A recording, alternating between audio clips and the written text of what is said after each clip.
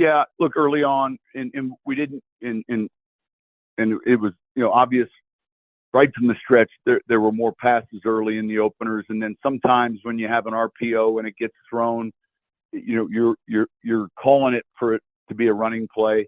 Sometimes you have a running play that's checked out of versus a certain defense, and then all of a sudden you've thrown the ball 14 times and run the ball 3 times, and so having enough in your run game offense where you can get up and know that you're going to have a handoff. It may be one that goes run to run, or you can kill it to another run.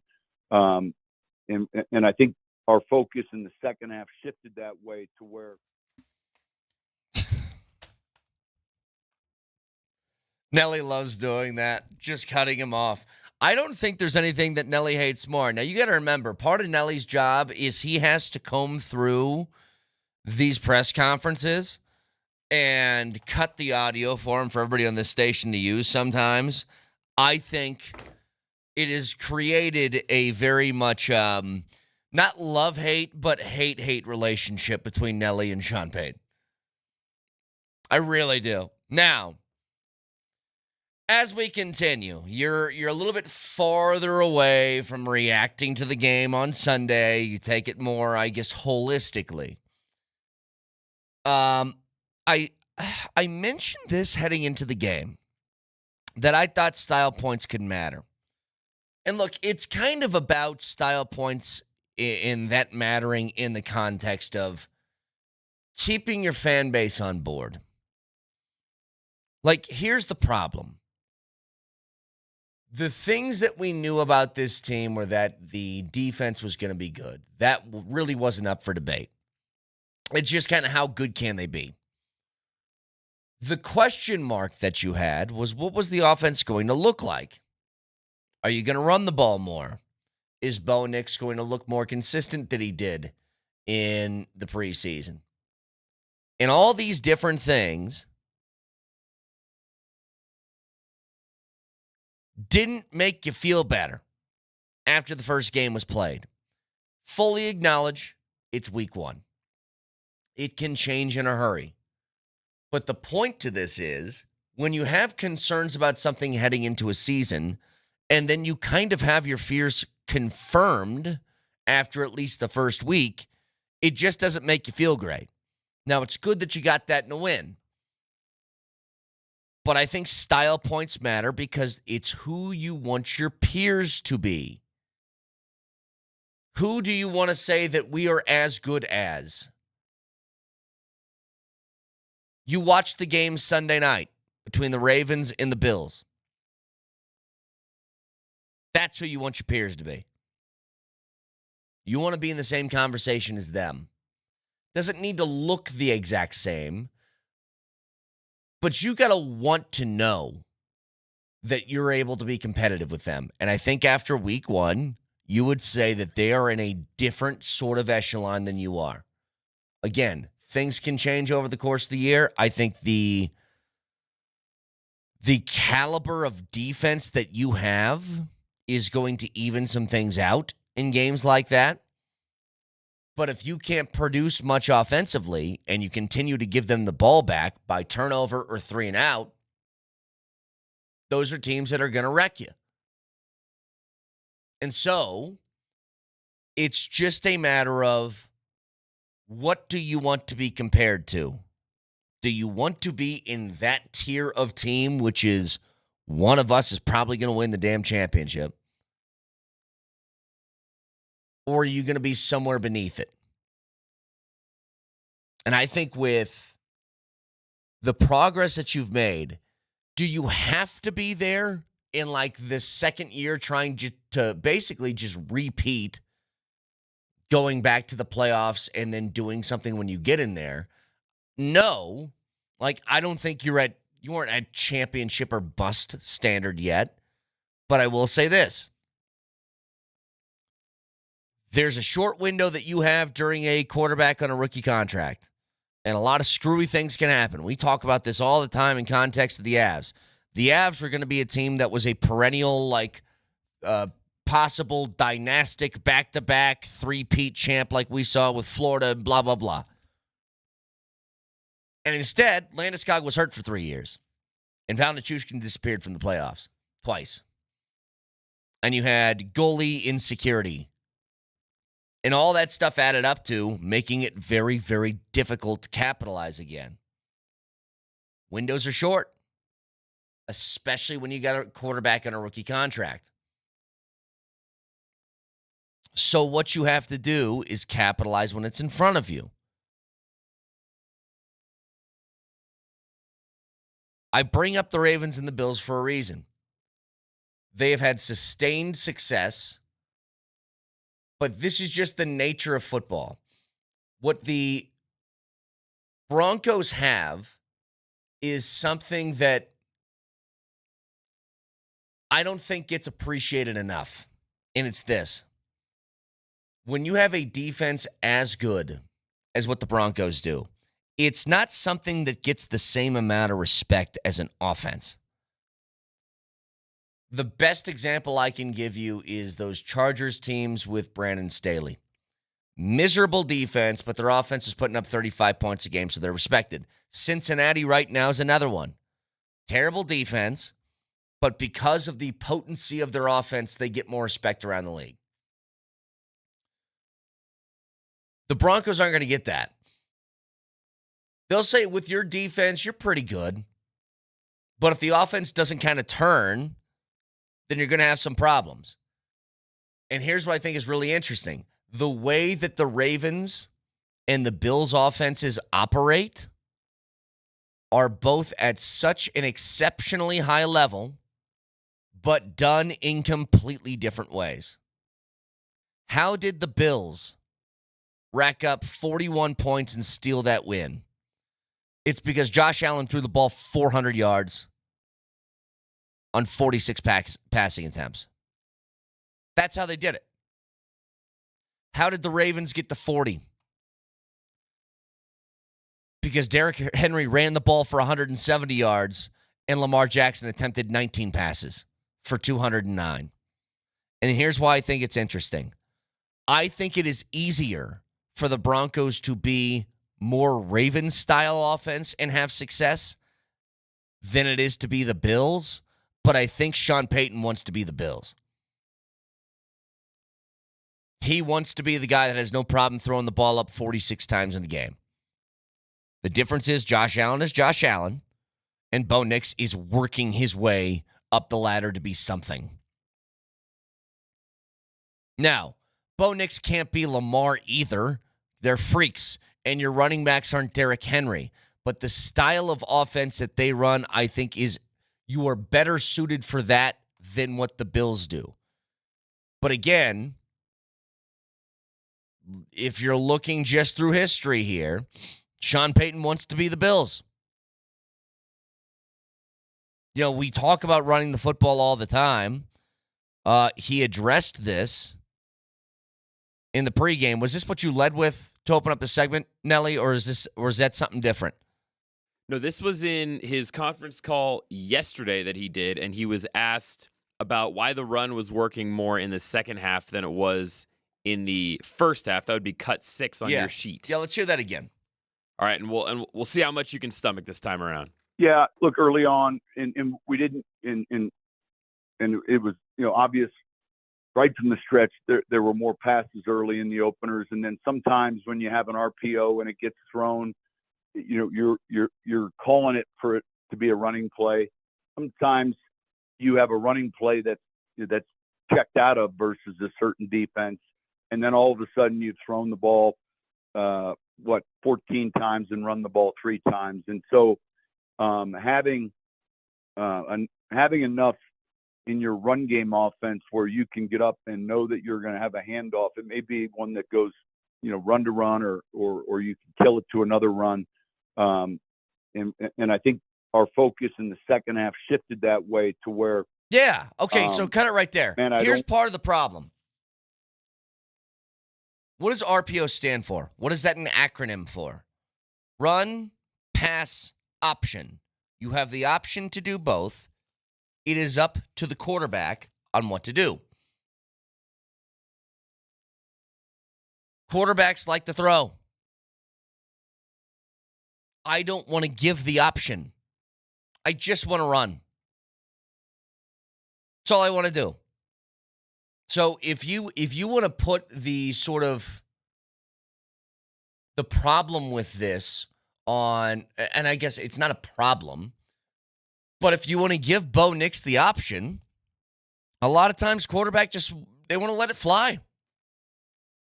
They have lived their entire life thinking my arm is what's gotten me all the way up to this point, which is professional quarterback in the NFL that's trusted with a franchise.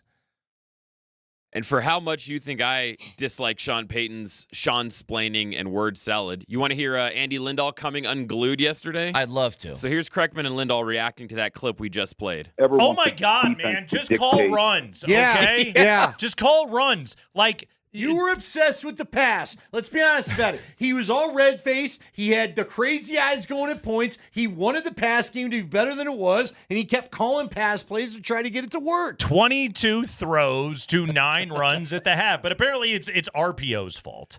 Okay, it's the problem is it's the P in the RPO. That's who is to blame for all of this. That's right. It's when you owe to the P, then there are not enough R's. You idiots. You See? don't like to call R's. You've never been, at least in Denver, committed to the R. Now, I know you like to have R in your offense because you've had Alvin Kamara and you had, who was the other running back, Alab? It's Sproles. They had a bunch. You had Mark Ingram. Ingram, that's who I was trying to think of. Yeah. You had good backs. Is that ours? For the love of God, man. You got to call runs with no P in the option. I totally agree. It's the first thing I said, Nelly. It's like, if you want to run, then just call the run. Take the PO out and just go R. Just R. Like, this is the thing that just feels like a total cop-out, doesn't it? To say, well, look, when I make a call like that, running is an option. It's like, yeah, but if you call like a halfback dive, and I'm going Madden terminology here, you call halfback dive, that's the only option.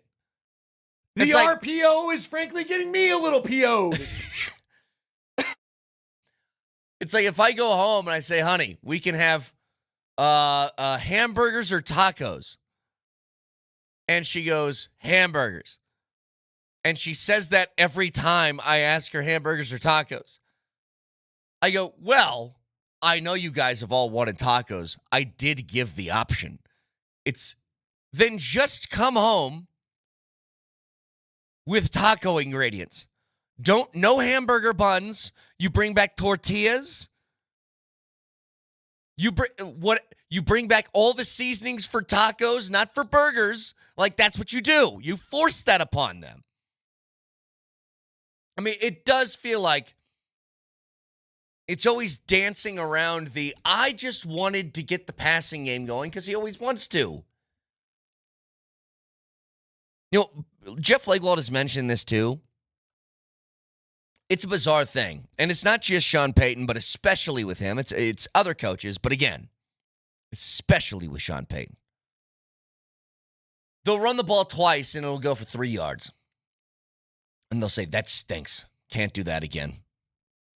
And then they'll throw the ball 40 times and it'll end up with 2 interceptions, an almost pick six, a sack fumble, and a whole bunch of incompletions and 3 and outs. Will be like, but I still think it can work. Just R it, man. What's that show with David Cross where he says, you're thinking of Arrested Development. Yes. That clip. No, it never works. People delude themselves into thinking it'll work. But it might work for us.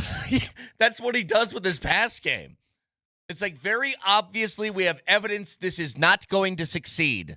Running the football has gone at least okay. No, thank you. No more P's. Just R's, please. 303-504-0925. Shop Mazda text line. One price, one person, 1 hour. Coming up next, another edition after week 2 of the college football season. College football stock up, stock down next. Just R it, man.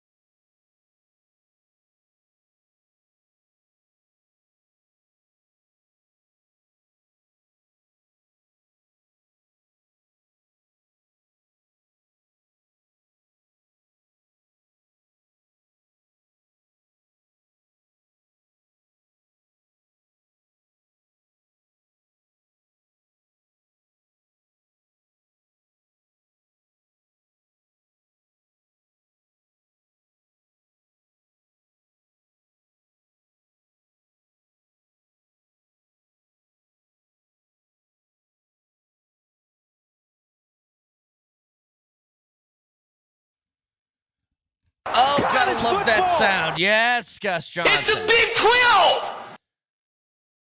It's that time. Every Tuesday at 6:20, we give you college football stock up, stock down. We always start with the quarterback. Stock up, please, now. Sawyer Robertson. Pay attention. Baylor's quarterback. He's a senior.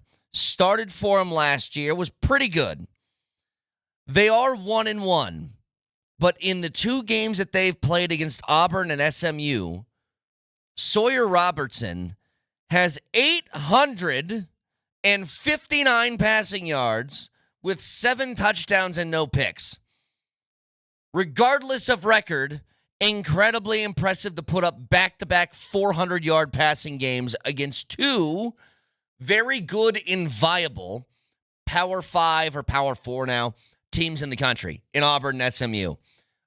Baylor is very interesting in that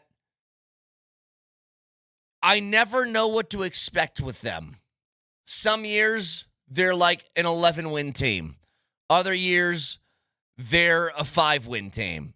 And there's really kind of no in-between with them. The closest they got was probably last year. I think they finished with 8 wins. But if you have a quarterback that can do something like this, where they can put up back-to-back 400-yard games, you might be able to cook a little bit in this conference with a guy who can do that. You know, where you're playing against the peak of the conference is teams like Arizona State and Iowa State. I like Sawyer Robertson a lot. He's fun to watch. Keep an eye on him. Quarterback stock down. Cade Klubnik. Clemson has struggled out of the gates, and he's a big reason for it. So they just barely snuck by Troy last week. He was 18 of 24 for 196 yards, 2 touchdowns, and a pick. Remember, they lost week 1 to LSU 17-10. In that game, he was 19 of 38 for 230 yards, no touchdowns, and 1 pick. Their offense needs to be better, and he needs to be better if Clemson wants to be a team considered a national title contender. But it starts with him. He was the guy getting the Heisman pub before the season starts. He's not some wide-eyed rookie, some wide-eyed freshman that's stepping in. He is a veteran there. He's played plenty of snaps. And I think he's got to prove that in the next few games, I'm going to be the starter for the rest of the year. It's just been a struggle. He had a good year last year.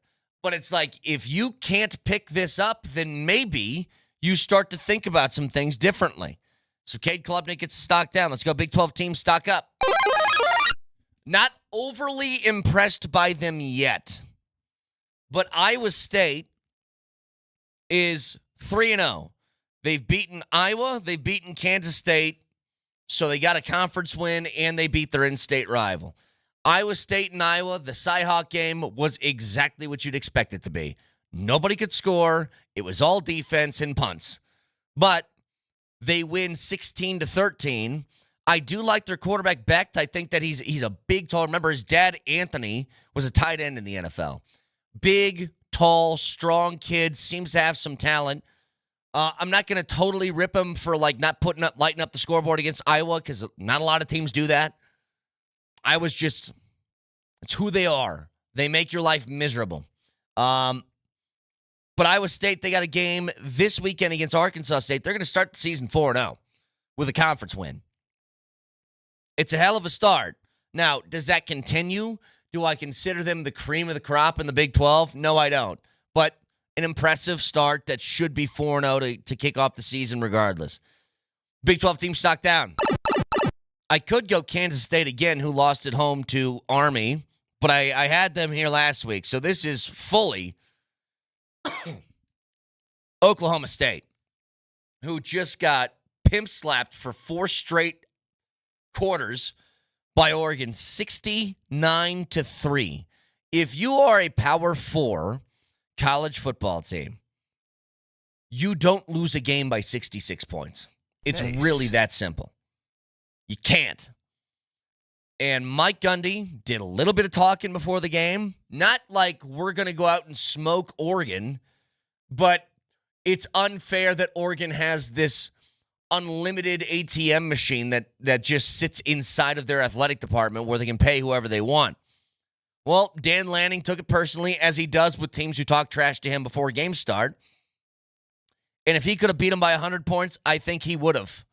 He was trying to get like 80-some points on the board. They just ran out of time. But Mike Gundy lost his fastball, man. They were the worst team by far in the conference last year, and it looks like that's going to be no different. I don't know how much you can stick with what he's working with anymore. He's been fantastic for that school. He's now in a weird place that some college coaches find themselves when you get to beyond the scandal, sort of the late-era Joe Paterno thing or late-era Bill Snyder thing, which is coach that has been at a place forever who doesn't have the same ability anymore. And it's like, we don't want to fire you, but there has to be a nice way that we can come to an agreement to usher you out. And I think that's kind of what has to happen with Gundy. He's got the mullet. He's got the great quotes. He's doing cell phone commercials. He's not doing winning. And that's all that matters. So Oklahoma State, Big 12 team stock down. Let's go national team stock up. There is a game that I am absolutely dying to see this weekend. And you're not going to hear this team in a national team stock up very often. But South Florida, week 1, played Boise State and ripped them by 27 points. They beat them 34-7. And so you thought, okay, well, it's a Mountain West team. Maybe it's just Boise State's not as good anymore without Ashton Genty and everybody else that they had last year. Okay, fine. South Florida come back to earth this week. They play in the Swamp against Florida. And they come away with an 18-16 win over the Gators in their own house. That makes them 2-0 against, at the time, 2 ranked opponents. This week, they're playing at the U. Miami, number 5 team in the country. If they're able to upset them, ladies and gentlemen, you have your non-Power 4 team with the invite. It's going to be South Florida because the rest of their schedule looks like this. South Carolina State, Charlotte, North Texas, FAU, Memphis, UTSA, Navy, UAB, and Rice.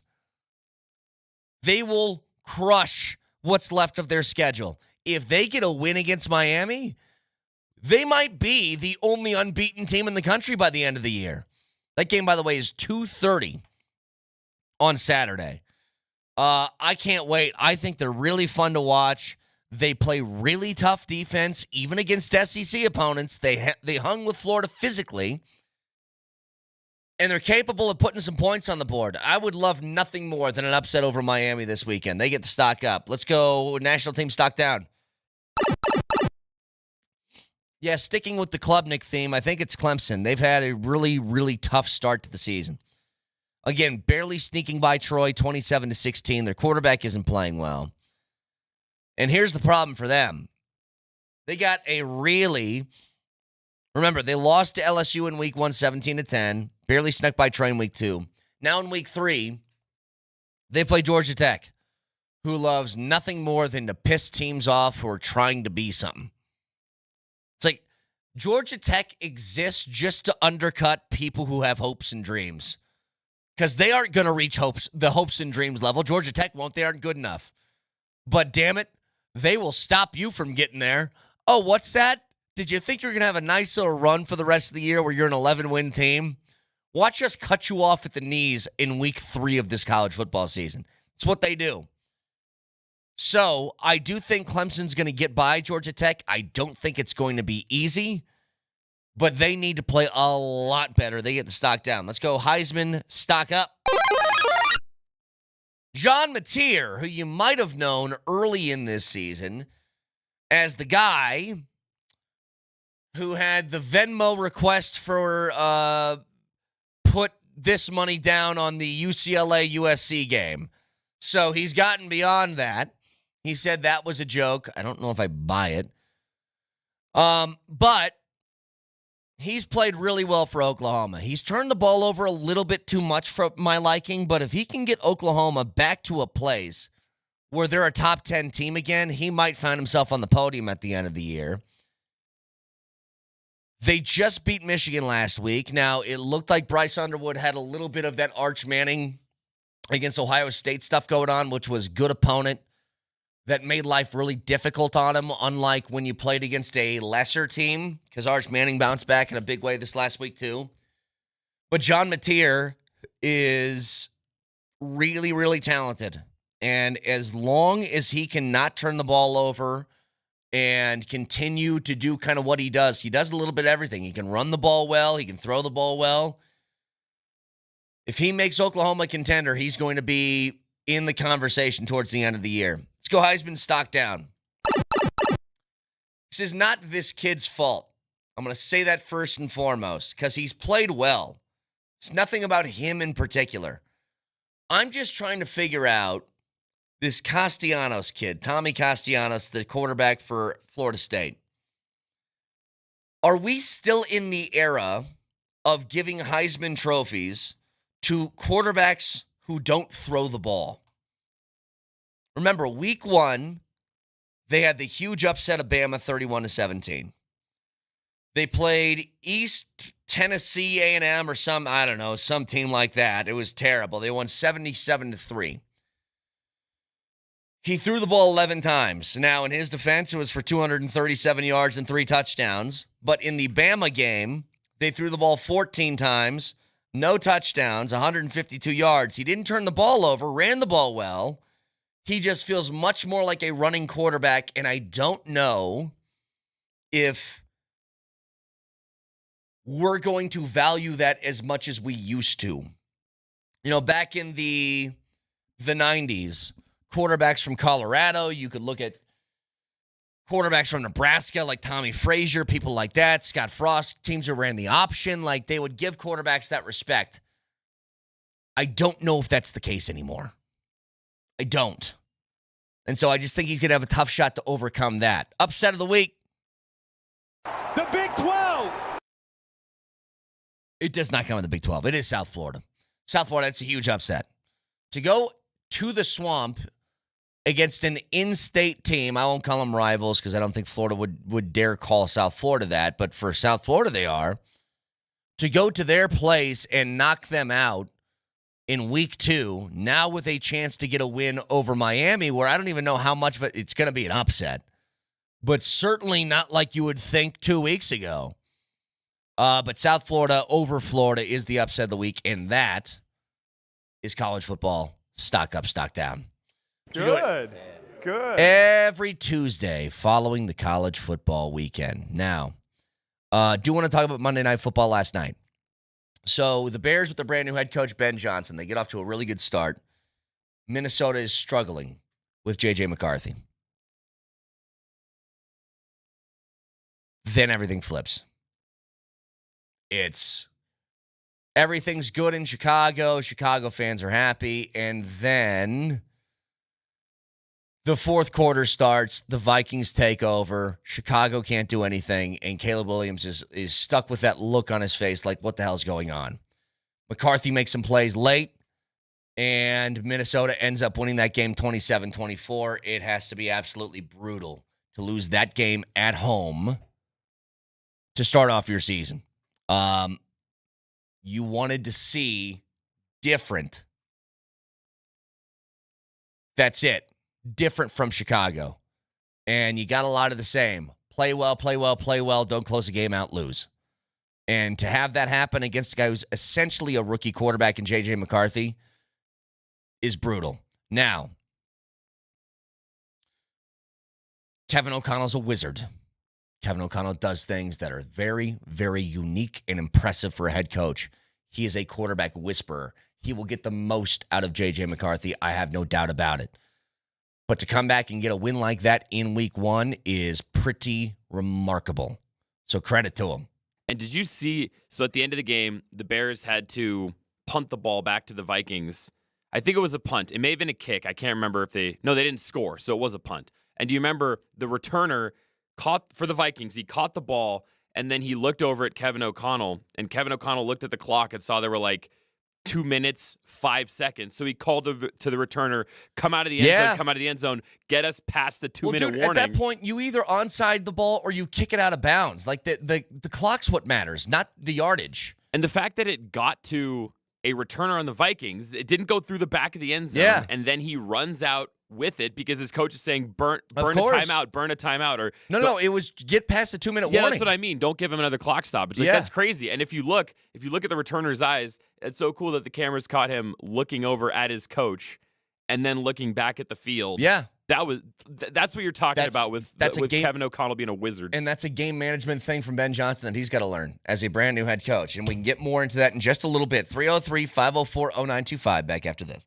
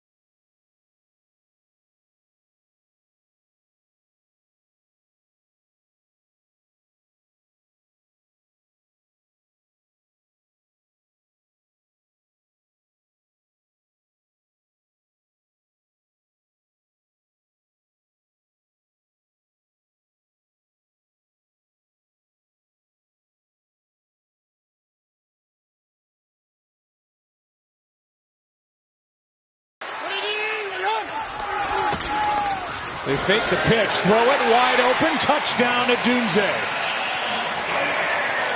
With 2:02 to go. And they get it done outside of the 2-minute warning. All right, so they got the touchdown with 2:02 to go. And you cannot allow any time to come off the clock with any kind of a return right here. Could have tried the onside kick. But they would have to declare it. They have not declared that, so he's got to let it fly. And a decision by Ty Chandler, which is a good decision. And that gets this game clock inside 2 minutes, so the Bears do not get that extra stoppage with 2 minutes left.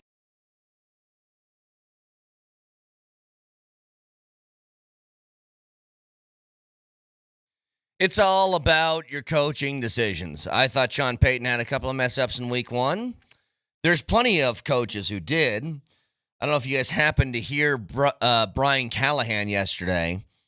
I don't know if we care about this. I mean, I mentioned the malpractice of coaching from him in multiple instances over that game. Didn't challenge the one elbow. Forget who made the catch. Catch was made, elbow hits inbounds. Rest of the body doesn't. He doesn't challenge the play. Would have been a huge first down. And he didn't know the rule. He said in the post-game press conference, it doesn't matter that he got an elbow down. He needed a foot too. And he didn't. Then he goes to the press conference yesterday and says, yeah, I kind of messed that one up. And that was on top of throwing the ball at the end of the half, which made no sense. Now, do we care about Tennessee? No. But it's just another example like we saw last night. Ben Johnson, brand new head coach. He's got one opportunity to try and get the ball back for a chance to either tie or win the game. There, I believe, was 2:02 left on the clock. And you have one timeout. The only shot you have is making sure nobody touches the football, and you get that 2-minute warning and your timeout so you can get the ball back with like a minute 40. The clock is all that matters. It wouldn't be a minute 40, it'd be like a minute 20, but still, the clock is all that matters, not the yardage. Like, I literally would have booted the ball out of bounds at the 40-yard line if I had to, because you need a 3-and-out regardless. Booting the ball deep did nothing for you except kill the clock, then kill another 40 seconds, and the game's essentially over. Then you have to do what they did at the end of the game, which is that, what do they call it? Just a lateral after lateral after lateral. Like, it's not a hook and ladder. It's fire drill. Throw the ball backwards if you're about to get tackled. See what happens. And that almost never works. Now, there is something I wanted to talk about. We played a clip yesterday, and I thought about this a little bit more. It was an interesting matchup in week one. It was Steelers and Jets, which turned out to be a great game. Both quarterbacks who were facing their former teams in Aaron Rodgers and Justin Fields had great performances. The Steelers end up getting the win. They beat the Jets. Here is Aaron Rodgers' postgame. Beating him, is there significance in that, since he basically told you to your face that he didn't think you were right for that team? Yes, that's what he did. So there's significance in beating him for you? I was happy to beat everybody associated with the Jets. Can I ask a question? And you guys know my predisposition just to, like, basically not like anything that comes out of Aaron Rodgers' mouth. What's the question? And it's not for the reasons that some of you other people have. It's nothing political about Aaron Rodgers. It's his general demeanor. I don't like the arrogance and confidence in which he says everything with, as if he has never been wrong about anything. So he holds a lot of hostility towards the Jets. Can I ask something? Why? What did the Jets do to him that would make him hate them. Because at the very end of that clip, I want you guys to listen again. He doesn't say, well, listen to what he says just at the end. Beating him, is there significance in that, since he basically told you to your face that he didn't think you were right for that team? Yes, that's what he did. So there's significance in beating him for you? I was happy to beat everybody associated with the Jets. Everybody associated with the Jets. So they pay him a lot of money. They cater to every whim for him. They get him Nate Hackett as the offensive coordinator because he likes Nate Hackett. He brings in all of his friends. They go out and they get Alan Lazard and Devontae Adams, and they give up draft capital to do so. And then they bring in all the other stuff that Aaron Rodgers wants. And then it doesn't work, and they say, hey, we're starting over. Don't think you'd like to start over with a team that's kind of starting from scratch. And they let him go to a better football team. And he's mad at him?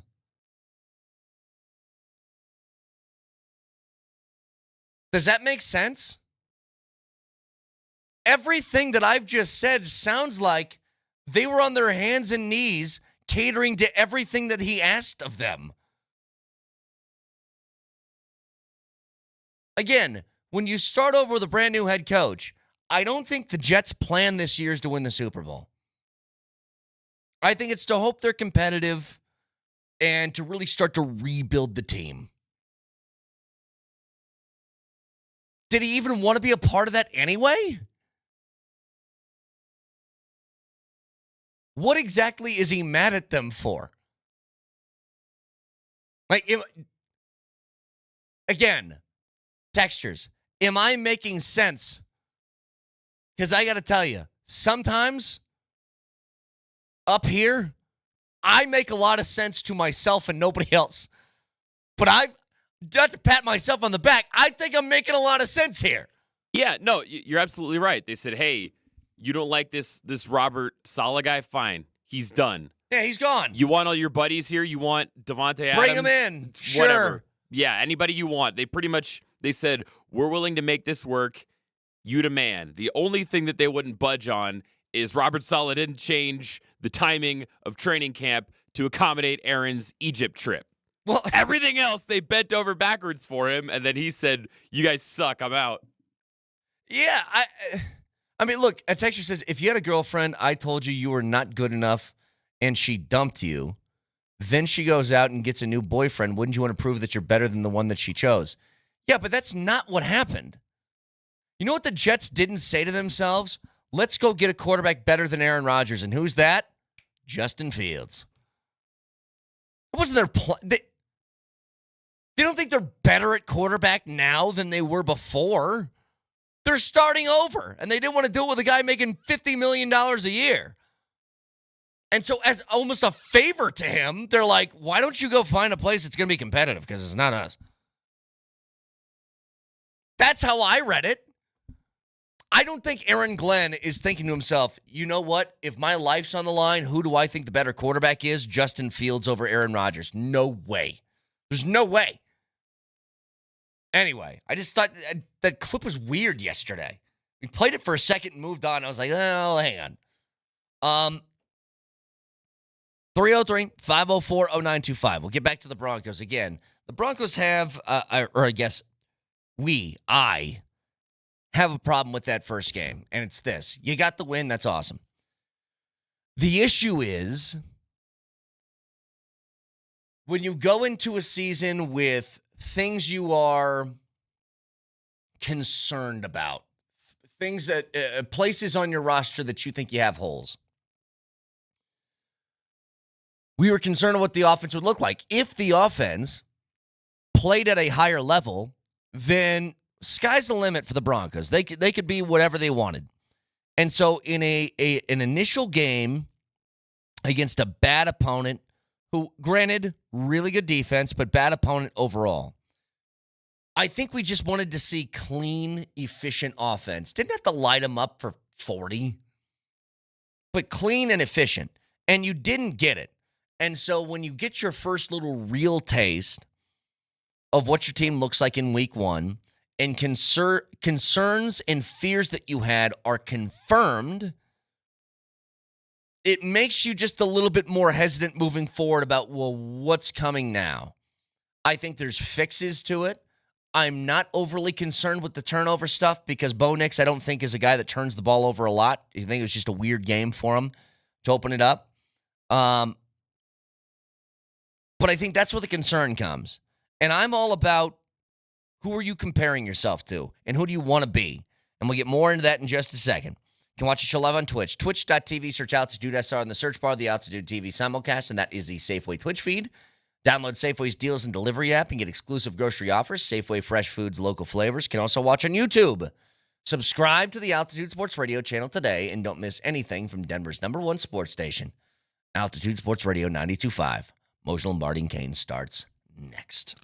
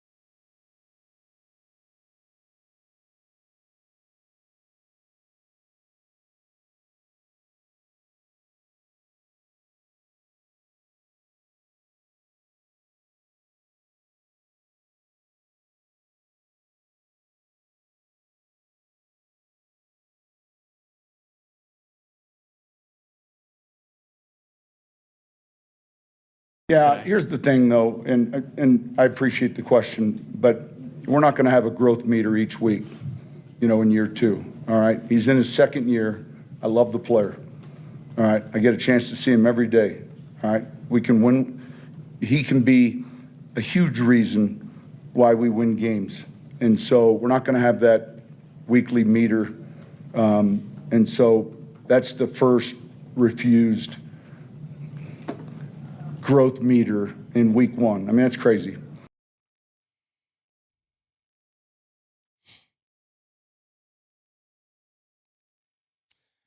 Sean Payton from the post game.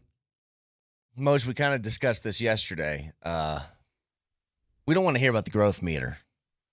We want the offense to make growth meter. You know what I mean? Yeah. That's what we want. We want the offense to look like that because it didn't on Sunday. And, Vic, you haven't had a chance to discuss this yet. So I'm going to throw this at you first. What the hell were your thoughts after Sunday's game? Because we were like, it's a win. I didn't feel great, though, talking about it yesterday. Well, I do possess a growth meter. Always have all my life. Carry it everywhere I go. Did you turn it right on? Now. Between the ages it's of always on. 6 and Yeah, 14, check its batteries. Was it actually working or was it on the fritz? It's interesting hearing from the coach who, spent the better part of the offseason espousing everything that's great about his team and, talking up everybody and then telling us what to say and how to say it. That's not how it works. Yeah. Sorry, Coach. I mean, I love you, but that's not how it works. You can't tell people how to think. You can't tell people no growth meters. If I want to throw a growth meter on Bo Nix, I'll throw a growth meter on him. Sorry. I mean, that's amazing to me to hear a coach say that. Oh, you're not allowed to tell us whether or not he's getting better or worse. We're not doing that. Well, I am. I'm doing it. Listen. I'm going to do it right now. Listen, and I appreciate your passion regarding this subject. But if we ever go through growth meters and that subject comes up again, it'll be because I brought it up at some point, not because you on your little internet show discuss things like that. Do you understand? Coach, with all due respect, we have every right to watch a game and offer our opinions. No. Come on, no. No. That's the first refused growth meter. He is. Am I the only one who think that's funnier than all get out? I mean, I just think he's a piece of work. He's a piece of work, this guy. I like him, listen, but man, he's a piece of work. No one is going to panic because the QB did not look hot in the opener. He didn't, okay? He knows it. Coach knows it. Everybody does. It's okay. It's all right. Off to a slow start. Could be a lot of factors. And I think one of the factors Sean Payton brought up yesterday in his press conference, I went back and looked at the transcript. He talked about it. They got to vanillify their play calls. They're just too long. They're too chaotic. The amount of times Mark Sanchez on the broadcast, Brett, I know you watched it from. How many times did Mark Sanchez say, "What is this? What is this exotic? What is going on out there?" If you remember early in that game, they used a timeout because they're about to get another delay of game call, and Bo Nix is yelling at the sideline. Not a great lip reader, but it was something along the lines of, "Get me the play call, like get it to me earlier," because there was one moment. They had a hard count that worked. They got a first down off a hard count. And they had to delay a game before they got the next snap off. And I'm like, that's after a penalty. It should never happen. It's when you've got all that time to get the play in and get everything ready. Yeah. After a stopped clock, how could you possibly get a delay of game penalty? It just doesn't make any sense. Out of time. My life is running out of lifespan. Pretty much. There's here's what I was thinking this morning. And we were on the subject of style points yesterday. And I thought that would be a Monday, that it had the chance to be a Monday where the Broncos win and it's still kind of like a negative tone to how you talk about them. And that's what it was. The reason why style points matter, I think, is this. And it took place right after the Broncos game wrapped up.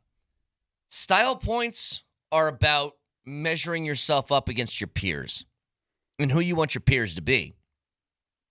We all watch the Ravens and the Bills. You are not a peer of them yet. No. You're not in that echelon. You want to be, because that's where the Super Bowl competitions lie. You want to be there, but you aren't. And here's what I think is interesting. That game was 41-40 on Sunday night. in two different ways. The Bills got the 41 points by throwing the ball 46 times for 400 yards. The Ravens got there by throwing the ball, I think, 19 times. And Derrick Henry running all over people. And I think that Sean Payton and this offense, not that they could ever get to those levels because they don't have Derrick Henry and they don't have Lamar and they don't have Josh Allen, but it's stylistically, they are much better built to be the Ravens than they are the Bills. But Sean Payton wants them to be the Bills. Does that make sense? Yeah, it certainly does. Sense. Yeah, it certainly does. That's a good way to put it. Vic, style points matter in a game against the Titans because the Titans aren't very good. Yeah. Okay? And you've been looking, hey, we know the defense is X, Y, and Z. Now we're waiting for the offense to become this. And it's only 1 week. Style points won't matter in a win, let's say, against the Chargers. Couldn't care less. If you can go to Philly and you win the ugliest football game ever put out by mankind, fine with me. No problems on a Monday. But when you let the Titans come in here and hang around the entire game and you mundane your way through 4.4 yards per pass and you don't go with the running game in the early part of the game, then yeah, it hits against everything you've been wanting to do or say you want to do as a football team and as a coach. And that's why we sit here now on this Tuesday and say, okay, show us more. You got the dub, but now you're going to have to show us more. And by the way, I know it's only week 1, but I may have to start rearranging how I feel about teams that the Broncos are going to play. Like that Jets team with Justin Fields, that was a hell of a fun game against Aaron Rodgers and company. I don't know how good they are, but it was fun. Danny Dimes, Vic, I mean, come on, man. I just beg you this. Pump the brakes on week 1 results, and I give you last season's week 1. There were a lot of games last season where you were ready to bet the farm on teams, and it didn't come to fruition because of week 1. Week 1 is almost an extension of the preseason for some of these players and coaches. It really is. And that's where I agree with Sean Payton.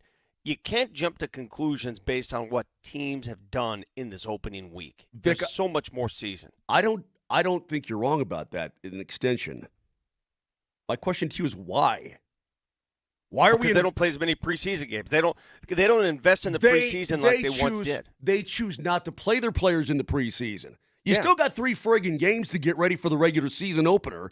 Okay, so if you play 6 series on the span of a month, that's on you, man. Sure. So I don't want to hear it. Baltimore and Buffalo sure looked hurt. Dadgummit. Sure as hell looked ready to play the season. That's the first refused growth meter. Uh-oh. I think it's time. Let's put Grandpa on a home. Yeah. Come here. Danny Dimes sure looked ready to start the season. Okay? Just because you stumble your way in, we haven't really played that much. Well, then get ready. Then play. You know what? Then play him 2 entire games against the Niners and the Cardinals, and injuries be damned. Our guys are going to play, and when we hit the ground running week 1 against Tennessee, they're going to be kicking ass, and that's not what happened. I don't care what it takes, but this whole let's wait into the season because, you don't want to get me hurt and all that. Well, enough. I mean, you got the W, but I don't like it. I will say this. It is a privilege. It is almost, that's the wrong word. But when you can be critical of your team after a win, when you can sit here on Monday and Tuesday, and the first 9 minutes of this show has been somewhat critical, as many Bronco fans would attest, that means your expectations are high. It doesn't mean that you're down on your team or cynical. It just means expectations have risen a lot. And a lot of those come from the head coach, the expectations. This is a fact. That team that they played on Sunday is likely the worst team they'll play all year. Yeah. So if we can't measure them against the Titans based on what are we going to do here? Because if there's any other team that walks in to Mile High Stadium on Sunday and plays that game, I doubt they're going for it, throwing it 3 times with 47 seconds left backed up to their own end zone at the end of the half. That's crazy. I doubt they're missing I doubt the receivers are dropping balls with chances to win the game. Tennessee had an opportunity to not only tie it but win it on several occasions here in Denver. That's a fact. Yeah. That's what we saw. And that's why we're being critical. Not because there's room for growth. Of course, the Broncos are going to get better. We all know this. But that was not a clean game. The offense was bad. The offense got bailed out by the defense. Can we say that for a fact today? Of course. The offense got bailed out by the defense. That's a fact. Well, they got bailed out by the defense. They got bailed out by, I mean, me and Moser kind of went through it yesterday. The amount of things that the Titans had to do wrong. You know, they could have, as you pointed out, Vic, taken a knee at the end of the half 3 times and walked in 6-3 lead at half, and instead they give the ball back and at least the Sutton touchdown.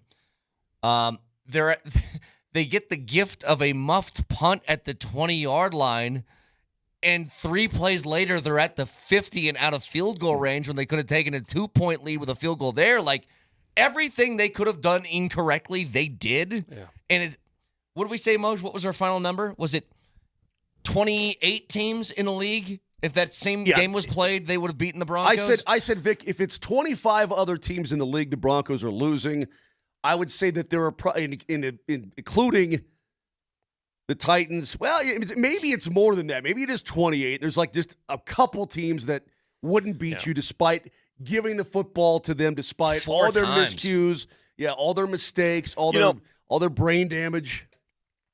There are 2 games that you can point to. One is the Denver game. You know, they held off Tennessee, pesky Tennessee, and here we are on local radio saying, got to be better. Imagine yourself in Buffalo. You had to come back to beat Baltimore. They're probably saying, got to be better. But the feeling of both of those games is far different, right? Oh, yeah. The attitude toward both games. One is, oh, God, you just got to, come on, it's Tennessee. It's a rookie quarterback. What are we doing?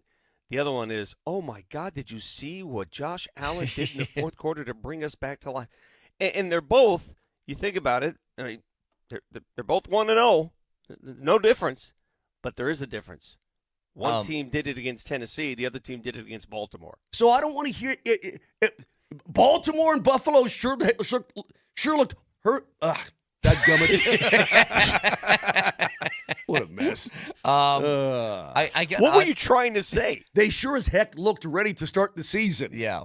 Is what I was trying to say. I got audio from Peyton in his little teleconference yesterday with supporting audio when they heard it on Kreckman and Lindahl that is hysterical about running the ball that we'll get to in just a second. But just quickly, last night, so for a half, it looked like J.J. McCarthy is not ready for the show.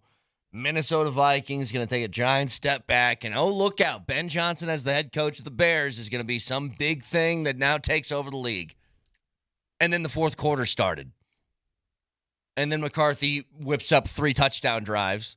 They take the lead. And Ben Johnson decides, you know that little 2-minute warning along with my 1 timeout I could have to get the ball back? Mm-hmm.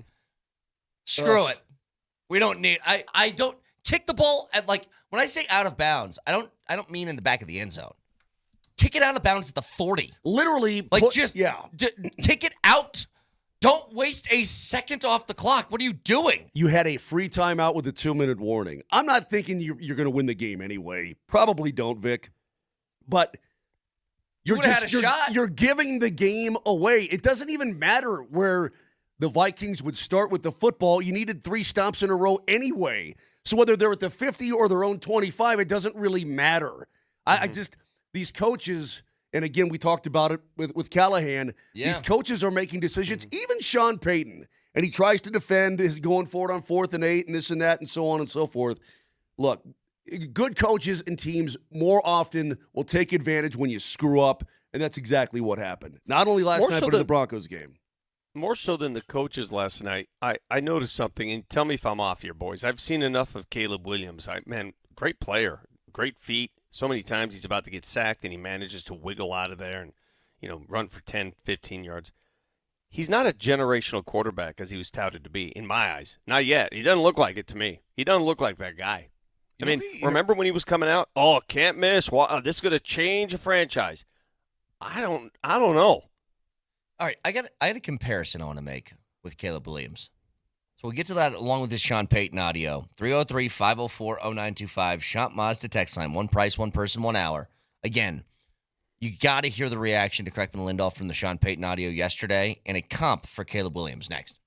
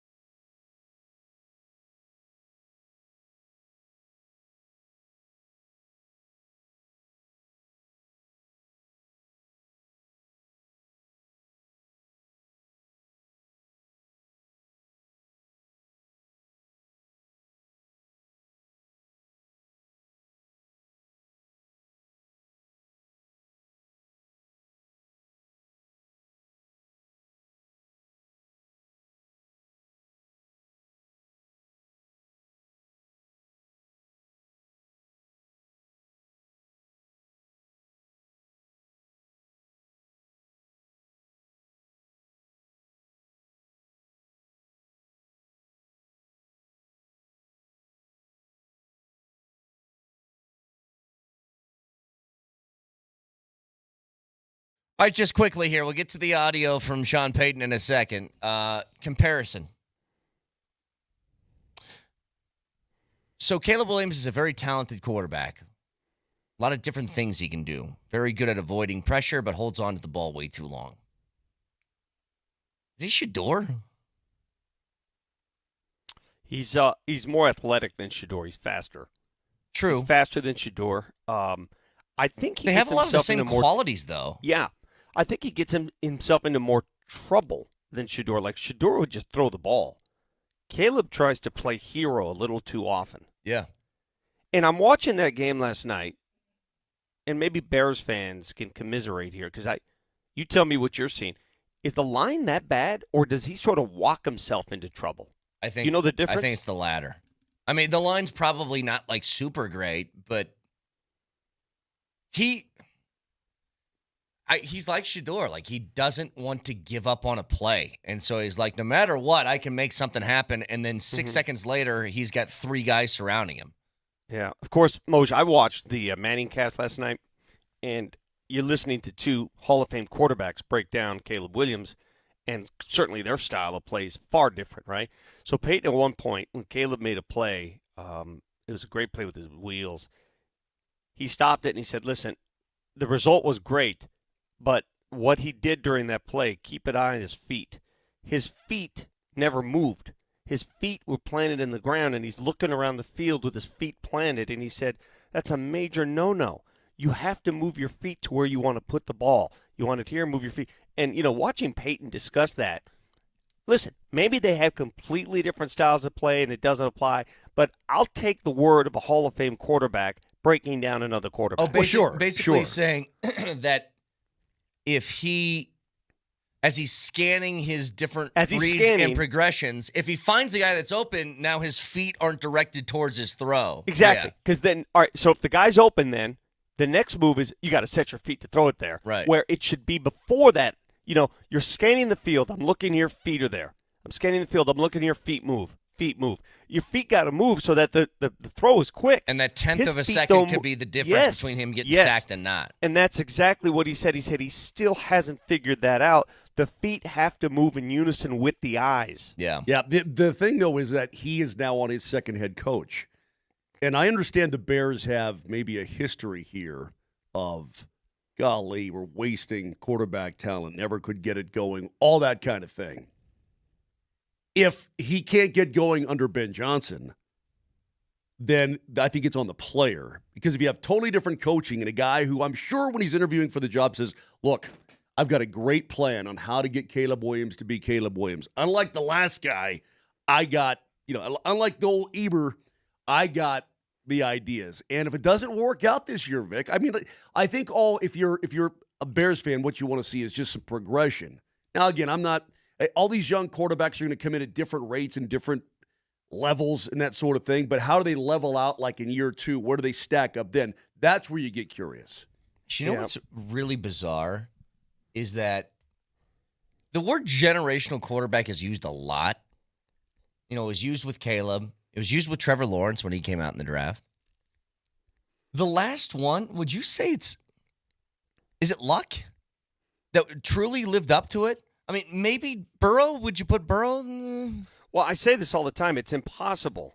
And that's why I brought up Arch Manning, right? It's impossible to live up to that expectation that early in your career. Mahomes is there now, but Mahomes in college was not as regarded as he is now, correct? No, Correct. there wasn't. Correct? No. There was people that called the Chiefs idiots for trading up to take him. Well, I think that some people's idea, Vic, of generational is not my idea of generational. But generational is all-time special. But that's it. Burrow's just very good. What I'm saying, though, is I think it's impossible to be in that category and not be the number 1 overall draft pick because you would have had that heading into the league. You know what I mean? Yeah. Well, did you hear Ryan Clark of ESPN, his assessment of generational? He doesn't think Tom Brady and Peyton Manning were generational quarterbacks. It's just crazy. It's weird. Yeah, just crazy. I guess it's up to your definition or whatever. Like those are generational quarterbacks. John Elway's a generational quarterback. It's not even a debate. That is an uninformed, stupid opinion. Sure. That opinion is stupid. It's not dumb. It's stupid. You're stupid for saying that. But I think for the guy that when he got to the league had all of that hype surrounding him and lived up to it, I think Luck's probably the last guy. Because Luck certainly had that. But think about what you just said. Tom Brady's the greatest quarterback the game, maybe the greatest player the game's ever seen. Say what you want about him. And to say he's not generational? Doesn't make any sense. Yeah, it doesn't make any sense. Hey, guys, I look at the best 3 quarterbacks in the game today. They all reside in the AFC, right? Mm-hmm. Josh Allen, who in college, a lot of people didn't think he'd be able to translate to the NFL, right? Played at Wyoming. Yeah. Wow, Lamar Jackson. Hell, they tried to move him to receiver. Some people did. Yeah. Okay? He was drafted late first round. And then, of course, Patrick Mahomes, who came out of nowhere at Texas Tech, who wasn't regarded as a can't miss by any means. Those are your top 3 quarterbacks. Throw Burrow in there. They didn't have the burden. I'm sorry? Throw Burrow in there. You got 4. Sure. Burrow's, I'm going to put Burrow on a different plane. Okay. The reason I brought up those 3 is they didn't have the burden of expectations. They didn't. That's true. I mean, they had some, being a first-round pick. Yes, being a first-round pick, you have some, but it's not like number 1 overall, immediately you're tasked with carrying the franchise thing. Certainly not. So, Vic, if you can imagine it, there was a big discussion yesterday about running the football. Did you know that? Did you know that people were upset about not running the football, myself included? So, Sean Payton addressed this, and I'm going to have Sean Payton's audio first, and then I'll play you Kreckman and Lindahl and their response to it right afterwards. But here's Sean Payton on why it was 22 passing attempts to 9 rushing attempts in the first half. Yeah, look, early on, and we didn't, and it was obvious right from the stretch. There were more passes early in the openers, and then sometimes when you have an RPO and it gets thrown, you're calling it for it to be a running play. Sometimes you have a running play that's checked out of versus a certain defense, and then all of a sudden you've thrown the ball 14 times and run the ball 3 times, and so having enough in your run game offense where you can get up and know that you're going to have a handoff. It may be one that goes run to run, or you can kill it to another run, and I think our focus in the second half shifted that way to where. Okay, man, sure. Yeah. I don't ever. Yes, fine. Great. Here's the point. He said the reason why it was tough is because we did call run plays, but they were RPOs.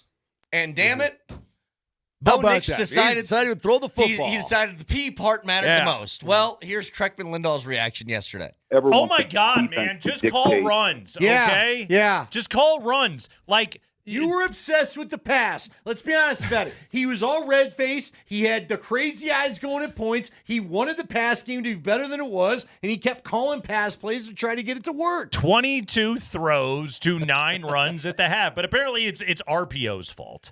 Okay, it's the problem is it's the P in the RPO. That's who is to blame for all of this. That's right. It's when you owe to the P, then there are not enough R's. You idiots. You don't like to call R's. You've never been, at least in Denver, committed to the R. Now, I know you like to have R in your offense because you've had Alvin Kamara and you had, who was the other running back? It's Sproles. They've had a bunch. You had Mark Ingram. That's who I was trying to think of. Yeah. You had good backs. Is that ours? For the love of God, man. You got to call runs with no P in the option. Take the PO out and just go R. Just R. I think seems pretty simple. Some of the best analysis I've heard in years was that more P. Just stop the P's and stick with the R's. The RPO is frankly getting me a little PO'd. Just R it, man. Just get rid of the O. Get rid of the O altogether. Yes. Sure. No more options. No more option. It's just R. R it, man. Here's one thing that I've noticed through, what is it now? 19 real football games over the last 2 years. Bo Nix and Sean Payton. And listen, I'm going to preface this by saying clearly Sean Payton and his staff have forgotten more than we will ever know. I get it. But I think they're averse to this. Because I talked to Ryan Harris after the game on our Altitude TV postgame show, and I asked him, I said, Ryan, is it that there just isn't anywhere to run, or are they just not patient enough for the run? And ask any offensive lineman, you're going to have some plays where you gain half a yard. And it's okay. It's okay if you gain half a yard. Mm-hmm. And then the next play, 2 yards. It's okay. It may not work. It doesn't mean you just stop doing it. It means that you're just cutting away. You're chopping away. You're chopping. Because eventually you're going to get that 50-yard run down the left side like R.J. Harvey had. Yeah. Eventually you're going to break one. But if you don't keep chopping wood, that's not going to come. And I think they stop chopping early in the game because they don't see progress there. And it's just a natural reaction. Can I give you the old Jeff Legwold approach to that exact thing, Vic? So they have a couple of runs that go for like 3 yards, and Peyton's like, well, this is stupid. I'm not doing this. I mean, 2 plays in a row have failed. I got to stop. And then you throw 2 picks and a strip sack and a whole bunch of incompletions and almost a pick 6 that went the other way. And it's like, that's okay. We'll find it eventually. It's just, you're so much more willing, Sean Payton is, to like, a million bad things have happened in the past game. But maybe the next one's the big one. You got Baby Bo Val. Overzealous. Yeah. Overzealous to a fault. Baby Bo Val's on the way. Mm-hmm. I guarantee you, as the new baby, as they get older, Baby Bo Val may get more benefit of the doubt than the older. You know what I'm saying? Yeah. So the passing game gets way more benefit of the doubt. Yeah. From Sean Payton. And he, let's be honest about it and call it like we see it. He is a little bit obsessed with the P. Okay? He's very obsessed. I think that Andy and Nate are right. I think that he's a little bit. So am I. No, yeah, well. Just R it, man. Yes, man. Just R it. The thing is that he's obsessed with the P. His default mechanism is P. And so you're right. The P gets way more benefit of the doubt than the R. The P may not work for a while. He's like, we're still going to do it because my guy's going to throw the ball. And he even said after the game, I love the player. I love the player. Mm-hmm. The R, he's like, you guys didn't break one for 15 yards on that series. Sit your asses down or get in pass pro. I mean, it's whatever. There's the old meme. David Cross is in, what's the TV show called? Is it Arrested Development? Where he's got that scene where he goes, the lady goes, can it work? He goes, no, it never works. People delude themselves into thinking it might work, but it never does. But it could work for us. Like, that's how he thinks about his pass game when it's obviously not going well. And you're so right, Vic, because running the football isn't about getting 8 yards every time you do it.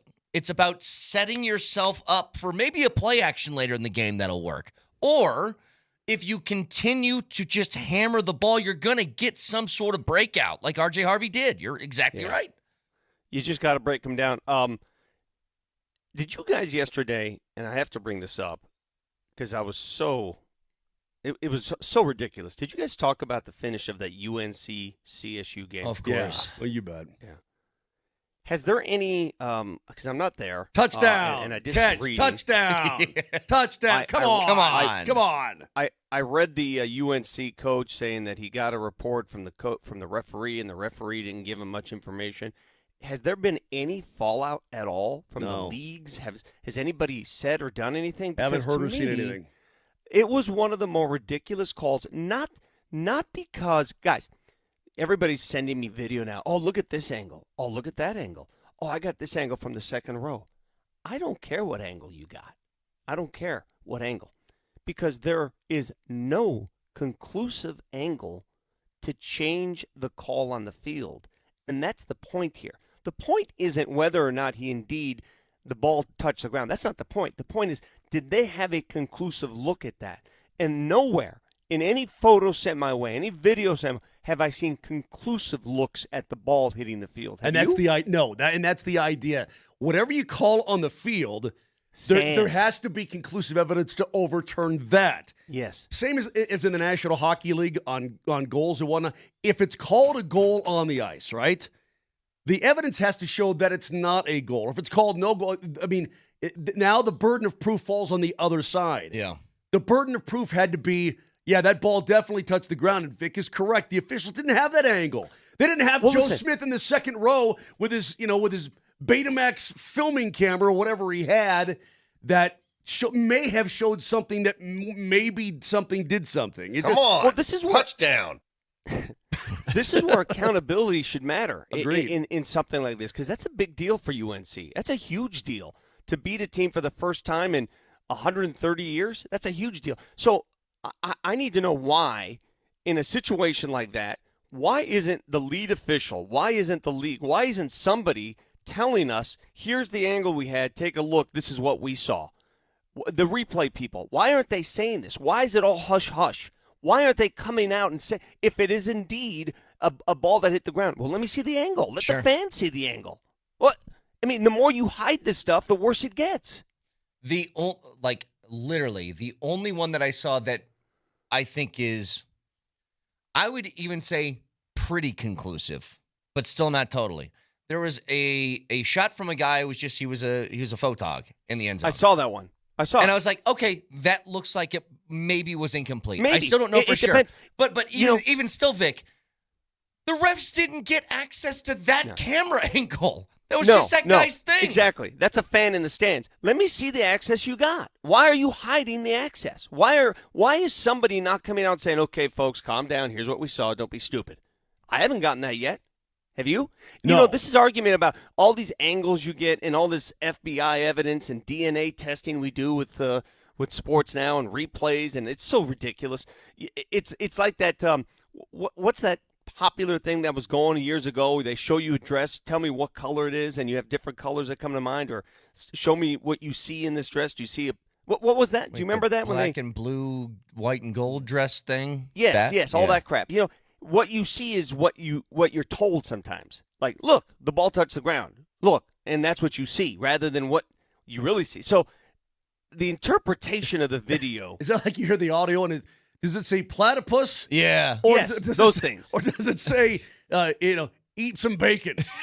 Until these leagues figure it out, the way to hush people up, otherwise you're going to get criticism 3 days straight. The way you hush them up is you share with them what you saw. This isn't hard. This isn't a big deal.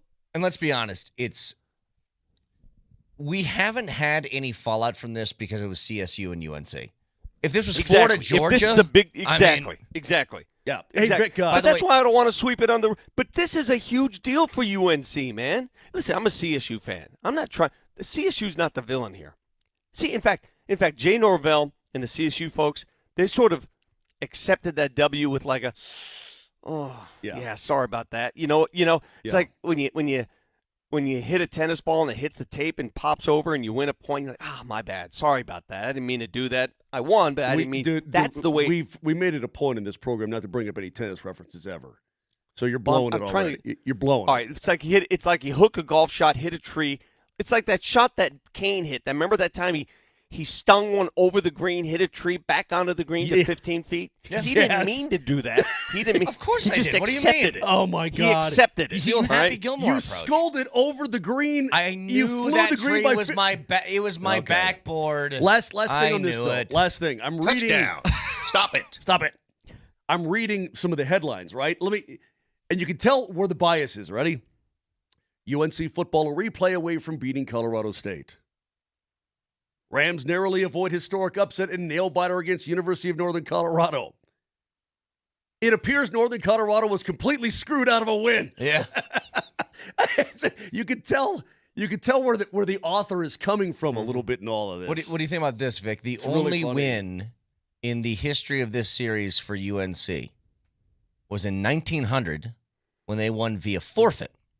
That is when the Colorado Agricultural College Aggies forfeited the match due to a violation of rules, a dispute about a player's eligibility, and that gave the Colorado State Normal School its only win. It's where normal kids would UNC used to be Colorado State Normal School. Hey, you normal kids. You go up to Greeley. Yeah. The rest of you got Boulder and Fort Collins. That's funny. Oh. Touchdown. me and you, Moser, we played audio yesterday, that I need to bring back because I have a serious question and it all relates to ego. Next.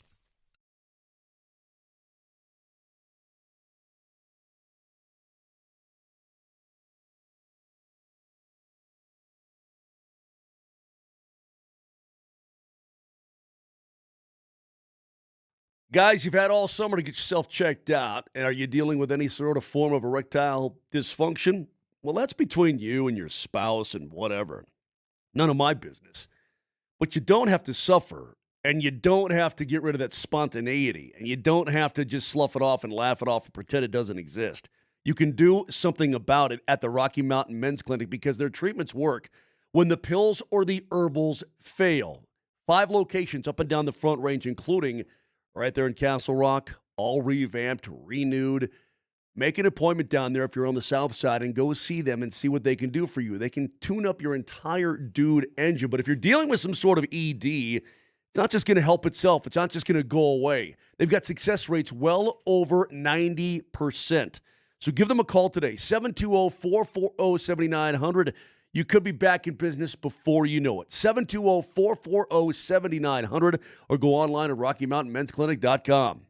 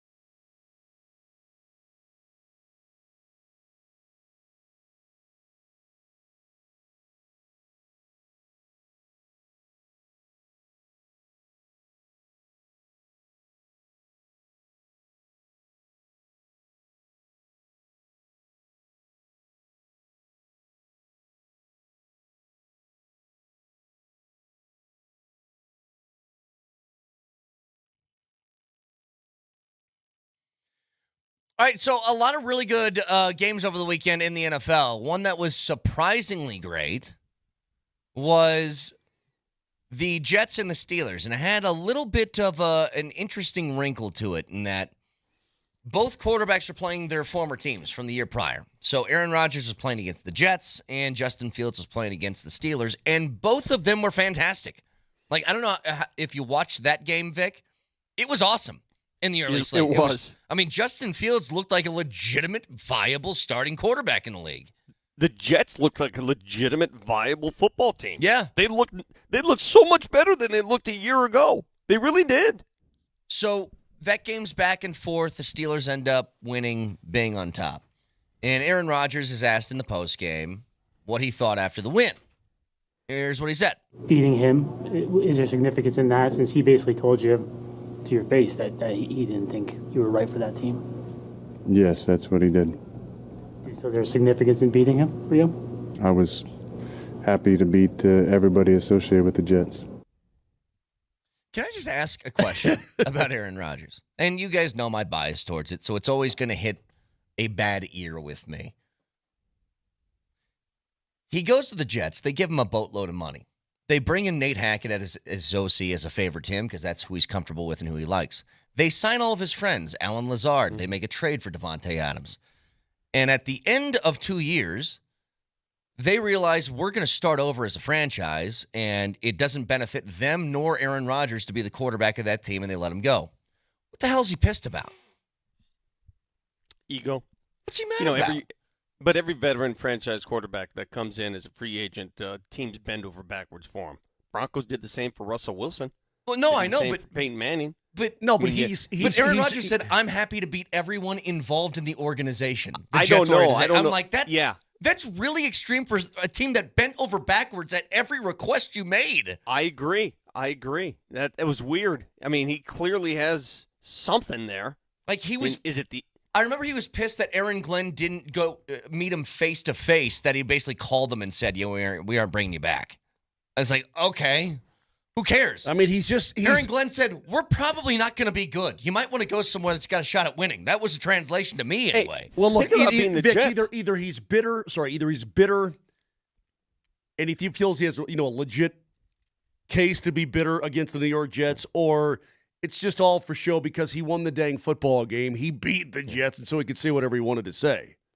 Yeah, I mean, probably a lot of that, the macho reaction to it. But think about it from a Jets perspective. You bring this guy in, the whole circus that surrounds him, because there is a circus.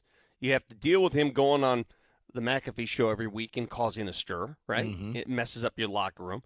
You bring in his offensive coordinator from Green Bay. You bring in his pals. And on how many snaps into the season did he go down? I think it was 3. 4 snaps? 3 snaps? 4. It was the fourth snap in year one. 4th snap into the season, he's out, and you're stuck. You're screwed. You're paying him for a season and getting nothing out of it. I feel bad for the Jets. Yeah. He should be sitting there saying, thank you. So just going to sort of around the NFL in week 1, can I ask you guys this? The Raiders beating the Patriots was a mild surprise. They were underdogs in that game, and people are expecting the Patriots to make this leap this year. They didn't, or at least didn't play well in week 1. That leaves the Chiefs at the cellar of the division for it has to be the first time in a decade. Even after 1 week, who cares? But are you more surprised by how good teams like the Jets and the Steelers and even the Chargers looked, or how bad the Dolphins are? I don't think I'm going to be more wrong on a team than the Miami Dolphins if that's truly who that. I don't know what happened. Yeah. I think that was the most shocking result of opening week, because I do recall about 5 days ago, we're doing our outlook on the NFL schedule, and Brett Kane says, how on earth is Indy favored over Miami by, 5 at the time? I think it was just like 2, but I was still like, you couldn't believe it. Yeah. You couldn't see why, and we were all trying to break that down like, well, they see something. Well, they saw a lot. I agree with you. The downfall of Tua and that offense and Mike McDaniel and the entire Dolphin system, I mean, man, they were the nice shiny object for a good 5 months, and then they went away. They don't look anything close to what they were a year ago. Well, here's the question, Vic. Like you said, you don't want to overreact to week one. Probably the smart thing. But Daniel Jones is the first quarterback since 1991 to lead a scoring drive every time he stepped foot on the field in a game. 7 for 7. Peyton Manning never did that. Andrew Luck never did that. Tom Brady never did that. Think about that for a second. Xavier Howard, Colts corner, former Dolphin, after the game was asked about what they did against Tua. And Moj, you got to hear this because you've been the biggest proponent of Tua. He said, it's pretty easy. Just take away his first read. Take away his first read and he's done. Oh, that sounds like something what Jeffrey Simmons said before the Broncos game. Yeah. That's what the Colts focused on. Was Jeffrey Simmons wrong?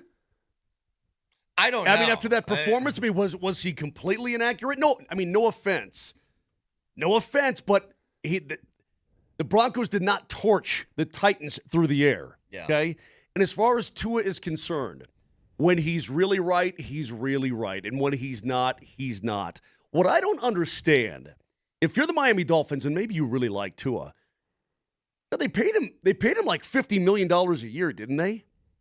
They paid him all of this money, and I'm like, well, do you have to do that yet? Do you really want to do that? He looks like he's a mess right now, Vic, and this might be old Mike on the hot seat in a big time way right now. It might be because I was under the belief that if Tua's healthy, it's him and Dable right now, isn't it? Oh yeah, which one's going to get gas first?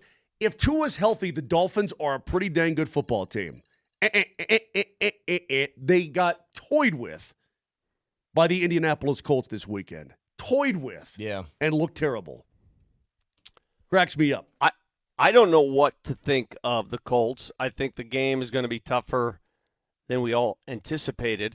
I was reading Barnwell's column yesterday, and he referenced, hey, before you guys go crazy about the play of Daniel Jones, just remember that the Miami secondary is as bad as it gets, one of the worst in the league. And you can't compare it to what the Broncos are going to trot out there next Sunday. The Broncos' defense is going to be far more superior than what Daniel Jones saw against Miami. Could see a different result. I'm not worried about defensive. I think the Broncos can hold the Colts to 2 touchdowns. I'm not worried about that. Yeah. You know what I'm worried about. Sure. What is this offense? I don't know. Game 1 did not answer any of those questions for me. Just quickly, who's one of the 2 starting cornerbacks for the Miami Dolphins? Do you guys know? Some guy with a weird name. Jack Jones is one corner. Yeah. Jack Jones, my man, Jack. Yeah, I forgot the other guy's name. It's touchdown, like Jack Slack Jones, or something like that. Jones. Storm Duck. Storm Duck. Storm Duck. That's what it is. That's yeah, right. Storm that's right. Duck. That's right. Yeah. Of course, Louisville Cardinals. Storm Duck. He is the opposite corner in Miami. I'm with you, though, Vic. I don't have the concern that Daniel Jones is going to go out and light you up. Okay? It's not going to happen. The defense is too good. I mean, we saw firsthand. We watched in 3 plays, without a penalty, by the way, the defense for the Broncos take the Titans from the 22-yard line to the 50 in 3 plays. Okay, now I know it's rookie quarterback. Cam Ward looked a little overwhelmed. He didn't have a lot of talent surrounding him, all that, yada, yada, yada. Point is, the defense is not the concern. The big thing, though, like if I had to choose one sort of detail here as to why people felt the way they did yesterday, a lot of people anyway, where it was like you're like, yeah, we won, but you had this sour taste in your mouth. It's because when you have the concern of, I don't know how this thing is going to look heading into the season, and it's making me nervous, and then even that first taste that you get of the season, all of your fears are kind of confirmed in that first game. You're like, oh, no, because if that's not better, then what is this team going to be? We can break that down a little bit in a second. Go ahead, Vic. I'll put it into this. The same concerns we had in the preseason extended through game 1. Is that fair to say? Absolutely. That's fair. Did. Yes.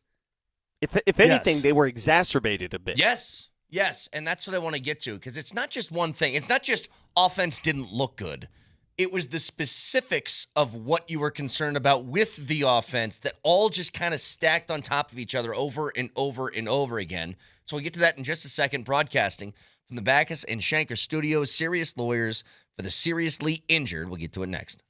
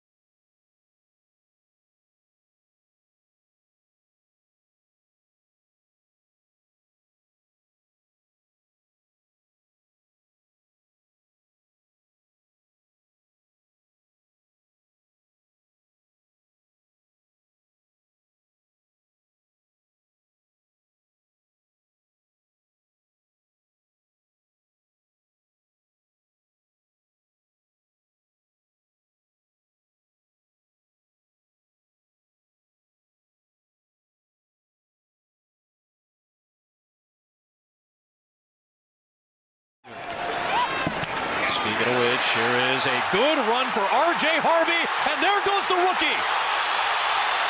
In his NFL debut, an impact play all the way down to the 30 of Tennessee. They're in the red zone now, and a give to J.K. Dobbins. And he breaks a tackle and has a Denver touchdown. Those are really nice to see, having a running game that does something for you. I mean, look, R.J. Harvey, it took him, what do you have, 6 carries on the day, correct? And one of them went for 50. And then Dobbins, it felt like got into a little bit better rhythm late in the game. Here's the stat I want you guys to keep in mind, though, regarding the Broncos' rushing attack. Last year, we went through a very, very ugly number to say out loud. And I think it led to the idea that you just weren't all that trustworthy of your running backs being able to have a home run ball. They really went with 3 backs last year. It was Javonte, Jaleel, Audric Estime. Here's one thing of note. None of them were active on game day in week 1. Not one dude. For the Broncos. It was a brand new set of 3. Here's the other stat from last year. Javonte Williams' longest run of the season was 20 yards. He played in all 17 games. Jaleel played in 16. His longest run of the season is 21. Audric Estime played in 13. His longest run of the season was 21. In the game Sunday, R.J. Harvey had a 50-yarder. J.K. Dobbins had a 19-yarder. Yeah. They All right, packed so go back more of a punch than the backs that you had last year. Yes. Well, go back and look at the 50-yarder. How did that open up? Do you guys remember? What happened? What happened for that 50-yarder to happen? Was it a breakdown by Tennessee defensively? Well, the Broncos was it outstanding the Broncos front? They got in a huddle, and they called a run play. And but why did that one pop? Bo Nix went to the line of scrimmage, and he took the snap, turned and handed it off. Well, I'll tell you what happened. You're talking about on Harvey's run. Yeah. I mean, you're telling me that Harvey is already a better back than what they had last season. I'm asking you, what did he do different, or what was given to him? What opportunity was given to him there for 50 yards? If you go back and watch the play, the run is to the right. He finds the hole, a lot of traffic in front. He had the vision and ability to cut back to open space and then burn them with enough speed to get by people. That's the difference. I don't think anybody had that last year. He made the play. I think so, yeah. Okay, I mean, and that's what I'm asking. The line opened up enough for where he got through the line of scrimmage, and then that's on the running back. You're at the next level. Now it comes to you and your vision. Go find it. Sure. That's the fundamental question I had the entire day is I'm watching the run game struggle, and then they popped a couple when they needed to most, and then they struggled. I don't know if you noticed that, but after that series, they struggled again on the run game. Yeah. So they had one series where the run game was hot. And every other series was like, oh, okay. So I'm asking you, is it the runner? Is it the line? Is it the play call? What is it? Well, Vic, I think... How does one pop and one does not? Here's what I think. That we have too small of a sample size with this group right now to make that determination. If you get me to week 6 and the overall production, and I agree with Brett that these guys are more pop. The guys they have now I have are an more answer. impact. I have a better answer. But I'm saying if it still looks the same or the running game behaves the same as it did last year, and Peyton gets away from it and says, gosh darn it, I got to get in there and run that ball a little bit more. If that happens, then we know what the answer is. It's on the head coach. Period, end of story. Texter Lance, he listens to us all the time. He works for Mile High Sports, too. He said, go watch the All-22. Tremendous execution up front. Ben Powers absolutely destroyed Jeffrey Simmons on a pull. Bulls did a great job to seal the backside. Sutton and Miners got to the second level. It was well blocked. That's what he said on the run. Well blocked, but you can have the best blocked run game in the world if the running back doesn't make the right read. That's apart. He may, give credit to Harvey too for cutting. 100%. The cutback was huge, and I'm going. He back turned and an 8-yard more. gain into a 50-yard gain, is what you're saying. Yes. So it was well blocked to that point, and then he said, "Okay, it's well blocked. Watch this." So on 6 carries, he had 70 yards. Do you know how many times the Broncos had a running back go for 70 yards in a game last year? Once. More than once. 4. Bidet had 70. Javonte had a 77-yard game. Jaleel had an 84-yard game. And Javonte had an 88-yard game. 4 times. And he did that on 6 carries. Do you know my amateur theory as to why the Broncos' running game is inconsistent? It's because they don't know who they are in the run game. They have too many different formations, too many different... Like, if you're the old days of Terrell Davis, they would line up Moser. Howard Griffith would line up at fullback. You know what's coming. You know where it's going. When you watch Saquon Barkley, you know, they got Jalen Hurts, and they're going to play that game with Jalen and Saquon. They're going to throw, and you know what's coming. I don't know what's coming with it. It's so well. There is every play look, every formation looks different. There's no Everything identity yet. Yeah, you're right. Yes. There's no identity yet. But I think that again, when you're talking about a completely new running back room, outside of course Jaleel, who was inactive, and Bidet, who didn't really play last year, you've got a new running back room here. So I think that you need to give it time to play out. You need to see and get these guys more comfortable because.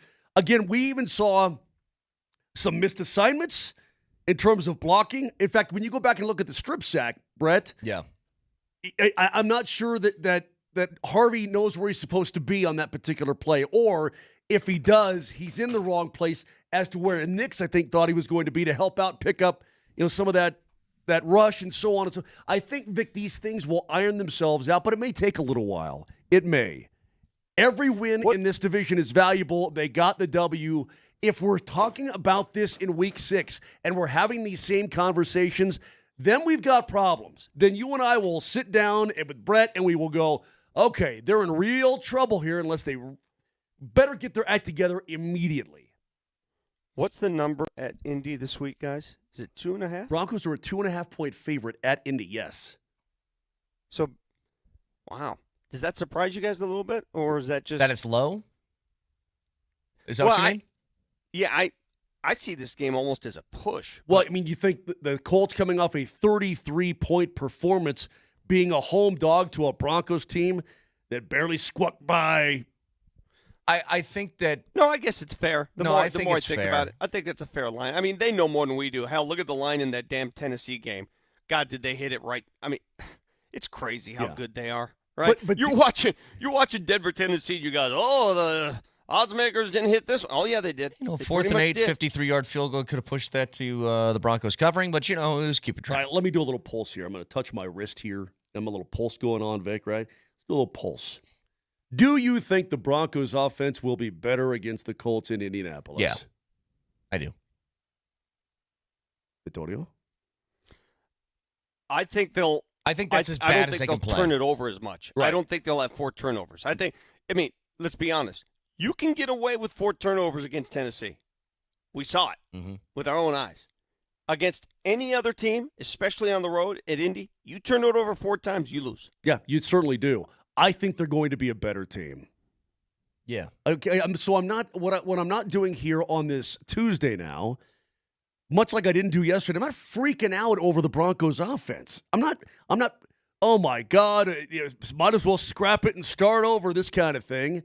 I'm a little bit like Nate and Andy. Use the R, man. Run. Yeah. Run the ball. That's enough of the P. Enough of the P. Enough of the O. Let's get with the R. I'm down with that, but I feel calm and confident, Vic, that it's going to be better. Just now, R it, man. Yeah, R it. It's going to be better, but it's got to get better. It has to. I'm just not even really concerned about it. Moser, there were 2 coaches' decisions that put points on the board on Sunday, and I just wanted to see. I didn't hear the show yesterday, obviously. I want to get your thoughts on these 2 decisions because I sat there. I'm sitting next to DMac and Rachel, and I'm sitting there going, "What is going on?"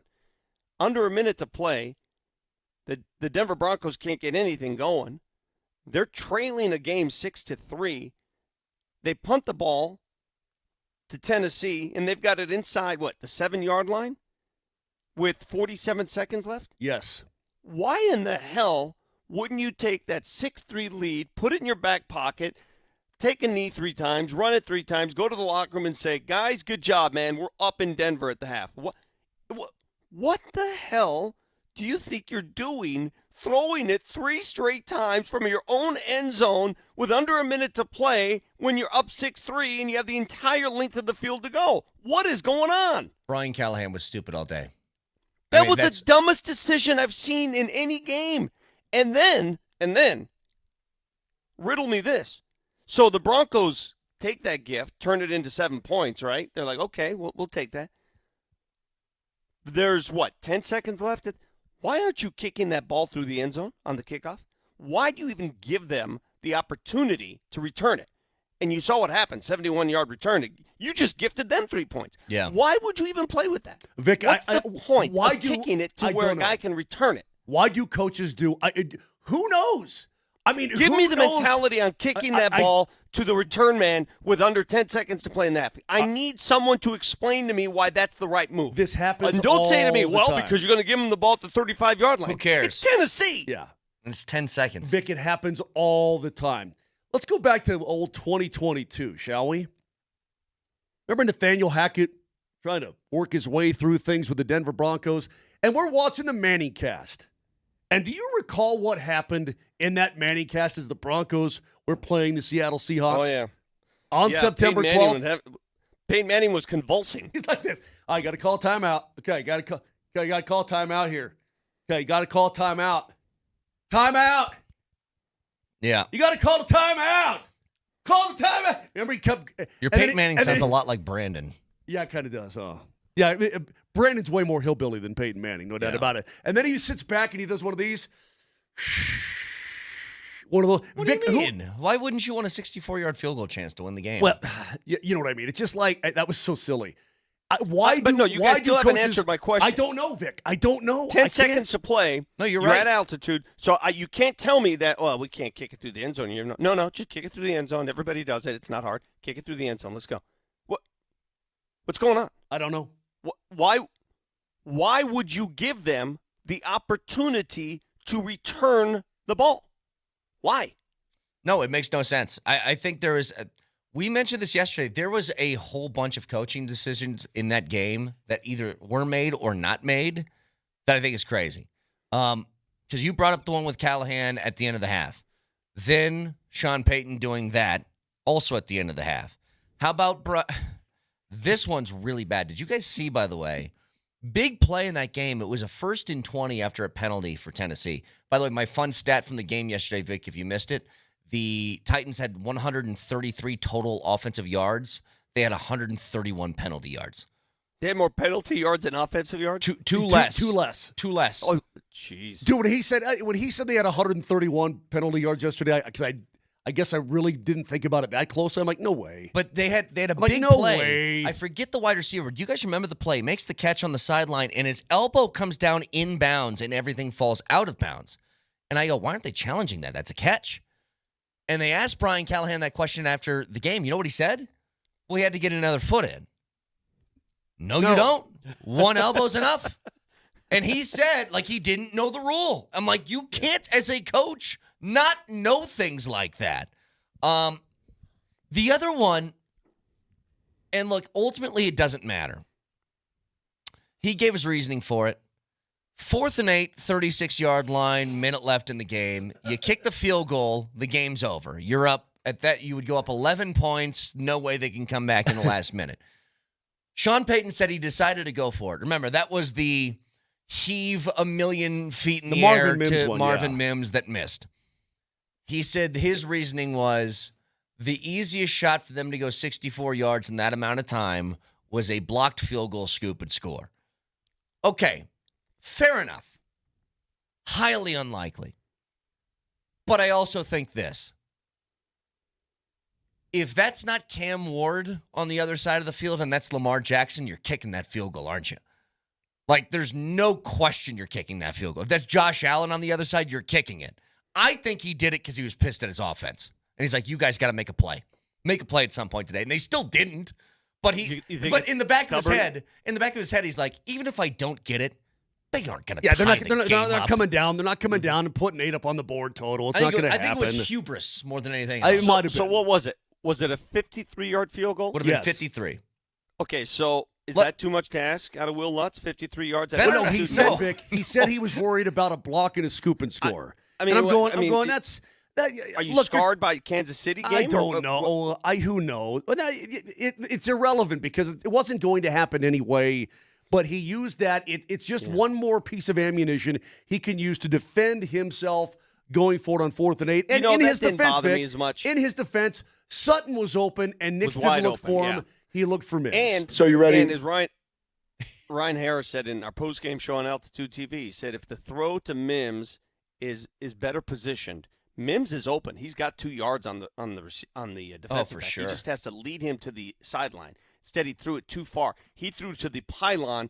It just needed to go to the sideline, and Mims can walk right under it. So, from that perspective, Sean Payton is exactly right. I mean, you had one-on-one, you had single coverage, and you had two great receivers making moves that were wide open. Okay, but that being said, Vic, they didn't execute it. Okay? So the variables that he wanted to take out of the game factored in, and they still got the ball back with an opportunity to go down the field for, crazy game. Or a Hail Mary or whatever you want to call it, right? I mean, you still gave them the ball back with an opportunity to tie that game. As we come back, a new report out of Boulder, who's expected to start at quarterback this weekend. We'll get to it next.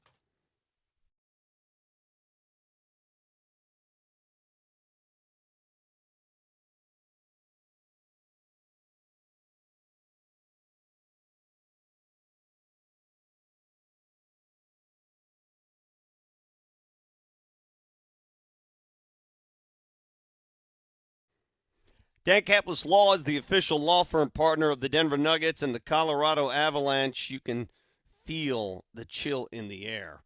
Hockey season is nearby, as is hoops season. Dan Kaplis Law, supporting both franchises because they win and he wins. Winning in record-setting ways. Dan Kaplis Law is the serious firm for serious cases. Also accepting righteous injury cases on a percentage fee basis. If you need Dan's help, give him a call today. 303-770-5551 or hit him up, dankapleslaw.com.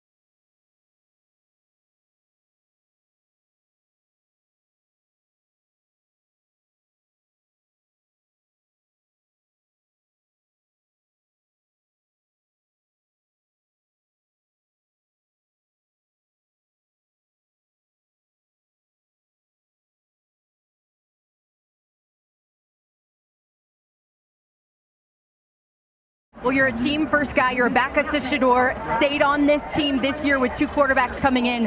Why? I had a dream, and I saw something, and I just wanted to chase it. I love being here. I love playing for Coach Prime. And, man, I'm just so blessed I got the opportunity. All I needed was that opportunity, and we got more work to do. Took advantage of it. Coach, how are you going to manage these 3 quarterbacks going forward with Houston next week in Big 12 play? I got a plan. I had a plan coming into this game. I have a plan. I don't know if I'm going to disclose it until we get to our destination, but I saw what everybody else saw today. Martin Luther Staub, that's what he said. He had a dream, right? We'll get to the report out of Boulder in a second, but Kreckman and Lindahl are coming to Aurora, my town. What is that? What movie is it? Is it American Gangster? You come to my town next time you check in first.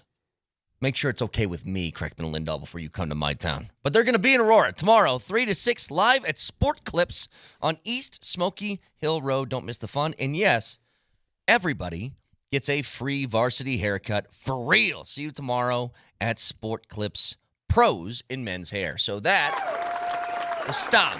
Ryan Staub came in as the 3rd quarterback in the game last week against Delaware. The Stauber. And Martin Luther Staub.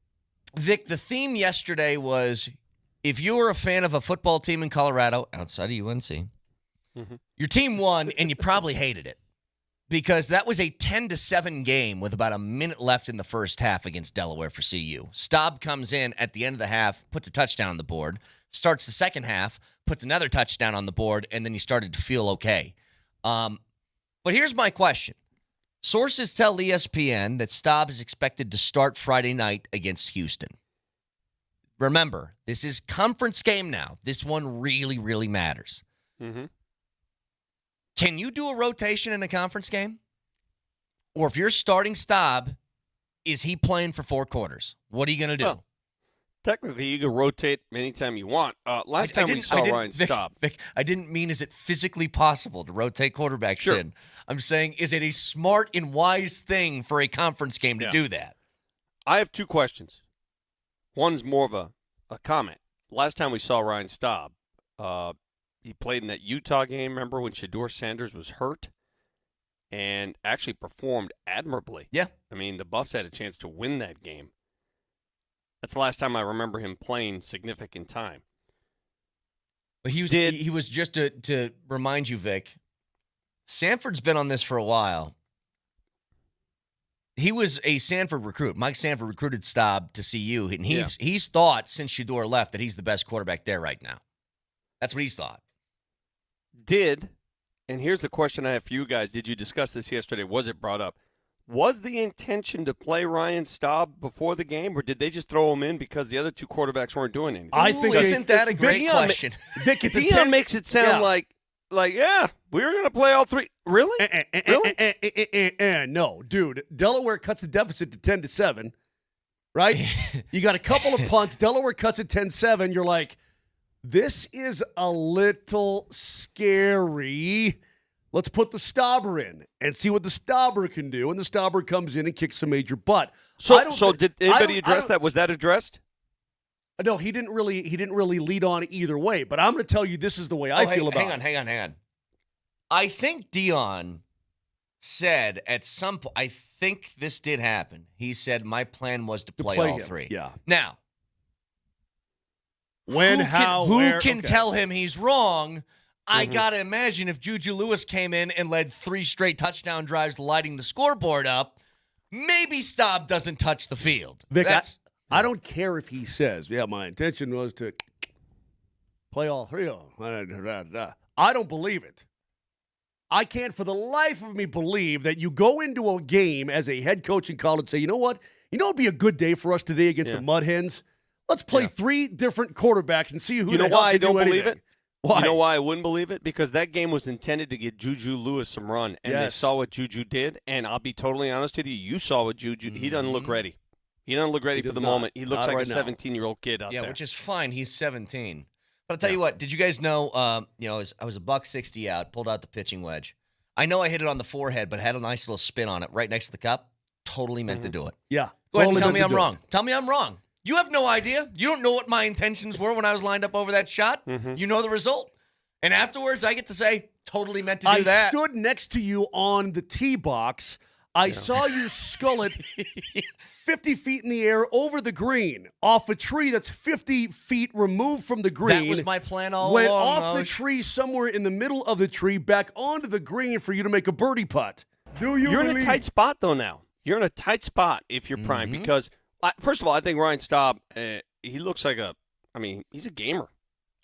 I expect the Buffs to go into Houston and win. I know the Cougs are 2-0, but they haven't played anybody yet. Sorry. This is what it was. Dion didn't say it. Staub said he was told he was going to play before the game. That's what he said. Yeah, that's how it came out. I guarantee he didn't expect to play in the first half of that game.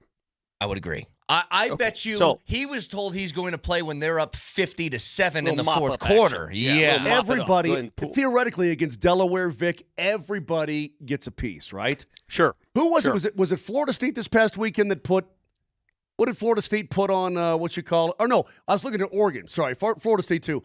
Vic, the Oregon Ducks destroyed Oklahoma State. They put, what, 63 on them? 69.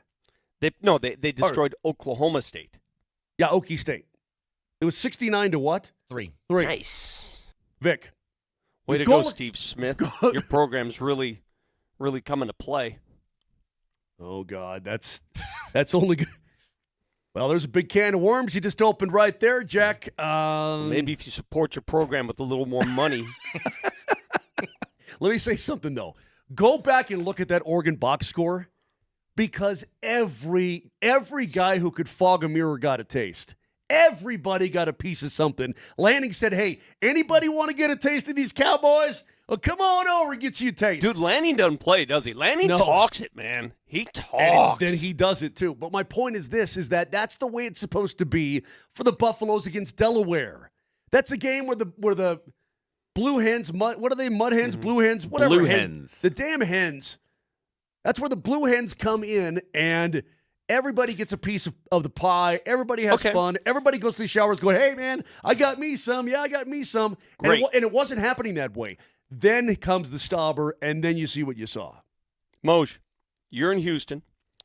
Offense may not be going off like you hope it is. It's a tight game, and you want to make a quarterback change. Who do you go to? I don't know, Vic. I don't know what you do. You go back to Salter? I'm going to tell you, it looks like Juju's going to be they just got to sit Juju down and say, listen, man, you're going to take this year. You're going to take this year and you're going to learn. Yeah. What if he says, we'll put you in games and if he says, look, I'm going to hit the portal, I think you say, you know what? All right, it's been nice knowing you. Look, you've got to win games, okay? And I know the kid wants to play, but I'm not going to be threatened. I'm not saying that the kid is doing this or there's, I've heard there's a fear that the kid could do that. Well, then you got to say in today's day and age, okay, fine. It's not because so much you about gotta him. win It's just, games. and look, we aren't saying that Juju Lewis is some sort of problem child who's going to leave. It's just it's the nature of college football now. It's always a threat. Sure. That's it. Let the boy walk. Can I have a quick sidebar? Moj, don't look this up. How many Oregon Ducks had at least one rushing attempt against Oklahoma State? Okay, I'm going to guess. I think the number of Ducks with rushing attempts against Oklahoma State. I'll say 14. Yeah, I was going to say somewhere around like 12 to 14. Yeah, it's close. 12. Yeah, right around there. 12 different guys. You're just like, go ahead. Yo, run it. I told you. Run it. Get a shot. You'll run. Everybody got some. Even the walk-ons, right? I mean, even the little scrub Rudies over here. Hey, you want couple against these Cowboys? Yeah. The kid with the huge Coke bottle glasses who's just passing out Gatorades. They're like, you got pads on. You want to take one? Go ahead. Hey, guys, we're just a couple weeks into the college season. Is the Big Ten better than the SEC? What makes you say that? I'm just asking. I mean, at the top of the Big Ten, I think they're always competitive. Top to bottom, I'm just curious because the SEC still has some of the most quality teams out there. But is the Big Ten – okay, let me rephrase that. Is the Big Ten just as good as the SEC? Yes. Could be. They got a lot of teams that are 2-0 in the Big Ten. I haven't really looked at the SEC. But I watched the Fighting Illini over the weekend. Did anybody watch any of that game at all against Duke? Yeah, how are they – what are they ranked, like 12th or something? How the hell are they ranked so high? Vic, they went to Duke, okay? They crushed them. They went to Durham, and they spanked their little bottoms. Yeah. I mean, all of a sudden, Bielema's got a top 10 program in the country. He's such a good coach. Why the Corn? What happened with him in the Corn then? What happened with him in Wisconsin? What do you mean? He wasn't the Corn. Sorry, not Corn, but the Badgers. Sorry, the Badgers. Well, he had a good run. Then he went to Arkansas, and then it Brandon went chased him out. Yep. I'm not sure anybody can revive that program. Either way, the point is he's playing great, or he's got his team playing great. Signetti's got his Hoosiers back playing great. So maybe Vic, but when it comes down to it, Penn State is a quality football team. They possess 3 of the top 4 teams in the country. That's the Big Ten. They have that. It's Ohio State and Penn State are 1 and 2, and then Oregon's 4, which you can argue they're 3.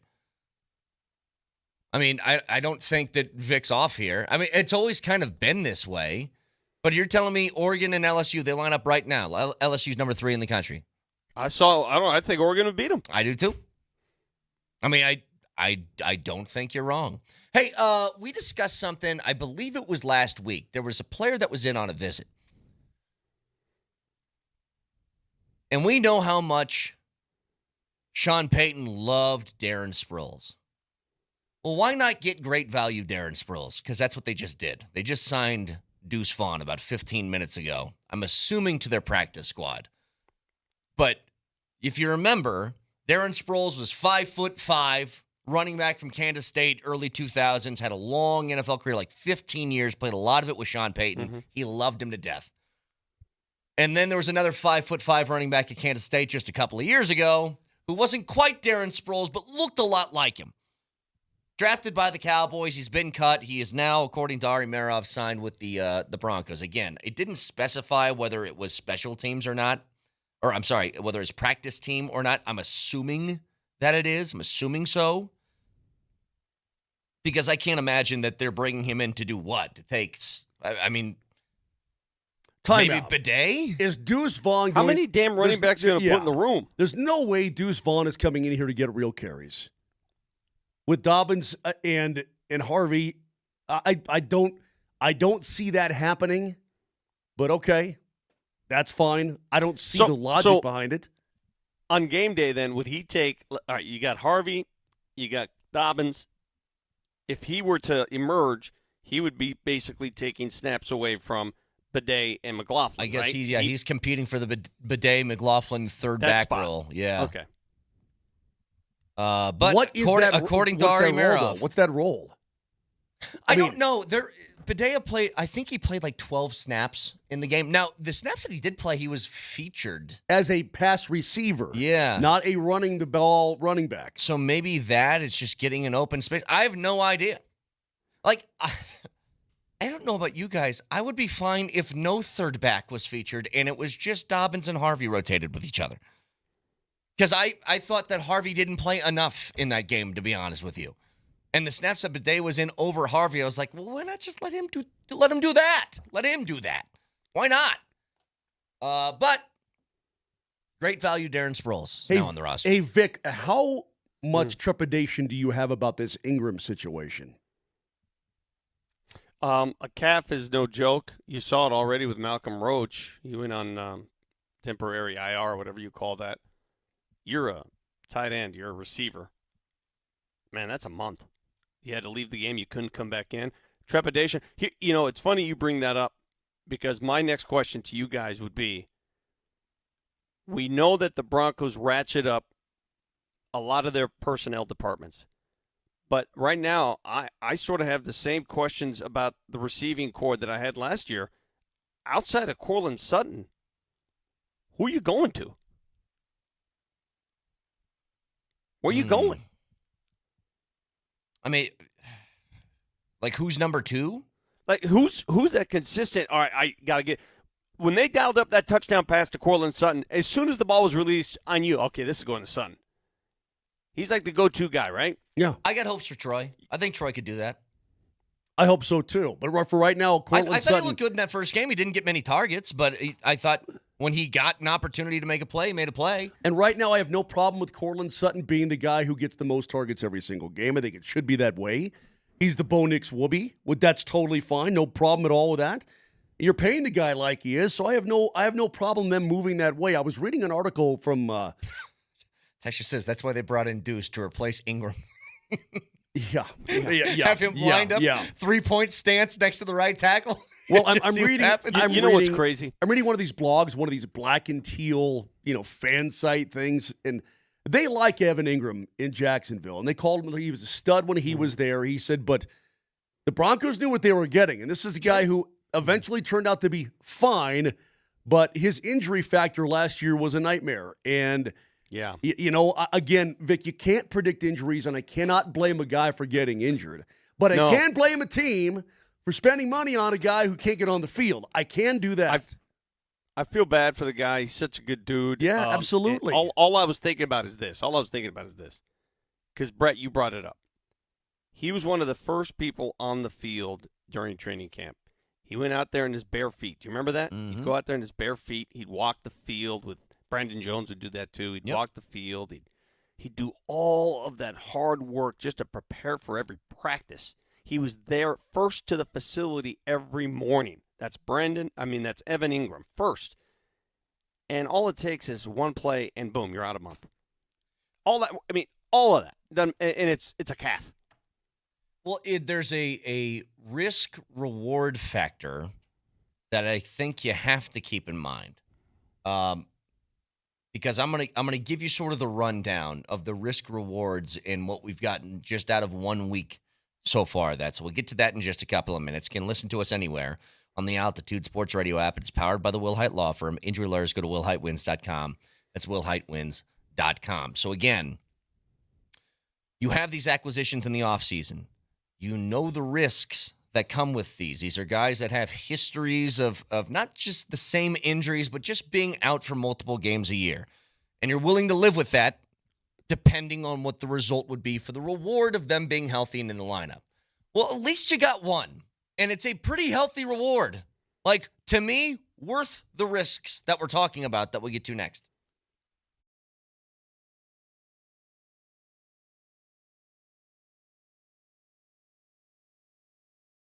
Guys, you've had all summer to get yourself checked out. And are you dealing with any sort of form of erectile dysfunction? Well, that's between you and your spouse and whatever. None of my business. But you don't have to suffer, and you don't have to get rid of that spontaneity, and you don't have to just slough it off and laugh it off and pretend it doesn't exist. You can do something about it at the Rocky Mountain Men's Clinic because their treatments work when the pills or the herbals fail. 5 locations up and down the Front Range, including right there in Castle Rock, all revamped, renewed. Make an appointment down there if you're on the south side and go see them and see what they can do for you. They can tune up your entire dude engine. But if you're dealing with some sort of ED, it's not just going to help itself. It's not just going to go away. They've got success rates well over 90%. So give them a call today, 720-440-7900. You could be back in business before you know it. 720-440-7900 or go online at RockyMountainMen'sClinic.com.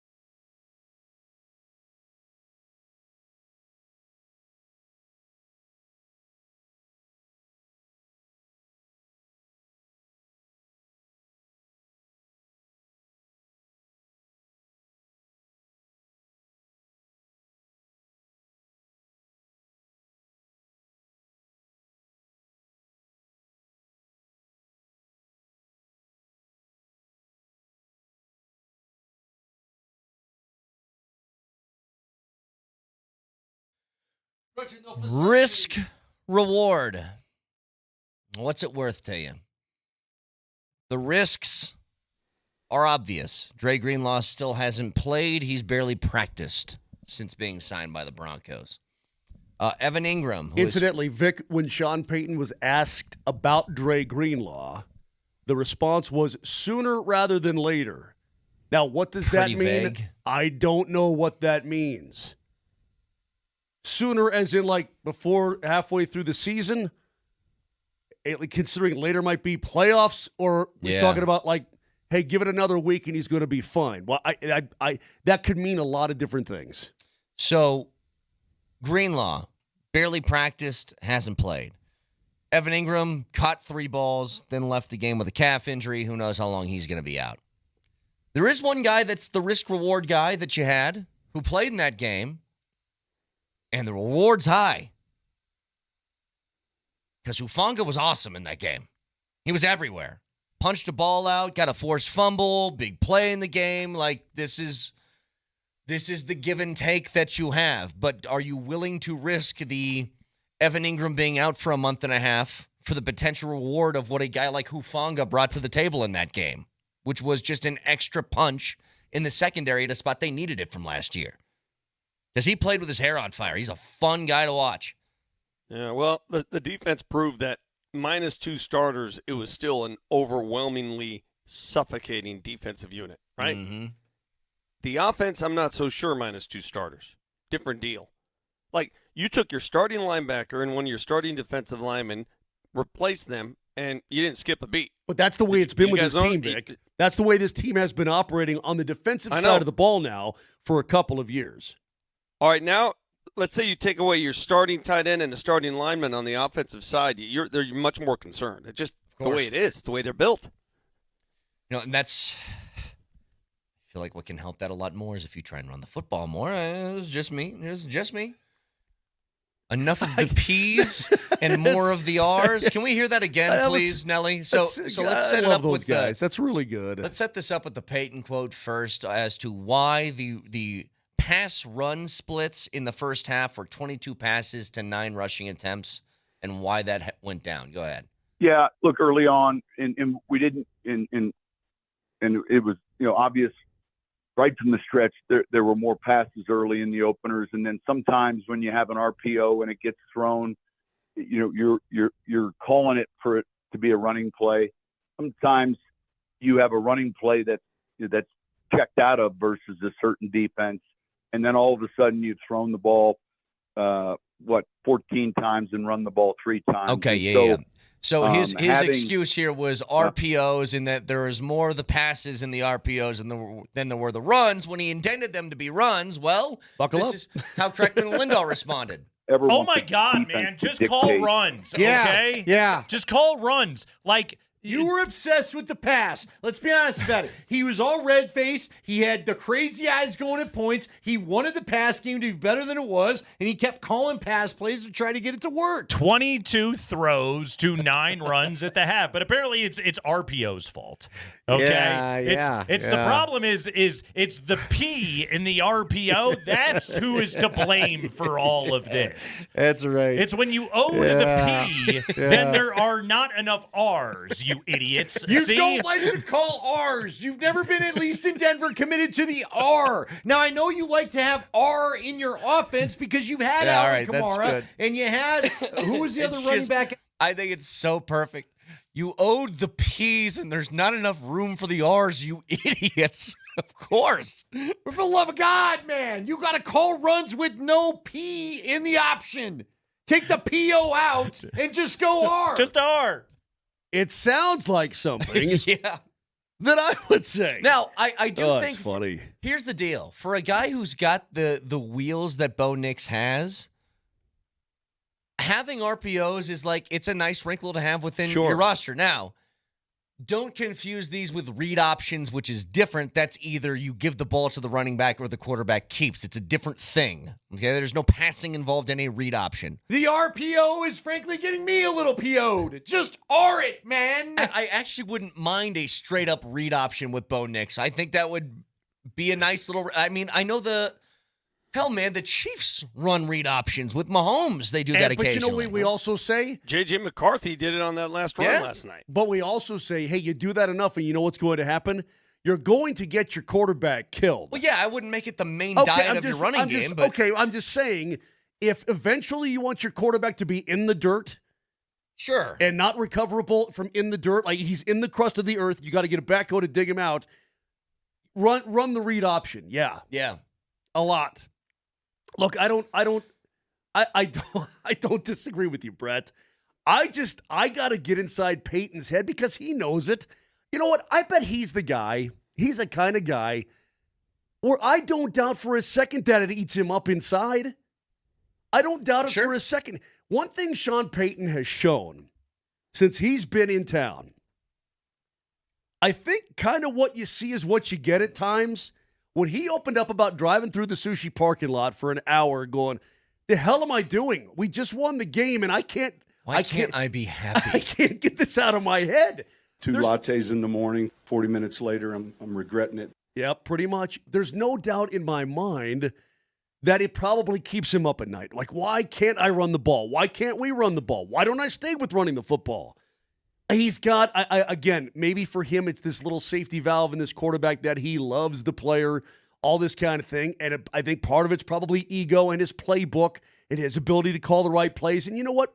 I would say he's probably right in that regard. But you got to have a balanced attack, man. If you're going to win, you got to have guys on the ground. You revamped the running back room for a reason. You signed Dobbins and drafted Harvey for a reason. Well, use that reason. Yeah. Do that reason. Be that reason. I really did think it was interesting before the game, and I was hoping that it would be different because of that. When I saw that Jaleel McLaughlin was a healthy scratch, I go, it was a personnel issue. He just didn't like his backs from last year. And so now he's got a completely different room, and it's going to look different. And to his credit, in the second half, it did. They certainly committed to it a lot more in the second half than the first again. And when they finished the first half, it was 9 rushing attempts. They finished the game with 30. Now, a few of those are Bo Nix taking off and running. I understand that. But it did change in the second half. Hopefully, I'm right. That the theory I had all offseason is that it's personnel issue more than it is game plan. The first half doesn't help ease those fears. But now that you saw some success in the second half, you had the big shot from Harvey for 50 yards. You had the 19-yard run from Dobbins. You had the touchdown run from Dobbins. Maybe that changes things that he saw it late. And you can game plan that a lot earlier heading into this Indy game. Because I think the last thing you want to do is risk what you did last week, which is you overdo the passing stuff and turnovers come from it. Now, Vic, I want to ask you something because we discussed this yesterday. I'm not all that concerned with the turnovers. Like, obviously, you can't have them. But Bo Nix, he wasn't a big turnover guy last year. So I just think that's more of a blip on the radar than it is something to be concerned with. But what about you? I'm concerned. Yeah, because both passes were I wondered why he threw the ball there. Yeah. The first one against his body rolling to his left, that's a high-risk, high-reward pass. I mean, you're throwing 34, 50 yards down the field, and it's a jump ball. That's high-risk reward. The second one was into a zone, and I'm not sure what he was looking at. Yeah. So, listen, we know he's capable of protecting the football, but in that game, that did not look like the Bo Nix we saw for the second part of last season. You can't hate your running backs forever. If you revamp your entire running back room and get new guys in and pencil them into the offense, right, and give them praise, you've got to use them. Or that's on you. That's on Sean Payton. That's not on anybody else. That's not on Dobbins. That's not on the rookie. That's not on Bidet or Jaleel or anybody. If you can't find a way to utilize these guys effectively and consistently, that's on you. And one thing before we get to the top here. On this program specifically, Brett, Nelly, Vic, raise your hand if you won your first week of fantasy football this week. I have no idea. How do we check? All right, let me help you out. How do you check? Well, let me help you out. I am Where do not you a go? nerd. I am not a nerd. All day he chick. You won. I did? Yes, you won. Hell yeah. I Am Not a Nerd Hell yeah, mother. beat Kevin Shockey 80-73. 80. Hell yeah, You buddy. won with 80 points. Yeah, I he put did. up like Is that 90 good or bad? and I lost. That's bad. It's good. Your win is exactly like the Broncos win. You won, but Yeah.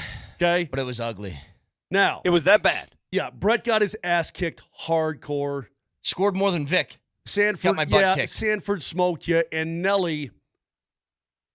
Yeah, DMac got Nelly big time in week 1. Yeah, sorry about that, guys. Yeah, 9 points. Got Brian Robinson. Okay, so he did me in. So this is selfish radio, and we don't want to do selfish radio, but you guys forced me to get into a fantasy league, so I'm going to talk about my team. I lose now 2 players essentially. I don't know how long I'm going to lose them. One is my tight end, who has now a hamstring issue that I'm told is going to miss a few weeks. The Niners announced that George Kittle's out a few weeks. Mm-hmm. I knew. I'm also going to miss. Who else? What's so funny? Just because I Why knew are this you was, laughing? I knew that this was good. You're torqued. You are tiffed about Kittle. I'm being not on the, tiffed. I'm just saying. Oh, okay. So how does this work? Do I just replace them with another? Am I allowed to scan the market for a new guy? Or Yeah, you got to have to. cut somebody. Yeah, you got to go find somebody. You got to cut somebody, but yeah, you can do it. And Brock Purdy, I'm you're gonna back. cut Kittle for getting hurt. You're back. Okay, yeah, Please do that. do. Please Please do, and do. I will pick him up today. Yeah. For when I'll he cut his comes ass back. right now. You're done. That would be even funnier if Vic's like, well, I already got claims on it. If I cut him, then I could just bring him back later. Yeah, it's not how that works. Yeah, I'm not a nerd like you guys, dude. I just go with you. Either producer, you don't. I won the first week. I need producers. No, but when Kittle was, I knew that he was going to come with, hey man, this sucks. I've already lost my starting tight end. My backup QB's on the shelf. I don't know what to. I knew that was going to happen. This makes me laugh. Just quickly, Vic, before we get the break, can you do me a favor? Mm-hmm. Can you pull up those glasses again and throw those on for a minute? I knew you were going to make fun of me. Listen, dude, I've had a hard couple days. I know you here. have. I don't, What are these? these are Italian reading glasses. I got these in Naples. You look like a 90-year-old grandmother. What was that? Those. What was that movie? What was that Little movie? Harry Potter. No, yeah, it is kind of Harry Potterish. Yeah. Oh man, they work so good though. Look how big everything is. Wait, now. Kevin in Illinois, grab a screenshot of Vic's head right now and do me a favor, put a lightning bolt on his forehead, please. I'm begging you, Vic. Do you know how much these glasses cost me? I couldn't care less. Take your headset off and your hat off, please. I thought they and came give in a us. cereal. Do you understand? Give us. I thought they came in a cereal box. Do you understand how quality these are? Nobody makes glasses. Nobody makes eyewear like the Italians do. Okay. It is the center of the eyewear capital of the world. It is. That's where you get them. These are the best. Just to explain this to the people listening, and your camera automatically zooms, which is great. They're the circle glasses in a Harry Potter fashion, but they have the actual outsides of it has the pattern of an old grandmother. Am I wrong? What was the movie with Dana Carvey where he played a turtle? Oh, Master of Disguise. Yeah. You look exactly like the turtle, bro. Yep. Identical to the turtle, bro. Am I not? You think I'm going to let for the Turtle Club? Listen to me. Listen to me. I am ahead of the time when it comes to fashion on this show. You think I'm going to let 2 guys, one who wears a fishing shirt every day and some dude from Nebraska, tell me what to wear? You think you're going to peer pressure me into what I wear?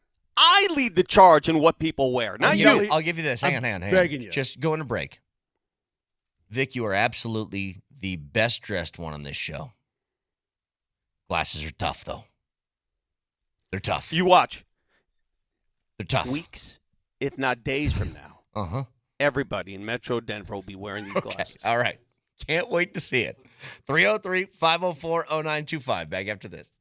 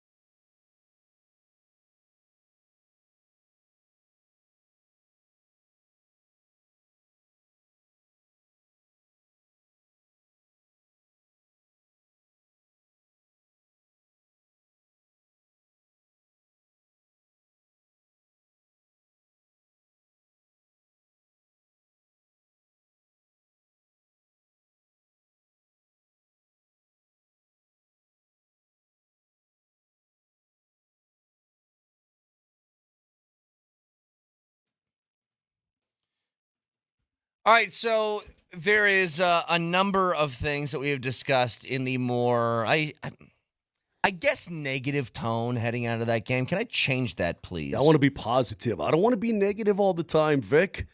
Stop bringing me down with your glasses and your negativity, man. You're talking to my guy all wrong. It's wrong tone. The defense was stellar, as expected. Super good.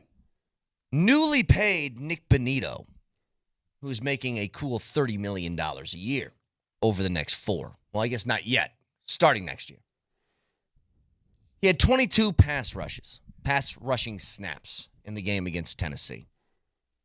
He created pressures on 9. That's a career high.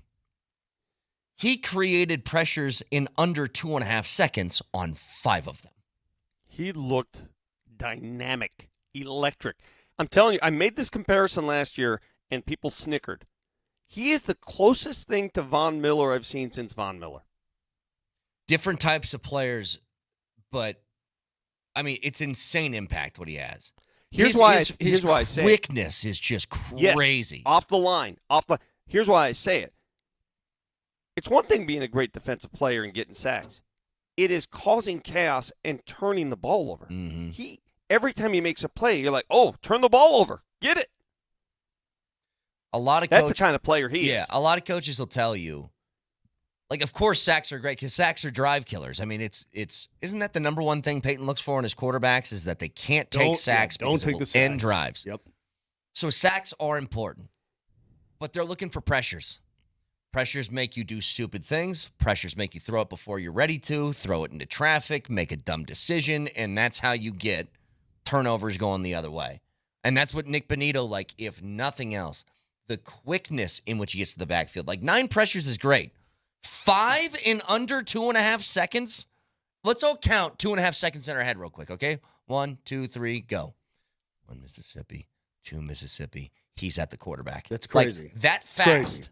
That fast. That's the time that you have to get rid of the football when Nick Bonito's on you. You know, when I talked about Nick Bonito and his contract, and I think we should have done this, and we did do it, but we talked an awful lot about his production in terms of getting to the quarterback and getting sacks, right? That was kind of a big deal. Where does he stack up against Garrett? And, you know, is he there with Bosa? All these different things to I guess quantify him. But what's not quantifiable, even though they try to do it nowadays, is, hey, man, how much pressure does this guy put on an offense so that things go just a little bit wrong? Yeah. How much havoc does he cause off the edge on that side of the football where, you know what? Cam Ward holds onto the ball for just a little bit longer, right? And so Ellis can get there, or Cooper can get there, or McMillan can blitz. And you see what I'm saying? The best players, and this is why. They had 6 sacks. Guess how many players had a sack? 6. Yeah. Micah Parsons is the same. I mean, he's obviously a very special guy, but the best players, in addition to their own production, they are going to affect the game in a way that sometimes it's not quantifiable, but if you look at the film, it's there and you can see it. And now you're talking about these pressures and about this and that. And Vic, I looked at the little chart of Bonito running around the field on the quarterback pressures. So you saw that little chart as well, right? They have all these new electronic charts and all this kind of thing. And it's just a bunch of squiggly lines from dude coming on both sides of the line of scrimmage and doing this. Just converging in the middle. Just all this stuff squiggling around right at the quarterback in the pocket. It's pretty cool. It is interesting to see this, though. Like, his sack, where did it start, Moj? His sack started right in the middle, right over the middle of the defensive line. Football. Yeah, right over the ball. He plays the left edge. He plays the right edge. He can go right up the middle and still get pressure. It's crazy. Do you know who else played better than advertised? And we wondered about him going into the game. We wondered aloud. The coaches wondered about him. How about the rookie punter? He did. No, was it all 3 inside the 20? Yeah. He all was 3 inside the 20. He wasn't just, you just wrote it off as, No. When your offense is ass, having a good punter to pin people deep He averaged helps. what? 48 yards a kick, and he pinned him inside the 20? Yeah. You know what? That's a weapon, baby. He was great. Give it up for the kid. I'll tell you somebody I'm really excited about. and I wish I could say more to the offensive side. Jonah Ellis is a dude, man. That the fact that he's a depth edge rusher for you, and he can get that kind of pressure. Because we saw him do it all preseason. He had his moments last year, but now with more, I think, consistent playing time and that sort of rotation that they have on the D-line, he's a monster, truly. Like, he's really, really strong, physical, and fast. You know what he's like? He's like the defensive version of a change of pace back. Like, you bring him in, let's bring in the reliever. A little more energy. Yeah. That's what he brings. Yep. For sure. On the flip side of that. The play he made that changed the game, guys, when it looked like Tennessee, oh my God, this is a problem. They had the ball inside the Broncos' 25-yard line, ready to strike. And that dude goes up the middle. What was that, like a 12-yard loss? Yeah. With that sack? Well, it was between Ellis was great. It was between Jonah Ellis and I think was Zach Allen the other sack on that drive. Yes. That again. It was Zach Allen with the other You sack, yeah. tally up these small moments in that game. It could have been a lot worse if they were better at the end of the half. The Titans were, and that drive right there, that was 13-12. You muff the punt. They have it basically in the red zone. At the very least, it's 16-12. It's a 2-point lead for them. If not something worse. Right. And a Jonah Ellis sack and a Zach Allen sack later, they're punting the ball from midfield. It's crazy. But that was a huge sequence in that game. Massive. Well, on the flip side of that real quick, though. Yeah. It must be luxurious. It must be boring. At times, it must be whatever you want to call it. But Pat Surtain is out there just doing his job. One pass comes his way all day, he breaks it up. Funny. I mean, you're just like all the guy does is just go with his receiver until the play is whistled dead. I mean, he's so good. There's no way that Callahan was even going to remotely let the kid try to test him. Not even a chance. I'm trying to think of another position in sports. Can you guys think of one? That you're so good at your job, nobody knows you're there. Umpires, right? Good umpires and referees. I suppose. Pretty much, yeah. That, or I guess offensive linemen are kind of like that. Like if you don't notice an offensive lineman, it's generally a good thing. I think good referees in hockey, they just do a good job and you don't even notice that they're on the ice. But even that, like they have moments where they blow the whistle and they make a call. You would have no idea Surtain played. Was he even on screen at all during that game? Yeah, he had one play. It was against Ridley. Do you remember where he hit him early? And Ridley's like, that's pass interference. And it was like second, just a nanosecond before the ball got there. That's the only time I remember Patrick Surtain in the game. He broke up. Do you remember the play? He broke up one pass, Vic. Hang on a second. And it was early, though. It could have been a PI. It could have been, but it was so just bang, bang that they couldn't throw a flag. At least on ESPN's official stat sheet so far. So all the defenses, they have things like tackles, sacks, passes defended, picks, forced fumbles, fumble recoveries, all that different stuff. And I'm looking at this right now. Here's what I do see on the list. I see Mike McGlinchey listed in defensive stats. He had a tackle in the game on Sunday. I see Cortland Sutton listed in the defensive statistics in which he had a tackle on Sunday. That's not good when you have so many offensive players in the defensive statistics. I don't see Surtain anywhere. He's not listed. I'm invisible. It was as if the man didn't play, He which did, is a good thing. He had the one pass defended. If you got a guy from Mars, he lands, goes, "What's up, Brett? Hey, show me that Broncos box score." And the Martian's looking at it going, "Damn, this Surtain guy, he can't even get on the field." Yeah, no tackles, no. You're paying him all this money to not be in the stat sheet? I mean, what's he doing over there? I mean, no tackles, no nothing. Is he even involved in the game? Well, he's so damn good that he can't be involved in the game because the opponent won't go near him. It's like he's got scurvy or something. You're worried about catching it. It's hysterical, man. By the way, you can't catch scurvy. That's bad. That's a bad analogy by me. What's even better, so you got Patrick Surtain, who was all defense, defensive player of the year. Mm-hmm. Everybody's up in arms over what Daniel Jones did last week. Oh, my God, watch out. 1 week, Daniel Jones is throwing the ball against, what's the guy's name? Storm Duck? Storm Duck. Yeah. 1 week, it's Storm Duck. The next week, it's Patrick Surtain. Good luck with that. Yeah, a little bit different. What's the other guy? The other corner at Miami? Jack Jones. Jack Jones, right. Where's Storm Duck from? I need some background. Louisville. On Storm Duck. He's from Bowling Springs, South Carolina. But he went to Louisville. Duck is the son of Phyllis and Todd Duck.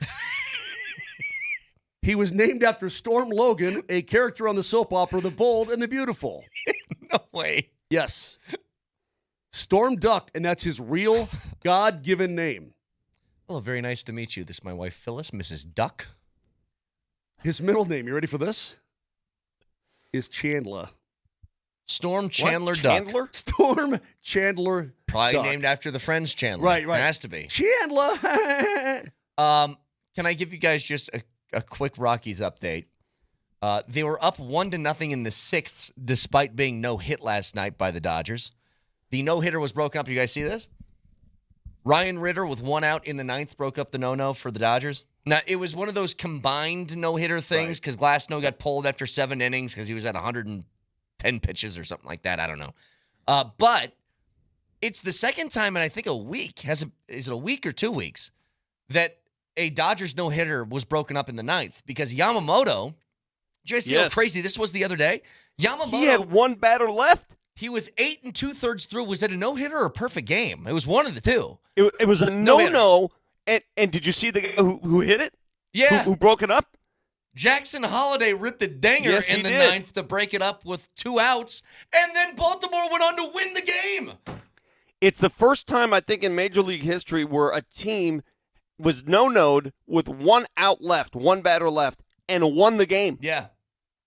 They rally, and I think they were down 3-0 going into that. So with 2 outs left, they put 4 on the board and end up beating them. That's twice in, I think, a week. The Dodgers have had a no-no heading into the ninth, only to get it broken up.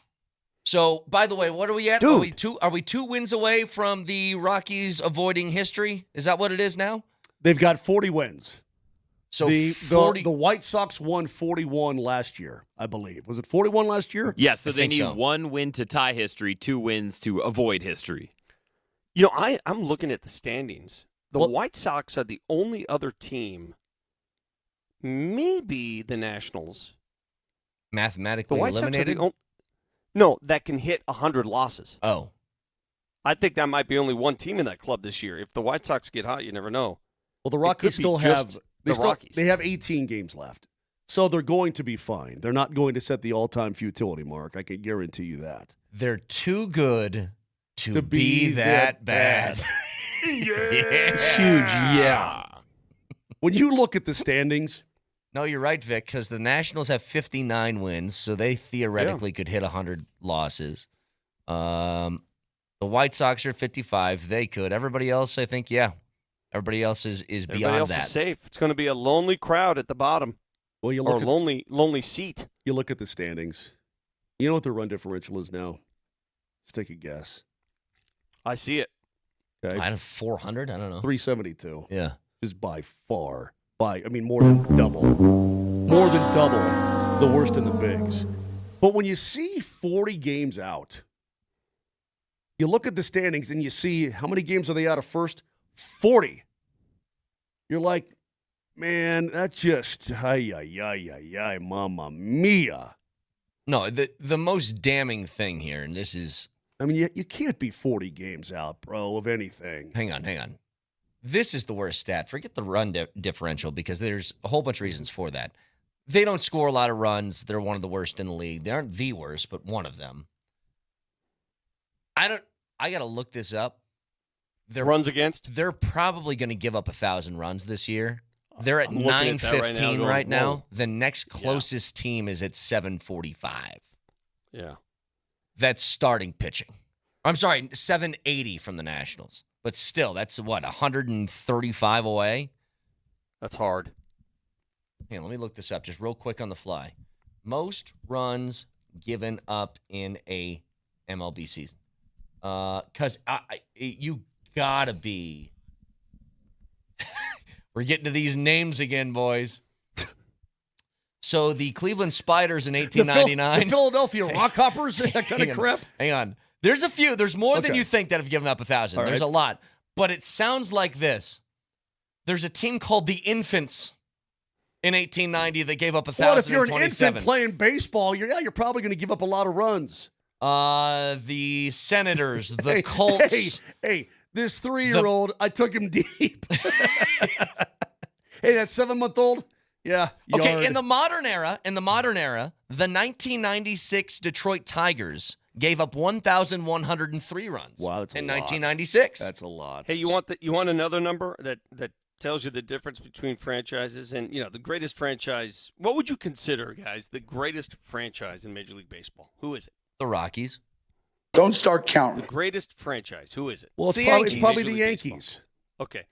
Do you know? Yankees and Red I'm not Sox sure are how old probably you are. they're probably tied right there for the greatest franchise. No, the Yankees ever. are the greatest ever. I mean, And in terms just of to show championships, you, yeah, but I mean, There's they're no the greatest question. ever. It's Just- the Yankees. okay, fine. It's the Yankees. It's the Whatever. Yankees. Yeah, quit trying to even argue this, all right? And I'll give you another number. Even recently, the Yankees of our generation. I don't know how old you are, Nelly, and I think I know how old you are, Brett. You told me once before, I think, when I called you Greg. Mhm. But I believe it's been since before you guys were born. The last time the Yankees had a losing season, since before you were born. How old are you? Brett? 35. I know when it happened. You're what? 35. You're 35? Yes. Oh, I missed on you. Nelly, how old are you? 31. God, you're a slow healer. The Yankees' last losing season came 33 years ago. It's the last time they had a losing So season. 1992. In 1992. Wow. Think about that. That's a lot of 32 straight you're winning in it. seasons. 32 straight. And they're going to have 33 here. They're one more win away from 33. You're in it every year. I don't know. No other franchise can say that. No other franchise is on that kind of streak. Well, right they're now. not in it every year, but they're not a suckhole ever. Is there another franchise in sport that can say that? Not really. Is there another franchise in professional sports that is on its way to its 33rd straight winning season? I don't think so. Didn't the Wings have like 20-some straight years in the playoffs? Yeah. Didn't that just end like 7 or 8 years ago? Because they had that for a while. I would assume that's probably the closest to it. And look at the difference in expectation. I could say to you, the New York Yankees are 33, and yet Yankees fans will say, yeah, so what? Okay. We World Series. It's just a different deal. In really, baseball? Vic? Really, Vic? I just had my buddy who's a Yankees fan. Yeah, but they haven't won a World Series since 2009, so that's BS. Yeah. See? It's exactly what it's actually. It's exactly the See, that's how it works. Well, get this, Vic. Which team right now in the NBA has the longest streak of winning seasons? It's 13. All right, let me think this through. Hold on. 13 of them? It ain't Yes. the Warriors Think because about they had this. that awful year when Steph was hurt. All right, let me think about this. Don't be a jerk. Let me have some time. Put some time on my plate. I'm going to nail this. I'm running out of time, You said guys. 13 straight? 13 So straight that years. dates back to 2012. Yep. Okay. I'm trying to think of perennial winners. Teams who So win. casual, like a house mouse. No. Nope. I'm not going to say it. Hang on. It's not Boston. Boston had a couple bad seasons there. Miami. Built. Nope. Oh. Hurry up, Nate! That was a good guess, though. Is it a team that we're least expecting? Yep. Indiana. Nope. Dallas. Hold on. I got Dallas. Can I just say No. it for God's Dallas. No, we're guessing this until we're running out of Shockey's NBA gonna teams. kick You will me not right in the answer Jimmy it. if I don't say No. something soon. No, we're guessing this. No. You will not answer it. Shut up. The 20 Knicks. seconds, Nate! Who? Is it the Knicks? No. The Clippers. Yes. The Los Angeles Clippers. Angeles Clippers. Soon to be owned by a bankrupt tree planting company. The longest winning streak of consecutive winning seasons in college football history, the Linfield University Oh, come Wildcats. on. Oh, come on. 68 consecutive winning seasons, 1956 through 2024. And there you have it. All right, back after this.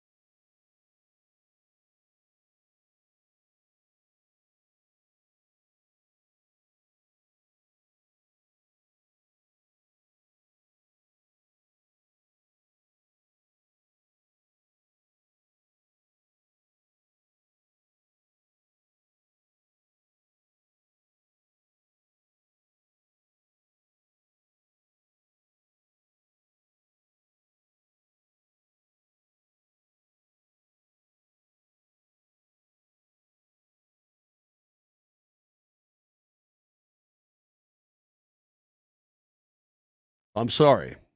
Selfish, Moser. Sorry. Moser told me a story. It was terrifying. And he goes, well, it terrified me, so why not terrify you too? Well, you asked. You asked. What terrified you? It doesn't matter. I don't want to share that story with anybody else. That's your own story. Keep it yourself. I will. By the way, guys, I will never, ever, ever retire from anything. I don't know what retirees do. Do you know how bored I am here? Do you know how bored I've been here? Do you understand how little I have to do? How much did it you kill you understand to what not, it's done? How much did it kill you to not be on the air yesterday? Oh, that didn't hurt me at all. Because I was traveling. Yeah, and I was doing things.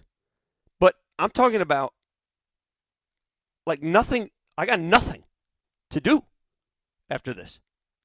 Like nothing to do. And I don't know what you do with nothing to do. I'm sure there's a pickleball court Like what do somewhere people close do to- with nothing to do? Well, here's what I do. They got a gym there. They got a court. Yeah. All right. I just go. They I'd got a start. gym. Well, okay. Well, I'd just say I'd go if they have a basketball court. I just go hoop it up, pretend like you got a broken leg or something, to take advantage of somebody. Yeah. Just start raining buckets down on their head and scare them. Mm-hmm.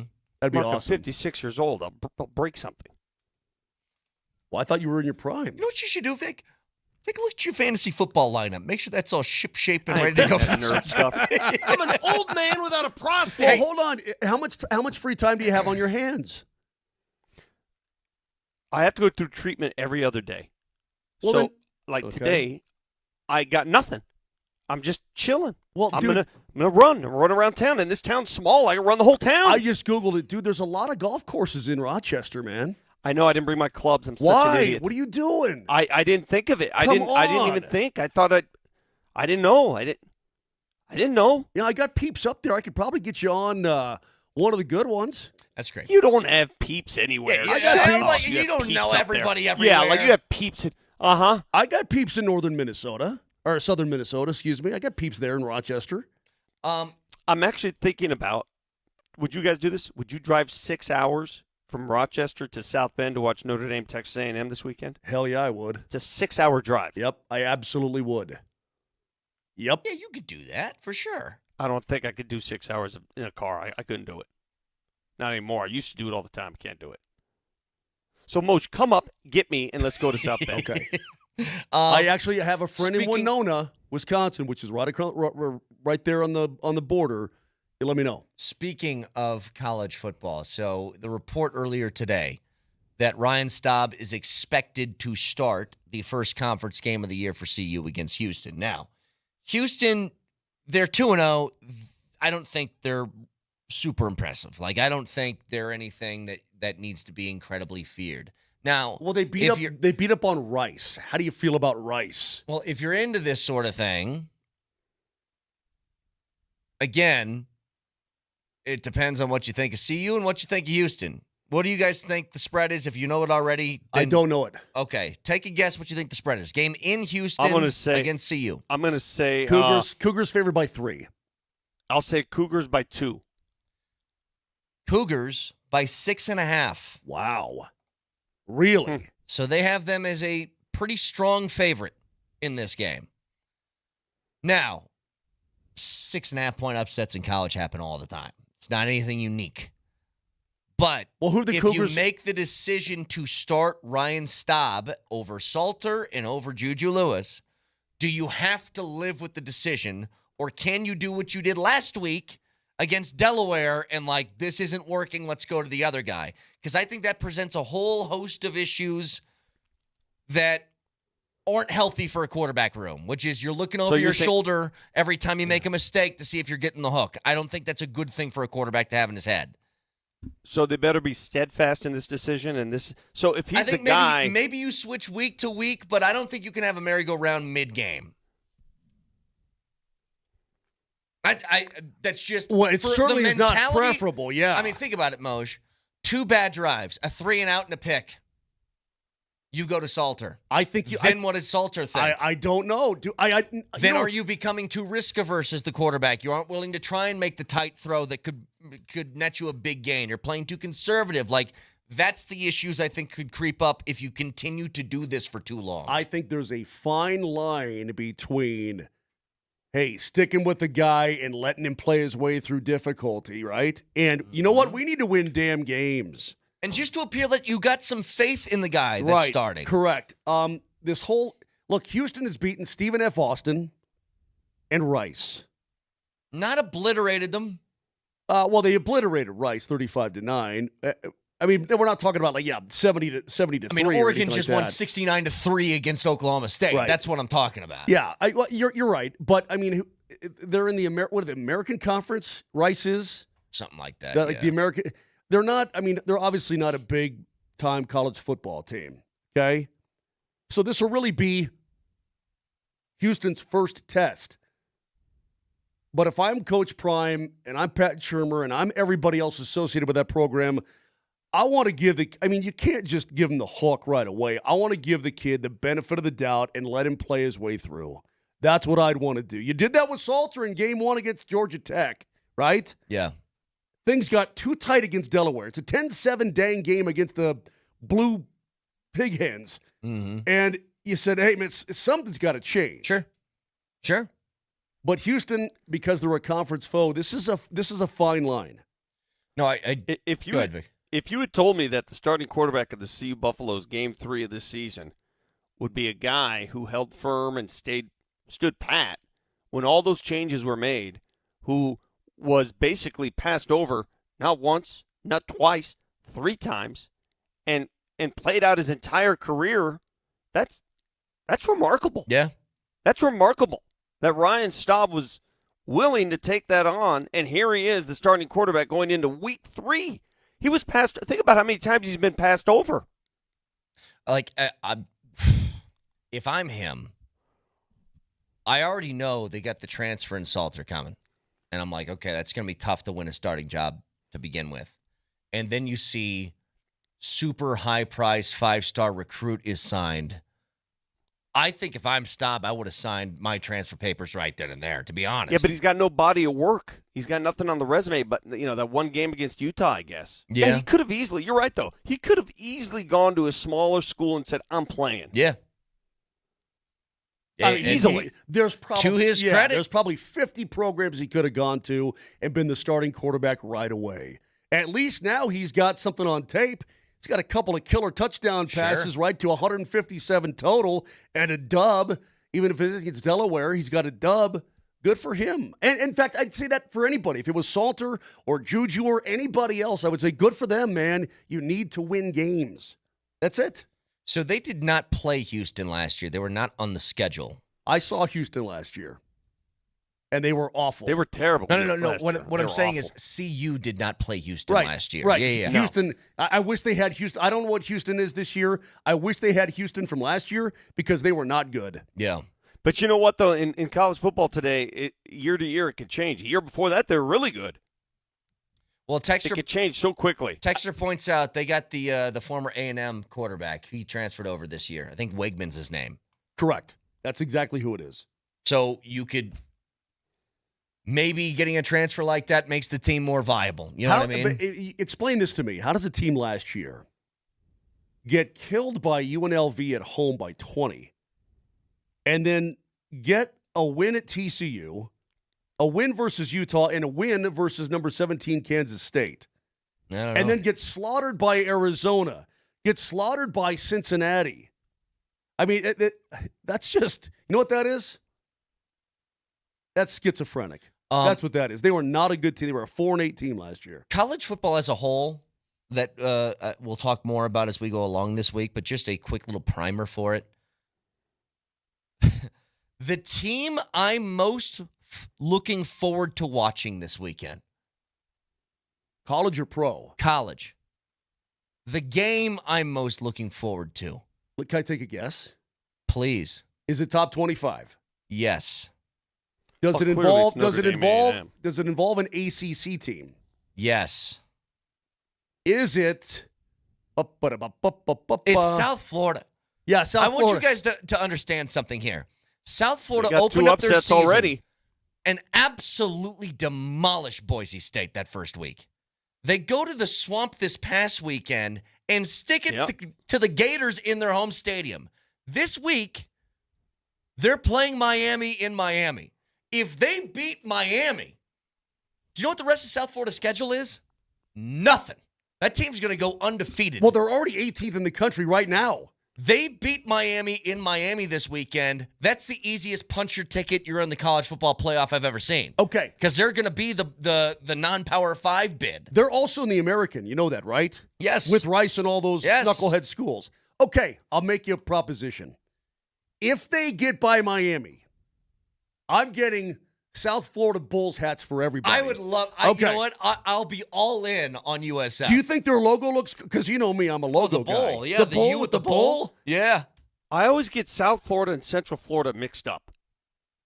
Central Florida's in the Big 12.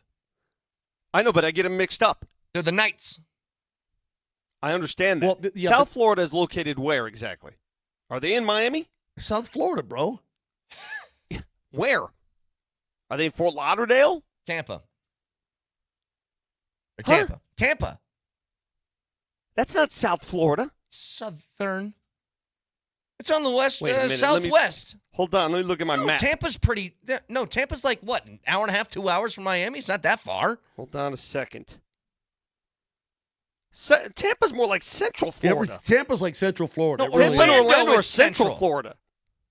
No, man, no, I call BS on that. Yeah, I do you got to too. move Yeah, that. I do too. Move that university to Fort Myers or Naples. 100%. No, ain't gonna work Yeah, for me. you got to Nope. get down to Naples. Get your In fact, geography I would right. put it.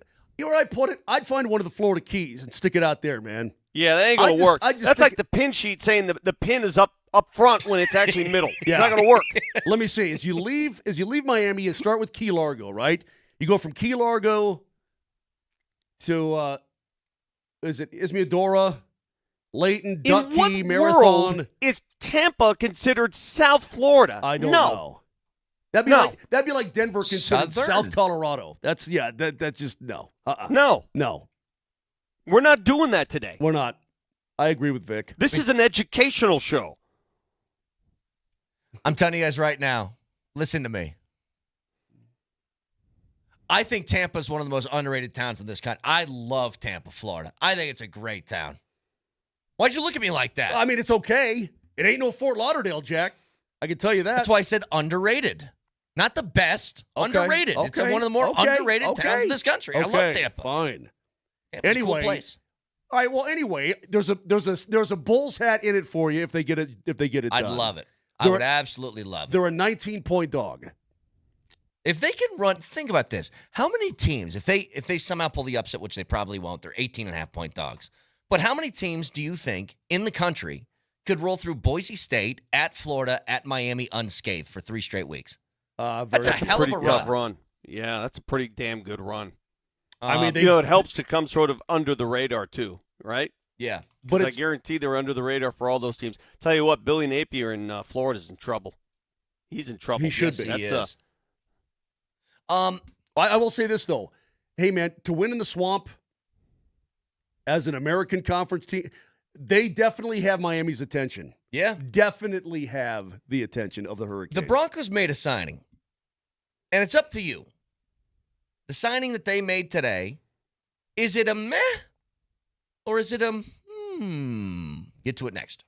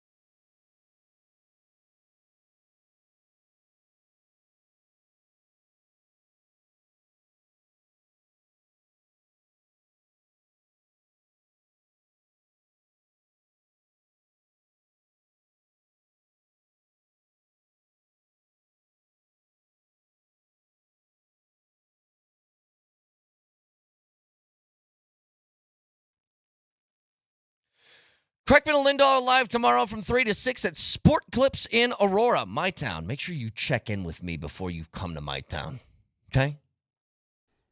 I'll let you know if you're welcome or not. Free varsity haircuts for everybody during Kreckman and Lindahl. Free, totally free, like actually really free. Free? We double-checked. It's free. All you long hairs out there, you know where to go. So go see Kreckman and Lindahl at Sport Clips Pros in men's hair in Aurora. So a couple things here. Earlier in the day, maybe your response is, this is nothing. Maybe you think it's super intriguing. But we all know how many times Sean Payton has talked about the love of his life, Darren Sproles. He would on bended knee, offer a ring to Darren Sproles if you could jump back in time and have him be a rookie again. Well, he found... I can't believe it's not Darren Sproles. I can't believe it's not butter of Darren Sproles is Deuce Vaughn. Well, Vic, do they do any cloning? They do any cloning up where you are? Like, it's all high science up there, but because you might want to get some Darren Sproles DNA and just make a new one, man, so that Peyton can be a happy clam, please.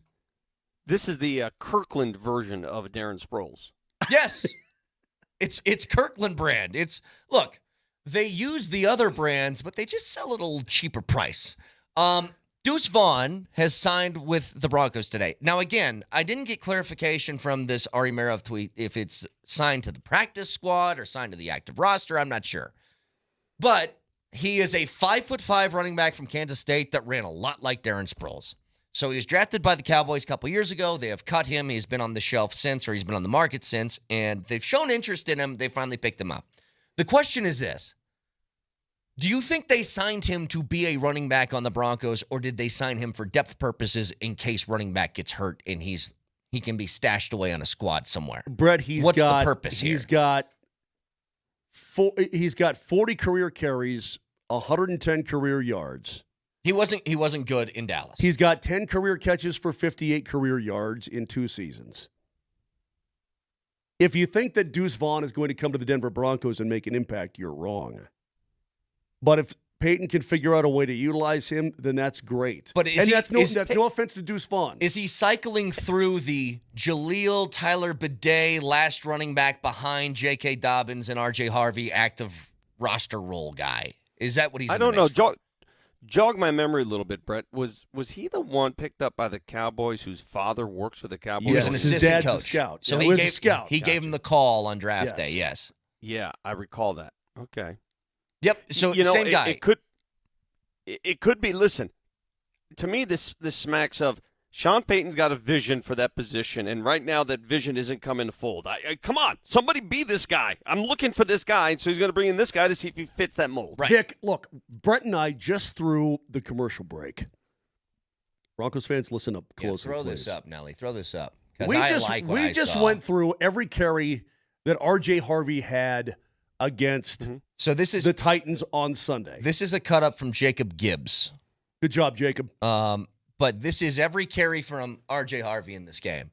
And let me tell you, in 6 runs, his ability to find the hole, squeeze through, and look for open space and break tackles. Get skinny.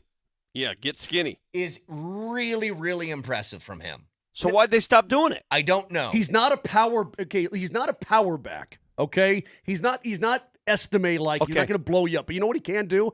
And Brett, we saw this in the preseason, Vic. He is a squeezer. Yeah. He is a slippery son of a gun. His lateral movement is terrific. His ability to jump, cut, and burst. Here's the big run. Here's the big run. Get skinny through the hole, find open space, use speed, break a tackle, and now you're in the open field. Like, that's the kind of stuff. Run. Can you go back on that, Nelly? Rewind that just a little bit. Go back to this run again. There's a little hole in the line. He gets through it, and then he recognizes, if I cut back, there's open space, and I got to make one guy miss. And once he does that, he's in open space forever. So he made skinny through the hole. There. Boom, jump. He's got 3 guys surrounding him. Can I beat them with speed to this spot? Yes, break the tackle. Now he's got 30 yards open space. Vic, that vision is terrific. Okay? That was all 3 guys ran into each other. That was awesome. That's terrific vision, and his ability to go laterally and then accelerate, I think, is good. Mm-hmm. If I'm Sean Payton and I'm watching that today, I'm thinking to myself, I got to do more of that. Well, he admitted as much. I've got to have more of that, man. There's nothing wrong with that. He said after the game they got to take a closer look at how they're running the football, when they're running the football. I'd love to know down and distance on each of those runs because it matters. If it's the RPO is frankly getting me a little PO'd. I love that. And how many of those pickups, how many of the big ones were when the quarterback was under center versus in shotgun? A lot of those look shotgun. A lot of those did. We can go back and tally it up. I think most of these are in shotgun. But here's what's funny. On 6 carries, he was third in the NFL in yards after contact. Third. Now, a lot of them came on the big run there where he made the guy miss. But still, you make one last guy miss to get to open space. That's a big thing. At the very least, I look at that from the all-22, and you know what I say? Hey, man, we've got stuff to work with here. Mm-hmm. So, Sean Payton, take the advice of Nate and Andy and work with it. Get your R in gear. Put your R in gear and accelerate, Jack. That play came in game 1 of the season. How many times did we see a play like that from a running back last year? None. 0. None. I don't remember any. Zero. Not exactly. Once. Yeah, not one where you had to come up the middle of the field and break a tackle and no. I don't remember the one. longest run they had. I think Bidet had like a 40-yarder last year. In his defense, Javonte, after his injury, hasn't been the same guy. Although he did look pretty good in week 1 with Dallas. Pretty decent anyway. He's fine. But there were times when Javonte had a little pop in a Broncos uniform, but okay? I don't think Javonte had... Not this. Maybe I'm not remembering correctly before the knee injury. It didn't feel like Javonte had 65, 70-yard run ability. You know what I mean? No, but he had punishing ability. Yes, he did. And he had slippery ability. And he had get a couple extra yards every time you're hit ability. I'll give you guys the number again. The longest run from your 3 main backs last year, which were Javonte, Jaleel, and Audric Estime, were 20, 21, and 21 yards between those 3. That was their longest runs. That's a 50-yarder from Harvey in game 1, and J.K. Dobbins had a 19-yarder. Like, immediately, the longest runs you had all year from your main backs were equaled or bested by the 2 backs you got right now, which is a run the ball. Great sign. Yeah. No offense to Deuce Vaughn. I don't think he's not any kind of meter mover. At all. I was talking to my lovely wife last night about Russell Wilson. He was signed to the practice squad, by the way. Oh, he was. Okay. So, but I don't know, man. I'm looking for needle movers. Russell obviously is not a needle mover anymore for the New York Giants. So I would just love to poke the bear a little bit. Okay. Is that a rake? Did I step on that? You stepped right on that rake. Yeah. Kaboom! Moser down. You were saying? Moser down. Moser down. Oh no! Moser down! Moser down! Oh no! By the way, if Deuce Vaughn does play, can we please call him I Can't Believe It's Not Sproles? Yes, please. Can that just be his name? Is that product still around anymore, though? I Can't Believe It's Not Butter. No Is that still way around? That's still around. It was margarine, right? It was like, it is? Look at KJ. I can't believe it's not butter. The pride of Jackson, Mississippi knows I can't believe it's not butter. Oh, yeah. Yeah, my man. Well, one thing in the South, they know butter down there. You guys do know butter. You try to give a Southerner some margarine or whatnot. Oh, I don't know, man. I don't know if it's going to work. Target, Walmart, Kroger, they all keep throwing it out there. So I can't believe it's not Sproles. I can't believe it's not Sproles. Okay, I'm in. And by the way, doesn't everybody, your parents obviously are big K-Staters. Don't you root for a Deuce Vaughn? Vic, of all the small guys on the planet, this should be your guy. My dad has not loved a Kansas State player like Deuce Vaughn in a long time. Long time. Well, he was dynamic for the Wildcats. He was. Vic, just real quick. Papa Kane update. Obviously not happy about Sunday. Oh, my God. With how the Lions game went. Listen to this. Do you know what he did Sunday morning? Sunday morning, he drove back from Manhattan, Kansas, where Kansas State lost at home to Army. Started his house on fire? I was pretty concerned. We did the check-in after the Lions game. I'm like, you had 2 pretty rough days. Sorry about that. You all right? I got a text Sunday morning. No, I won't. But no. But your poor pops. I just and Nolan. I think he's just along for the ride at this point. Your brother.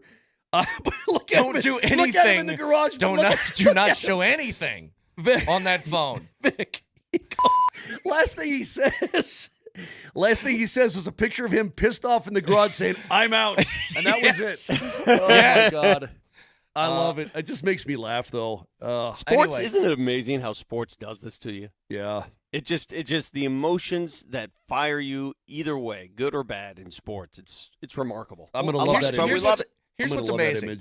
Here's what's amazing. I waited for that Sunday for so long.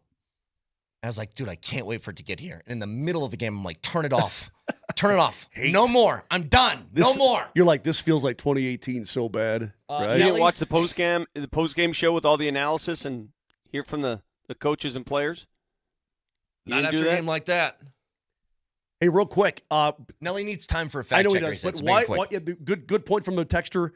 Why are the Broncos not signing a tight end? What's the story on Ingram? We better know soon. That's it. I don't know. We'll get to that tomorrow. Nelly, fact checker, please. Nelly monitors the mistakes in today's Fact Checker. Presented by Rock Plumbing, Heating, and Air Conditioning. Your local home comfort specialists. RockHeating.com. Rock, bringing comfort home and simplifying your life. First off, I got to give a shout out to Ed at Altitude TV for the assist. Ed is one of the nerds who gets on my case if I set up anything incorrectly to get our show to the TV. And so he texted me and said, Steve, you can tell the crew that USF is in Tampa and was originally going to be called University of the World when it was started in 1957. When I graduated from there, we were not the Bulls, but the Golden Brahmas. How about that? Golden Brahmas? University of the World? Yes. Is that like Colorado regular school? No, Colorado State Normal School, yeah. Well, normal school, is that what that is? Colorado State Normal School. Do you know what a Golden Brahma is? Is that the Rock or something? It's a friggin' chicken. Look at that. It is it's a chicken. It's a friggin' chicken. Yeah, it is. And also, how about this? On the way out, you want to hear a new word that Moser invented today? Yeah. All right, call up Merriam-Webster. Well, I mean, you think the Colts coming off a 33-point performance, being a home dog to a Broncos team that barely squawked by. Barely squawked by. I like I think that was. I like that. I think you tried to say snuck by and squeaked by. Yeah. Hey, squawk. Hey, man, being a home dog to a Broncos team. By the way, that barely squawked by. You know who squawks? Golden Brahmas. They do. Nelly, one more thing. I asked you to save something from earlier in the show. Can I hear this again? What I heard during a commercial break? It was during a commercial break. I need to hear this again if you still have it. Guys, you've had all summer to get yourself checked out. And are you dealing with any sort of form of erectile dysfunction? Well, that's between you and your spouse and whatever. None of my business. Why would it be your business? Why did you feel the need to tell them? Yeah. It's none of my business. What? Are you going to ask viewers to call you? What do you mean your business? I'm telling you, it's none of my business, but I can get you fixed. I'm the guy. I know the peeps. I just heard that. I was like, what do you mean none of your business? Moj, do your part. Get me on a golf course here in Rochester. Do something. I will. Hey, guys, you just squawking by at home right now? I got none of you. my business. Moj got you, man. Well, that's between you and your spouse and whatever. None of my business. Why is that so funny? Right. I don't know. iTunes, Spotify, Moser, Lombardi, Kane. Have a great Tuesday. Talk to you tomorrow. Love It's a chicken. Bye. It's a chicken.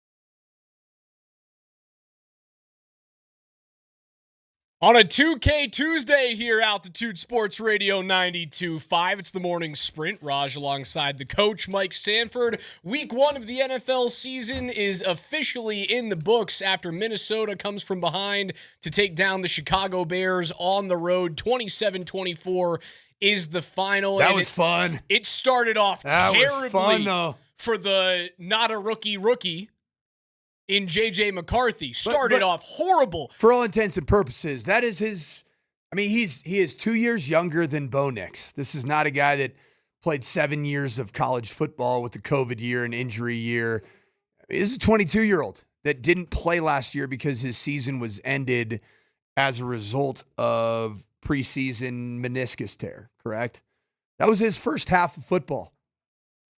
Tell you what, though, his second half of football, pretty dang good. Yeah, the fourth quarter in particular, I don't think there's anything to be said for the third quarter. So second half, no, that sucked. The third quarter was terrible. The fourth quarter was elite.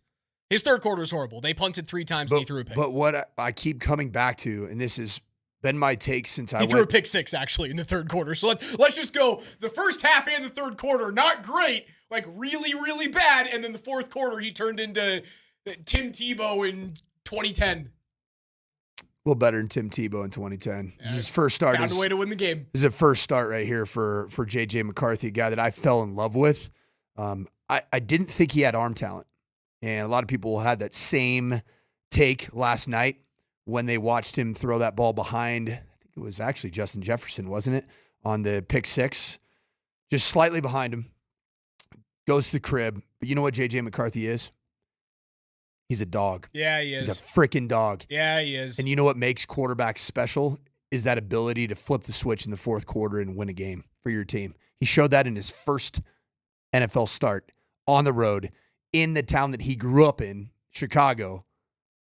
J.J. McCarthy, man, just yet another quarterback from that 2024 draft class that appears to be getting interesting. The re-rank is going to be fascinating throughout the year of those 6 players. It will be throughout the year. So actually, you know what? Screw it. Let's do it now.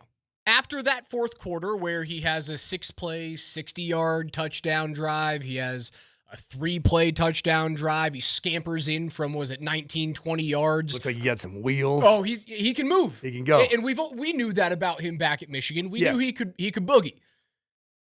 You have 3 touchdown drives in the fourth quarter alone after trailing 17-6 with 9 minutes to go in the game. He does have a winner's mentality, and you can go back to his national championship season under Harbaugh at Michigan. High school career, he never lost a game.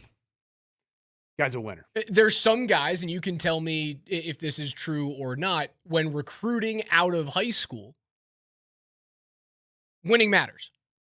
Not just the intangibles, not just the actual measurables, right? Of 6'4", 220, can run, has a rocket arm, is a smart. Winning actually matters.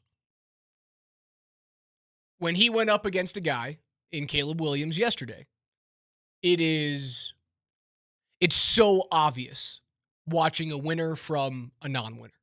Caleb Williams looked awesome. There were things that he did yesterday that I went, I understand why he's the number 1 pick. I get why people, for so many years when he was at Oklahoma and USC, were like, this is the next truth. Because the wow plays are wow. The wow plays make your jaw drop. They do. And the creativity of some of the plays that Caleb Williams makes, you can't help but look at it and say, ooh, right? That gives me the tingle. But when it comes down to when you need it the most, he was the second best quarterback on the field in the fourth quarter. You know why? Because he looks down, game on the line. You need your best.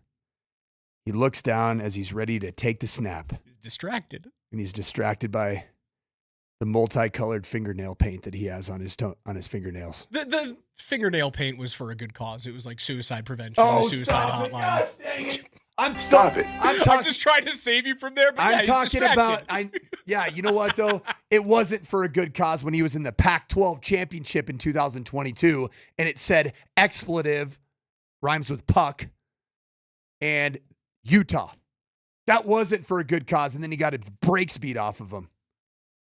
Dude, I don't like Caleb Williams. I'm sorry. I did learn something about J.J. McCarthy. What, that he's a dog? That he's a dog. He's a dog. And he's a leader, and his teammates respect him, and they are drawn to him. And guess who he has coaching him? The freaking ultimate quarterback whisperer, does he not? You can even tell, man. You can watch the sideline and the demeanor of Kevin O'Connell. And I want you to contrast. Watch Broncos country. Watch Kevin O'Connell and how he coaches his quarterback throughout the course of the game. He's the play caller. He's a head coach. He played quarterback at San Diego State University. Coached against him actually back in 2005 and 6. When he was at San Diego State, I was at UNLV in the Mountain West Conference. There's positivity. There's resolve. There's connectivity. I went back out last night. I was on a football high last night, man, after that Monday Night Football game. And I needed to, because I full candor, I traveled during the Broncos game. Okay. I was traveling back with my team from Las Vegas, watching it on my devices. It's just not the same. You're going through, bus to the airport, you're trying to watch it. Then you got to unload the bags and you got to check in. And I got basically 95 people on a travel party I'm responsible for. So I'm trying my best to watch it. I went back and watched every single stitch of the TV copy from the Broncos-Titans game. Contrast that against the way that Sean Payton seemed on the sideline. And I'm just talking about one game. I'm not talking about all the time. Because Sean Payton is great offensive mind, a terrific play caller, and has had the Midas touch with quarterbacks. But when I see the way that J.J. McCarthy started that game, but then yet, because of his head coach and the connectivity that his head coach had with him, the calm poise that he had with him, and I contrast that against Sean Payton and the chaotic nature, the frantic nature, the calls coming in extremely late. I saw one thing rewatching that film from last night, or against the Titans, but watching it last night.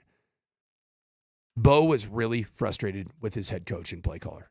Really frustrated. In fact, on the drive where he had a delay of game, and then later in that drive near the red zone, had to force a timeout in the first quarter. A timeout. You see, and I listened to it about 17 times. I think he yelled his head coach's first name. Sean, what are we doing? Get the play in. Dude, it's game 1 of year 2. I don't like that. Can Sean be better? Yeah, of course he can. It wasn't good in game 1, man. It wasn't good. I don't know why. It looked frantic. It looked chaotic. I'm not putting Bo Nix's subpar performance squarely on the shoulders of Sean Payton. But you're putting it more so on Sean than Bo, is what I'm kind of gathering. I didn't like the way the flow of the game went from Sean Payton at all. I've been there, dude. I've had so many bad games as a play caller. So I know what it's all about. Dude, it just felt like there was too much. There was too much movement. Felt like that Sean was just slow to spit out the calls too. And that's a real thing, man. When you're a play caller and a coordinator, you always go back to what you know and when you're in a moment of stress. We all have stress behaviors, right, Raj? Like you have stress behaviors when you're driving, or pretty soon you're going to learn. I bite the living hell out of my nails, man.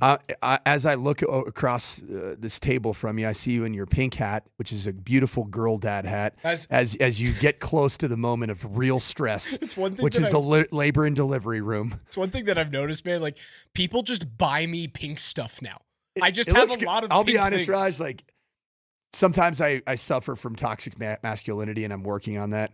It looks good on you, dude. It's a very pink hat. But it looks really good on you. It's a good melon hat. I like a good hat. Yeah, but you rock pink well, man. I don't know what that says about you, but That's you look fine. great. You look great in it. Heck yeah, I'll take that. Sean Payton, you sync back to your stress behaviors, your stress reactions, and I'd say for Sean, that is the built-in, almost like reps of calling plays for a legendary quarterback in Drew Brees. That's what I see. Is that Sean Payton can get to a place of shift, motion, check, second check, third check, spit it out, leave 9 seconds on the play clock. Drew Brees is just going to take care of it. Dude, right now, Bo Nix that's not setting Bo Nix up for his optimal performance. Can he do it? Yeah, he can. He's smart enough. He's good enough. But is that setting him up where he's in his second year as a starter and has a lot to prove? Is that setting him up to be the most successful version of himself? I say no. Sean's got to be better. We're going to dive into what Sean Payton had to say, particularly about the first half and his distribution between pass and run and how he tried to mansplain it. He tried to Sean Payton-splain it away. Sean-splain. That's exactly. It's a real thing. It is a real thing.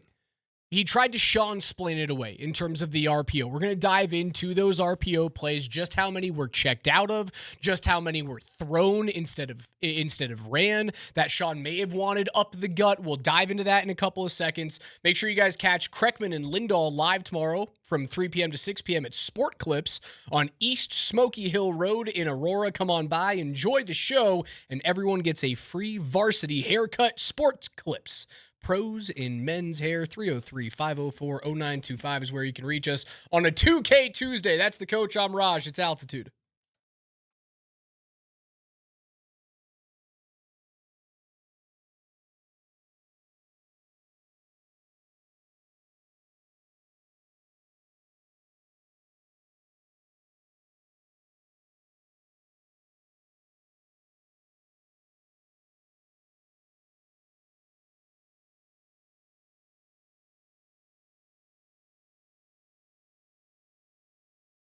Hey, Denver, Coach Mike Sanford here.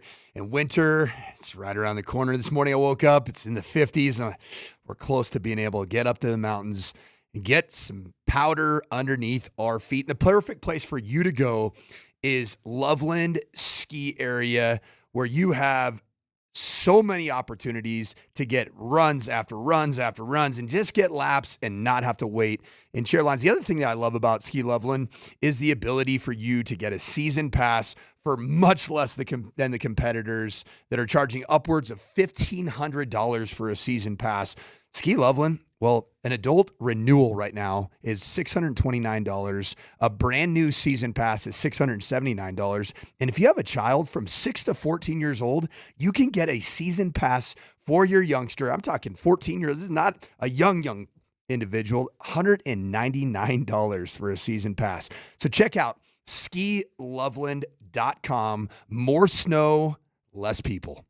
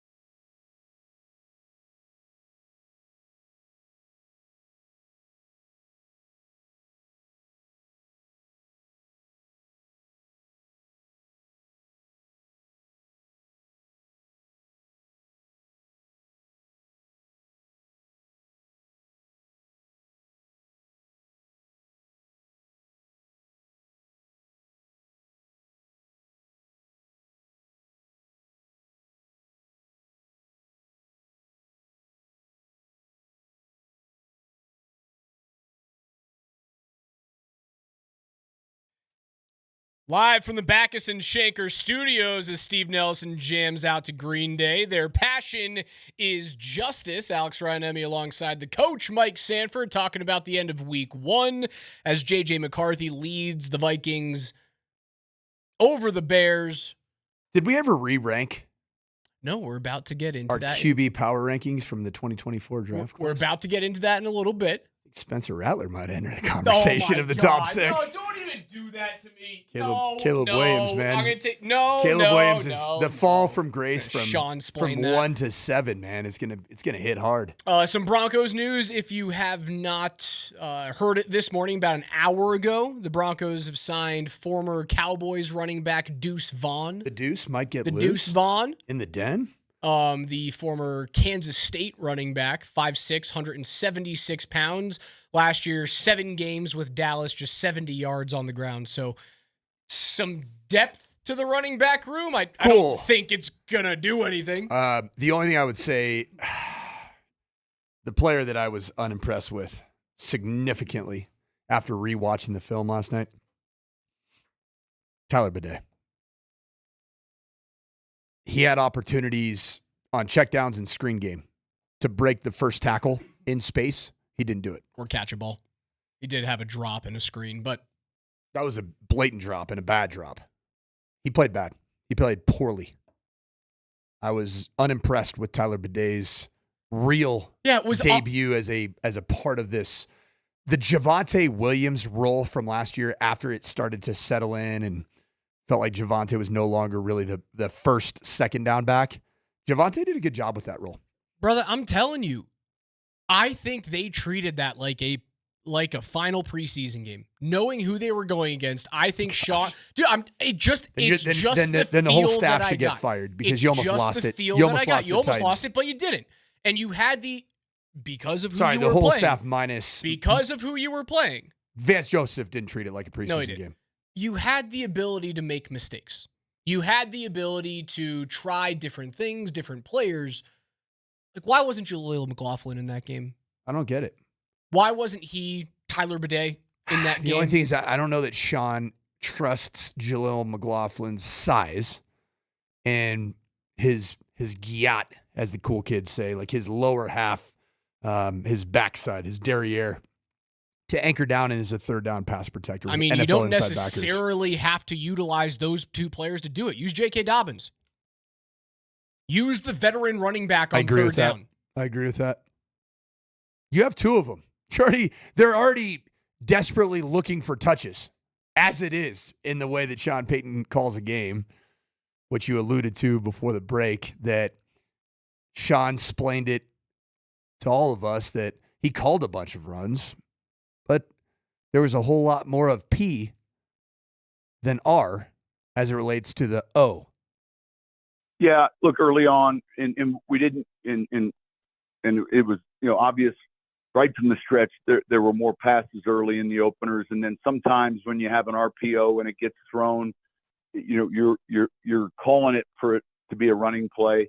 Sometimes you have a running play that's checked out of versus a certain defense, and then all of a sudden you've thrown the ball 14 times and run the ball 3 times, and so having enough in your run game offense where you can get up and know that you're going to have a handoff. It may be one that goes, run to run, or you can kill it to another run. And I think our focus in the second half shifted that way to where, man, I don't ever want the defense to dictate. There are times where we want to run the RPOs. There's times where we want to kill to the throws, but there's also times when we want to run the ball. And I think we kind of moved in that direction in the second half and then hit some big plays where we knew it was going to be a run. So that's Sean Payton talking about the first half and RPOs and checkouts. And by my count, when I went back and rewatched this morning again, I counted 4 check out into runs check out of run into passes. But we also, can we agree that unless we have the actual script and call sheet, you don't know. They could be pass to pass, and that does happen. Right? They could be dummy. They could be dummy kills. There's dummy checks too. You're right. But we'll just on the just being very liberal, very surface level. Let's say that every one of those was designed to be a run. Okay. And this was just watching Bo go through a kill and killing something, and then the next play that follows was a pass. So that's 4. So I have 4 right Is this there. first half? This is first half only. I have 4 checkouts of run into pass. Again, we don't know for sure. I have an RPO bidet end zone shot that misses bidet. See, that was high. that was play action. Okay. Was not RPO. So there we go. Here's That's why I have you I'm here. gonna tell you this. How you know that's not RPO? The tailback in real run pass option, he's a runner. And you're holding onto that mesh point way longer. Yes. Yeah, he was a free releaser on a hard play action. There's going to be a few of those in here that I need your Correct. clarification on. Yep. Also, where do I leave the fake toss? That's just a called bootleg. Is it truly a fake toss? 100%. Or can you? There's no ability, way that you can check into. No, because you have routes downfield, All right. and nobody's blocking for the perimeter run game. So we're going to remove 3 fake tosses. 3 of Every them. one of those fake tosses is called in the West Coast offense. Those are called Waco or whiskey. Those are basically waggles. That's why they have W terms. Drive number 2, 1st and 10 from the Denver 8. It's a Harvey rush, RPO. Yep. They don't pass out of it. It's a Harvey rush. So we have 1 run on 1 RPO so far. We remove the 2 fake tosses. On that same drive, we have 1st and 10 from the Denver 32, and RJ Harvey sweep to the right side, which was a mesh point. Harvey takes the run. They don't pass on that. Called run. Called run. Tank run, meaning there isn't even a chance for a P. Not even a chance for a P. There's no P possibility. So now what I have is I have 1 run on 1 RPO through the first 2 drives. Drive number 4, 1st and 10 from the Denver 36, another fake toss. Get that out of here. It's the Evan Ingram fingertip catch. It's 98 toss whiskey. 2nd and 9 from the Denver 48, Bo with an RPO, fumbles. Oh, interesting. Runs into Justin Simmons. Not just Jeffrey Simmons. I tried Anthony Simmons. I tried Justin Simmons. I finally got there, KJ. Can I side note on that one? That snap where Jeffrey Simmons beat Ben Powers. Jeffrey Simmons is otherworldly, but also Ben Powers did not look good on that particular play at all. And I'll tell you who looked even worse is my guy from Notre Dame, who I love, and he's one of my favorites, Mike McGlinchey. Looked terrible on that particular play on the rewatch last night. He doesn't look healthy. I mean, he wasn't healthy during camp. He doesn't look healthy. But it was explained away as veteran, some time off. He doesn't look like he can anchor with a bull rush, meaning when a defensive end or a 3 technique spiking out to him is really putting their pads down and puts their helmet underneath his chin strap. He doesn't look like he has the ability to anchor and drop his weight, sink his weight, and absorb the blow. He was limping after that play. And I would say, there's 3 people we need to watch very closely this year. Mike McGlinchey, 1. Evan Ingram, 2. Dre Greenlaw, obviously, number 3. And if all 3 of those players aren't available, I don't love it. Now, I would say if Mike McGlinchey doesn't look great, Alex Palczewski is better when he is healthy than a injured Mike McGlinchey. You're better off playing Alex Palczewski at right tackle. Continue. So as we go through that first half, we've eliminated a couple of fake tosses. We've eliminated a couple of plays that were true play action or didn't even have a run pass option in it. Maybe it was an RPO where the second look is like a quarterback wrap and he just takes the ball and runs off the left tackle or the left guard. So by my count, in the first half, that's it. That ends right there. That's the last type of RPO play in the first half. We have 1 pass play, 1 run play, the sweep right, which you said probably doesn't even have a pass element in it. It's a tank run, meaning you're calling and hauling it. We have 2 RPOs that both happen to be passes. One was a fumble. Bo Nix runs into Simmons, fumbles the ball away. The other one was a end zone shot, 1st and 15 on the first drive for Denver that misses Tyler Bidet up top. That plus 4 possible checkouts of run plays that ended in passing plays for Bo Nix. And we don't know for sure if they were actually checking out of plays, if they were dummy checks, or if it was a pass check into a pass. So you're trying to tell me that the RPO was the reason why you didn't run the football in the first half? The numbers don't tell you that. They don't speak to that whatsoever. I feel like Andy Lindahl, just run the damn football then. Stop trying to Sean-splain this. Again, I don't have the call sheet in front of my hand. That's the reason why take it with a little bit of a grain of salt. We're talking about 6 total calls? Maybe? It's on Sean. It's not on the RPO game. It's not on your quarterback checking out or making the wrong read. It's on the actual play call and the play distribution. And there are ways for everybody that's out there listening right now. There are many ways. There's a multitude of ways that you can run hard-headed runs. When I say that, you did it in the second half. Yes. Where you call a run. Now, you want to know what the run play that started hitting? It was the 50-yard run to R.J. Harvey, and it was the touchdown run from J.K. Dobbins. Was that 19 yards? I think those two were 69 total yards between those two plays. 50-yard run from Harvey, 19-yard touchdown run from Dobbins, yes. Both of which got most of those yardage after first contact. It's what this offensive line does the best. Inside run. One of them was a power play out of pistol. Downhill, A-gap. And that was the 50-yard run to R.J. Harvey. Ben Powers pulling. Mike McGlinchey down blocking, sees his guy spikes out, ends up doing a really nice job of Ewing out what was the 3 technique and spiking out.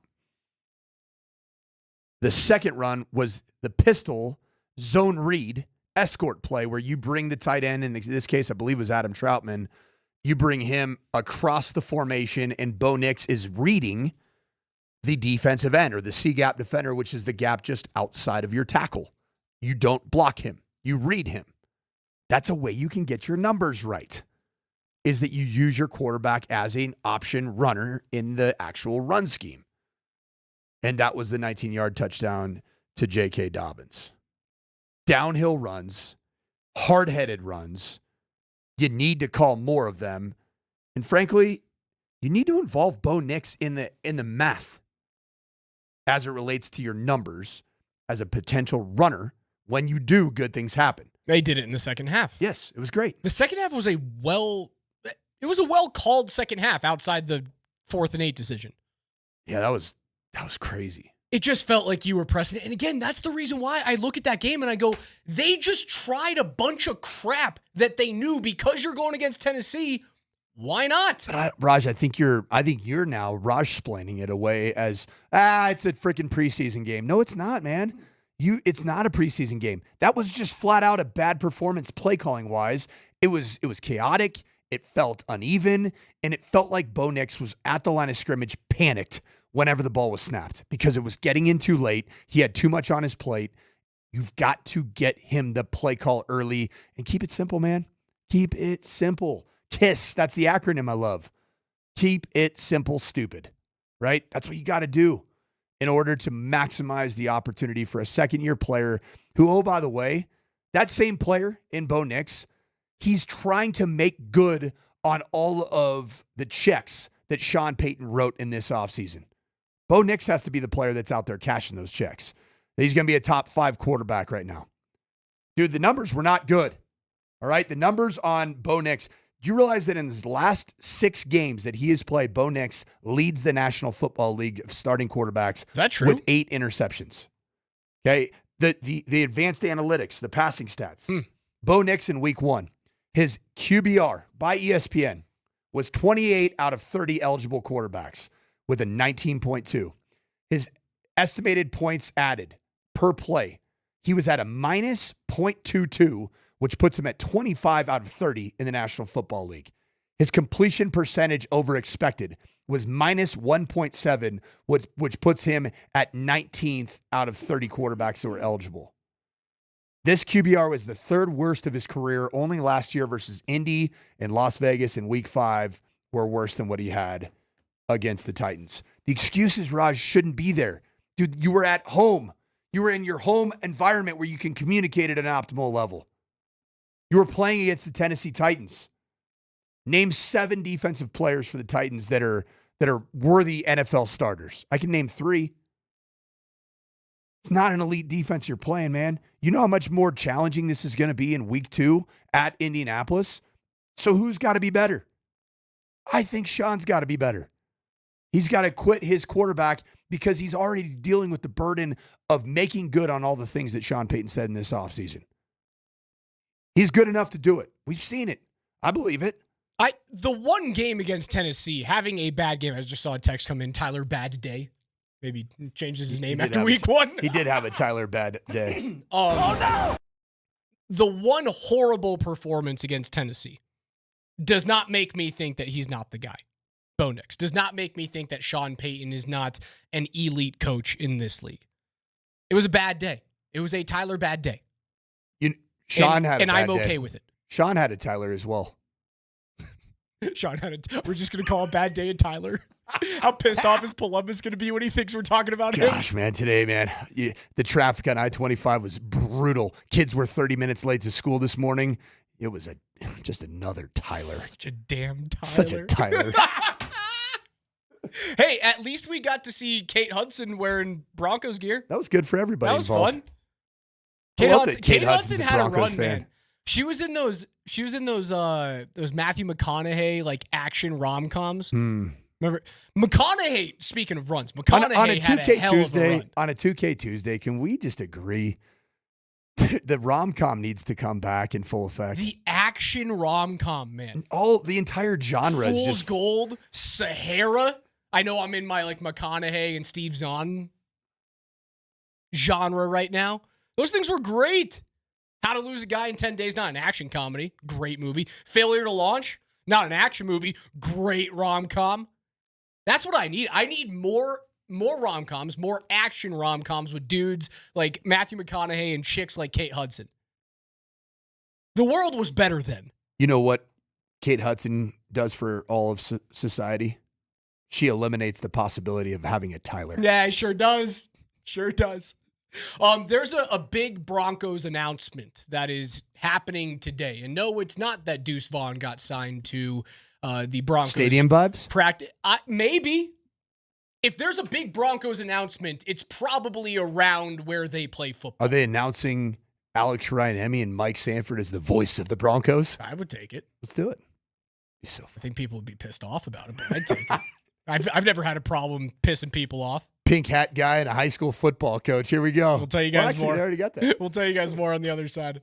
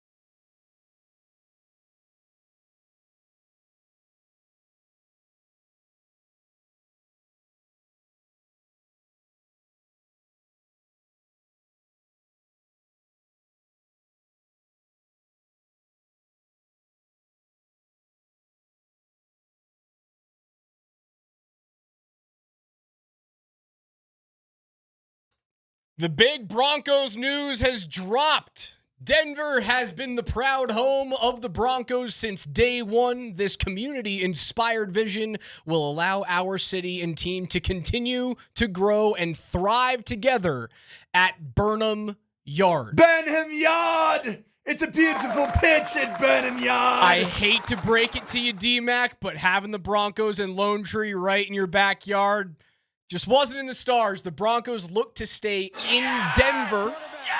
The key points here, and we will go into the press release, privately funded by the Penner Walton ownership group. No new taxes. Again, this is what they expect for this project. My lips. No new taxes. A retractable roof. The real 80s kids know that one right there. A 2031 targeted season of opening. And as most, billion-plus dollar stadiums happen to be nowadays, there will be a mixed-use district development as part of this. So the big news, the Broncos have found their preferred location for a new stadium once Empower Field at Mile High has run its course, and that is staying in Denver in the Burnham Yard area. I'm ecstatic about it. This is the right decision. This is going to add to what I believe about 15, 20 years from now is going to be one of the greatest downtowns in the world, because you're going to have, most likely, you have a new ball arena set up. Well, we know that they will be extending that entertainment area. Correct. We'll call it a revitalized area. And then I'm assuming that the Burnham Yard project is going to lead to incredible amounts of dining, libation consumption, shopping, entertainment in and around what the Broncos do. And what we've learned about this Walton Penner group, they don't do anything second class, and they move quickly. Yeah. Also, when you have SoFi Stadium in the family on the West Coast, there's probably a little bit of a keeping up with the Joneses mentality there inside the family. Hey, you did well. We know that this is Super Bowl territory and FIFA World Cup territory. There's a reason why. Don't start talking dirty to me, Raj. That you started saying that there's going to be FIFA World Cup action at Burnham Yard. Well, no, that's not going to happen. We already know where the World Cup is being played. You would have to have another World Cup. I'm talking about, I'm cool with it, man. I'll be here 30 years from now. By the time that happens, I'll be 73. By the time that happens, I'll have my scarf and my kid on. Hold on. Stop your excitement. I'm excited. Tuck it a little bit. Up tuck or down tuck? Oh, just grab the duct tape out there.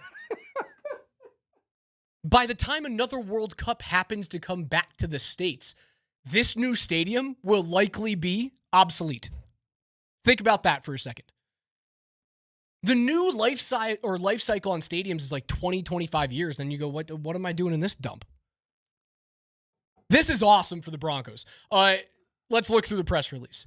Together, we are pleased to announce historic Burnham Yard in the heart of Denver as the preferred site for a world-class retractable roof stadium, anchoring a dynamic mixed-use district. Once a vital rail yard that played a key role in Denver's past, Burnham Yard now represents a transformational opportunity to reimagine the future with deep respect for the rich history of the area. And I continue, in the spirit of true civic partnership, the Walton Penner Family Ownership Group will privately fund this investment and work with the community, city, and state to reconnect historic neighborhoods with no new taxes. These shared public improvements will ensure the benefits extend far beyond game days with better accessibility, connectivity, and multimodal transit options. This is best case scenario for Broncos fans. They should have stayed there. I understand wanting to build a brand new city around stadiums, much like Jerry did in the Fort Worth area. You would have had to have gone out to the airport to do that. And we all know one of the big hits against Colorado and against Denver is, well, the airport's an hour away. That would have sucked. It would have. Moving them that far north and northeast. It's also not optimal for the rebuild of a downtown. That matters. What edifies a city what brings about life and vibrance in a city, of course, is the arts and the entertainment district pieces of that. But man, the real galvanizer of cities in the United States, man, it's sports. Sports brings people together. The Broncos are the official franchise of the city of Denver, and it always has been. And this keeps him close to the downtown area. It is going to allow for tremendous growth opportunities in and around downtown Denver. And I'm really excited about it. And I love the location of it. Now it's all about focus on that parking, focus on that infrastructure, and get that right. While this is an exciting milestone as we continue the press release, we recognize there is much more work to be done ahead of a targeted stadium completion for the 2031 NFL season. That's 2 years after all of these extensions for the Broncos players in the offseasons, as well as Bo Nix's fifth-year option on his rookie deal, go away. So we're talking, big time second deal for your quarterback happens to coincide with the final year of Empower Field at Mile High. Today is not yet a celebration, but rather a meaningful checkpoint reflecting years of research, collaboration, and planning, as well as necessary land agreements and feasibility studies. What this does for Broncos fans and Broncos country, you just got a Super Bowl guaranteed in Colorado. Super Bowl 66 is going to hit so strong. Well, 60, you're going to get it in year one of this? You think you'll get that? I think it's more likely year two, 2032, Super Bowl 67. 67. There it is. There it is. What I think is good news for residents of the city of Denver, residents of obviously the state of Colorado, is that, like my guy Dana Carvey, who was playing George Bush, once said, man, Read my lips. No new taxes. So good, man. Raj, have you ever heard that? No.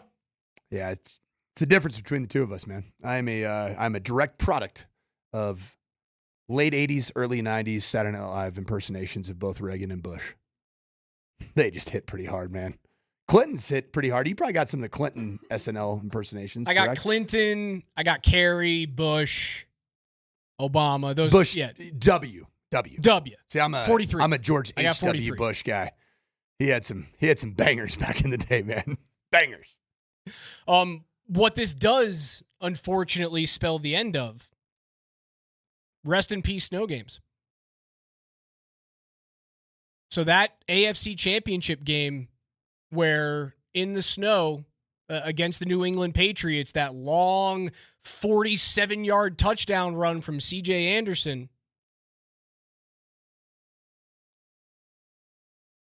Or rather, that was a late regular season game, but you guys know what I'm talking about. I thought you were having a seizure. No, I was trying to think. I was like, I was at the AFC Championship game and it was very, very sunny. Is this the moment? No, that was Brock Osweiler against New England. 47 yards from CJ in the snow. I'm correct. I think it was Osweiler. Okay, all right. Those are gone. RIP snow games. How do you feel about that? A lot of people are asking. Well, I love snow games in Denver. I do.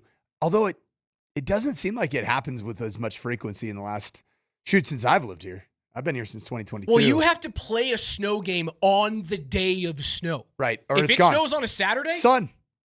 There's so much dang sun. It's gone, baby.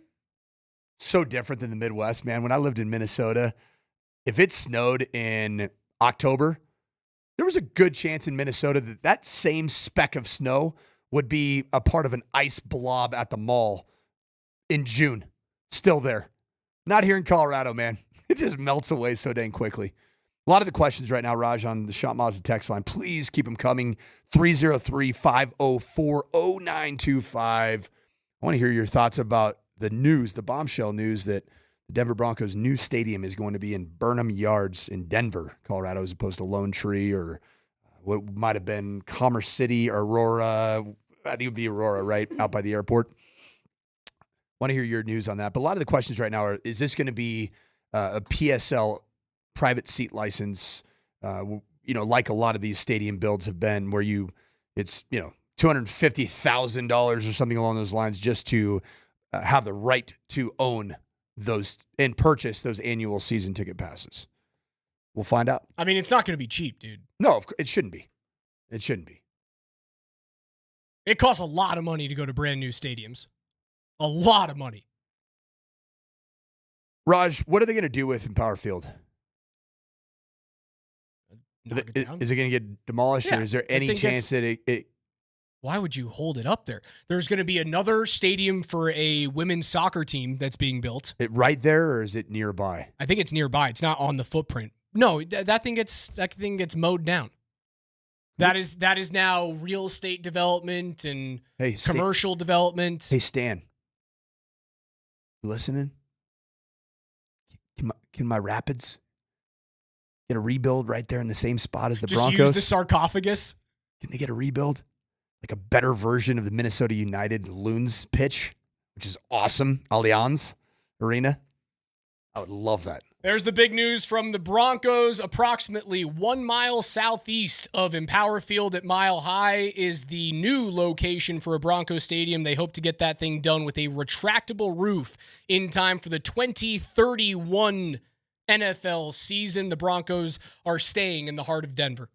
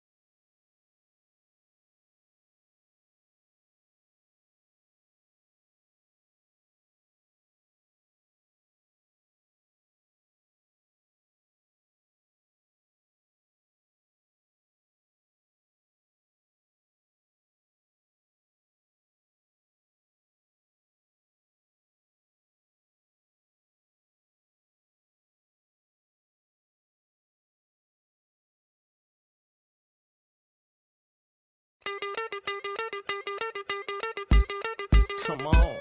We roll into hour number 2 on a 2K Tuesday, just 1 year into that 2000s millennia.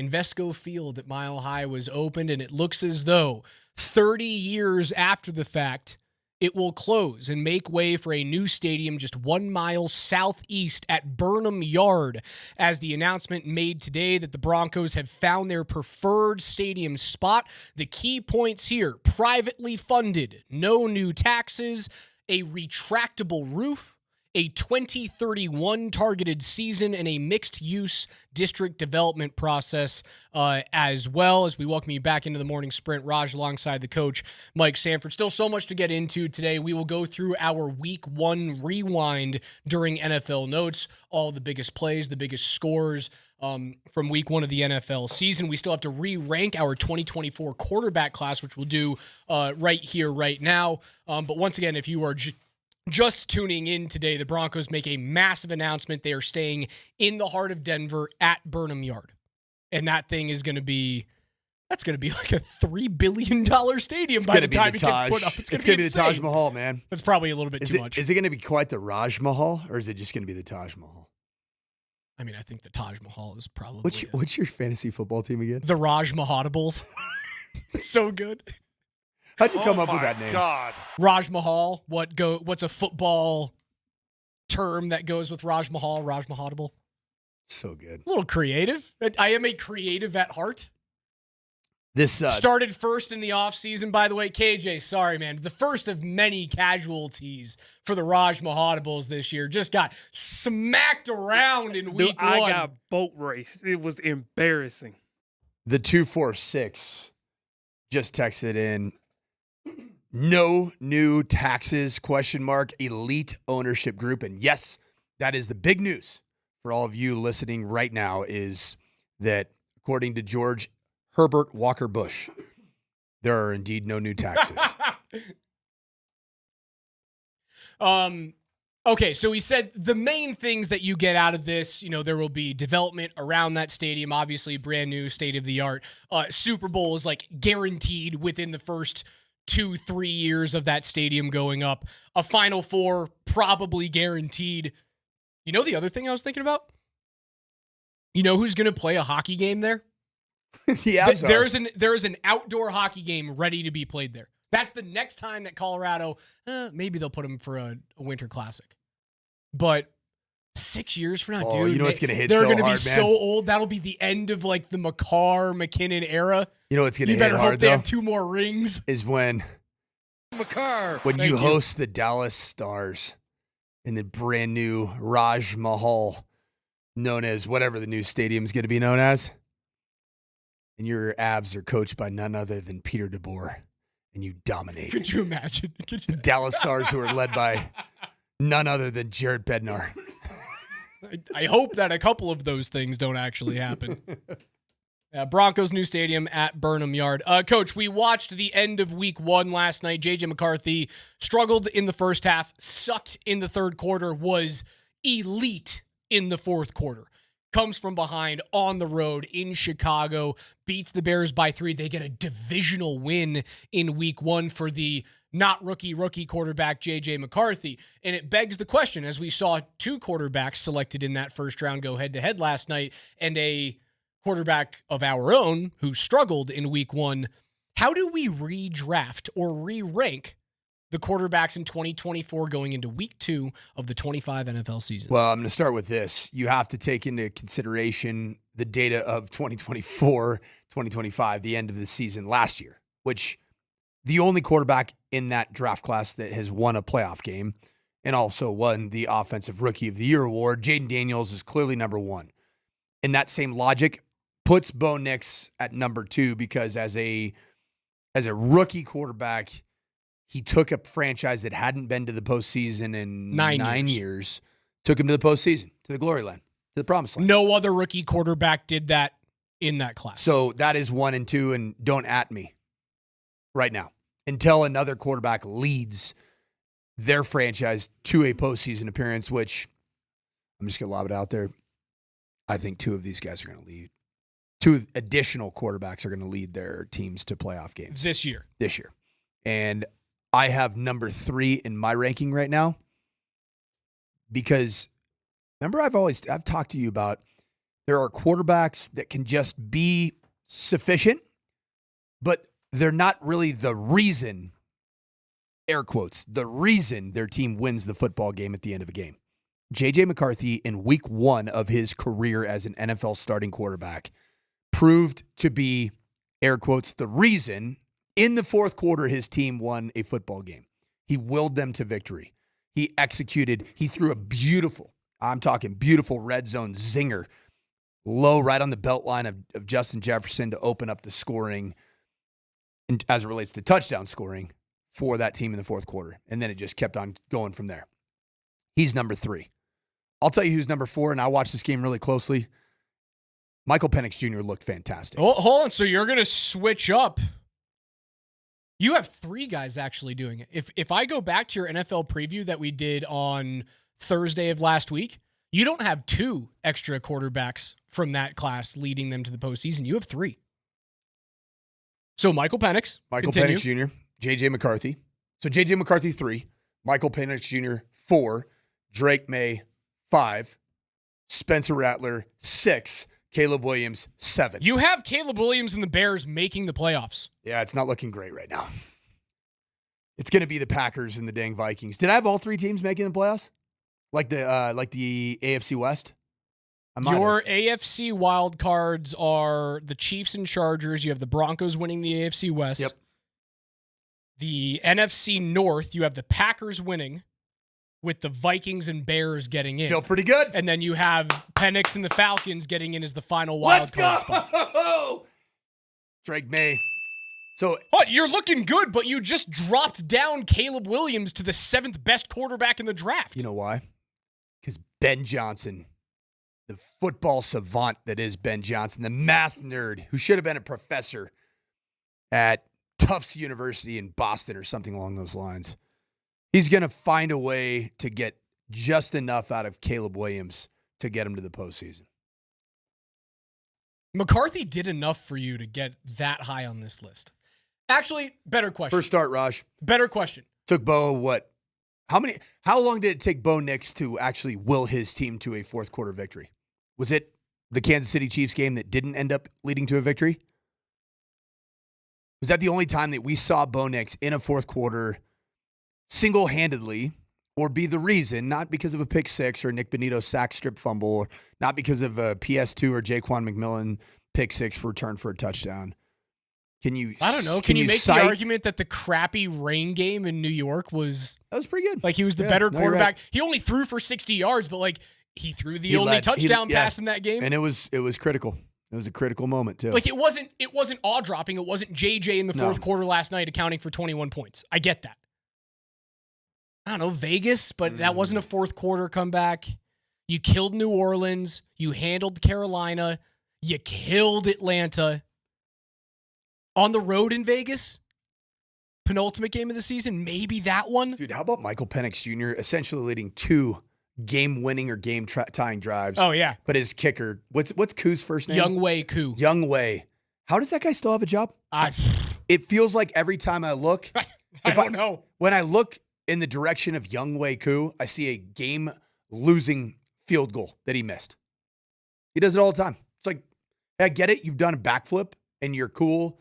Dude, that guy should not be there because as a franchise, he has cost the optics of Michael Penix Jr., which should have been a glorious first opening day start for Michael Penix Jr. was tarnished because of Koo's inability to kick a field goal. How far away are quarterbacks 4, 5, and 6? Sorry, 3, 4, and 5 on your 2024 list from passing Bo? They are nipping at his heels. It's not even rear view mirror. You're looking to the left and you're staring the guys in the eyes. Yeah, and the only thing that's going to separate J.J. McCarthy, number 3, Michael Penix Jr., number 4. Who do I have 5? Is that Drake May? Drake May. I'm not there yet with Drake. So you have J.J. already neck and neck. These are, Raj, do you remember my draft takes in 2024? These are my 4 guys. The 2 I didn't like. We're Drake May really and Caleb Williams. You again, take your flowers. By the way, we did it yesterday, and it was a little bit of a bit yesterday, but Colorado has named Ryan Staub the expected starter this coming weekend. Shocking. Martin Luther Staub. So I love Martin Luther Staub. That hit so hard. So Anne-Marie and I were at the hotel before our game started on Saturday night. We were watching the Buffs, and we were just invigorated because we have a great relationship with Ryan Staub and his family. His dad texts all the time, checks in every offseason. In fact, Raj, I didn't mention this yesterday. Both Ryan and his father have called me after each year. So started with the 2022 hiring of Deion Sanders at the end, I guess it'd be in December, end of November, early December. Called me then. What should Ryan do? Should he stay committed? Hey man, CU's an awesome place. He loves it, right? Just go in and compete. Just be there and compete. Called me after 23, after the season that Shedeur Sanders was, obviously did some really good stuff, and Ryan Staub played as the backup against Utah and started that game. Played admirably. What should Ryan do? And I told him, said, how did Ryan do? Does he have the respect of his locker room? Does he have the respect of his teammates? And Craig, his father, said, yeah. I said, then don't leave, because that's really hard to build that credibility back up. Because you already have that credibility because you played as a true freshman at Utah against one of the top 3 or 4 defenses in America, and you played very well.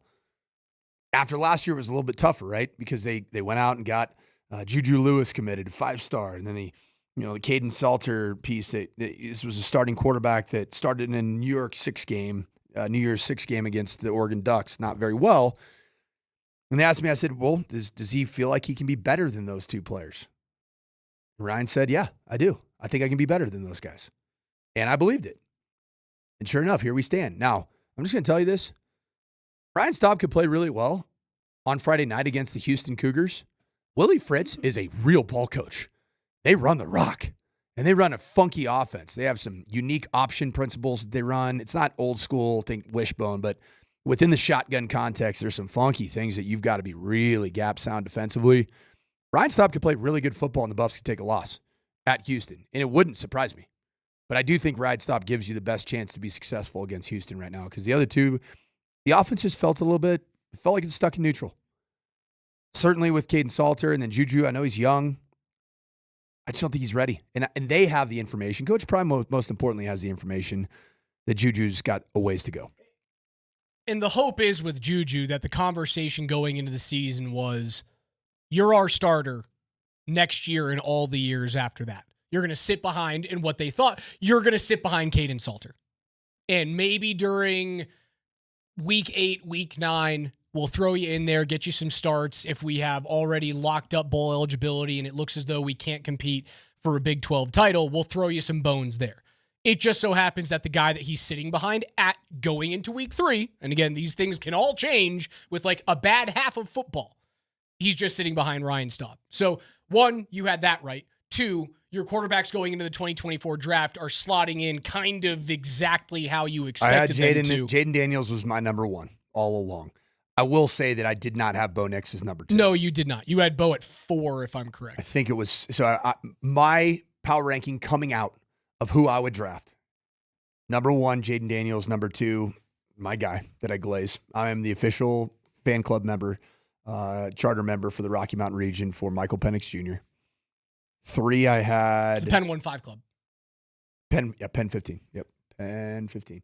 It's a great name for that club. It's a great club. So Jaden Daniels... It's got great branding. 3, I had J.J. McCarthy. Give me your hand. 3, J.J. McCarthy. 4 was Bo Nix. 5 was Drake May. 6 was Caleb Williams. I might have had Caleb as 5 and Drake May as 6. I did not like Caleb. You want to know why I didn't like Caleb Williams? Because I took a very, very young, inexperienced, beat-up CU Buffs football team in 2022 down to the Coliseum. And scared the crap out of them. And we were basically a missed wide-open touchdown throw from J.T. Shrout on a pop pass to Brady Russell, now of the Seattle Seahawks, away from taking a lead into halftime because he just played with his dadgum food. And he's goofy and silly, and I'm walking down after the first half with him where they're playing like crap against the worst team in Division I Power 4 football, and he's just like, hey, how you doing, man? Like, well, we're in a ball game with you. How are you doing? You're supposed to be a Heisman front runner. supposed to be the guy. Some other news coming in from Kliss. Again, if you just are tuning in right now, the Broncos have their new site, Square in the Scopes. Burnham Yard is where the Broncos are expected to be by 2031. A retractable roof and this new natural grass field. No public funding. It's Colorado, man. You've got to have natural grass, right? No Do you new not? taxes. Yeah, no, none of that synthetic crap. Don't give me I don't want. Nobody wants edibles. They want the real flower. Oh, the Broncos are staying in Denver. As we do every Tuesday during football season on the morning sprint, the Week 1 rewind is coming up next during KJ's NFL Notes.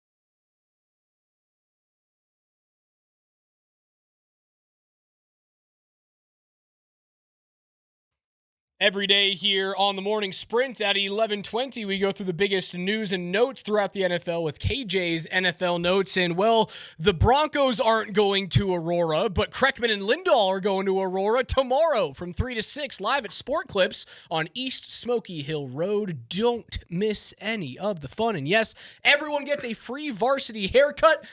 That's for real. We'll see you guys tomorrow at Sport Clips, pros in men's hair with Kreckman and Lindahl. The biggest Not a junior varsity haircut? No, a varsity. What's a junior varsity haircut? Well, I think a junior varsity haircut's like a buzz. Okay. Just a buzz cut. What's a varsity haircut? It's the new ramen hair. Yeah, it's the ramen noodles or broccoli. Justin Timberlake, circa 2002. The broccoli bros with the with all the fluff in the front. It's like a perm. Is that the varsity cut in 2025? I hope not. If that's the case, I will not be going to Kreckman and Lindahl. Nor will I. But it won't be the Nate case. and Andy, love you. See you guys out there in Aurora at Sport Clips. The big news in the NFL today is the Broncos have officially found their home at Burnham Yard. They expect that to be done in 2031. Privately funded, no new taxes. And Zach Stevens of the DNVR tweeted out, of all of the stadiums that have been built recently, nearly $7 billion of publicly funded money, taxpayer money, has been poured into those brand new stadiums. It's an average of around like $740 million or $730 million per stadium. The ownership group just saved Denver like $1 billion. The public of Denver.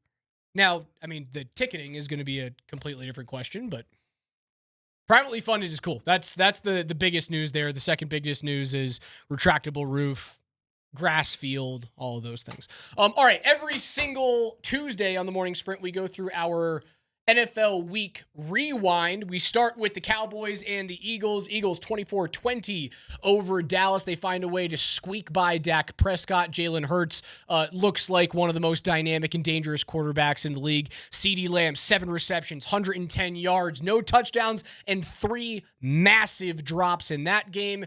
On Friday night, we saw the Chargers take control of the AFC West with a 6-point victory over the Chiefs. Justin Herbert, 3 touchdowns, 318 yards in that one. And then we go to the morning slate on Sunday, which was an absolute banger. You mentioned Michael Penix Jr. led not 1, but 2 comeback drives in the fourth quarter at home, but it still wasn't enough. They field on first down, throws, end zone, caught, touchdown! Abuka with his second of the game. Koo from 44. It is wide to the right. No good.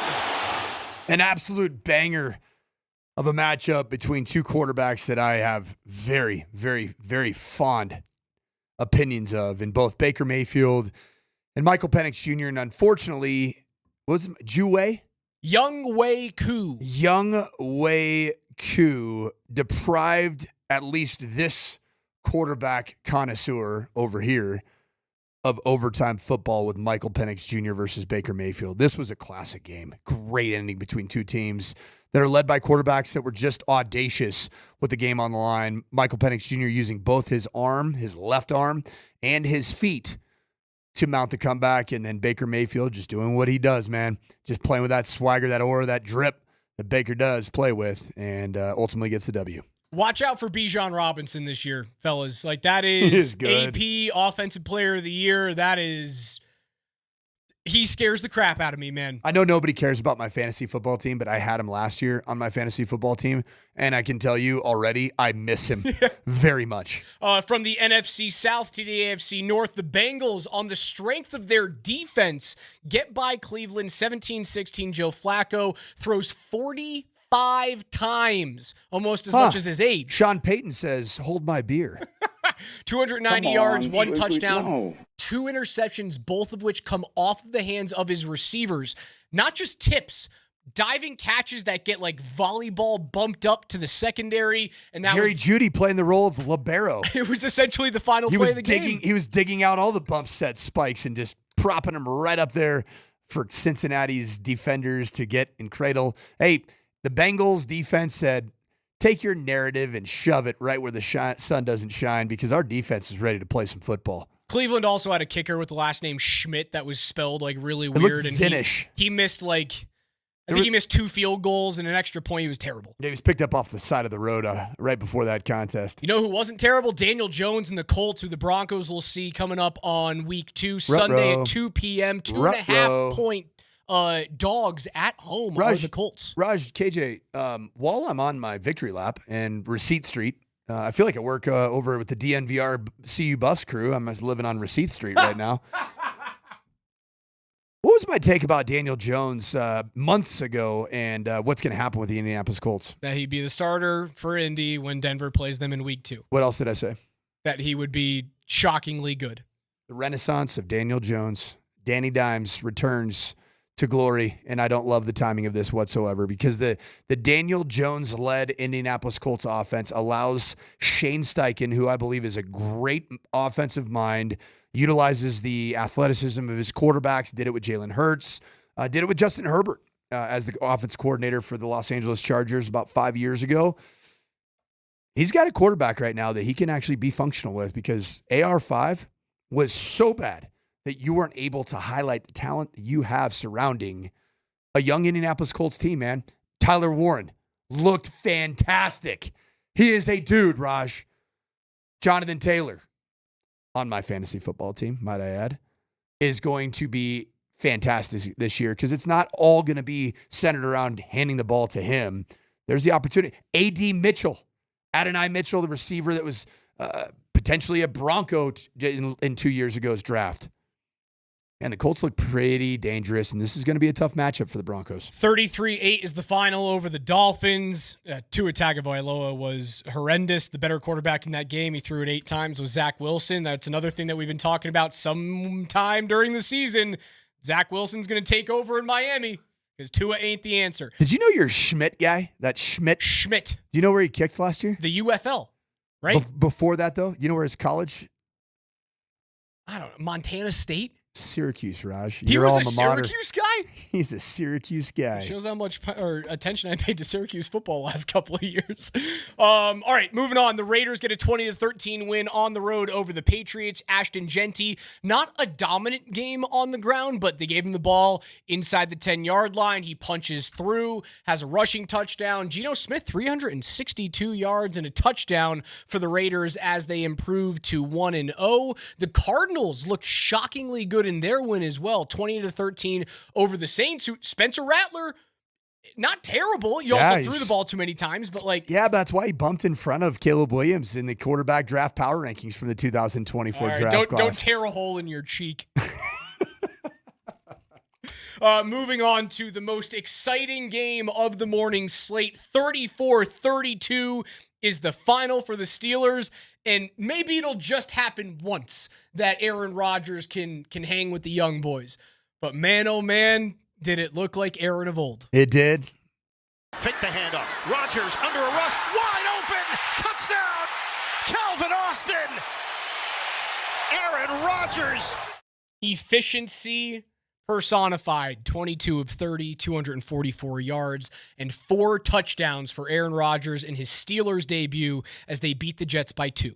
And Aaron Rodgers was back to being his smug self after the game in his post-game press conference where he made sure that everybody knew that the New York Jets organization took a big old fat L at the hands of his cannon, his howitzer, his ability to check at the line of scrimmage. And he said, there's a lot of people in that organization that didn't believe I still had it.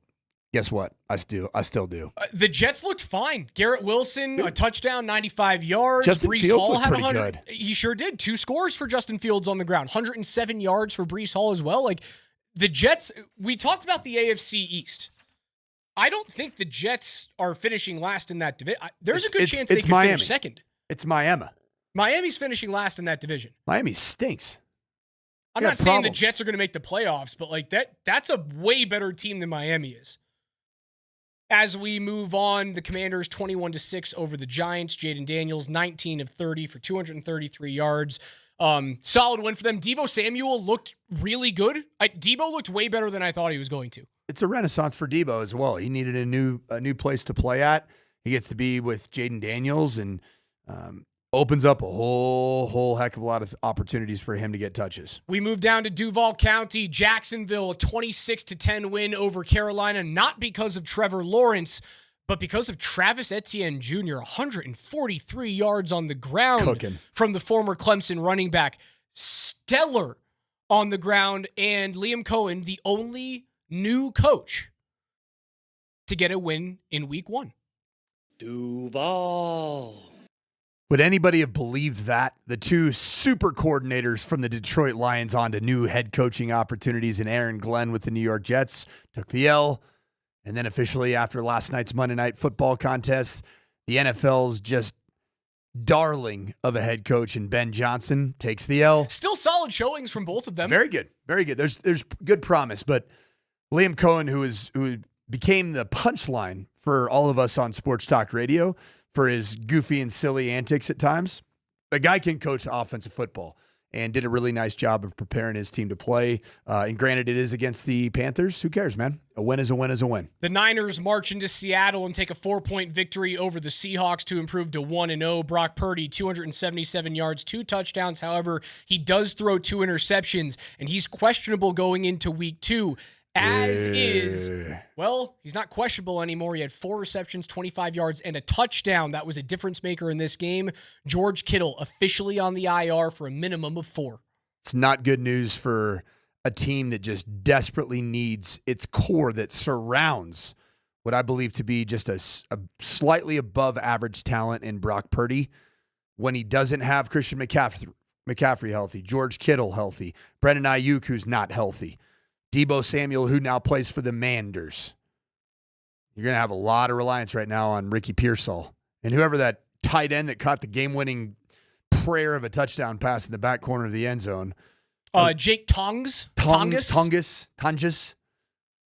Have you ever heard of him? Nope. Won the game for the San Francisco 49ers. Christian McCaffrey with all the hullabaloo about his calf. 143 yards combined, 9 receptions for 73, toted the ball 22 times for almost 70 yards.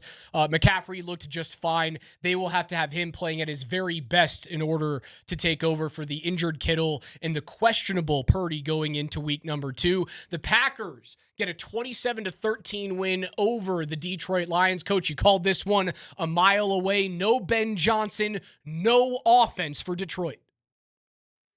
Ben Johnson and Aaron Glenn's departure meant a lot, but I thought it was even more significant because Jared Goff, Ben Johnson had such an incredibly strong relationship. That offensive coordinator, quarterback synergy where you just can anticipate and even finish each other's sentences. I love Johnny Moe, John Morton, who was the wide receiver and pass game coordinator guy here that was he was all the way down the throat of Troy Franklin on a daily basis, just obliterating him and trying to get the best out of him as a player. David Shaw, also a guy that I used to work with. The two of them left Denver to go to Detroit. I had my questions about it. The track record of Johnny Moe as a full-fledged play caller hasn't been great.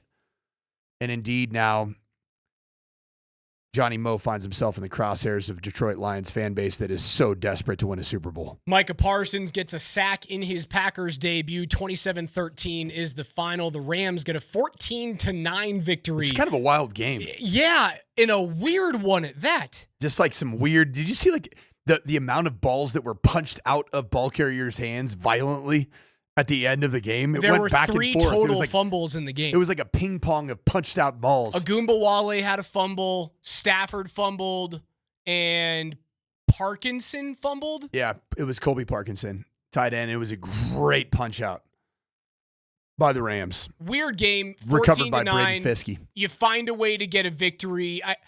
LA's going to have to win a lot of those games. I worry very much for Cam Ward at home. Granted, in Tennessee, I very much worry for Cam Ward against that Rams defense. That defensive front is salty. Even without Aaron Donald, man, like they still get after you. Jared Verse is the absolute truth. Braden Fiske. The Sunday night game was, I said it all the time yesterday, It sucks that the best game of the year happened in week 1. From 32 yards, Prater made it, and the Bills open their final season in this stadium with a stunning comeback win.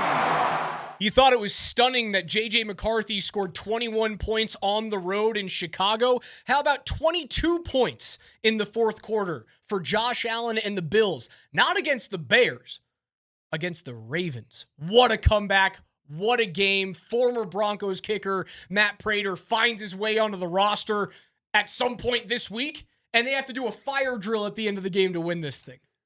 Rob Trujillo, if you're listening, the official president of the Bills backer Denver chapter, Colorado chapter. I am officially on record now saying that Josh Allen he is deserving of an MVP, and he is en route to doing what nobody believes can be done in Buffalo. He's going to be a winning Super Bowl quarterback. 394 yards through the air. He was 2 fantastic. touchdowns. He would add 2 touchdowns on the ground and 30 yards for a total of 424 yards. Like, this guy was a freak in this game. I've been very slow to say that Josh Allen is that dude.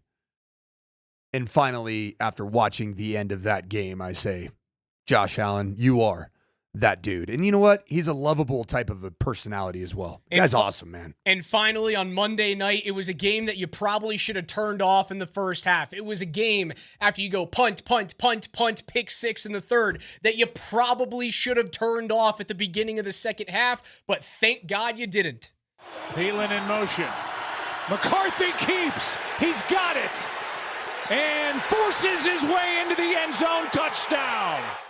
J.J. McCarthy responsible for 21 Vikings points in the fourth quarter on the road at the Bears. He wins his first NFL start. The not rookie, 143 yards on 20 attempts, 13 completions, 2 touchdowns. He does throw a pick 6 in the third quarter in this game, but the fourth was phenomenal. A rushing touchdown and a big-time throw to Justin Jefferson. They come from behind. They beat Caleb Williams and the Bears in a pivotal NFC North matchup. Big win. And the NFC North's going to come down. The NFC North, AFC West. I believe there are 3 playoff teams in each division. And right now, I think the team that's going to be on the outside looking in is going to be the Detroit Lions. And the optics, I think, from week 1 kind of prove that. Guess who plays each other in week 2? 10 a.m. on Sunday. Bears and Lions. I got the Bears. No, that's insane. It's on the road in Detroit. No, you're wrong. Could you imagine you're wrong. You imagine right now how up in arms the city of Detroit is? Oh, they'd be terrified. I'm saying about the week 1 debut of that new offensive brain trust. Oh yeah, it was terrible. I mean, the pressure is on. You can the make the seats argument, are scorching. You can make the argument that Detroit had the best running back room in the league last year. They combined for like 40 yards in week 1. It was bad. Real bad. KJ's NFL Notes are brought to you by Mountain High Appliance, Colorado's most complete local appliance store. They have locations in Denver, Louisville, Littleton, Colorado Springs, and Glenwood Springs, and they offer every major appliance line and brand. You can find them at mountainhighappliance.com. Take us wherever you guys want to go on the Altitude Sports Radio app that is powered by the Will Hite Law Firm. Their injury lawyers. Go to willhitewins.com. That is willhitewins.com. The Broncos have a home. It's Burnham Yard. They're staying in Denver.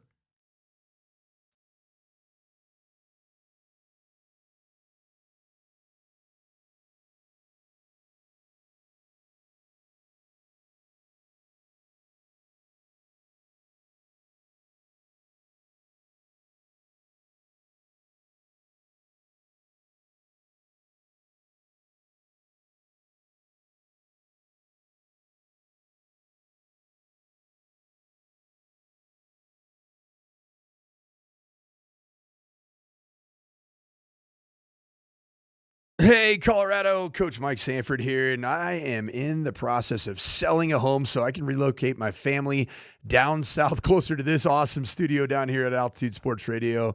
And I have put my money where my mouth is by hiring none other than Barry Remington and the WK Real Estate team, the Remington team, to sell my home. And right now, I would strongly advise to call Barry Remington on his cell at 720-373-9297. That's 720-373-9297. I'm going to tell you this. It is worth a 2-minute phone call to Barry to discuss the potential value of your home and if you can get a good price in today's market. Or it might be a good time for you to buy if you're looking to either downsize or relocate in or out of the city. I can tell you this firsthand. He's working night and day for his clients. In fact, just had a text exchange with him and my wife as the show's been going on during a break. He'll do the exact same for you. So once again, call Barry Remington at the Remington team at WK Real Estate.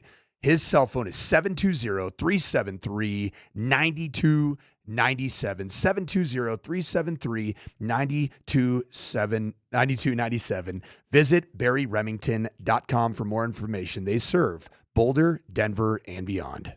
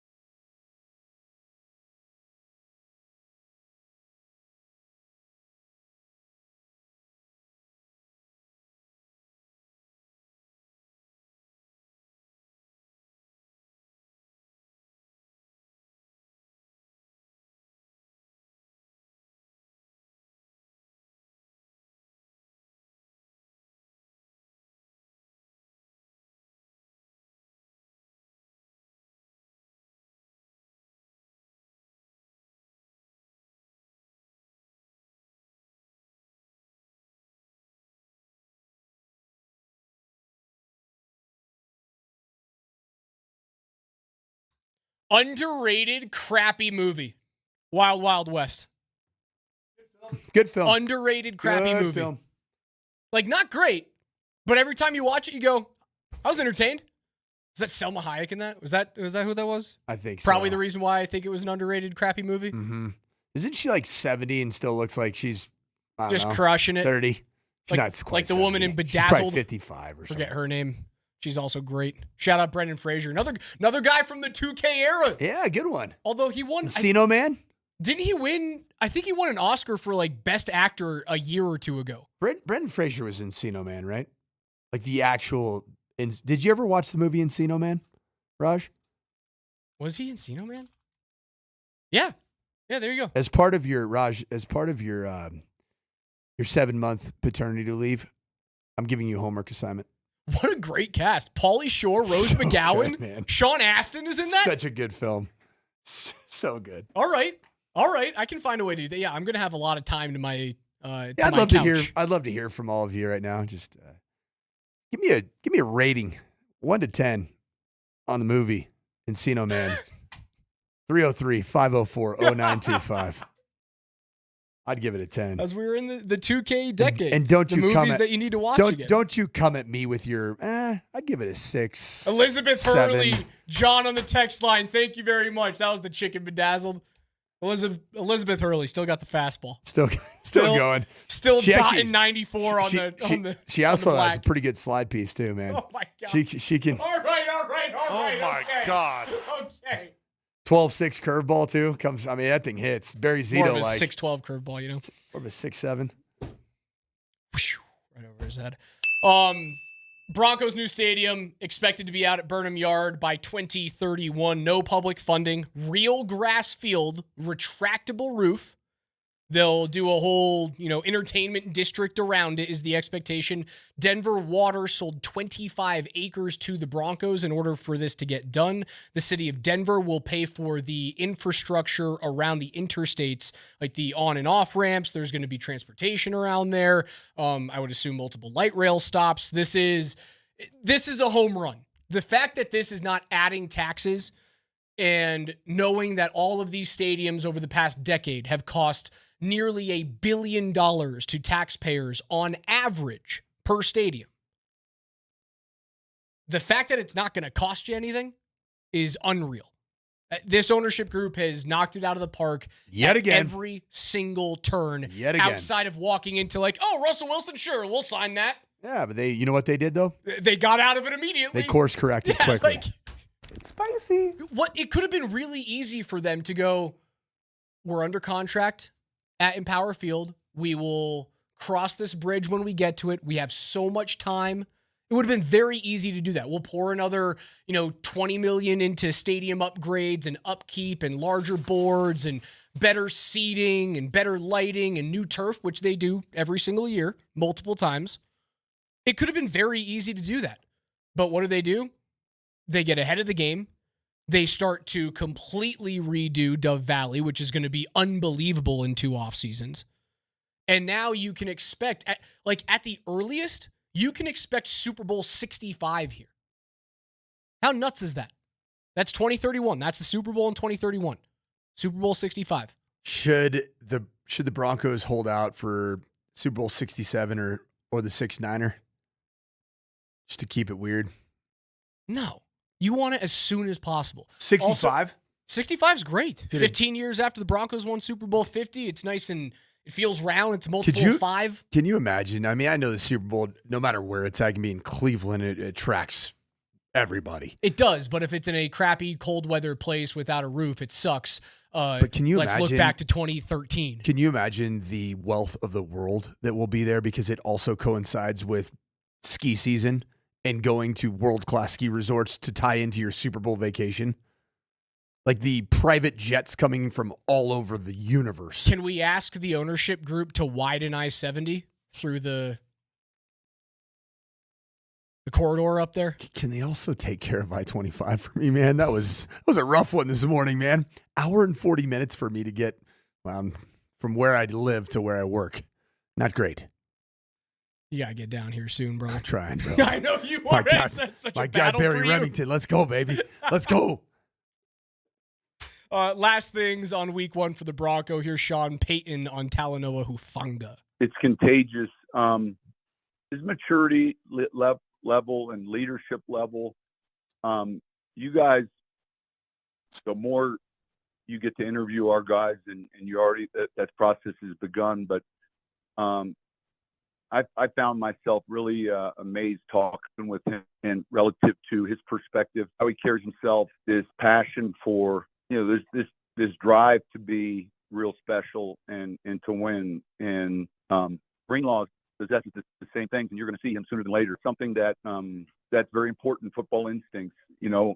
Our league has had a ton of great safety play from players maybe that tested a certain way and yet had great instincts. They have to be willing tacklers, and he's more than just that. So, he was good yesterday. I know that. KJ, I love what you did there. Chipmunk Sean Payton is one of my favorite versions of Sean Payton, the sped up edition. Sometimes some of those pauses and gathering, it can be tough. It can be tough to listen. But anyway, yes, I agree. The culture of the players that Sean Payton, George Payton, Greg Penner, and Kerry Walton Penner have acquired in the last 3 years is on full display. Talanoa Hufanga is a tremendous, tremendous leader for this football team. And I am cautiously optimistic in hearing Sean Payton talk about Dre Greenlaw. Upon his return to this roster, an already terrifying defense, based off of what you and I watched at training camp, is going to be game, set, match the number one defense in the National Football League. If you get a healthy Greenlaw and a healthy defensive front. Man, you did what you did against the Tennessee Titans. 133 total yards, Raj. 133.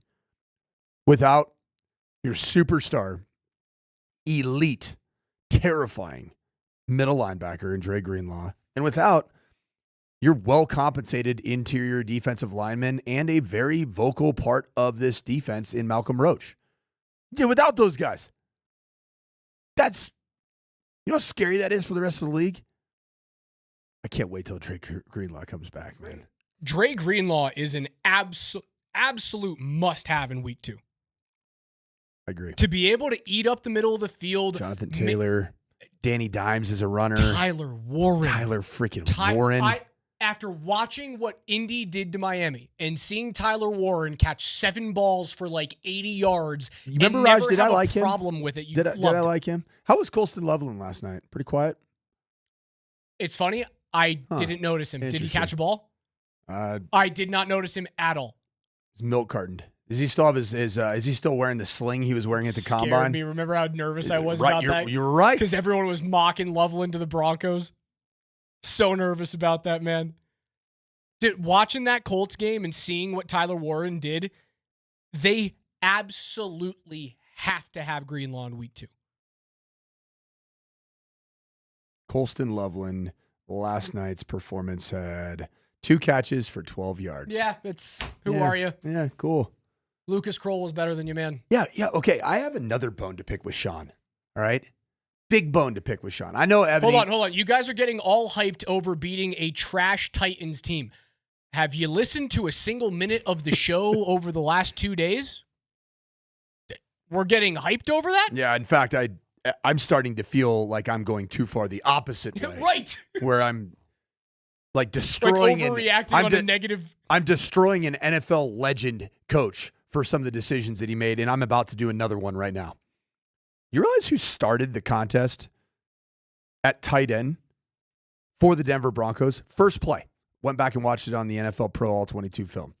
First play of the game. Nate Adkins. He's out. He's not playing. My guess. There you go. The 2 tight ends that started were Adam Troutman and Lucas Kroll. The first pass attempt of the 2025 NFL season was to Lucas Kroll. You went out and got a joker, and you don't even show him off on the first play of the season? He got injured, too. And he gets injured, man. It's a bad omen. PhD's coming up next for Coach Mike Sanford, KJ Behind the Glass. I'm Alex Ryan-Emmy. Hang out with Kreckman and Lindahl tomorrow at Sport Clips in Aurora.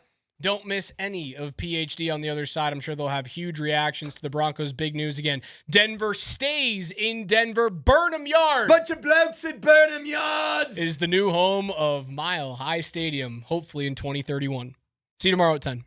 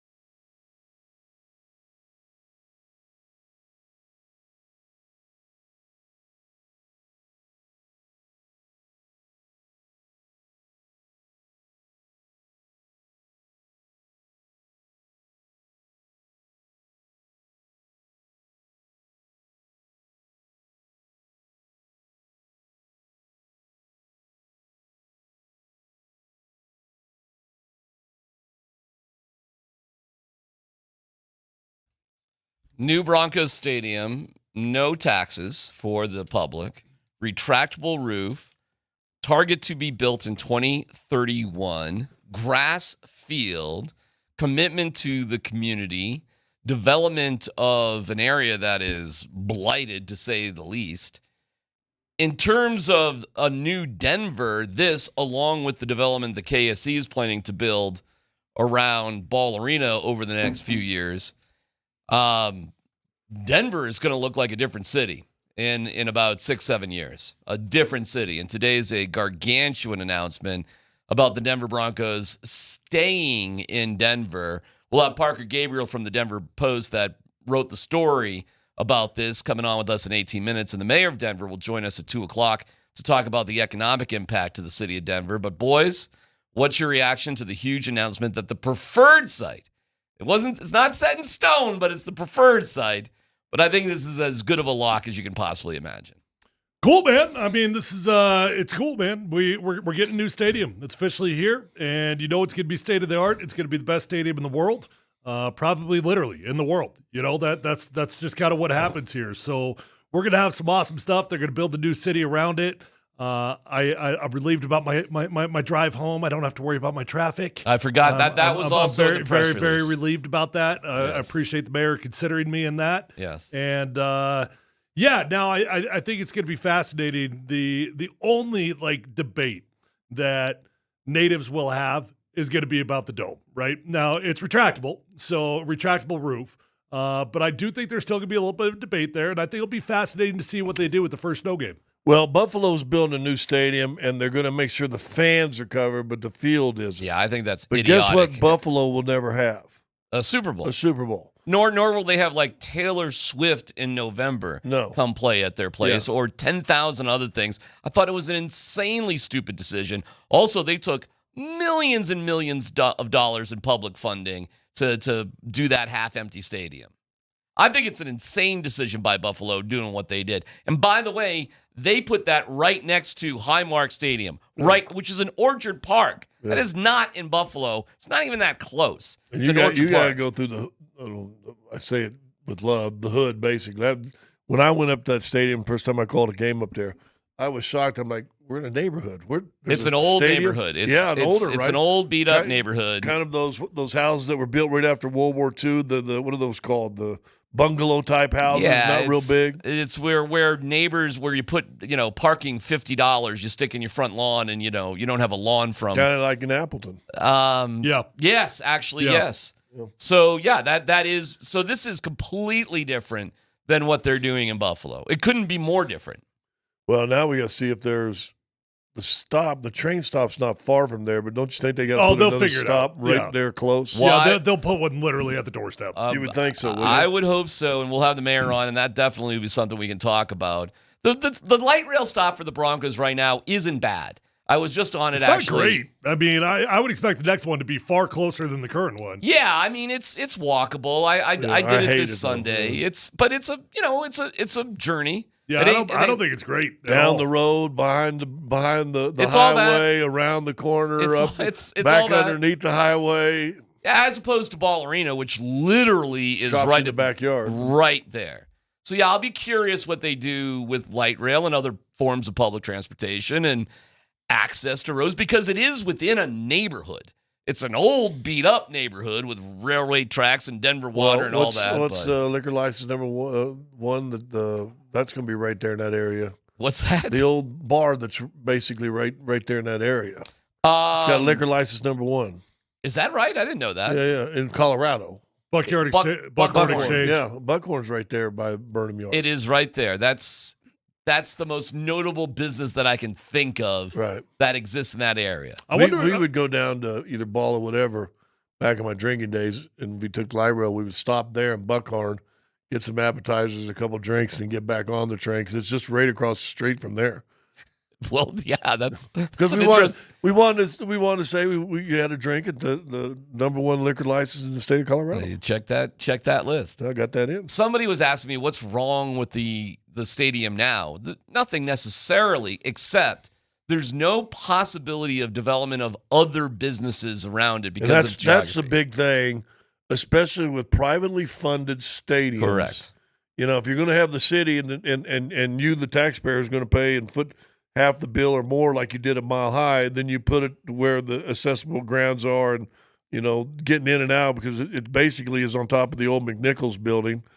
They played across the street where where Mile High was, right, for a year until they did and then tore it down. Mm-hmm. So there's no place, you know, privately to put any businesses. Federal's already established, and it is what it is. Yep. Now you watch, there'll be hotels over there, Everything. there'll be bars over there. You'll have LA Live kind of right there in Burnham Yard, Burnham Live. And the beauty of owning it privately, if you can, is now you own all that stuff too. So you own the bowling alleys, you own the restaurants, you own all the real estate. And you may not own them, but you're leased them and get. Well, you're going to own the real estate. You for own sure. the ground, and you're getting your taxes on their revenue. Yeah, you know what I mean. Some money. Yeah. So it's a bold initiative. It's a commitment to the city of Denver. They made a point that they're also dedicated to the neighborhoods and the community, and that it'll be a 365 sort of setup, which I think is fantastic. And that is not the case right now with the new stadium. No, it's used or the old stadium, and it's beautiful. There's probably nothing wrong with it that you couldn't just fix it up. But yeah, you look at Coors Field, and there's some people that may remember and may not what the downtown area looked like before Coors Field, and now what it looks like now. I mean, it's a fun time to go. Again, light rail to Union Station or whatever, and just easy peasy. You know, bar hop up to the facility. So I'm going to go see Paul McCartney. I think he's at Coors Field. How about that? Yeah, that's coming. I got tickets for that. And now, if Paul McCartney was coming to Denver, and there was 80,000 people that wanted to see him, you could see him. Do it in December, January, or February. And it's starting in December or starting in 2031. Yeah, see, to me, that stuff is way bigger than the hopes and the dreams of the Super Bowl, which is cool, and I'm not dismissing that at all. But the long-term revenue of all the winter concerts and everything else that you could guarantee, where you just can't guarantee the weather at the current setup, or a Super Bowl. That's a far bigger. Yeah, well, like I think the Super Bowl is relevant, but to me, that's like a one-off, you know. Yeah, but listen, and it's been years since I've looked at the economic impact. And we looked at it when they were talking about building the new Mile High, and we said we ought to put a trackable roof and da-da-da. Yeah. And so this was, what year did that come in? 2000, 2001, something like that. And a Super Bowl, they said, was at that time bringing in like $150 million of revenue. Mm-hmm. That was in 2000. Oh, my God. Can you imagine now? What's it 25 years later? Well, I was told they're already blowing down buildings out there. They're already clearing it out. And, you know, one thing that was interesting, rumor floating around, as soon as they bought it, they started leveling because they don't want to worry about any like historical landmarks or anything, like anybody that might get in the way of something. So they're like, hey, we own that. Let's level that thing now. They'll have to deal with 2 or 3 lawsuits coming up. There's always kind of like the guy that slapping players on the head gets pushed, and now he's apologized in a neck brace. You're going to have somebody like that. Yeah, I mean, everything's got its own kind of, and they acknowledge that. We got a long way to go, long road. But just to make a commitment and an announcement and just to start this part of what will be a 5-6 year sort of journey is pretty damn exciting. And I've got to imagine this was, aside from having a winning team, I can't imagine a bigger priority for Greg and Carey and the Walton Penner group than this. So I say congrats to him. And again, what were you talking about just a week or two ago when we were talking about the ownership group? They got kids involved now. They do. So they have 4 kids, the young adults. And now you're going to build a new stadium with businesses around it. Guess what? You've started another empire, if you will, for these guys, haven't you? The Penner family, if they, Walton Penner or Penner family, will be probably as well known as a family as there is over the next 100 years here in Colorado. Maybe. Oh, of course. And here we go. But listen. What Coors Field meant and what KSE is going to develop around Ball Arena. Same thing. It's all the sort of the same thing. And you were in Atlanta. Centennial Park wasn't always there, but the Olympics came along in '96, and all of a sudden revitalized that area a lot. And look what happened to Atlanta. Yeah. And so I think it's a amazing positive. Of course, for my own little personal reasons about Lone Tree, and I think Lone Tree would have been a fine location too. But you would have faced a lot of backlash and a lot of hemming and hawing about it. This decision today and this commitment, I don't even know how somebody would have a problem with this. What exactly would the issues be? And the decision whether to put the roof on or put the roof off, I mean, that's a game time decision, right? I mean, yeah, you got options. They'll figure that out when they get to it. My gut actually tells me it really does, and maybe I'm wrong on this, but my gut tells me they'll open that thing up for bad weather. I think they'll enjoy the snow games. I mean, that's part of the beauty of having it. And now you brought up a good point before the show. Like, is there a difference between a regular season game and a playoff game? Probably. Yeah, probably. I mean, playoff game, we'll go ahead and close that thing off. We're not going to risk it. Unless it's the Dolphins coming in town. Exactly. Yeah. Right, but you know what, Scott? Or Arizona. But that is a unique little advantage that you can take over based off the geography of the team. Well, all I'm saying is Super Bowls are now in play. Denver's always been and it always is a great convention city. People come here all the time. Wait till the that hotels comes are packed to town. up. Yeah, that's a whole nother thing. Yeah, now all of a sudden, listen. Yeah, it'll cool. Yeah, very cool. And I'm happy for everybody, man. It's a boy, you want to talk about the benefit of having the wealthiest owners. This is, aside from being a great place for free agents and having the cash to pay players, this right here is the ultimate benefit. This is it. Now, do you carry on Mile High Stadium? The name. Yeah, it's a great question. I bet you do. Yeah, I mean, you did it last time. I bet you carry it on. Mile High at Penner Park. Well, you'll have a corporate sponsor attached to it. Somebody on the text line asked, because it's privately funded, does that mean they can name it whatever they want? Yes, but there will be a corporate sponsor because the amount of money that's involved in it. Oh, they're here to make money. Ain't no doubt about it. I have no idea. That's a fun question, too. And listen, I'm going to ask the mayor this because, listen, if you read the newspaper, stayed up with the news, the city of Denver's they're in a deficit right now financially. And I know this is 5-6 years down the line, but I don't know anything about property taxes other than if you put a $5 billion structure there, I would assume there's some sort of property tax tied to it that can't hurt the city, right? Mm-hmm. I would think, and now you put all these other businesses doing sales tax and everything else that goes around there. I don't think that's going to hurt the city in a time they need a win. Well, I tell you this. Well, the city desperately needs remodeled everywhere. Yeah. They desperately need renovation. People don't want to go downtown right now. This is the best thing that has ever happened to any politician. Losing the Broncos would have been devastating right, for this left, center, batch it of doesn't matter. politicians. This is the best thing that could have ever happened to the city of Denver. Yeah, you couldn't lose the Broncos. And Lone Tree will just build a nice little park like they always were going to. Like, it's 15,000 people. It's no skin off their nose. It's not a big deal. We'll have a skate park. I think that's going to be part of it. I think it's skate park. Build a park without a skate park. It's fine. It's all good. They can do something to try to get the summer X Games. Yeah, like the city politicians of Lone Tree are probably like, darn it.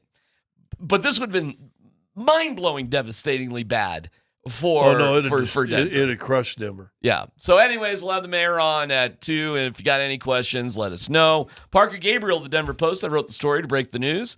He will join us coming up next.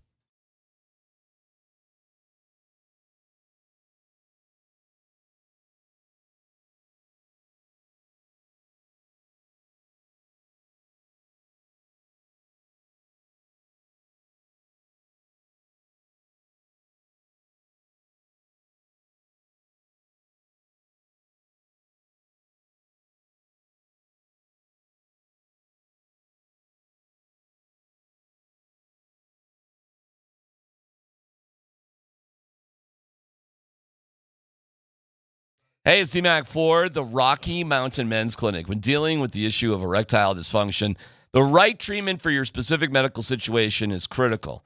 If you have failed to perform in the bedroom once, twice, perhaps you've sloughed it off, but not now. Take it more seriously and get your life back to where it deserves to be. Avoid the stress, anxiety, and depression that comes along with ED, and get that man machine going in the right direction with the Rocky Mountain Men's Clinic. The new location in Castle Rock is superb. There's 5 locations, but Castle Rock, refurbished and looking absolutely top-notch. Check that out. They have treatment rates with well over 90% of success. Get a $99 medical consult, a T and a PSA test if advised to test dose. If it doesn't work in the office, well, that's all free.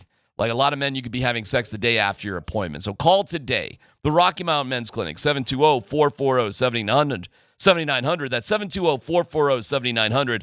RockyMountainMen'sClinic.com.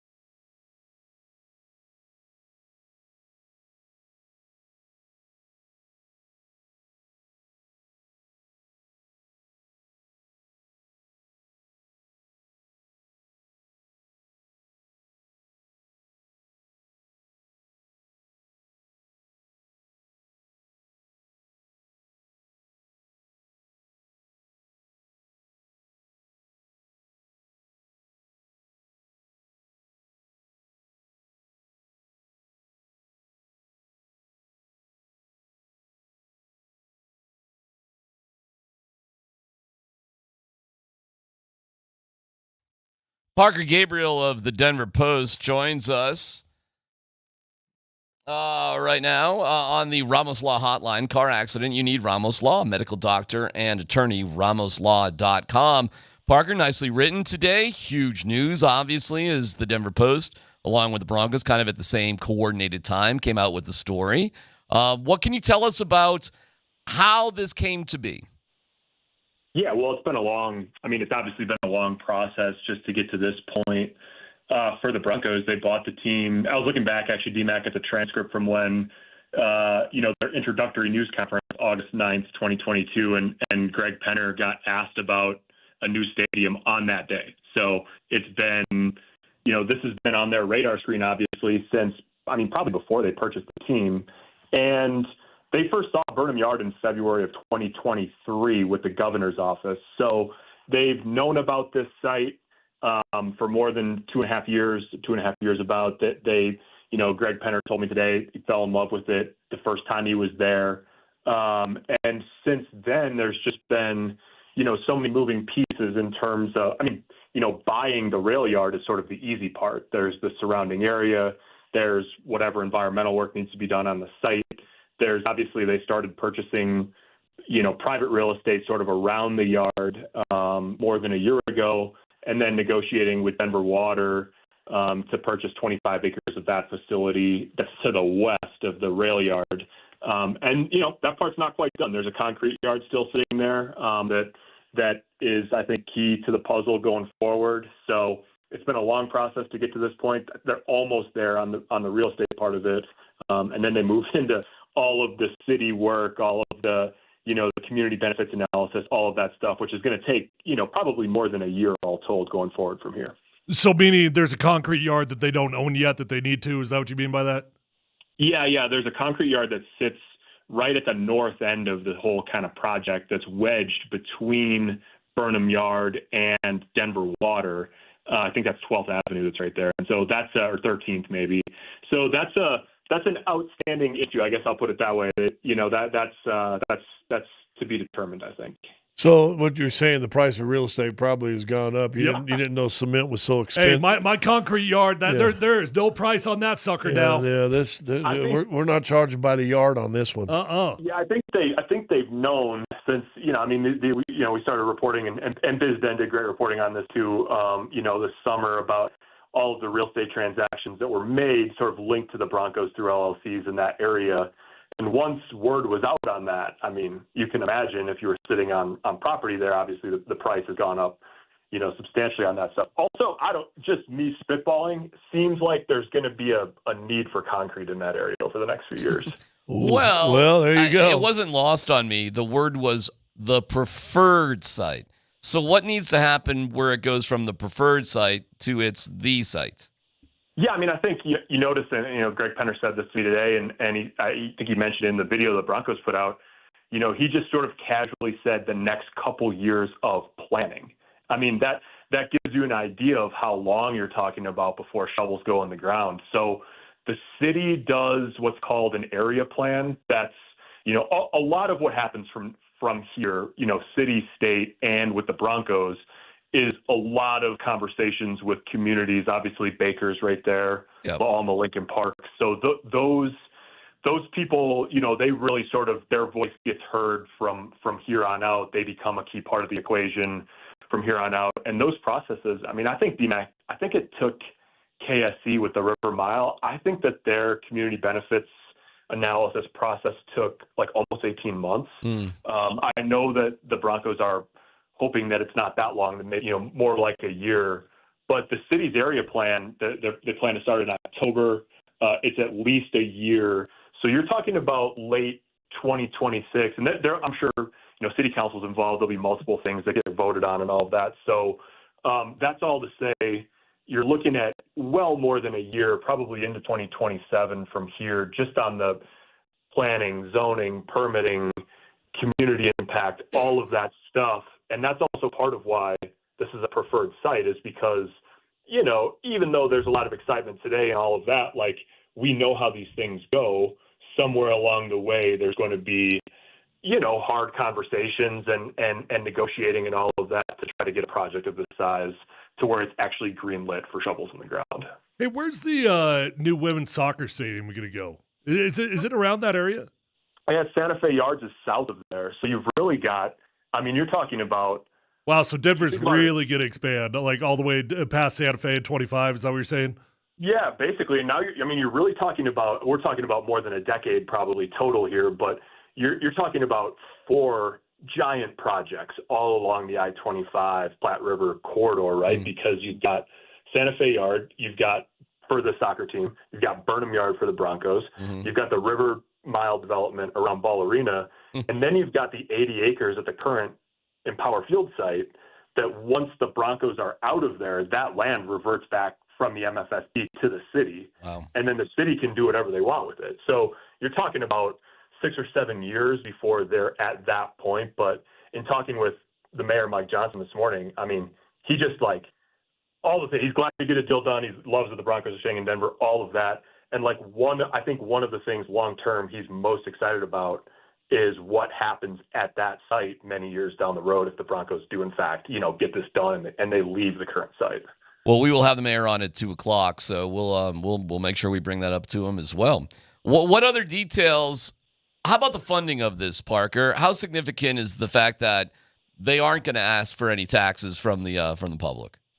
Yeah, I think, the information that I got, from the team this morning, in all of the stadiums in the NFL that have been built in the last 10 years or are currently in process, the average public financing has been like a third. It's about $700 million per project. Mm-hmm. And so that's like, the Broncos they're not just buying the land and building the stadium. They're also paying the entire cost of moving Denver Water.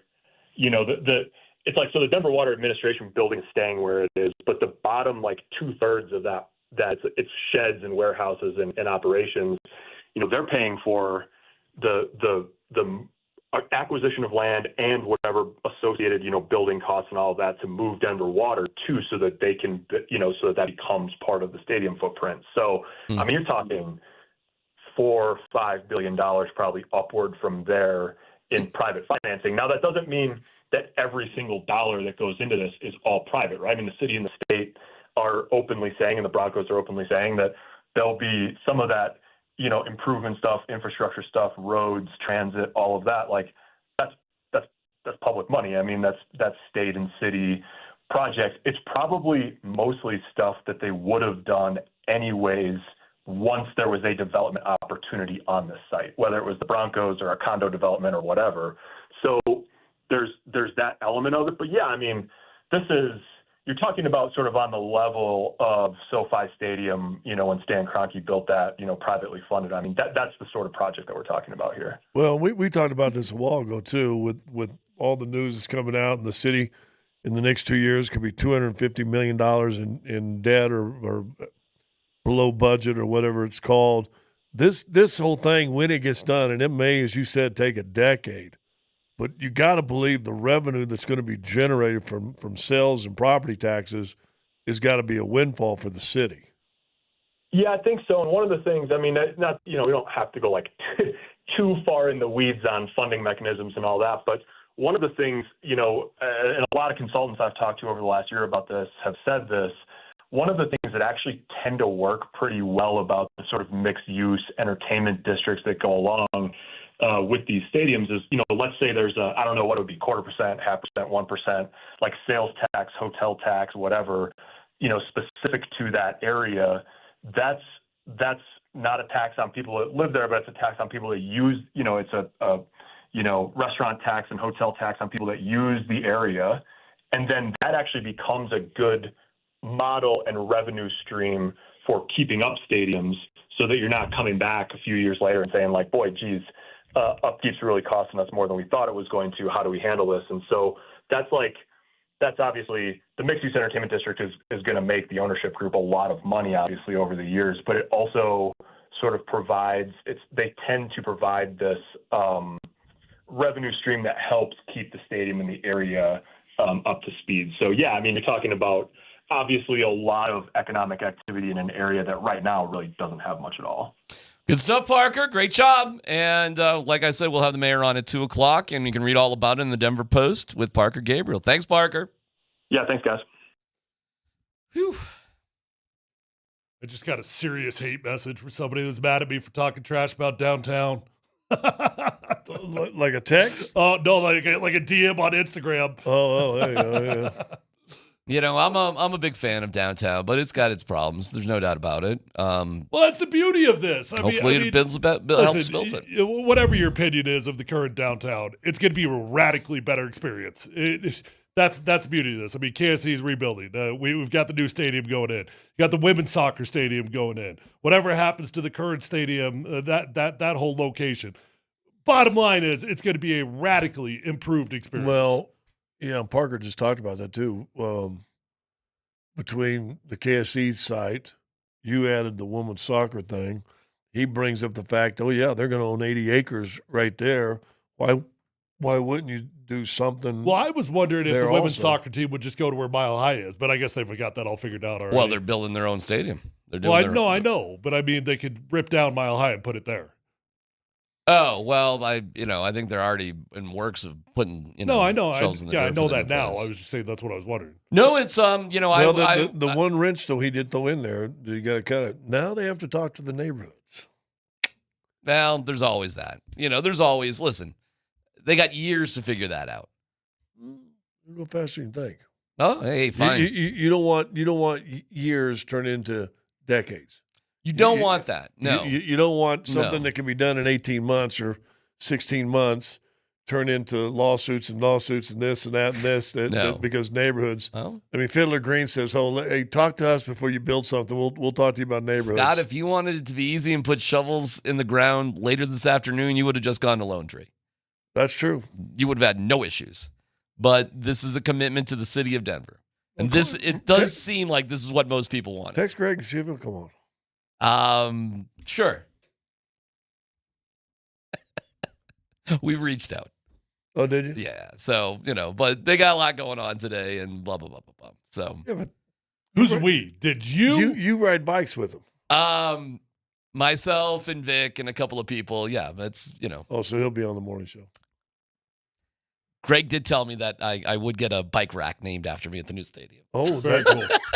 You know what? That would actually be very funny if they got a big bike, the DMac Memorial Bike Rack. I don't need a big one, just a little placard on one bike rack, or even maybe one bike stand. Like just it's the DMac bike rack. Yeah, that's it. And then that'd be pretty legendary. A little vending machine right next to it that sells DMac bike locks. DMac bike locks. Yeah. Well, because those vending machines at the airport, you put something in, you get a headset drop down. Yeah. Boom, boom, boom. All of a sudden, this chain comes up. Boom, boom. Well, I'm a big public transportation guy, and hopefully that'll be a big part of the plan. And we'll talk to the mayor about that and all that. But it's an awesome day for the Broncos and Broncos fans. And to think of where we were just a few years ago, guys, with a flailing football team on the field, with ridiculous questions about ownership, with family members suing each other.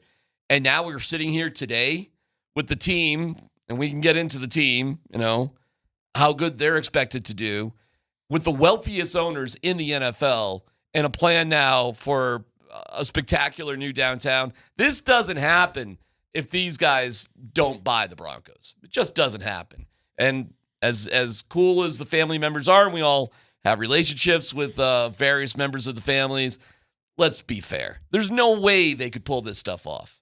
Not like this. So we're in a good spot, man. It's good. It's good to be a Denver sports fan. What'd you say the target year was? 2031. 31. Yeah. Okay. Won't happen. So we're looking at 6 years. That does feel a bit ambitious, if I'm being honest. Yeah. I mean, that means you're going to put by the time you break ground, shovels in the ground in the next year. It's going to take 3 or 4 years by the time you break ground. Well, and SoFi was 2 years past due. Yeah, but they also had some pretty extreme weather situations. Well, what does it do here in the wintertime? You digging a lot of things in the winter? I think so. Yeah, I think they'll work year round on it here. I really do. All right, we get we're gonna. By the way, that's a good way to get the cement coming out of there. By the way, we're going to be using, 55 million cubic tons of cement. We wouldn't mind you being the vendor if you don't mind moving down the street a little bit. I'm that cement company. I ain't selling. No, sir. Not selling. Not without some guarantees. No, I do want to sell, but I'm not telling you I want to sell. Yeah. Yeah, they've been holding out, and they probably, we'll see. As they wisely should. Yeah, I guarantee they're negotiating, let us be your vendor. I'm sure there's all sorts of things that are going on there. I'm sure a lot of people are going to make stuff a lot that are of way money. over our pay grade. Way over our pay grade. Yeah. I was talking to a buddy of mine who's in his 60s at the stadium, and I go, well, what do you think about the new stadium? Oh, he goes, I don't know. I won't see it. Oh, wow. Meaning, this is still so many years. Well, he's in his 60s. He's just saying he's going to be retired. He'll be retired by the time. Go down there? No. He was just saying he won't be working there anymore because he'll just be retired. Meaning that this thing has a, today is today. It's exciting today. There's literally years and years and years of this to come. The people in government, the people in government right now,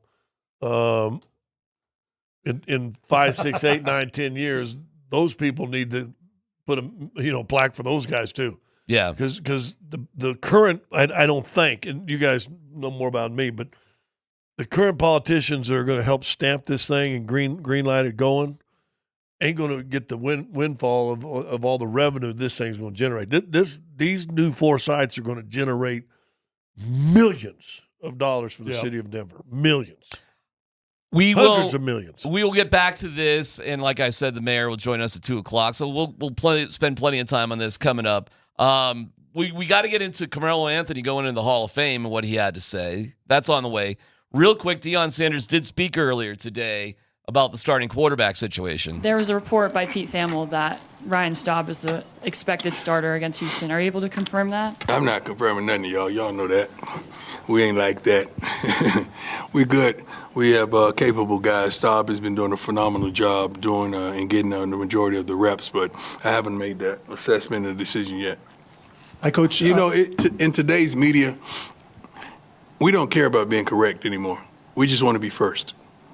And there's no subjection to you when you're wrong. Something to that, actually. Nobody says nothing. You just go with it. I'm not saying that's the case, but that's where we are in media. Nobody gives a darn about being correct and being right. Everybody just want to be first. That don't make no sense to me. I would love the integrity that we once had with media. I would love that. There you go. Get a little soapbox from Prime as well. So no official announcement, but in the rest of his press conference, he would praise Staub effusively, and he wouldn't take the bait about, ultimately which direction he would go. However, he did say that whoever the quarterback is, and every indication that's going to be Staub. And Thamel's report, by the way, the sources were supposedly that Staub was getting most of the first-team reps, which Prime did confirm, but he did not commit to Staub being the guy. Every indication. Oh, are they actually letting reporters out of practice now? I thought they weren't doing that. They do not let reporters out of practice. That's a reporter talking to whoever they're talking to. Oh, okay. From whatever sources he's got. Okay. A little bit more from Prime about it. Oftentimes what the team thinks may not be correct. You were starting to say, but he did say whoever the starter will what? It's his game. So meaning Juju Lewis won't get 2 series? No. That's what Prime said today. He said whoever he picks will be their guy. Well, see, that's going to be one of the more fascinating angles of this moving forward. Here's the reality. Watching Juju Lewis, that he's just not ready. And he's a kid, man. I mean, I don't even know if he's 18 yet. Skipped a senior year of high school. The dude is just not ready. Now, does that mean you're down on his future? Of course not. Just he's not ready to play Big 12 football. That's not where he's at. However, in today's world with NIL and the free transfer portal and everything else, you got to play things differently than you did in years past. 17 years old. Yeah, that's nuts, man. Juju Lewis is 17 years old, born September 21st, 2007. But you do have to find a way to keep the young man happy, or you run the risk of losing him. Got to win games, though, right? You got to win games. That's the highest priority. You do got to win games. Yeah. Well, you got to win games, so put the guy that's ready to play. Now, are you surprised Prime said what he said on the first soundbite? No. I mean, that's Prime. It's a coach. It was funny because somebody was asked about stability for your quarterback. How much does that mean to a team? And then Prime said, what team has stability? And I'm like, well, you did, Coach. For the past 2 years with Shedeur. Yeah. Like that's sometimes Prime goes out of his way to be a little bit more confrontational than it really matters. Of course, it's more helpful to have a significant, stable starting quarterback situation. Yeah. And there was no uncertainty when Shedeur was here. I don't think there's any uncertainty about Arch Manning in Texas. There are schools out there that it's locked in, Cabe Klubnik, whatever, in Clemson, right? Is anybody worried about him? No, I mean, that's the way you'd ideally like to be. Mm-hmm. You don't want to be like this, but sometimes you end up like this. So for Prime to sort of get on his high horse about hey, who really has stability? I mean, there's a lot of teams that have stability, including you. But we've said it before, involving more pro than anything else. We were talking about the Cleveland thing for a while and the other thing. When you got multiple quarterbacks, you ain't sure who you got. You ain't got one. Let me reverse engineer this, guys. If Staub was such a slam dunk, why the hell wasn't he announced the starter at the beginning of the year?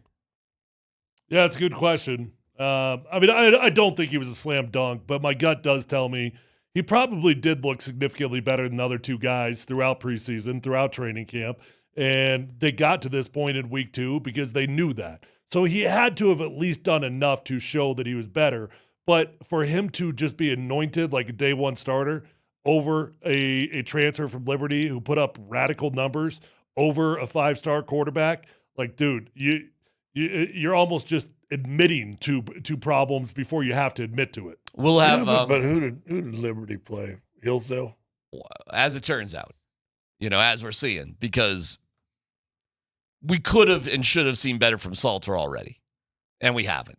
And if Staub's the best guy, you really don't care about Salter at this point. I hate to be a jerk to him, but, whatever. No, Salter really is sort of irrelevant in the conversation moving forward, and it's too bad for him. And I've got compassion for him because he made a decision to move here thinking he's going to be the guy. Sure. But he ain't the future. And so he's really not a part of your concern moving forward. Okay, more about Prime in a little bit. Let's get to Carmelo in the Hall of Fame coming up next.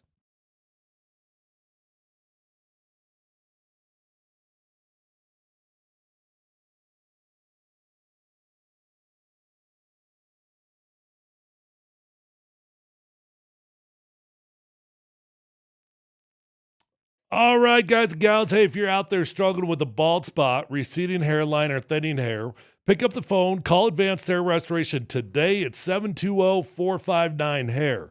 Advanced Hair has already changed tens of thousands of lives, including mine, and I want you to be the next one. When you go to Advanced Hair Restoration, you're going to be in a calm, relaxed environment with the best of the best. Dr. Tanya Pauls is legendary. The entire staff at Advanced Hair Restoration is absolutely fantastic. Nobody can offer anything like the Advanced FUE found at Advanced Hair.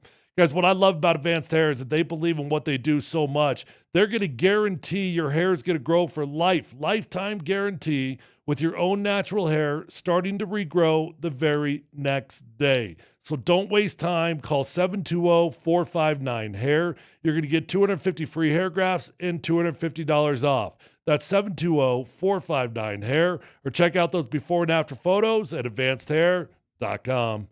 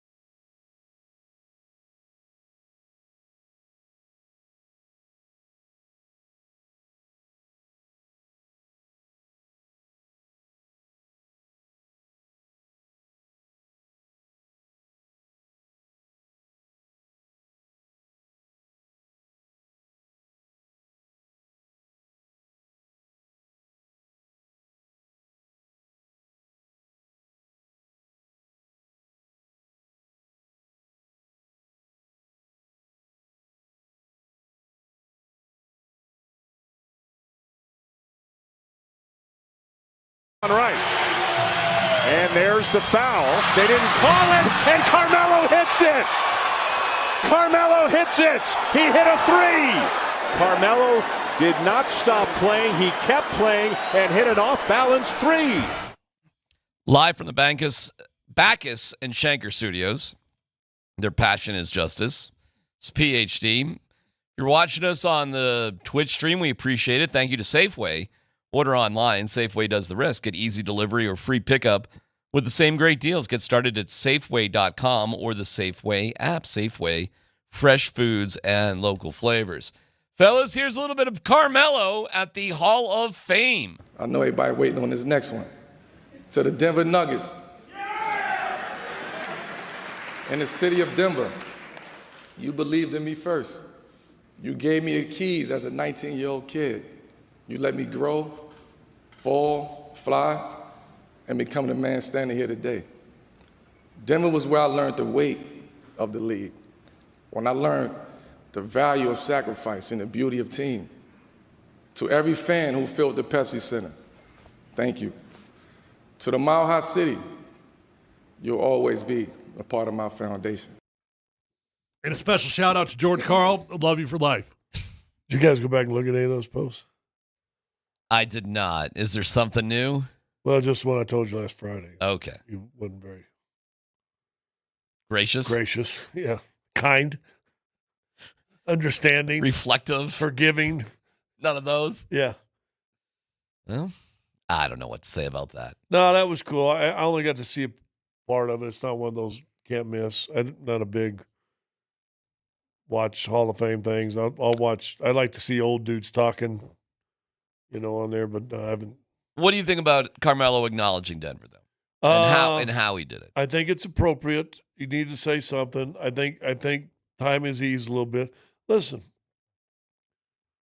people forget what do they call people that go to the games and buy the jerseys and fanatics, fans, and it's short for fanatics, right? And when somebody who, listen, he was the first time, and I said this there, he was our Rolls Royce. They ain't had a Rolls Royce in town since Alex English. Mm-mm. And we got a Rolls Royce came into town. Mm-hmm. And then all of a sudden the Rolls Royce wants to go get serviced in New Jersey, right? And it's like, wait a minute. And there was hard feelings. And you listen, it's short for fanatics.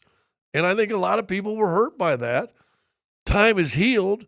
If you're being real honest and you can look back at history and go, well, listen, they were kind of POSs before Melo got here, and he for a decade made them pretty relevant. Wasn't as much success maybe in the postseason as you want, but he made them relevant. Man, we gotta be thankful now. He wanted out. Yeah. That's how I feel. Listen, I don't judge any fan that's got harsh feelings for Carmelo, and we've already got I don't either. We've already got an F that guy that came in on the text line, Yeah. right?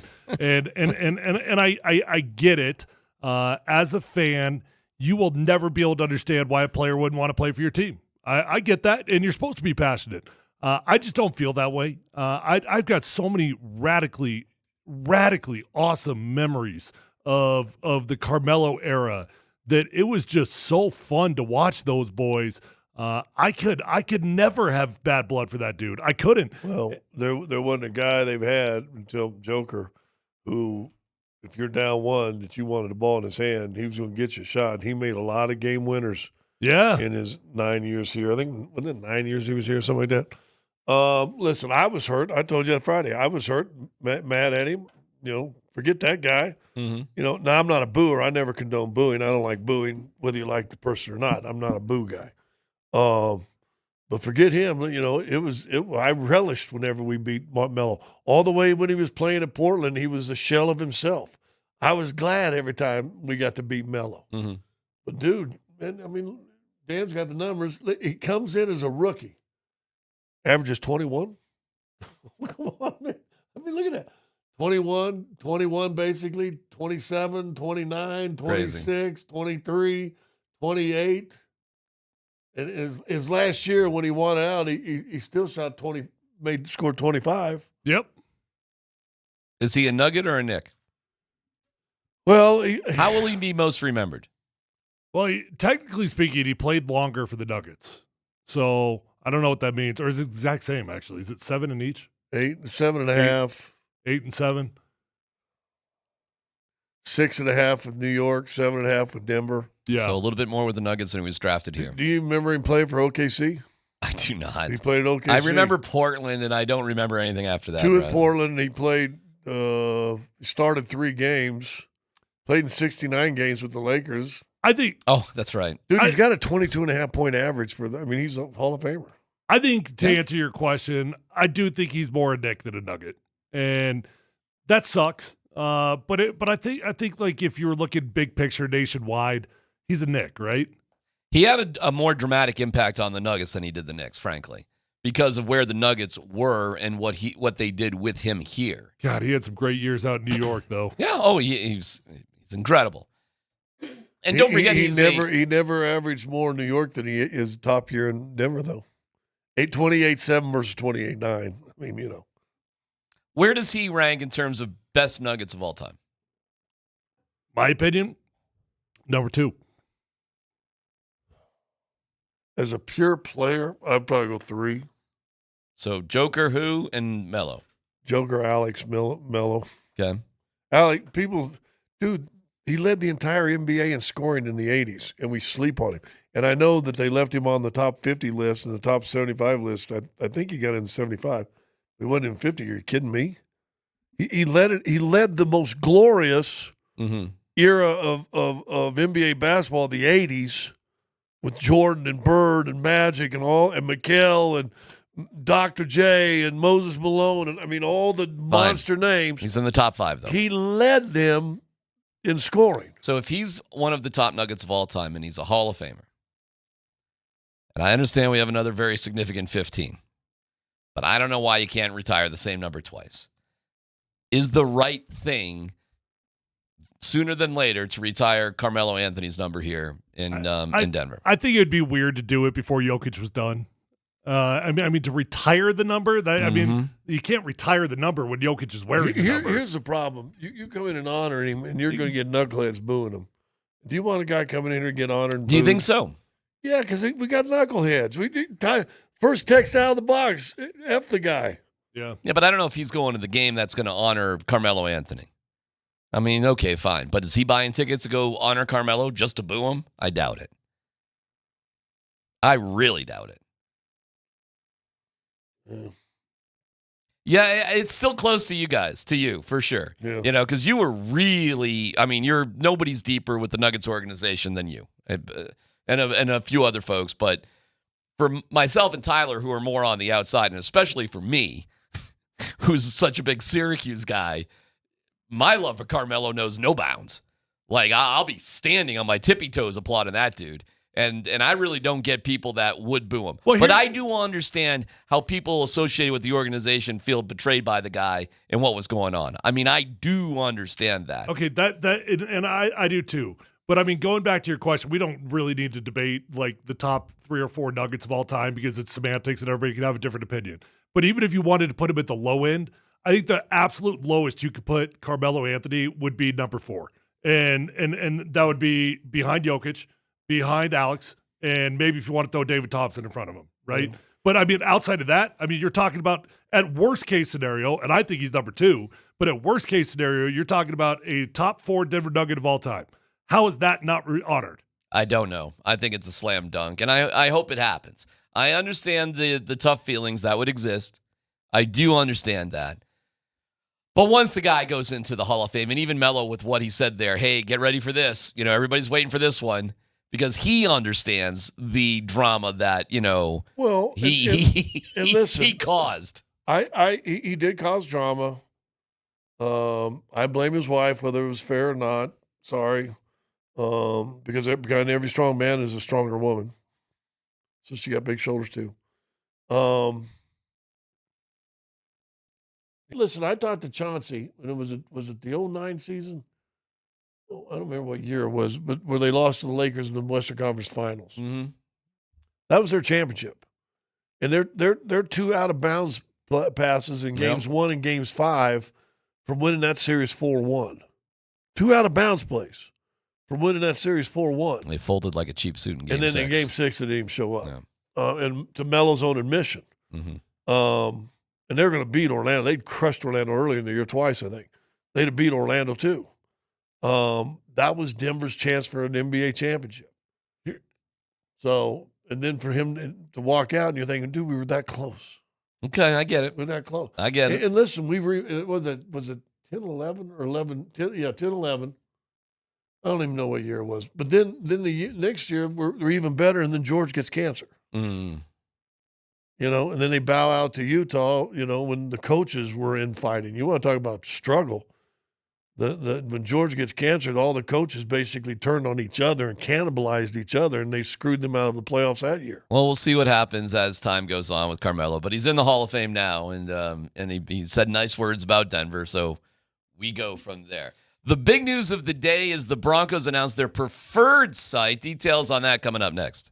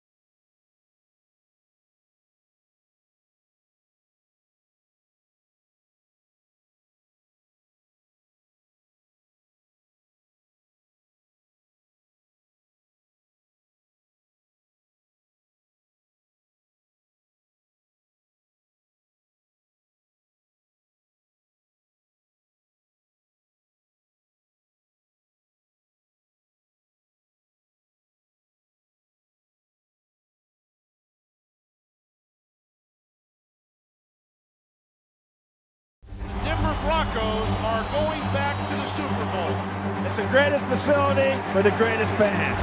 It's our goal to have world-class facilities for this team and for our fans, obviously with the rich tradition and history at Mile High, and find something that the fans would love as a site that had proximity to that and Denver. We couldn't be more excited about Burnham Yard as the preferred site to build a new stadium and an incredible year-round destination.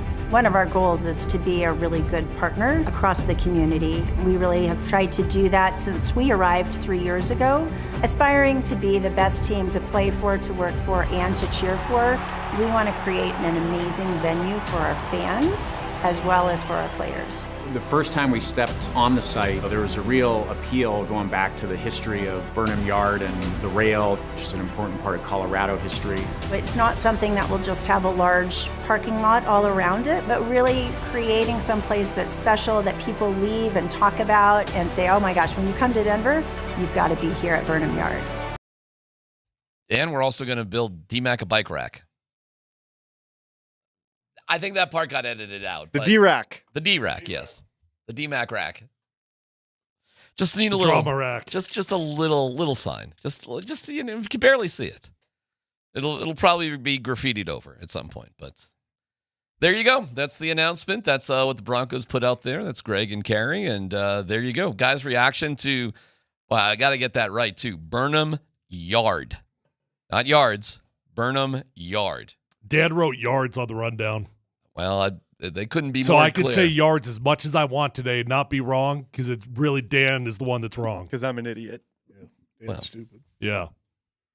Establish that. I'm excited, man. I mean, this is cool. It's just cool to have progress. I mean, we knew this was going to happen. Yeah. It was just the day they bought the team, you knew this was going to happen. You don't buy the team and not build a new stadium. It's what's going to be going on. We are the state of Colorado is going to have, at least for a year or two, the best stadium in the world until the next one gets built. And it's going to be incredible. And I mean that literally. Probably the best stadium in the entire world is going to be right here in Denver, Colorado. I'm fired up about it.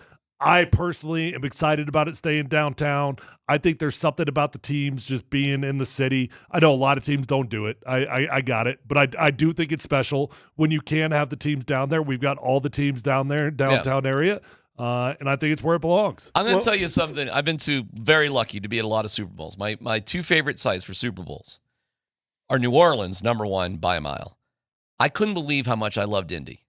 I had a great time at the Indy Super Bowl. Well, there's a lot of stuff down there around there too. Everything was there. And it was awesome. The number one liquor license right there is not far from the stadium. So you got that? You got it all mapped out? I've been to that one too. You got an app on something? I got a question. You keep bringing up the number one. I got a question about that. What does that mean? The first the first state issued liquor license for a bar, restaurant ever for that state. Yeah, you're telling me that. What's it called? Buckhorn Exchange? Yeah. That was the first liquor license in the state of Colorado. Yeah. Wow. Okay. Well, there you go. We'll just follow that path. What about Prohibition? Well, it probably comes after Prohibition, to be honest with you. It probably comes after the 20. So I also went to one in Florida. Okay. And I think they tore down a Nobody cares. Yeah. You asked. I think it was called Tobacco Road or something like that. Well, we'll have all and it that. was a hole. I got to admit, that was on me. That's my bad. I have passed Buckhorn Exchange 10,000 times on the never light been rail, in there? and I've never been in there. I haven't either. So I will make a point to. I've only been there once. Okay. Yeah. But I had, because the light rail stop is right there. Right there. It's right by the front door. Yeah. The neighborhood there, hey, good for the Buckhorn Exchange. Ooh. Sure, it's a great place. The neighborhood there right now, it's a little dicey. Well, they're starting to build condos and stuff around that. They're going to be building all sorts of stuff around there. Yeah. It's going to be something else. What if they'll attach a practice? No, they're going to attach practice. No. One of the things that I've been told about why they're doing this is they want to be like a part of the community. Like there's not going to be like a lot of like open space or something else like that. It's intended to just have everything sort of breathing around city it. within a city. Have you been to where the Braves play now? And I know it's out in the suburbs, but I've only driven by it. Okay. They do all their parking lots in garages. Right. And what they've done around it's really remarkable what they've done. It's a living, breathing. Is this the one out up north by Marriott? Yes. It used to be right off the main highway there. I forget the name of the suburb, but we were there. My son was playing in a tournament up there, so we spent a week less than a mile from the stadium because it's in the really cool area neighborhood, and there weren't even Braves games going on. And we still found ourselves going there for, movies, concerts, whatever. That's going to be the vibe of this location. It's not going to be a bunch of open parking lots. And we'll have the mayor on at 2 o'clock to ask him about it, but at least that's what I told. We've not seen any renditions yet, have we? No, God, no. But there is. That's got to be coming, though. There is plenty of space there. There is a ton of space there. But yeah, I mean, I look at wide open parking lots as dumb. It's just a waste of space. You can build other places to park all over the place. It's not great for tailgating, obviously. The best tailgating spots are wide open parking lots, no doubt about it. But this will be better for the community. Way better. You want to see a bunch of flat open spaces, go to Orchard Park where the Bills are. Yeah. It's stupid. It's dumb. Or Okay? Lone Tree. Yeah, if you did it at Lone Tree, you'd have wide open parking spaces. That's not the way it's going to be. But it's going to be a big... Where's the parking for Coors Field? Now, there are some way in the back there. There is that big, humongo lot back there. But in general, you got to figure out how to get to the game at Coors Field. Because they took away a bunch of parking spots when they built McGregor Square. Correct, but that was a stupid parking lot. Yeah. That's a great example. Yeah. How many cars would fit into that lot? Like the one right there by that one bar, 25 maybe, 20? You're totally right. Maybe 30, 40 parking spots. Yeah. And instead they built McGregor Square, which goes up. That is so funny. McGregor Square used to be a parking lot that would fit 30 to 50 cars. And instead, look what it is. Yeah. So it's going to be amazing. Amazing. So there you go. Any other questions for the mayor, guys, by the way? Any other? Well, he's not on yet, so. Just throw it out there. Feed you. By the way, Kreckman and Lindahl, Nate and Andy are going to be live tomorrow from 3 to 6 at Sport Clips. Another word with no S. No S. Burnham Yard. Sport Clips. Free varsity haircuts for everyone. Free. What does that mean? Someone tell Scott there's no S after Burrow. Burrows.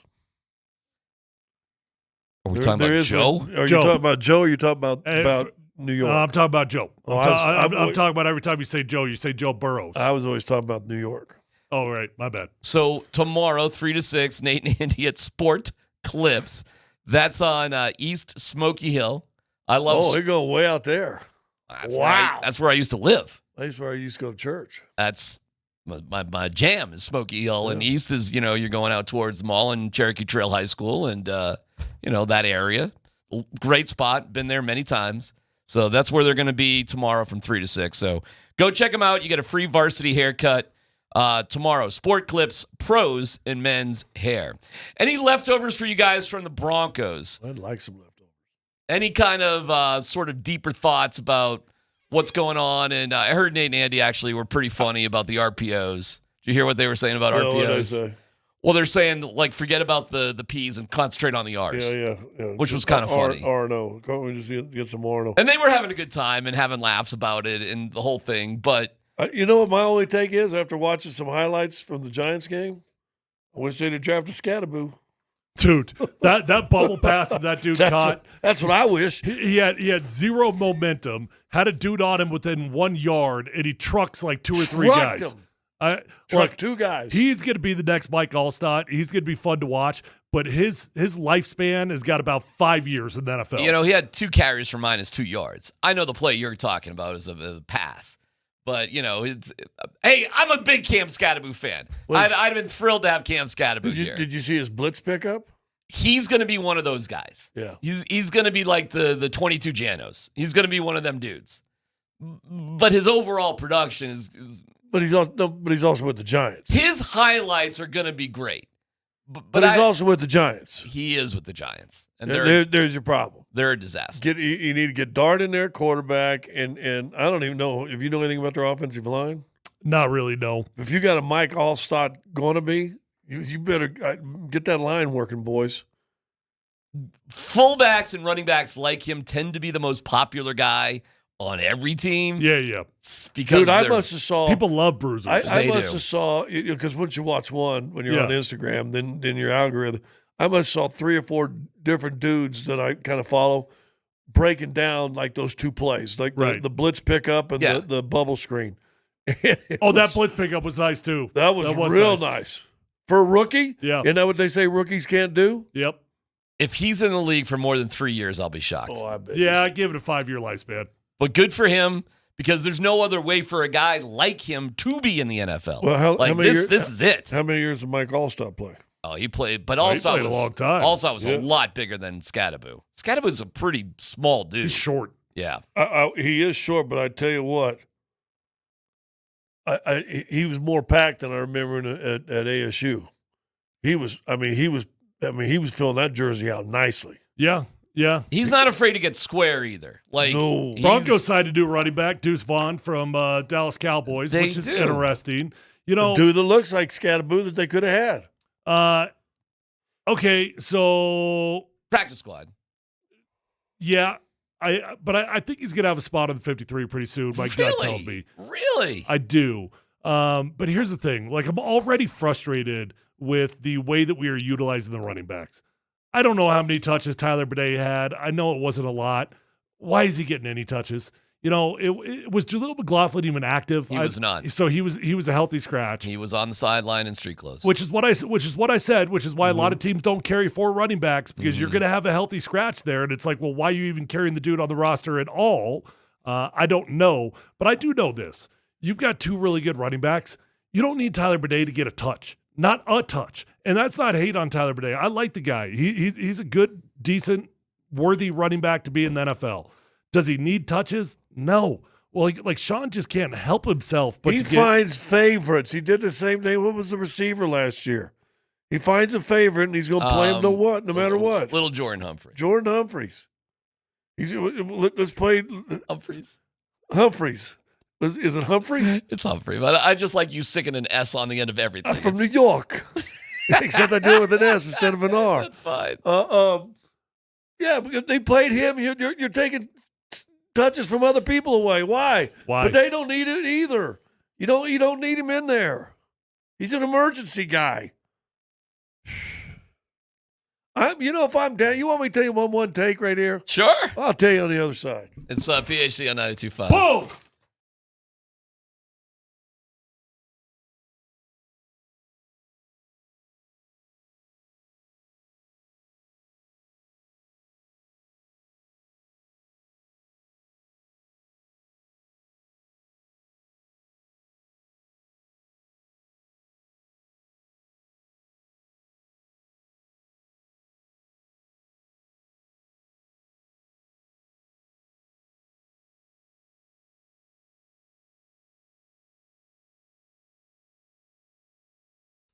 All right, it's DMac for the Rocky Mountain Men's Clinic. Their location in Castle Rock, oh my God, fantastic. They spruced it up. It looks amazing. Wherever you are, there's a Rocky Mountain Men's Clinic near you. But if you're in the southern part of town, take into consideration Castle Rock in particular. If you're not just feeling like yourself, I get it. Low T can cause all sorts of issues. Many men suffering from low T are just foggy in the brain, and the workouts kind of suck, and it's just not who you used to be. Well, they can get you going, the Rocky Mountain Men's Clinic. They really can. You can take the low T quiz on the website, RockyMountainMen'sClinic.com. 10 questions, yes or no, just takes a couple of minutes. They'll draw your blood and have your result within 30 minutes. They'll get with you and review your results and say, hey, this is what you need. Let's go. Cost the appointment's only $99. Get the consult T and a PSA test. If you sign up for testosterone treatment the day of your appointment, the visit is free. So hit them up today and maybe get on down to Castle Rock and check them out. 720-440-7900.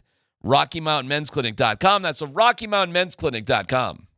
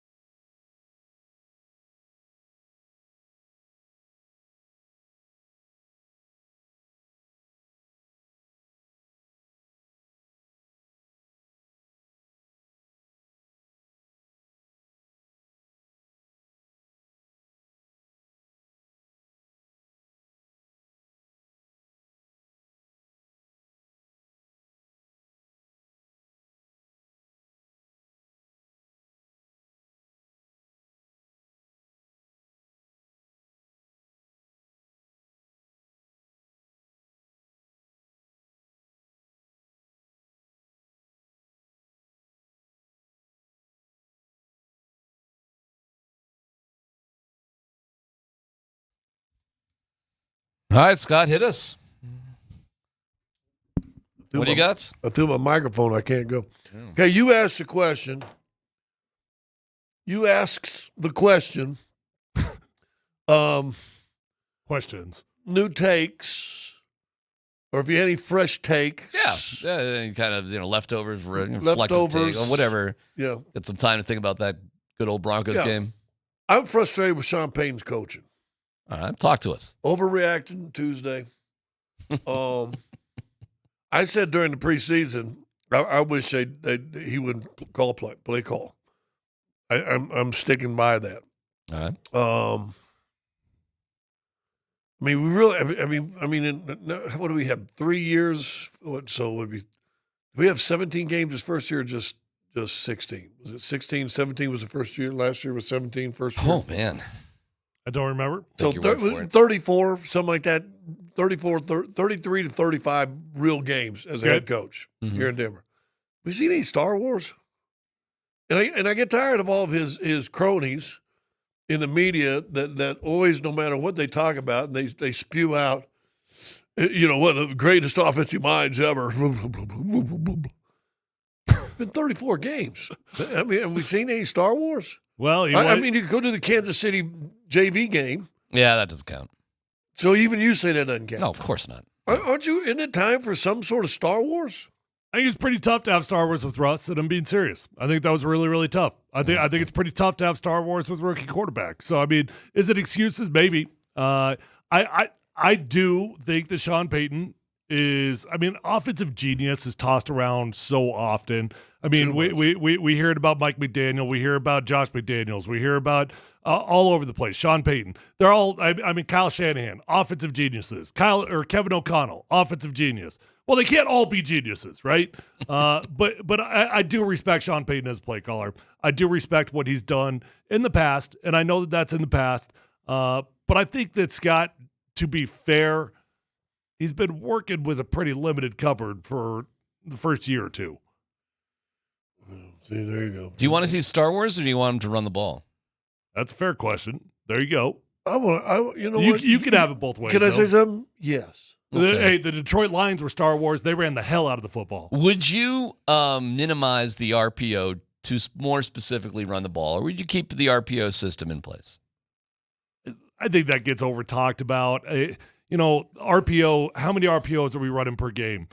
6, 8, maybe. But Nate and right? Andy want the more R's and less P's. Well, I understand I understand the idea of we want to have call it and run it plays. So if I've got a running play, I call it in the huddle. There's nothing that you're going to check out of it for. Well, unless you got a fullback on the field, they can always check you out of it. There are always things that they can do to force you out of it. Almost 90% of the time, you're going to have an alert at the line of scrimmage that you've got the ability at the line of scrimmage. They put an extra safety in that box, even when it's not an RPO, that you're going to go alert, and we're going to the pass play. So, kind of in essence, DMac, you've got an RPO in every single situation. RPO is different because the play itself is going to decide it. But other times, you're going to call 2 plays in the huddle, alert 2-jet, all go special, 18-week, right? And you get the line of scrimmage, alert. We've got the safety in the box. Okay, we're going to the pass. The Manning cast was great last. Did you guys watch the Manning cast at all last night? I did not. I always forget it. Dude, they are so good. And they were bringing that up, by the way. Going in the line, he's got 2 plays. He's going to something else. Yeah. That sort of thing.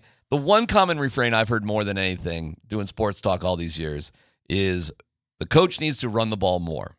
But it's always a fascinating criticism to me because it's like, well, how much more? It's like in the movie Amadeus. It's like, less notes. Well, which notes would you like us to get rid of? When you say run it more, where in the game? What's the situation? What are you talking about? But it's like a parent sitting in the stands like, hey, Johnny, hit the ball. I get it. What do you think the kid's trying to do? I don't think they're not trying to do this, and maybe they get away from it more than they need to. But what is more, Tyler? What is running the ball more? And you just say you want to see more Star Wars. Well, I think Sean Payton would like to see more Star Wars. Why do you think they were hucking the ball up on 4th and 8? I don't know. It's interesting because last year our offensive line graded out very, very well, and yet we had a bad running game. I'm telling you, I watched all the film, broke down the first half and the second half. O-line played great. The O-line played very, very well in this game. As a group or as individuals? As a group. I mean, Jeffrey Simmons had about 3 or 4 plays, and he's going to get those. I mean, you're going to have players that are going to make plays that are damn good in this league at what they do. Who'd you rate the worst offensive lineman? Maybe Ben Powers. But I mean, as a whole, I'm telling you, they pass protected. They protected their ass off in this game. Bo Nix had some great pockets. He had time to deliver that ball. They did well, even in the running game. I'm telling you, there are lanes to be had. So it was kind of interesting for me because I walked away from the game frustrated with the running game, very similar to how we did last year. And after watching the film, I was expecting the O-line to not have a good game. They played well. They played very well. Yeah, at the end of the day, the Broncos. Now, do you want to take Bo Nix rushing attempts out of it? Well, I think you could take the scrambles. Yes, because did he have any designed runs? I don't think so. I think it was all scrambling. Yeah, so I think you could take it out. And there were 8 of those. A lot. And but you know what? You know what we said? So why are they? If the offensive line played great, how you have 8 scrambles? Because you're picking up third downs like the Well, Broncos. say it. I know what you're going to say. Say it, please. Well, it was hectic. But everything was hectic for Bo Nix in this game. Even the times when he would climb up in the pocket and he had a perfectly clean pocket, he hectically would climb the pocket. Right decision to climb the pocket. I like the fact that you didn't try to escape out the backside. I like the fact you didn't do some ghost spin like Russell Wilson would do. So you got the right idea. But even when he would climb up in the pocket, he would sprint to the front of the pocket rather than just calmly hopping, keep your feet set, and deliver the ball, right? So Bo took 4 or 5 seconds to throw the football at least 4 times in that game. Yeah, and the Broncos were 6 of 15 on third down.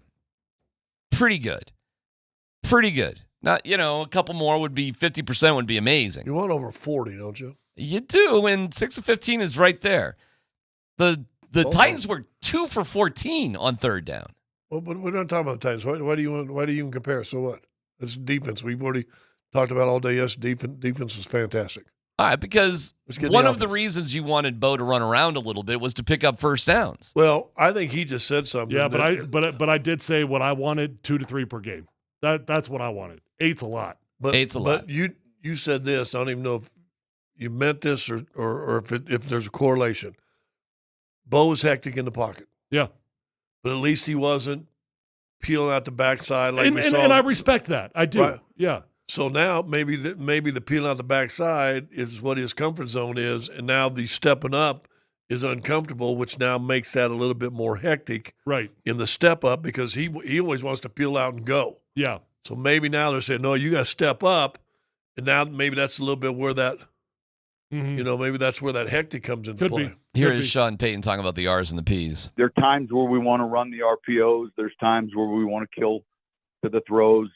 But there's also times when we want to run the ball, and I think we kind of moved in that direction in the second half, and then hit some big plays where we knew it was going to be a run. So I got to be better there, and I think it's one of those day afters where you look back and say, all right, let's look at how we really wanted to start this game. And get those 2 runners going because we think we've really improved in that area. So I think the answer is you don't get rid of the RPOs, but if you really do want to establish your running backs, you got to make it a little bit easier for them. So you just get them involved probably earlier on. You just want some RPOs, not RPUs.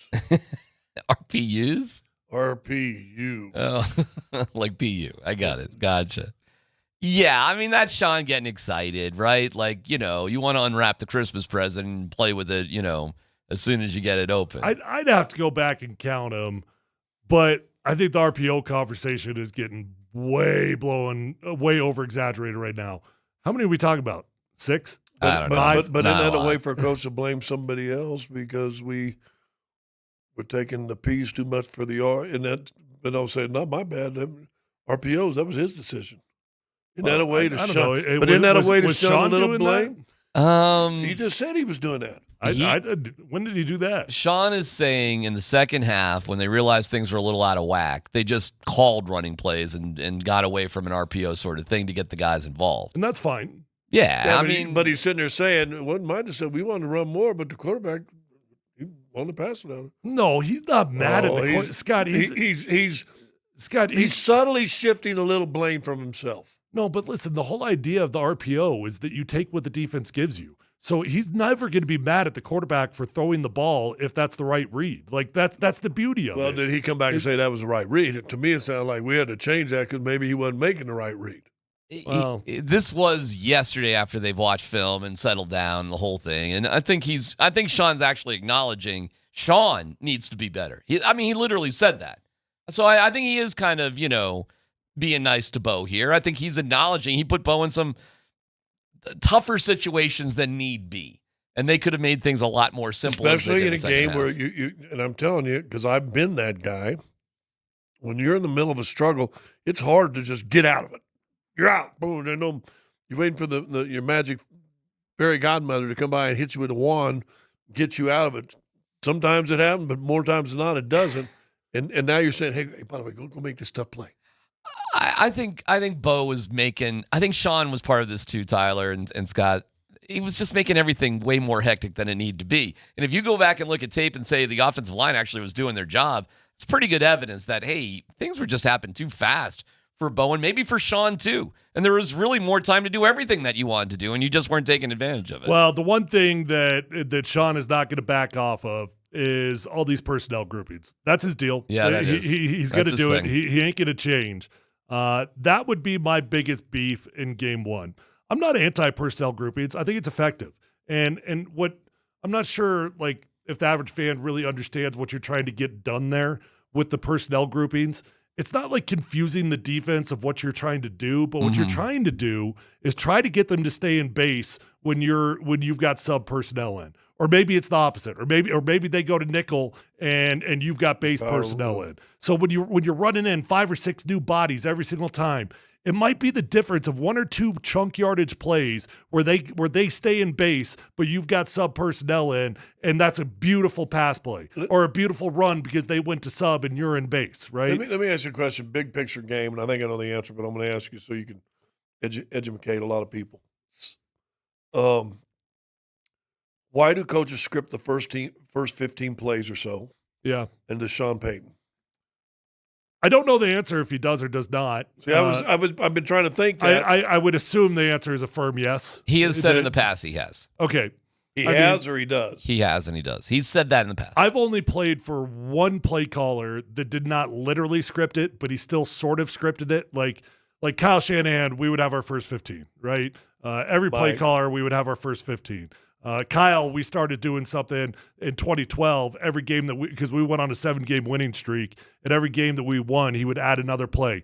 By the time we were at the end of the season, we had like the whole first half scripted. I'm not kidding you. Now, when you say scripted, you got to understand that that's perfect world, right? Like you don't stay on script. Nobody stays on script. But in a perfect world, everything goes great. You go first 10 to second 6. But part of the reason for scripting is you want to see for the 60-minute game that when we put out this personnel grouping or this what we're showing you here, what are they doing? Yes, so now absolutely. That's part of the reason. 100% scripting, right? 100% it is. And then when you get to the second half, the majority of play callers, when you get there at halftime, you're going to script your next 10 plays of the second half as well, and you put it up on the whiteboard and you tell everybody what's going on. Okay, well, onwards to the. Would that help an offensive coordinator that knows the plays so he can say, "Hey, listen, we're in XYZ, and they're going base D. Does they got somebody up there spotting and getting in his ear before he gets into quarterback's ear?"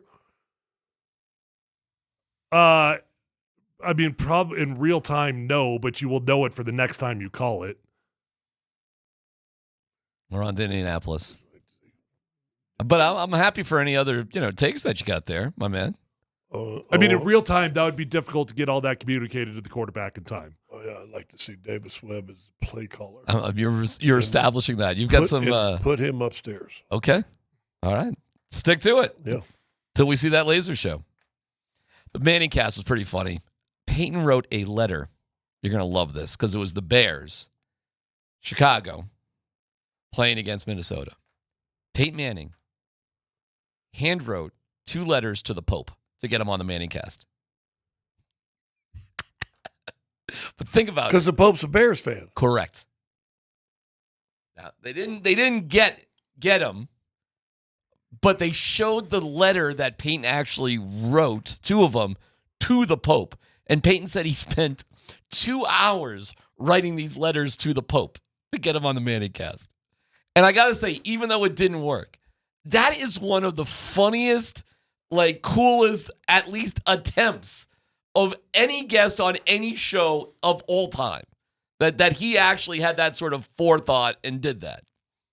And then they joked around because Eli sent a text to the Pope. Hey, Pope, love to get you on E. With football, praying hands, football, praying hands. Which is, again, why the dynamic between the 2 of those guys is so good. Yeah. That Peyton is not joking around. He wrote 2 hours to think about, and we know Peyton in the handwritten notes, right? He's big on the hand. He thinks handwriting is better than blah, blah, blah, blah, blah. I only got a text when I retired. I felt a little offended by that. You did not get the handwritten note? I did not get the handwritten. Oh, God, it was so funny. Another factoid. This is crazy. They had Randy. First of all, they had Bill Murray on, which is great. Sometimes when they do have the guests on, it is really good, depending on the guest and how the communication. Murray's a Bears fan. Murray was great. They had Saquon Barkley on, who was really cool. But then they had Randy Moss on. The Minnesota Vikings looked like dog crap last night. Especially the first. Until they didn't. 3.5 quarters. It was unbelievable of the timing of Randy Moss on the Manning Cast and the Vikings succeeding. Showing life. 3 touchdown drives happened while they had Randy Moss on the Manning Cast. It was unbelievable because I'm watching that game and I'm thinking, oh my God, they must really be missing Sam Darnold right now. Here comes Randy. And I don't think Caleb Williams was incredible, but he wasn't terrible. He was incredible in the first half. He was. And then it just, dish, and it coincided with Randy Moss being on the Manning Cast. And then you're seeing stuff out of J.J. McCarthy that was wow. Where did this come from? What was your take on last night watching Caleb Williams and J.J. McCarthy? Well, it was fun, right? I think it would be cool if Caleb Williams would turn into what he was projected to be. That would be fun for the NFL. If you could get Chicago needs something. If you could find another Patrick Mahomes type of player, because that's what he's projected to be, that would be awesome for the NFL. And in the first half, I could see it. You could. I mean, he was scrambling around, being a maniac, picking up first downs, throwing well on the run. And then the wheels kind of fell off. And it was the opposite for J.J. McCarthy. He throws the pick 6. He's struggling early on. And then all of a sudden, it's just big plays. But what was cool about J.J. McCarthy, you could see it on the sideline. It reminded me of Bo Nix a little bit. And I know J.J.'s in his second year, but it's kind of like his first year. Sure, of course. He didn't play all last year. Yeah, definitely. You could see the confidence in his eyes and how dialed in he was. He wasn't shook when he was playing bad. You could just tell by looking at the guy. Is the Star Wars laser show you're talking about like we saw in the fourth quarter with the Vikings? Maybe. I don't know. And listen, I went back and looked. They've had some big games and whatever, but it just, just don't keep throwing the genius word out there, and then I'm winning a 2012 game, 17-13 game. I mean, if let me ask this. If the Broncos this year and last year had the Lions defense, how many games they win last year? Oh, my God. 5, 4? I mean, it'd be bad. So it might be bad for the Lions this year, by the way, boys. Yeah. That could be bad for them. And if they can put just any type of offense together, because defense are going to – every defense, even great defense, has that one game or 2 games, right? The 17-game season. Injuries, guys are out or whatever. One of those games where you give up 25, something like that, and you can't score 26. And I just If you were to rank the quarterbacks in that class right now, how would you rank them? Jaden Daniels 1. Okay. Yep. Not even close. Would you put Are Bo we Nix still? too? Hold on. I got to clarify the question. All right. Are we still doing potential, or are we just doing No. based off what we've seen? Today. Based on all the information right now, games. today. Yeah, I mean, J.J. McCarthy's 1. But, yeah, no, today. Who goes Not 2? on potential. Who goes? I think Caleb still goes 2. Really? Yeah, I do. I know you said not on potential, but you do select on skill set. And the skill set is pretty radical. Man, okay. Boy, I would have put him way lower, but all right. Maybe Drake 3, Beaufort. I didn't see Drake play. I didn't see New England. They lost to Vegas and did not look very good. How about Penix? Penix lost because they have a kicker that doesn't that they may cut here very soon, by the way. And Scott, what would you do? I would do. I'll go teams. Washington won. I think Bo and Penix are 2. Chicago 4. And then May, and then JJ just because he hadn't played. Oh, I didn't even think about JJ. You guys still have some faith in Caleb Williams, huh? I put him 4. I think the skill set's pretty ridiculous. Okay. But I put him 4. And yes, admittedly, I was bending the rules there because you said no potential, and it was hard for me to take it out. Listen, I think and I got a bad bias because I watched that national championship, and J.J. McCarthy with Michigan was horrible that game. Horrible. Well, he was pretty horrible through 3 quarters yesterday. Well, that's all I guess. But the fourth quarter, he was great. Guess what I watched? Bo's probably 3. That was probably stupid. Put Drake above me. Probably 3. Yeah, I would put.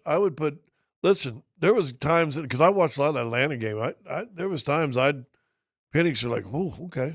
You know what's interesting though? You wouldn't say any of them are a bust right now, though, right? None of them right now. Well, you don't know about McCarthy. You don't know about May. But you can't. To D-Mac's point, you're not ready to call it. No, you're not going to call. No, so right now the quarterback, class is looking the quarterback class the year before, you're close to saying bust already. You could be, yes. Yeah. Strong year, though. Good. Another lucky break for the Broncos, in all honesty, that you have a class, perhaps that deep. No dumb questions coming up next.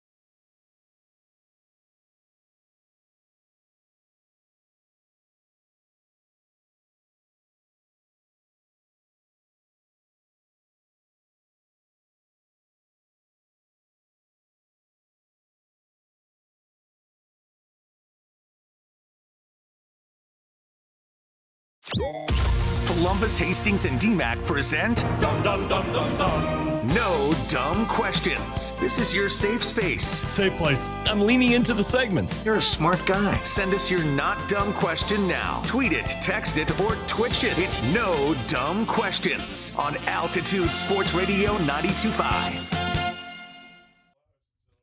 No dumb question. This is pretty funny. On the Shop Mazda text line, one price, one person, 1 hour. Will the skydivers be able to skydive into the new stadium if it has a retractable roof? That's a good question. Probably not. Dude, I don't know what it looks like on TV if they even show it. One of the most insane things about going to games is watching them damn skydivers do what they do. Yeah. You just cannot, unless you're there, I think, live. The speed that they land with. The speed is the speed of entering the stadium is stunning. Well, stunning. Somebody interviewed one of them, and it's the angle that they, even with the stadium it's set up now, that you come in with, that from the height of, because they come in from, I think, the north side, right? They do. And they're right above my head, right there. But it's so high that you basically, they have to just drop, and you have to drop, They offered to take me one time, but I don't really have any desire to jump out of an airplane. Well, I do, but you're too big. You're too heavy. Call me fat? No, you're too big. You're like you over 250? You're like in Games of Thrones these days. I'm about 250. Yeah, without an ounce of fat on you, it's ridiculous. You're too big. Wouldn't you be scared? Come on, man. You guys would be scared. I mean, every skydiver. I just said I got no desire to jump out of an airplane. All right. I've had a desire, I think I just admitted that. I need a guarantee I won't die, but I'd like to. I think that'd be a fun feeling. Well, you're too big too. I know I'm way too big. Yeah. Can you imagine just being? Dude, can you imagine if you're attached to some little dude with we had a skydiving thing when I was with Dave over at the zoo. Yeah. We had it all set up. We were going to do it. And they got you. Well, then they go, well, what do you weigh? Because we had him on the air. They're going to give us the lessons, blah, blah, blah, then take us out. And I said, well, you can't be over 250. No dumb question on the text line. Will Bo Nix play in the new stadium?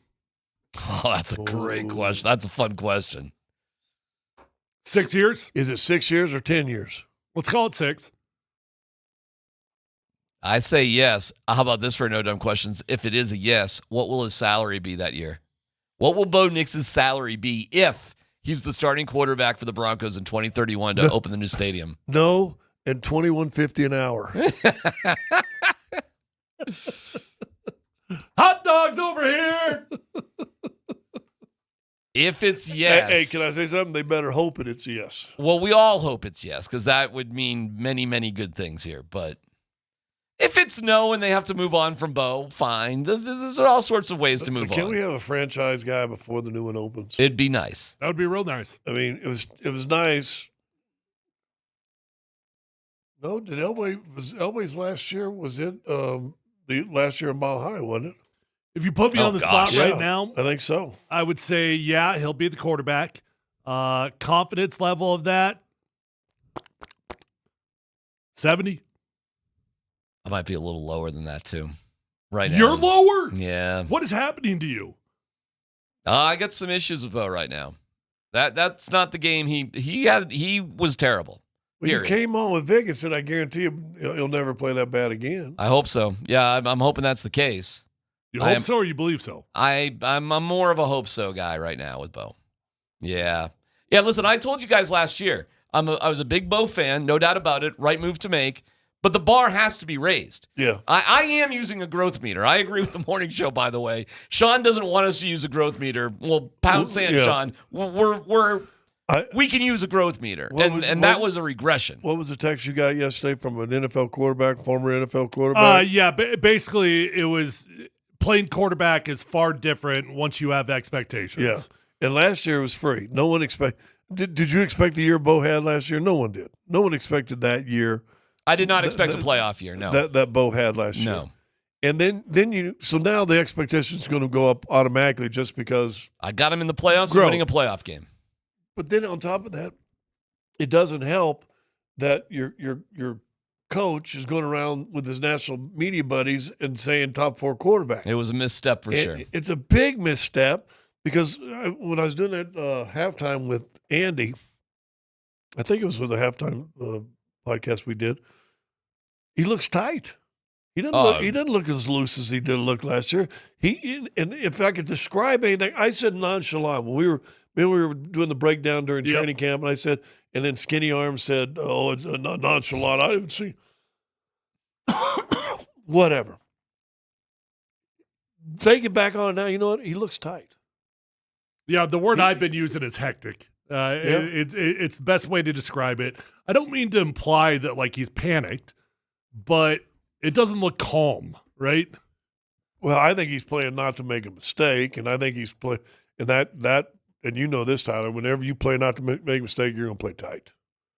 And I'm not sure that's if I were to diagnose the 4 weeks of training camp and the first week of the NFL season, he's not the relaxed player I saw a year ago. No dumb question. Did DMac flip-flop harder on Bo or the Rockies? I'd make the argument I didn't flip-flop on any of them. I told you how things were for the Rockies after the break, and I've also been honest about how they've been recently. Bo, same thing. Same exact thing on Bo. Or are we not supposed to call things out? You guys saw every day at training camp. I didn't think you were lying to me. I took you at your word. You didn't want to believe it the first 3 or 4 times. Nobody wants to believe bad things, but, I mean, you guys are saying the same thing day after day after day. You have no agenda. You're not rooting against Bo. I'm a Bronco fan. Right. So, like, if I hear it, I'm going to believe it. And then when we saw it, and you can look at the numbers, you can look with your own 2 eyes, you could see it. It wasn't good.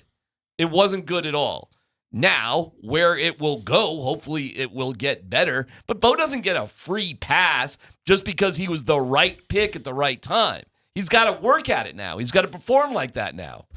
No, you don't get off the hook just because you were the right idea a couple years ago. Now you were the right idea because you were supposed to grow. The growth meter was a very real thing. And we did not see that, Sean.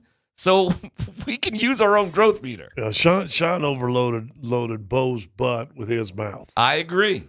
He didn't do him any favors. He did him no favors, and that's why, to be honest with you, and I joke whatever, blah blah blah. Quit calling plays.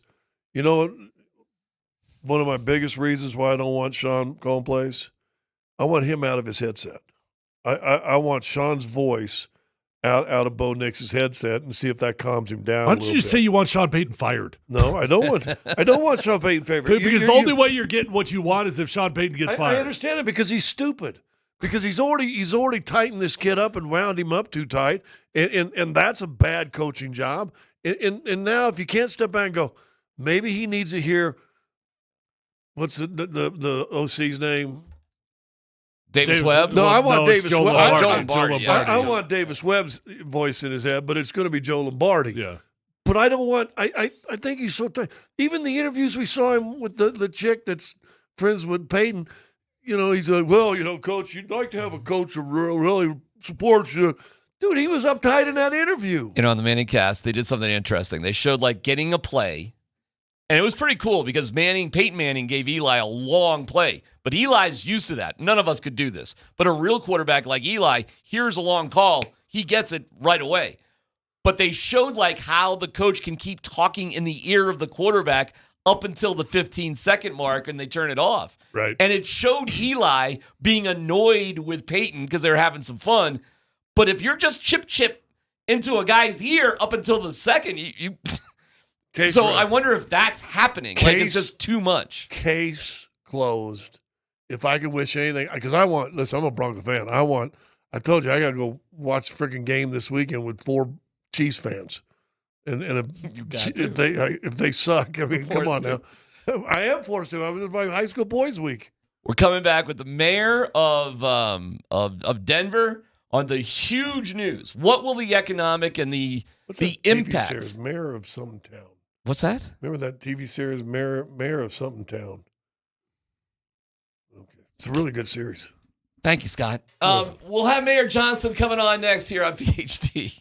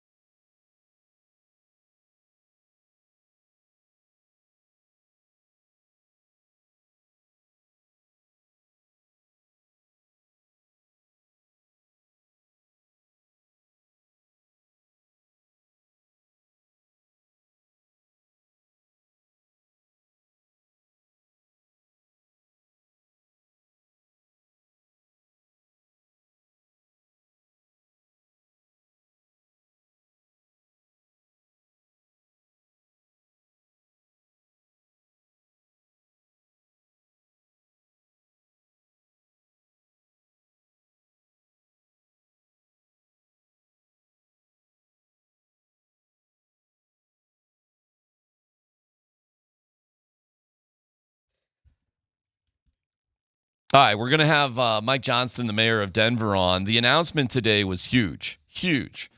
A new stadium to go in Burnham Yard, which, if you know where the Buckhorn Exchange is, if you know where the new playing fields of Metro are. Between the two. Yeah, it's right in that area. Now, this is not a largely populated or place to go right industrial now. area, it seems like. Very much so. So I wouldn't blame people for not being all that aware of this location, but there is a sizable amount of land. How far would you say it's from Empower Field? About a mile and a half? As the crow flies, yeah, a mile. Like something like that. So it's on the other side of I-25. Um, The only thing I'm curious 10th and on Osage is the light rail stop It's right about now. 3 blocks south of Metro State. Yeah, see, there's the playing, there's baseballs, all that. The only reason I'm familiar with it, because over the years my kids played baseball on that field, and the facilities there that Metro built are actually spectacular. They're great. But look where it is. Like, I mean, if you're not going there, guys, you know, you're not going to casually come across this area. It's 2 blocks south of Colfax, 2 blocks east of I-25, basically. A whole lot of nothing right there, frankly. But look what you could possibly do. Because, you know, if you look at the thumbprint of Empower Field and then you look at Burnham Yard, you're like, oh, wow, you got a lot of space. Yeah. There's a lot of things that you could do there. And like I said, the 10th and Osage light rail stop is right there. And I don't know what more they're going to do. The next light rail stop after 10th and Osage is actually Auraria West, which is, you know, sort of walkable.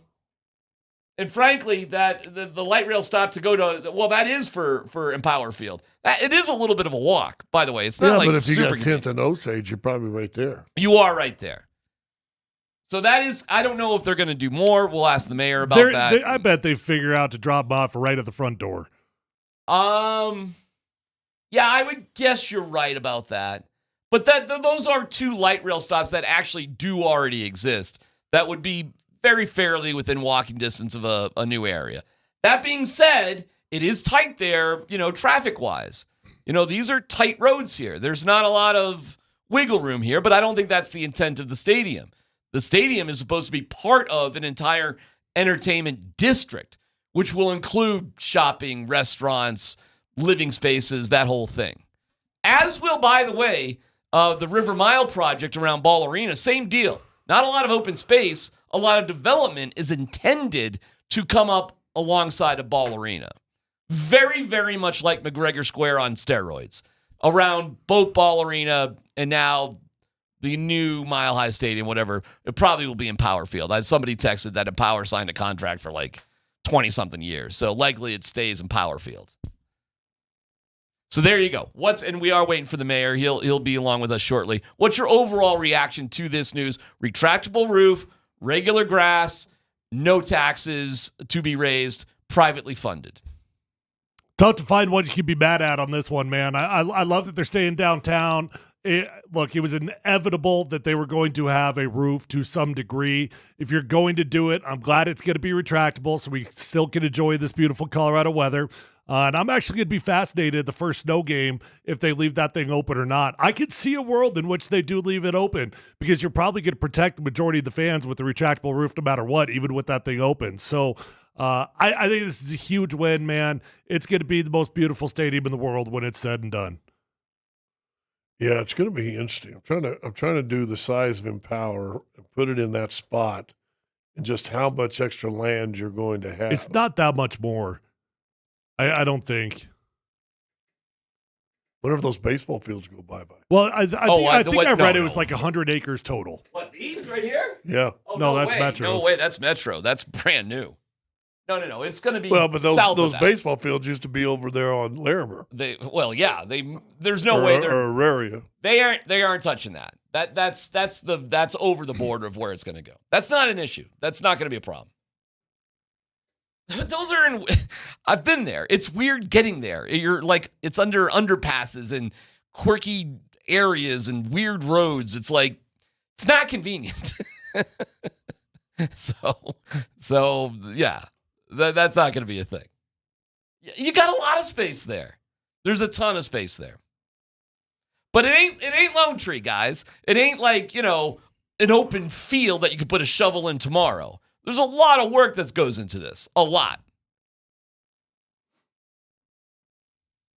The projected, financial benefit for the city, I'm fascinated about what that's projected to be. Mm-hmm. The ability for Denver now to have, well, I'm curious, the Super Bowl, Final Fours. How about watching the Avalanche play in a Winter Classic there would be kind of neat. All of a sudden, all these things open up wide that didn't exist before. This thing's going to be privately funded, which is awesome for a lot of reasons. But there was a negotiation between Lone Tree and Denver. So Denver's going to be contributing to this thing one way or the other. What does that look like? Is it roads? Is it? I don't know. I mean, I'm really fascinated how the city of Denver is worked into this whole thing. What kind of infrastructure is the city going to be responsible for? The state going to be responsible for? Yeah, I don't think that has to be on the Walton Penner dime, right? I mean, you want it, city of Denver, you're going to have to buck up something for this. Okay, no dumb question. The rail yards, for example, you're going to have to relocate those, right? I would guess. I don't know how active those rail yards are. I was told that there's really nothing that's going on there. Nothing goes through those? That's what I was told, but I'm hardly a rail yard expert. But I was told that right now they're dormant. Okay, well then I guess problem solved. Which helps, correct? Yes. And by the way, the Broncos will be part of, as we talked to Parker Gabriel from the Denver Post a couple hours ago, figuring out Denver Water and moving that to where it makes sense. The Broncos are working with Denver Water to make that happen. They're paying for it, I guess. Right now, there's a concrete company that's like the holdout. That's kind of, that hasn't sold out yet. So, I'm shocked there weren't more businesses that held out. Well, but I think that's why they did it under dummy corporations and stuff like that. That's right. Because they didn't want to know that this is what the plan. Because correct. If you remember, the first property they bought was like $1 million. The Denver Business Journal did a great article of quite a few months ago that kind of, revealed what was going on. And Scott's right. There were a bunch of shell corporations. Correct. And I don't blame the Broncos for that. Why would they want to advertise what's going on? Mayor Johnston, the Denver mayor, joins us right now. Quite a day for you, Mr. Mayor. What's your reaction to this news? It is one of the, I think, best days in Denver sports in a long time. It's kind of a once-in-a-lifetime moment, and I have been hard at work at it for years, and we're delighted to get to this day where it's going to be win-win-win for the city and the franchise. To say we're going to get another 50 years of Broncos football in Denver, retractable roof where we can host our own Super Bowl, and taxpayers don't have to pay $1 to build it. It's a pretty damn good day, I think, for us. And your eminence, your excellency, or however you dressed. I was going Caddyshack on you a little bit. Hey, we've all read, and with the shortfall of cash and X and O, and we won't get into all that numbers and all that stuff like that. But when you look at a project like this, and it may be 6 years, it could be 10 years from now, and you may not even be, by then you might be a senator or something, who knows? But someone's going to benefit on this. But have you guys done projections on the possible revenue from sales tax and property tax and all the other stuff that's going to do when this thing gets developed? And oh, by the way, they're doing something over by Ball Arena soon too. Just what that's going to mean as far as a windfall cash-wise for the city of Denver? Yeah, it's a huge windfall for the city. We have done some projections on this. And as you know, it could have gone the other way. If we had lost the franchise and they left the city, that would have been a $300 million hole in Denver.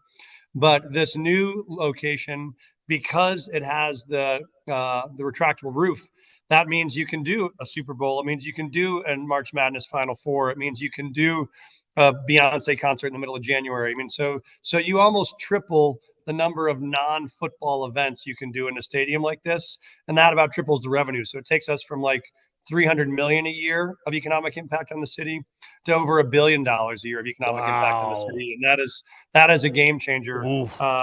And the other thing you love is, as I'm walking out of Mile High on Sunday, great, but you see 70,000 people all walking a mile back to their cars and going home. You don't have a place where, you can't fit all 70,000 of us in Brooklyn's. So as soon as they walk out, there's not a place right out the front door where you sit and have dinner or go to have another beer or go to shop or whatever it is. And so the ability not just to have a stadium, but to have a whole development around the stadium, that's what makes it a huge opportunity for business. With it being privately funded, that's great. It's really been the trend that all these new stadiums have been going anyways. But I am curious, there was negotiation and Lone Tree really wanted it. What is the city responsible for infrastructure-wise? And I think it's not a small deal at all to have the city in for no dollars on the stadium construction. I mean, look at Buffalo. They did $1 billion plus. Look at Charlotte, did $900 million from their city general fund just for a renovation of Panther Stadium. Missouri legislature put $500 million into Arrowhead renovation. So a lot of these places are putting big public dollars into the stadium itself. Huge deal for us to not have a single dollar of taxpayer money to do that. The way it'll work is, they'll build the stadium. They'll build the infrastructure and the footprint around it. Over the next year, we'll work with the neighborhood to build a neighborhood plan for what else do we want there? Do you want housing? Do you want parks? And then when they lay out a full footprint for what this plan is going to look like, then that's where we would have to figure out, all right, what do you need for infrastructure to get in and out of that facility? So do we need a road here? Is it a streetscape? Is it a sidewalk? And that's the part that the city and the state would work together on. Keep in mind, the state owns Colfax. Colfax is a state highway. So the state has a part in this too.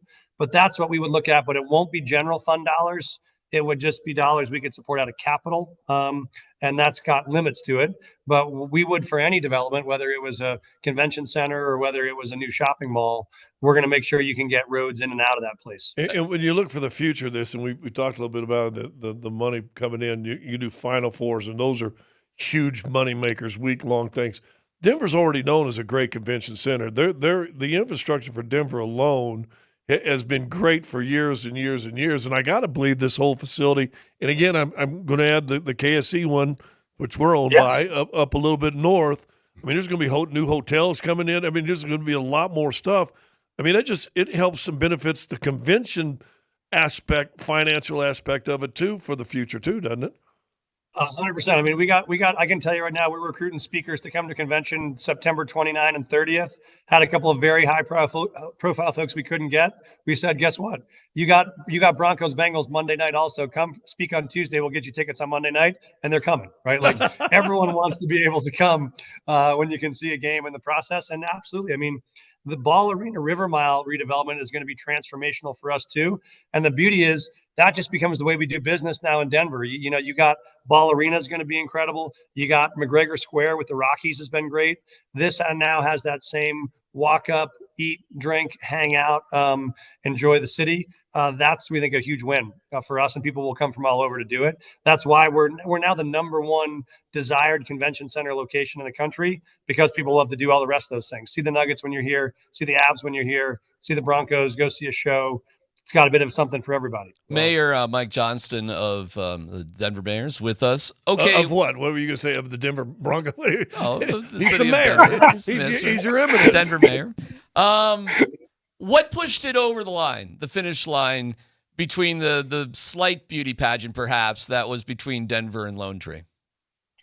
Yeah, I think that what I love about this ownership group is that, they wanted to be in a place that was connected and embedded in community. What you can do at Burnham Yard, you can't do anyplace else. That makes it harder, right? I mean, this rail yard has been in operation before we were a state. It's 150 years old. Wow. But the history is what makes it great. It's what makes it cool. I think that the hardest parts were dealing with some of the other properties that were on that site. So the last part of the deal we had to get done was Denver Water.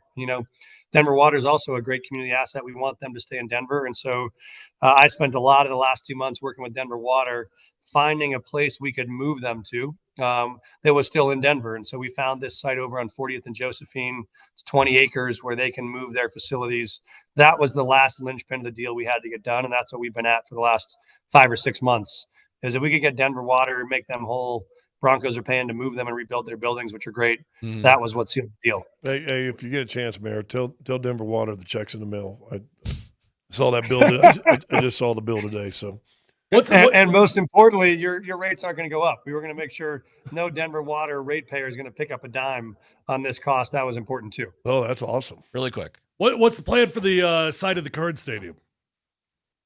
This is a big deal for us because, all 80 acres of that site comes back to Denver. So we own that.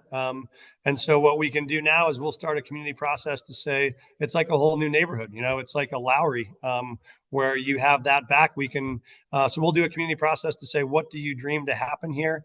We think it will certainly include affordable housing. It'll include restaurants, bars, it'll include some commercial, it'll activate Federal Boulevard. But most of it can really create that connection underneath the bridge right into the Auraria campus, right onto the River Mile Ball Arena KSE development. You'd really have all of those now would be concentrated downtown neighborhoods. You could walk, bike, cruise through, and you can eat, shop, drink your way all across downtown.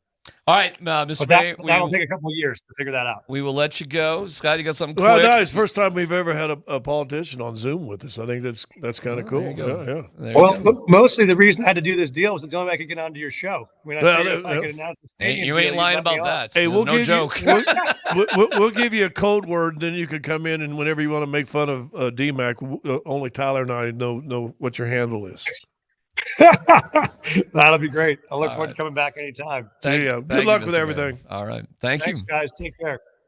Okay. He's a busy guy. Well, he had to go. Yeah. Good question, though. Really good question. No, Tyler, good job. Oh, thank you. Yeah. I feel like I just got like the most improved award. Accept compliments. Yeah, man. thank you. No, I didn't. No, it's the development of what that space is going to be. Because there has to be some sort of connection between what's going to happen around Ball Arena. Yep. Through whatever it's going to be there. Well, no, first through Empower Field, that area. Field. And then it'll sort of just kind of cross underneath I-25. You got the map over your shoulder, and you go from Ball to where Empower is down to Burnham, just that little Burnham triangle, whatever you want to call that area. That's going to be within 10 years. You're not going to recognize it, dude. It's a new city. And listen, if I understood what the mayor said, and listen, according to the paper or an article I read today, they're $250 million short next year, or over budget by next year, $250 million. And they're talking they make a revenue on about $300 million a year, and that's going to increase to $1 billion just on the new football site. But what we heard from the mayor, based off that question, is they're not going to keep the stadium. The stadium's they're gonna knock it down. Yeah, it's gone. Oh yeah. And they're gonna what are they gonna do in the neighborhood? But the way I understood it, did you guys just this Bronco Burnham area is going to be like $1 billion in revenue? Yeah. He wasn't even counting the KSE thing up north. And now it's not costing, as he pointed out, the city isn't really costing the taxpayers anything. And if you were to consider Ball Arena maybe a northern border and Spear being the end of that, right? You can draw sort of a big oval shape now around to the southern border, which would be the 8th Ave. So your new downtown Denver, fellas, you can see it. You can see it up on the map. Is Ball Arena through Spear to 8th. Well, and Spear to 8th with 25 is your corridor. Not that the women's soccer stadium is going to be as big of a deal, and that's going to go all the way as far south as Santa Fe, so basically just south of I-25 on Santa Fe. Where's that? Is that even on that map we're looking at? No, it's not on that map. It's like the next exit up, though. Right. Boys, we're going to have just a brand new city here in about 10 years. I wonder where the hell all these businesses come from. Like, that is so much, much space. Dude. Listen, I was part of the group when they built Empower. And I was in for it, and people may not remember this, but they passed a sales tax to build Coors Field. Mm-hmm. And it was on a half a penny or 1% of a penny tax is what it was. And they had a 20 or 30-year tax lien or something like that to raise enough money to make sure they could pay for Coors Field. Mm-hmm. They found out that they had enough conventions and everything else, enough tourists come in because it was more on their money than anything else, that they basically pay it off in like 7. And so then all of a sudden the Power wants to build a stadium. So the big vote was, and they voted, it was a vote by the state. Just can we keep that tax rolling and now help pay for Empower? And that's how Empower Field came out. Because let's be honest, no disrespect to the Bowlins, they weren't going to be able to build a new stadium. No. They weren't going to get it done.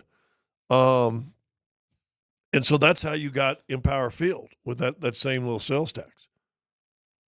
You're going to get 2 new cityscapes. Dude, crazy. That ain't going to cost anybody anything. And don't forget, when Ball Arena and Power were built, nothing really was built around it. Not really. This is going to be totally different. Totally different. Whew. They could not lose this to stupid Lone Tree. Well, listen, I for selfish reasons, it's closer to me. God. I wouldn't have minded it being in Lone Tree. But that being said, we ain't got no old-fashioned L with a Bronco going through it that we can put on a helmet. Well, when you realize the economic scope of what this really meant, I mean, you got to fight for it. Oh, an my additional God. $1 billion a year. And that was But interesting. I took it just as the Bronco site, though. But you know what's interesting is he said the city had to figure out Denver water. Like, the Penners were probably like, hey, you want this? Figure that out. And he had to figure that out. And he said he's been working on this for years. So they found the site for it, but the Broncos are paying for the move. Parker, though. the new move is going to, and as he said, it's not going to raise any rates. Yeah, but the Broncos are going to pay for it, but the Broncos wouldn't be the ones to find where to put it. But he did. Yeah. The city of Denver had to find do it, that. we will build, right? I guess so. And we'll see what happens with the concrete company. And we'll see where everything goes. Don't forget this announcement today.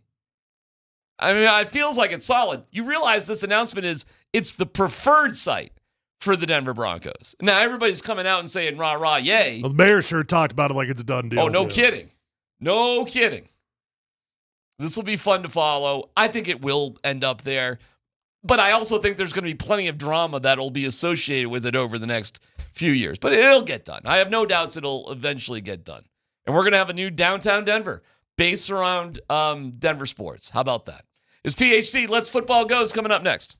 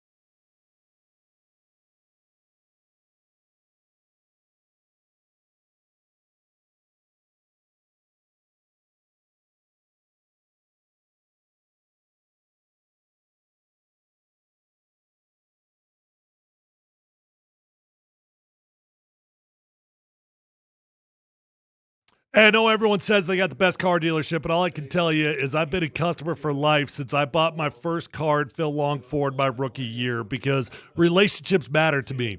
And they've got the inventory, the best inventory. They've got the best prices. They've got the best customer service. You're going to walk out the vehicle of your dreams at a fantastic price. Guys, at Phil Long Ford, they've got over 1,000 cars, trucks, vans, SUVs, electric vehicles, even commercial fleet vehicles on their lot right this minute.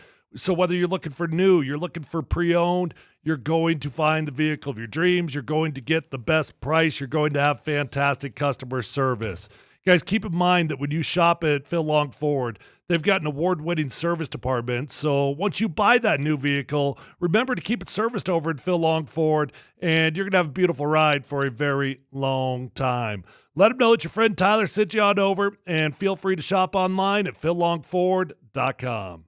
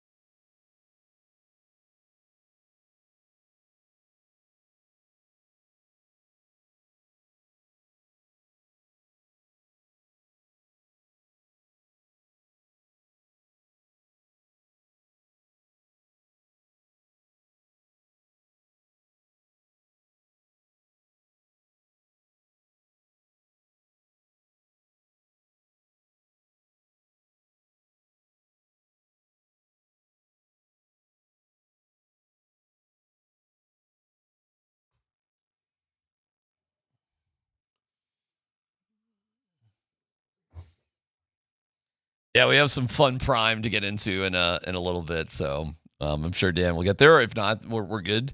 But Prime was fun today. Thank you to Mountain High Appliance. Find them at mountainhighappliance.com.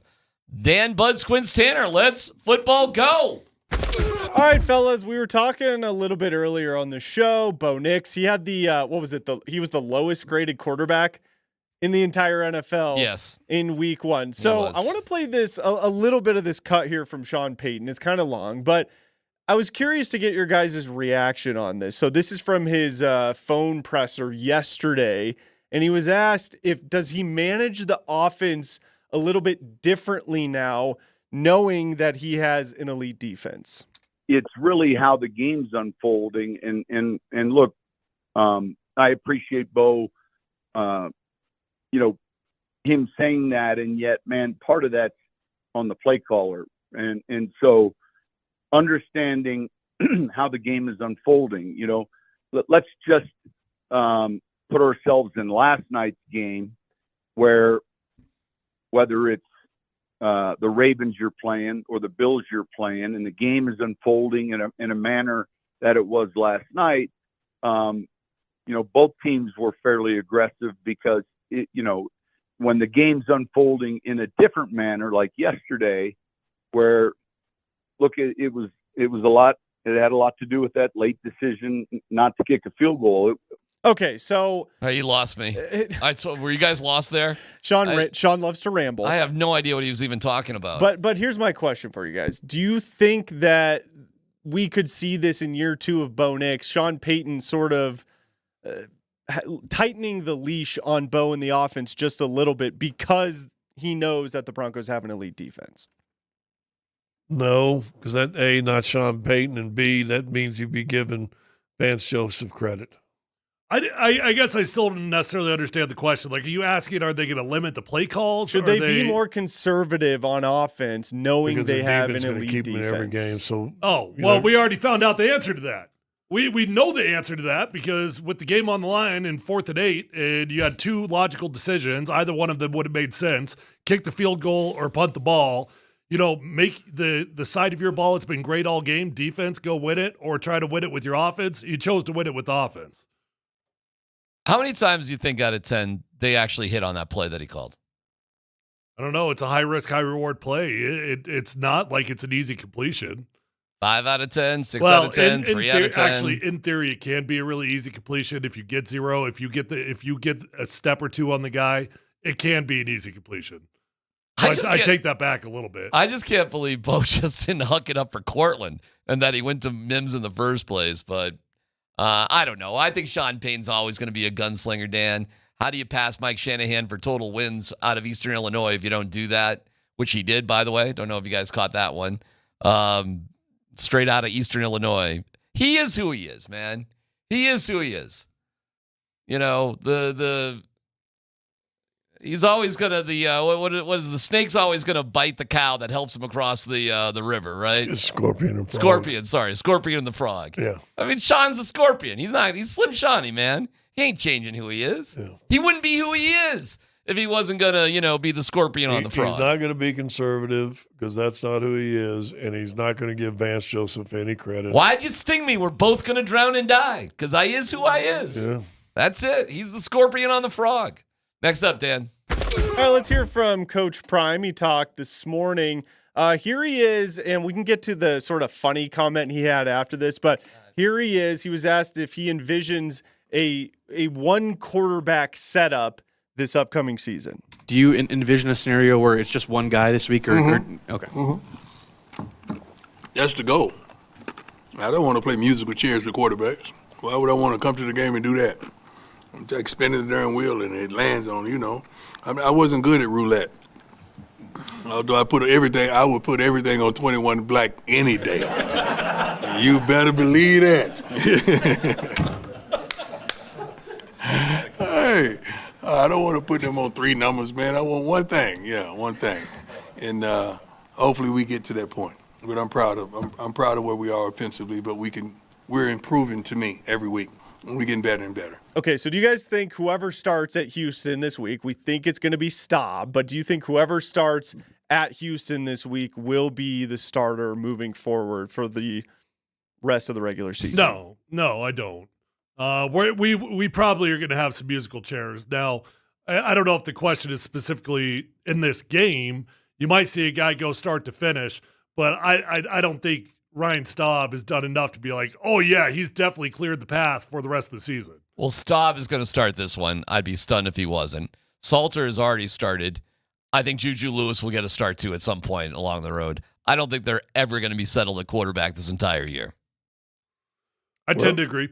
I think if they're not settled at quarterback, then you're not talking about a bowl team. Well, but Tyler, to give Tyler credit on this, you said, hey, 7 wins would be a hell of a year for this team. Yeah. You know, like it's not going to be You smooth. lost an insane amount of talent. I mean, insane amount of talent. It's specifically on one side of the ball on offense. Right. And second pick of the draft and a fifth rounder. Well, not only that, but you've got 4 wide receivers that are, I mean, I know you're being facetious with the 5th rounder there, but you literally did lose 4 dudes that are playing in the NFL in the wide receiver room. Here was Prime at the very end of his presser. Kind of an overview question. Yes, sir. When we talked to you, you hadn't looked at the film yet. After looking at the film, what did you like about each of the quarterbacks?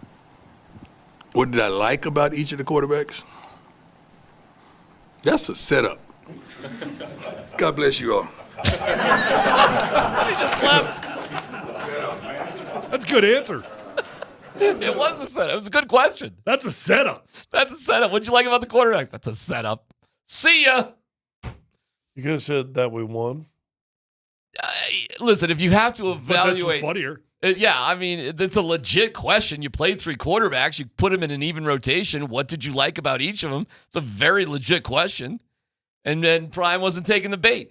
He's not taking the bait because what's plainly obvious is that Staub is the best option, the end. And everybody knows it. And everybody's happy for him, and that's that. What year is Staub? He is a redshirt sophomore. Wow. Yeah.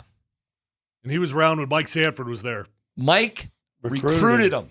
He was in his living room. He gets calls from his dad, Staub's dad, on a regular basis. He convinced, according to Mike on his show, The Morning Sprint, Staub and his parents consulted with Mike about should he stay or go from CU. And Mike said, if you think you can compete, you should stick around. So that's according to Mike, and I don't doubt Mike whatsoever.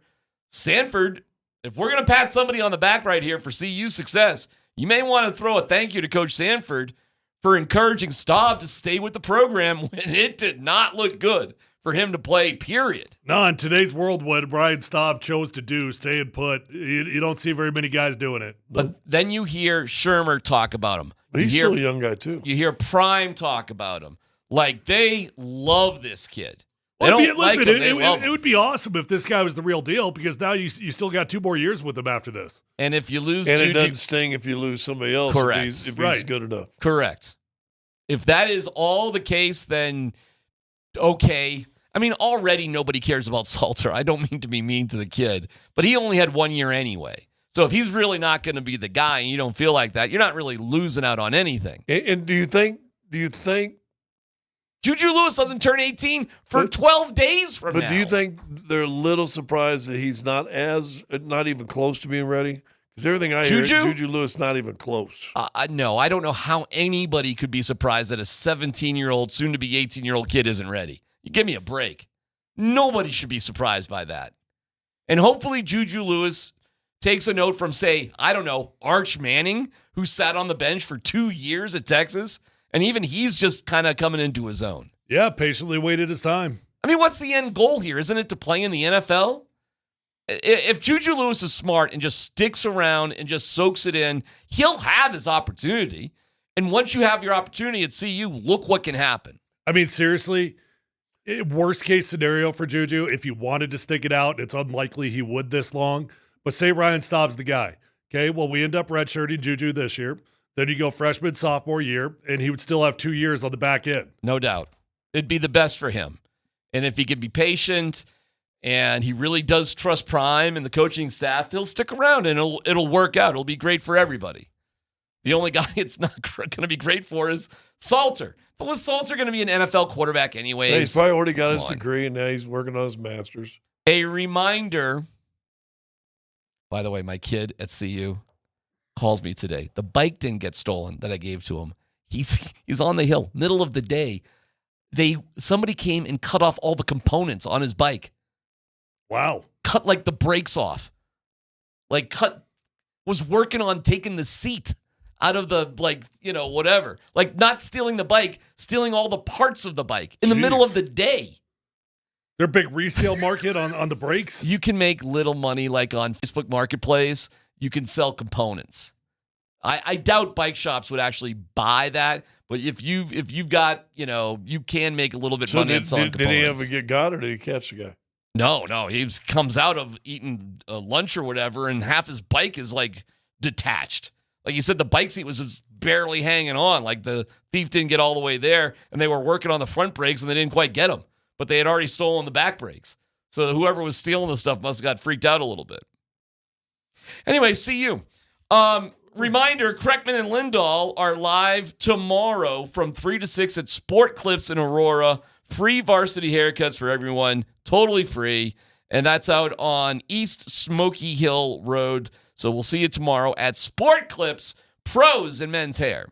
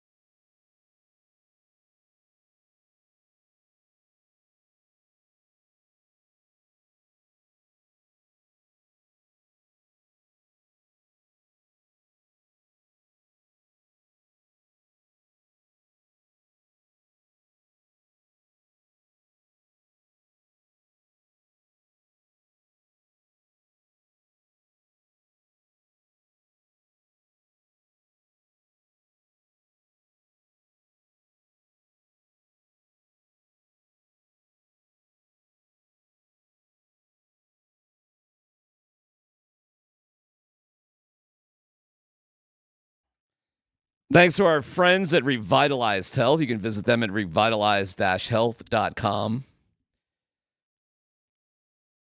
You know, I got to tell you, man, there are moments that Prime does kind of, I roll my eyes and is a little annoying. But there are other times, like today is a good example, where I think he's kind of a riot. And he's fun and it's funny. And, it's like a day like today. I'm like, I'm glad he's our guy. Like, it's kind of cool. He's funny. He is funny, man. I mean, I just don't get bent out of shape on him because I'm like, I know what that dude is. I know what that dude is. So here's how I just say, I'm down for the ride. Whatever. Yeah, I am too. It's every now and then. It's going to be little things every now and then. But at the end of the day, it's entertaining. Every Tuesday is like, we get a little something, a little fun something. I'm not going to name the coach. Putting the money on 21 Black. You're trying to set me up. Just real quick. He was giving a lecture to the media about, everybody's trying to be fast and first, not the truthful. And it's always something. It's fun. I was listening to the presser this morning, obviously. I kind of see where you're coming from, DMac. There's one thing Prime said today that kind of annoyed me. Oh. He started talking about how he's been an underdog. Like basically his whole life. I'm like, what? Weren't you like a top 5 NFL draft pick? He grew up. He grew up in very, very humble surroundings as a kid. But who we talking about? Prime. He hasn't been an underdog since the day he stepped onto the Florida State campus. He wasn't an underdog anymore. The day he returned his first punt for a touchdown at Florida State as a freshman or kickoff. He did go to Florida State still, boys. Like he did make it to Florida State. Yeah, I mean. And he was back a star when they were in high players school. too, and that was when Florida State was every year under Bobby Bowden was something to compete with, wasn't it? I'll say this though, he was broke ass poor as a kid. Yeah, he wasn't given anything. Who wasn't? Well, dude. you and Tyler. Tyler, we know he grew up Cherry Creek. You grew up with clay courts and your own dude, boat. You know what? I roll with you on that. But you realize I grew up pretty. We had a community skateboard. All right. We had a pair of skates and you fought over the key. Okay. I had a Bentley. Yeah, Tyler. I had an Explorer Sport. That was my first car. 79 Ford Pinto, bro. Like with the big hump there. 67 VW Bug. With a puttied hole had in to the been door. A sight. Big ass Scott Hastings I and a wasn't that VW big, Bug. Well, I was normal size back then. At 16, how tall were you? Probably 6'8"? No, 6'1", 6'2". Really? Yeah. When did you hit the growth spurt then? My freshman year. Yeah, you're not 16 your freshman year. My freshman year, I was 5'11" in 8th grade. Okay. I was 6'3" my freshman year, 6'6" my junior year. Well, that's when you would get your 6'9". driver's license, your junior year. Sophomore. No, if you're I don't know. What are the rules in Kansas? Like when back when I was in school, it was sophomore, junior, and senior of high school. So sophomore year, I was 6'3". So you got your driver's license your sophomore year of high school. Yeah. You did driver's ed, and then you got your license when you were 16. We didn't have the stupid rules they have now. I didn't turn 16 until my junior year, though. Really? Mm-hmm. You were young. We couldn't get it till 16 and a half, and that was with driver's ed in Massachusetts. 15 and 9 months, you get your permit. You take the driver's ed, you can get your license 16 and a half. Bob Dole was our senator. We were good. 16 soon. Walked in. What does that mean? What does that mean? Walked into the DMV when I was Bob Dole? 16 and got my driver's license. Without driver's ed? No, I'd had driver's ed in the summer before. And then at 16 in Kansas, because of Bob Dole, you could get your driver's license at 16. Yeah. Going in the summer of my freshman year, we take driver's ed. And then you could do learner's permits. I didn't ever have a learner's permit. And then are you ripping on Mike Dukakis and Paul Tsongas then? Is that what you're doing? You're taking down Massachusetts because of who was in charge? Yeah. Probably. Sure. Yeah, I guess so. Yeah, I got mine like the morning that I turned 16. Nowadays, kids don't even want their license. They don't even care. Andy's kid didn't want his till late. It's the weirdest thing of all time. My kid didn't get it till after his freshman. My oldest son, his freshman year of college. Yeah. I told you that weird rule. Like if you wait until you're 18, all you have to do is get your permit on one day, and the next day you can go get your driver's license. Well, what's wrong with that? He waited till he was 18? You have to wait. He was 19. 19? 19. He didn't get his license till he was 19? 19. You got to be kidding me. It was unbelievable. No, there's like some, like, was he, never mind. Tell me It you're was soft. weird. Tell me you're soft without telling me you're soft. Dude, I would have made my kid get his license. There Like, dude, I'm done driving you around. There you go. No. Hold on. Check this out. He refused to have us drive around. He was belligerent about it. Like, we did not drive him around. He just figured it out. It was unbelievable. It was unbelievable. Like, it was almost like he was shoving it in my face like, I'm going to do what I want, and I don't need you to drive me around. I did not. It was crazy. Wow. Give me your cars in order. I don't want to play this game. I don't like this game. Ford Pinto. My dad's Oldsmobile that had over 100,000 miles on it. He gave it to me in college. Do you remember what year? Oh, man. Maybe 1980. Oldsmobile. It sucked.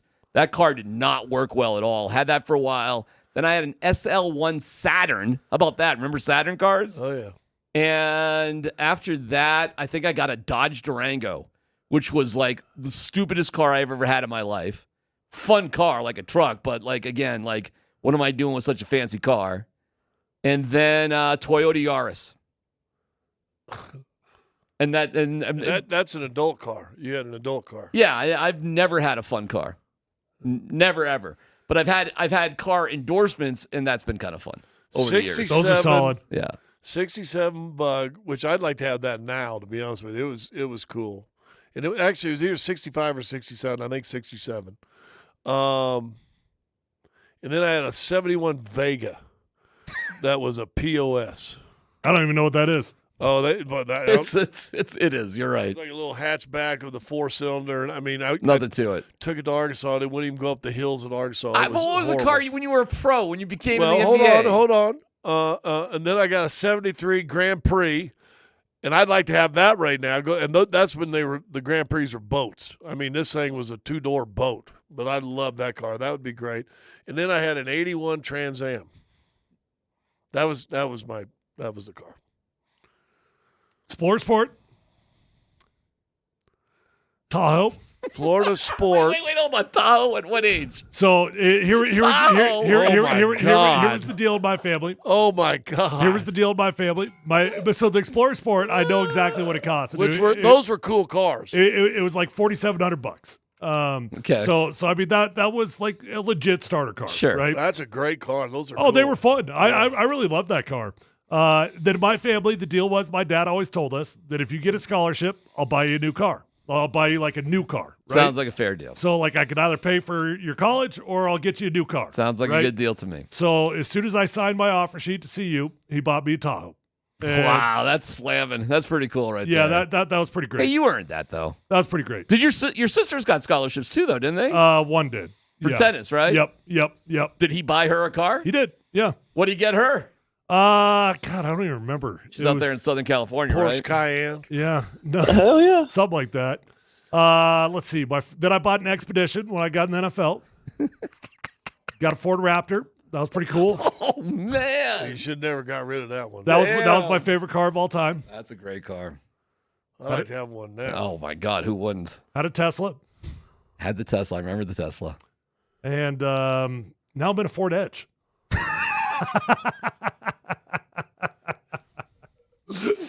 That's going back. PRD and POD, folks. Yeah. PRD and POD. Yeah. Things change. Pre-D and POD is two different things, dog. Yeah. Well, I just have a bike now. But the Tesla was fun. Hey, well, that Yaris ain't much different except it's got protection to rain. Yeah, I don't even. I'm going in the other direction too. Oh, you know what I did after I had my? You got a light rail pass. I forgot I had a '67 Impala. Oh my God! In between my Volkswagen and my Vega.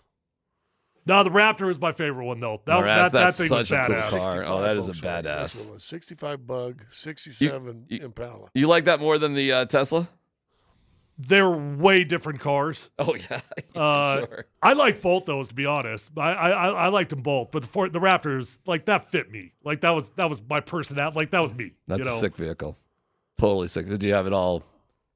I didn't do anything to it. No, I you mean, don't have I to. just, Don't I need just to. bought it stock, Don't and it need was, to, yeah. It's KKSE FM HD1 Broomfield, Denver, Boulder. All right, boys. Those Shackleheads coming in later and later than ever. Aren't I don't. they? We just do the first 10 minutes of their show every day. I could give you 30 seconds on the Rockies. God, no. Did they win? They had something very quirky going on. They were being no-hit through 6 innings, but they had the lead 1-0. Oh, that is quirky. It was very quirky, and then the Dodgers scored 3 runs. The Rockies broke up a no-hitter. Ryan Ritter hit a double in the top of the ninth. They were almost no-hit. They ended up losing 3-1. Okay, good. But that was weird, and it has happened. I talked to my boy Stout. 3 times in Major League history, a team has won a game and been no-hit. I didn't think it had happened at all, but 3 times in history. That's what we're talking about. Just in time for you, Andy. I set it up. Andy, stand behind Tyler and tap his shoulder. Anyways, that's your 30. That's it. That's all I got on the Rockies. Don't worry about it. I didn't hear a word you said. Okay, don't worry about Hey, it. I can tell you what happened to me yesterday. Sure, what happened? Had my very first pumpkin spice latte of the season. Oh, nice. Are they out now? Yeah. Obviously. They say every pumpkin spice latte is like drinking 4 donuts.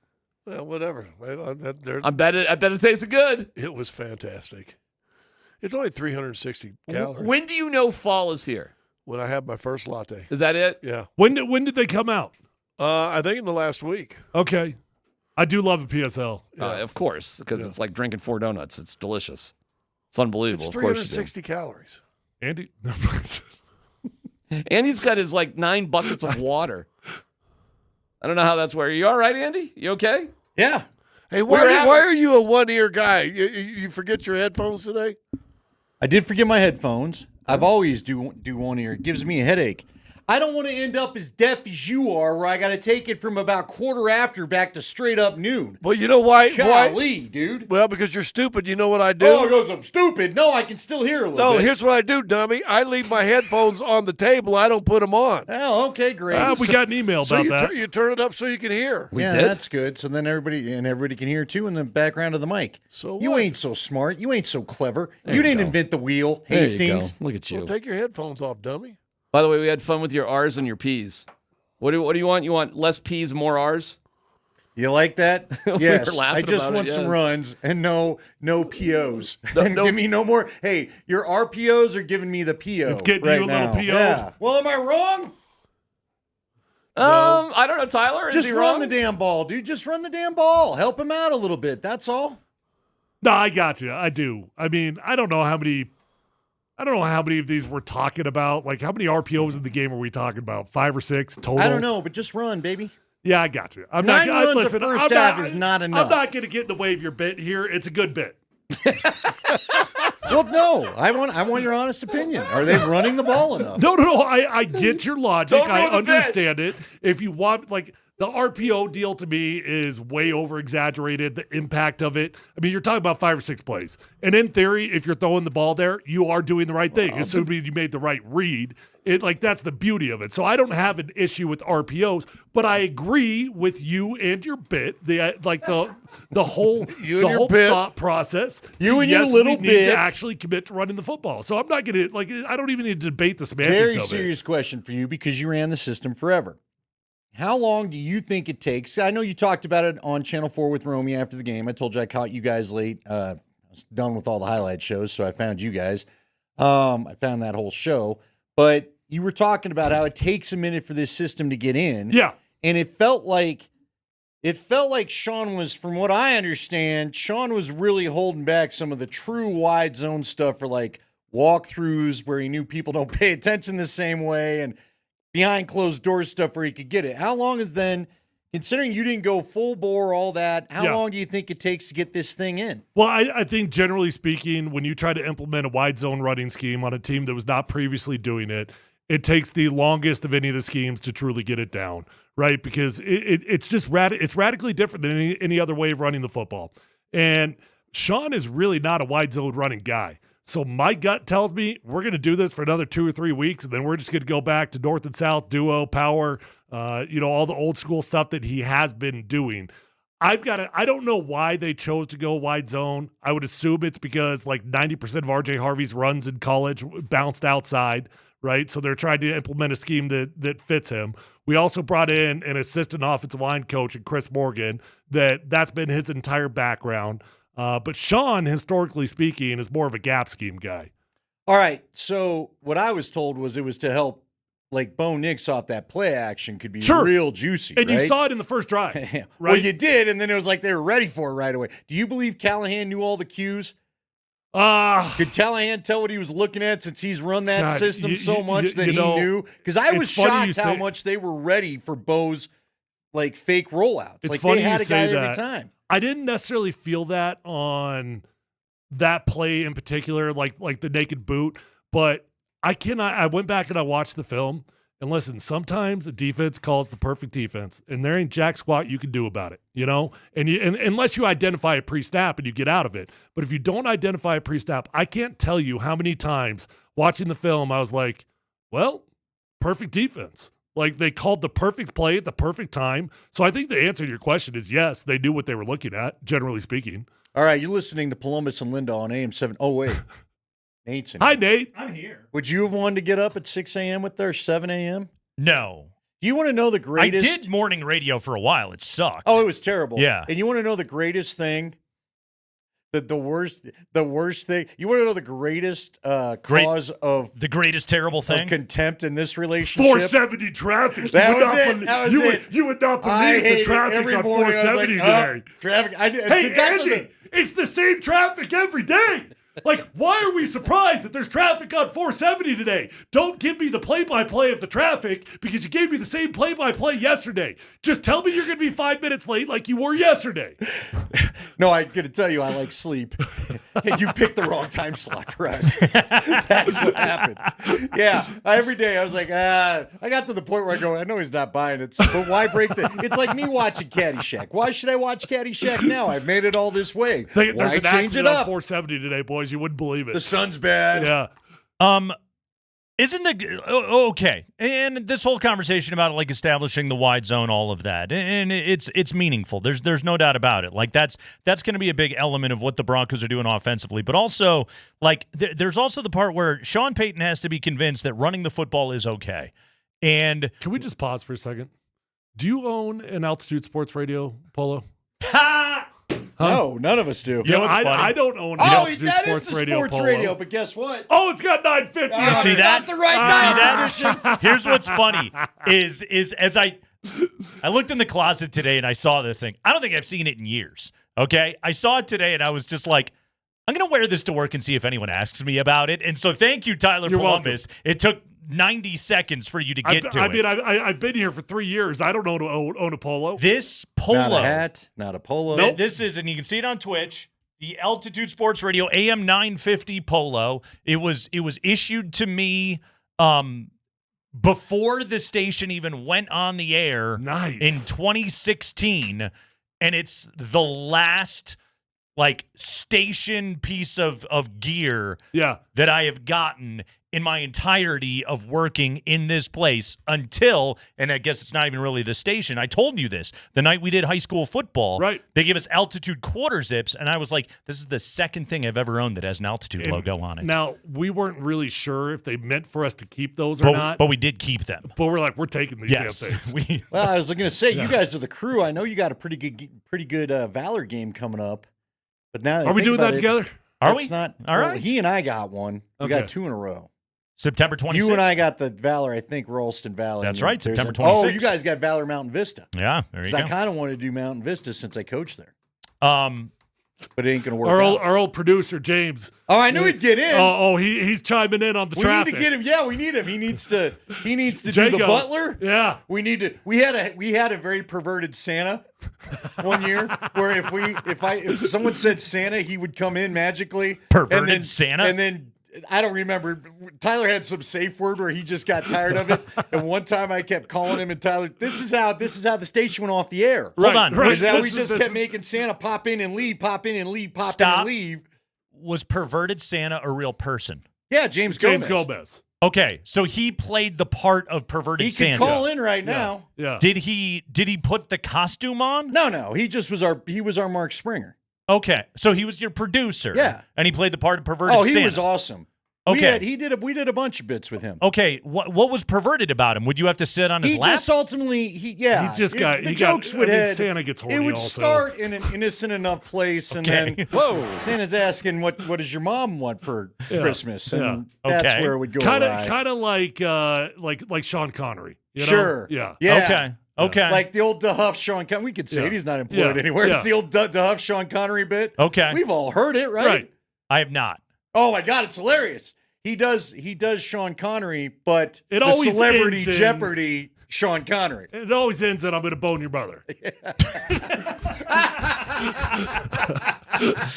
You know what? Doesn't matter where you start as long as you finish there. That's a good bit. Yeah. As far as I'm concerned. Yeah. I don't know. The fact that they ran the ball for 95 yards in the fourth quarter, okay? Does that then convince Sean Payton that is an identity worth leaning into with his football team? Because, and by the way, I agree, the RPO bit, quite strong. But, like, 17 plays, I think, in the first quarter, 14 of them were of the throwing variety, okay? You had 3 runs in the first quarter of that game. It was 22-9 by the time that the first half ended. Honest. Yeah, it was absurd how much the balance was out of whack with what the Broncos were doing offensively. But in the fourth quarter, they get the 50-yard run out of Harvey. They get the 19-yard run out of Dobbins. And by the way, the great combo block on that play by McGlinchey and Paul Chesky going up against Jeffrey Simmons. They erased him like it was well executed. But that part of it where the run game found its way in the fourth quarter and the offense actually moved significantly up and down the field, isn't that what Sean Payton has to see to have it get through his skull? Oh, maybe a run game would be of assistance to my quarterback and actually be for the betterment of my football team that is dependent upon my defense to win football games. Yeah, I don't know, man. I mean, that's just it. I don't know. I mean, I don't know either. My gut tells me when you have to literally write on your play sheet, run the ball, you're convincing yourself to run the ball, right? So in his heart of hearts, we all know who Sean is. I guess. Don't you feel most OCs are this way? Listen, yeah. You talk to the guys. You and I know plenty of the guys. Nalen, we're all are friends with Tom Nalen. I'm sure he would verify there were times where Alex Gibbs was the one that went up to Shanahan and said, "You're not throwing on this 3rd and 3. We're running the ball. We got it going. You're not throwing here." Every OC needs the guy that is kind of like, their accountant that makes sure that they're paying the bills and not just spending the money crazily. But here's what's weird about this team, because this team is unlike any that Sean Payton has ever had, right? Like, he survived on great offensive football and, quite honestly, some pretty bad defense for most of his tenure there in New Orleans. He started to figure it out a little bit before he left. He used high draft picks. He got Marshawn Lattimore. Like, he got good players in there. They used draft capital on good defensive players. But this team right here, this is the best defense he's ever had. I'm going to go out on a limb and say this is the best defense he'll ever have in his life. All right, I'll ask you the tough question. I want Tyler to answer first. In a great coaching career, this is the best defense he has ever had. Yeah. So again, like, and I've got some of the metrics, some of the ball nerd control stats sounds pretty smart to me, and everything on the way that Bo played in Week 1. And can Sean Payton be convinced that it is for the betterment of this team this year and their chance to be able to win with defense? Gary Kubiak embraced it in 2015. He did. But Gary Kubiak didn't have a ring of his own. Sean does. Sean's won a Super Bowl. Okay. He'll always be a Super Bowl winning coach. Yep. Yeah. Does he have the chip that I got to prove that? I mean, listen, every guy that hasn't won it, I'm sure has a chip to prove they can win it, right? I'm sure Gary didn't love the offense he was calling in 2015. See, but here's the thing. Like, this championship should matter to him, though. I would agree. Because all of them should. Nobody's ever done it. No one's ever done it. This one's the ticket to Canton. Sure. He wins a Super Bowl in Denver. Or hell, if he goes to a Super Bowl in Denver. It's a fast pass. You're on your way, man. Isn't that a wild stat that no coach has ever won a Super Bowl with 2 different teams? I know. It's crazy. That's insane. You kind of get your group. You don't usually get 2 different groups. Yeah. It's just hard to do. And that's who you win with. It's just really hard to do. Yeah. And he's right now. He has a defense that is championship ready. Holy crap, those guys are good. Like, and again, I looked at more of it. I got into some of the numbers. My God, the dominance that defense put up. It's going to get tougher. You know, you got Herbert and Burrow and Jalen Hurts and company, like, Yeah. all waiting on the schedule. It's going to get tougher. Waiting on the schedule in the next month. Yeah. That ain't even the later part of the schedule. But this team right here in 2015, in 2025, has the potential to kind of look like 2015 for the Broncos. But Sean Payton has to decide it's worth it for him to do that and make that decision knowing that, hey, maybe this, I'm not going to use the word stunts, but maybe it slows or maybe it curbs the development of Bo Nix into exactly the kind of quarterback that I want him to be in the future. But for what this team is right now, this is going to get me to that place. It would be nice. I think it's logical for a million reasons. I mean, you got a great defense. The last thing you want to do is be going 3 and out. The last thing you want to do is have short possessions. Right. You want to eat up clock. You want to keep this defense fresh. You want your best. You want the best side of your ball to have the most advantageous way of playing football possible. So running the football is going to help all that. And then, let's keep it real. Bo Nix wasn't good. Okay. So do we really want to put the weight of the world on this kid's shoulders right now? I mean, most teams that if you give them the kind of field position that Tennessee had are going to make you pay a hell of a lot more. You're not going to bump many teams out of field goal range, right? Even with this defense. It's unlikely. Not only that, you're going to turn the ball over 4 times and not give up a touchdown. That ain't happening again. Insane. I'd put money down that doesn't happen again. It Yeah. might, but I doubt it. Yep. But you better not be turning the ball over 4 times, period. The average starting field position for the Titans was the 40-yard line. Wow. The 40-yard line. Gosh. If you give, again, and who knows, maybe you can get away with it against the Colts this week, but the better teams that are coming on the schedule, if you give that to Herbert, if you give that to Mahomes, they're going to beat you. They're going to beat your pants off is what they're going to do, like perverted Santa would like. James is really protesting it wasn't perverted. It was dirty. And you know it, James Gomez, driving around there. Real quick, though, did you see the stat where Daniel Jones is like the first quarterback in history to finish every drive? I think it was 7 straight, something like that. Something Tom like that. Brady had never done it. Peyton never did it. It's pretty wild. Can't mess with Daniel Jones. This year's Sam Darnold. Are you really buying it? It's what he is this week. It's what he is this week. Because you just pointed it out. That guy had a performance nobody's ever done before. Yeah. For right now, that's what he is. Against NFL players, pretending to care anyway. Were the Dolphins even pretending to What care? the hell happened from the 70-20 Dolphins to now? Right. Can't stop Daniel Jones. I don't know. Mike McDaniel's my boy. I love that guy. He's legitimately a fantastic friend. But that team, I don't think they like that dude. By the way, do you think, I heard you guys play the Rex Ryan cuts yesterday. Do you think it bothers Rex Ryan? He sounds like a stoner, and that's why he went in? Probably. Yeah. Probably. Rex Ryan is the cop. Yeah. Rex Ryan's a narc. Yeah. McDaniel's a chill bro. Yeah. And Rex Ryan, they don't respect their coach. He's smoking. Yeah. Rex Ryan has an antacid addiction. Yeah. So he doesn't know what it's like to be a chill Hey, bro. listen, Go Bubble suck on a Toes, foot. just calm down. The great Tyler Polumbus, everybody. Listen to him noon to 3 every day right here on Altitude Sports Radio 92.5. This is the Kreckman and Lindahl Show, and you can catch us live tomorrow from 3 to 6 at Sport Clips on East Smoky Hill Road in Aurora. Come by, enjoy the show, and everyone gets a free varsity haircut. Sport Clips, pros in men's hair. Free varsity haircut. No JV haircuts. Varsity, baby. But you should upgrade to the MVP treatment. Oh, is that above varsity? No. What is that? I didn't even Is know that the of Zen this. or is that your smelling salt? Yeah, well, whatever you want. I don't need your fake nicotine. I just learned Kreckman cranks 9 coffees a day. Give him one of those. Exactly. You can be like an old lineman. Come join the room. Screaming out of here, running for the bathroom. It's the Kreckman and Lindahl Show. Chad Brown coming up at 4 o'clock. Spring didn't send me a rundown. What else we got today, Spring? Parker Gabriel, 520. 520. We'll talk to Parker Gabriel of the Denver Post, talk to him about that Bronco victory, and we'll talk to him about Burnham Yeah, I'll hit up Mark Johnson. Yards. We'll see what's going on up in Boulder. We'll make some things happen. Burnham Yards, Andy. The Broncos! You got a retractable roof in your future. It's all happening today on the Kreckman and Lindahl Show on a lovely Tuesday afternoon. Also, Power Rankings at 420. That's right, Power Rankings at 420. The first real ones of the year. That's right. Last week we did it, and those weren't as real. These are real. Keep it here.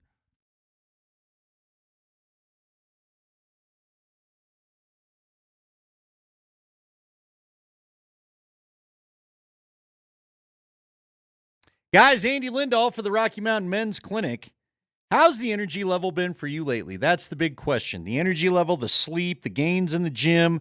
You know what? Maybe some of the sexual motivation as well is another sign of this thing. But if you're dealing with brain fog and just a lack of motivation at times when it comes to having the energy, it could all be due to low T. You know, the older you get, the more likely you are to deal with this.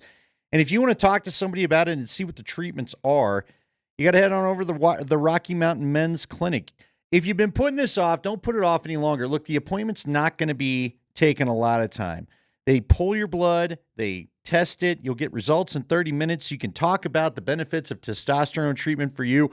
Maybe talk with the Colorado licensed medical provider that you meet with about some of the other symptoms you've got going on in your life. But get back the motivation, get back the libido, get back the gains in the gym, get all that back by getting on over to the Rocky Mountain Men's Clinic. And again, don't put it off any longer. Were you thinking about doing this over the summer? Guess what? Summer's gone now. It's about to be fall. It's still about 80, but it's still about to be fall. So get on in there. Talk with them today. The cost of that first appointment is $99. Includes the consult, the T, and the PSA test. But if you sign up for testosterone treatment the day of your appointment, that's all free. So get back the benefits of what you've lost. 5 locations to serve you. And remember, they've got a revamped new location. It's not a new location, but it feels like a new location in Castle Rock. Go and check that one out. The Castle Rock location is going to be a good spot for you, especially if you live down in that area of town. Go and see those folks there. Let them help you. They also have locations in Fort Collins and the Springs, plus Denver. That's North and Central Denver. 720-440-7900 or visit RockyMountainMen'sClinic.com.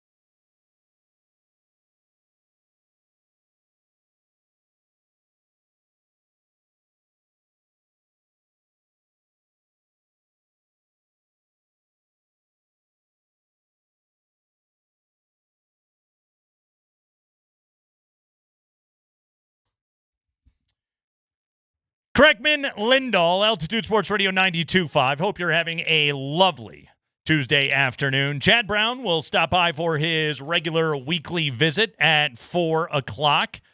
Chad was doing the Michigan-Oklahoma game the other night. I heard him right here on Altitude Sports Radio 92.5 while I was driving back from Laramie. So we'll check in with Chad Brown about what's happening in college football as well as, you know, the Broncos and what they did. College football! In their opener. Parker Gabriel at 5:20. We got stadium announcement stuff, which I want to get to coming up here in just a moment. But, Andy, first things first. I was thinking about this on the drive home last night after yesterday's show. By the way, if you missed the Monday edition of the Kreckman and Lindahl show, I feel bad for you. I pity you, quite frankly, because we were that good.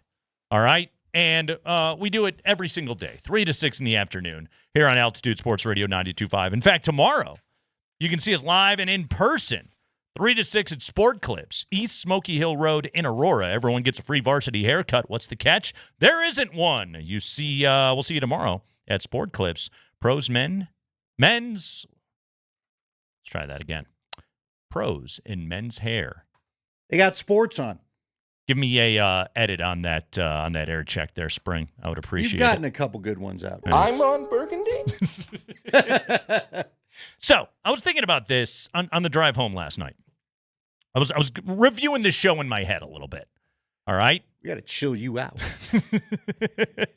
Give yourself the drive home to not grind over it. Yeah, it's you ain't got nothing better to think about. It's unhealthy, Andy. All right, this is what I do. Okay, so I was thinking about our show, and I'm thinking about this Broncos team.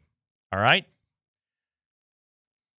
And Andy, you are my test case on this. All right, you are my ambassador to the Broncos dark web, to Broncos country, like you Broncos Nation, Broncos land, to all of it. Bronco land. It's Broncos Nation. You bleed orange and blue, which I hang with the people. Yeah, you should probably get that checked out. South stands, but you bleed it, okay? I've covered this team now for over 2 decades, but like it doesn't stir anything inside of me. I cover the team and I talk about the team and I want the team to be good so I can talk about good, entertaining football.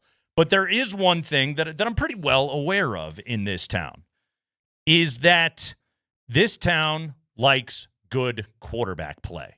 Oh, yeah. It is obsessed with good quarterback play. When you're lucky enough to have two of the greatest, you kind of decide you like to see more of that, please. Yep.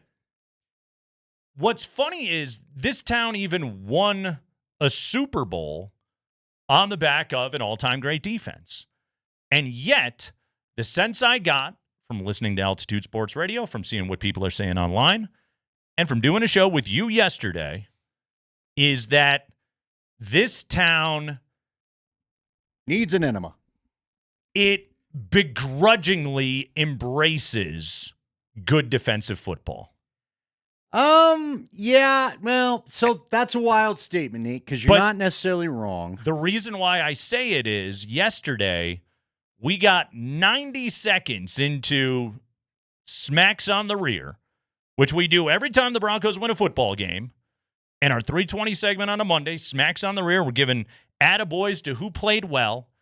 And I launched it with, I think, Brandon Jones or whomever, and it's just, let's talk about how awesome this defense is. By the way, number 1 in the NFL, total defense 1 week into the season. Top 5 scoring defense, only gave up 12 points there in week 1. The advanced stats are even better. 6 sacks in week 1, 6 sacks by 6 different players. And not 2 minutes into that segment, you were screaming about quarterback play. And so quarterback play, or was I screaming about Sean Payton? Semantics either way, you were screaming about offensive football. Yes. The point here being that this team, if it's going to do anything cool, it's going to do it because its defense is great. And it's going to do it with an offense that is going to be finding its way. And so my question is, after a 20-12 victory in week 1, which I think a lot of their wins this year are going to look like that. I think it's going to look like that a lot of the time. I think this team is not going to be lighting up the scoreboard, but I think they're going to win a ton because the other guys just aren't going to be able to score. And I know there's a lot of corrections to be made when it comes to complimentary football and all of that. But can this city enjoy great defensive football with middling at best offense? We'll find out because they had to enjoy it in 2015. Here's just the thing, though. I did a talk show in 2015. I can tell you about that team. People hated that team. I know. That's what I'm saying. We'll find out. Every week, that defense went out and kicked ass. But you know what? They won games without scoring offensive touchdowns. And the phone lines lit up every Monday because that was back in a world where we took phone calls. And the phone lines lit up every Monday with Peyton sucks and what's wrong with him and this offense is a joke and what are they doing with the pistol and C.J. Anderson's not doing enough and this offensive line stinks and blah, blah, blah. And it was like, Von Miller, guys. DeMarcus Ware. No fly zone. It's all happening directly in front of you. And generally it was, yeah, that's great.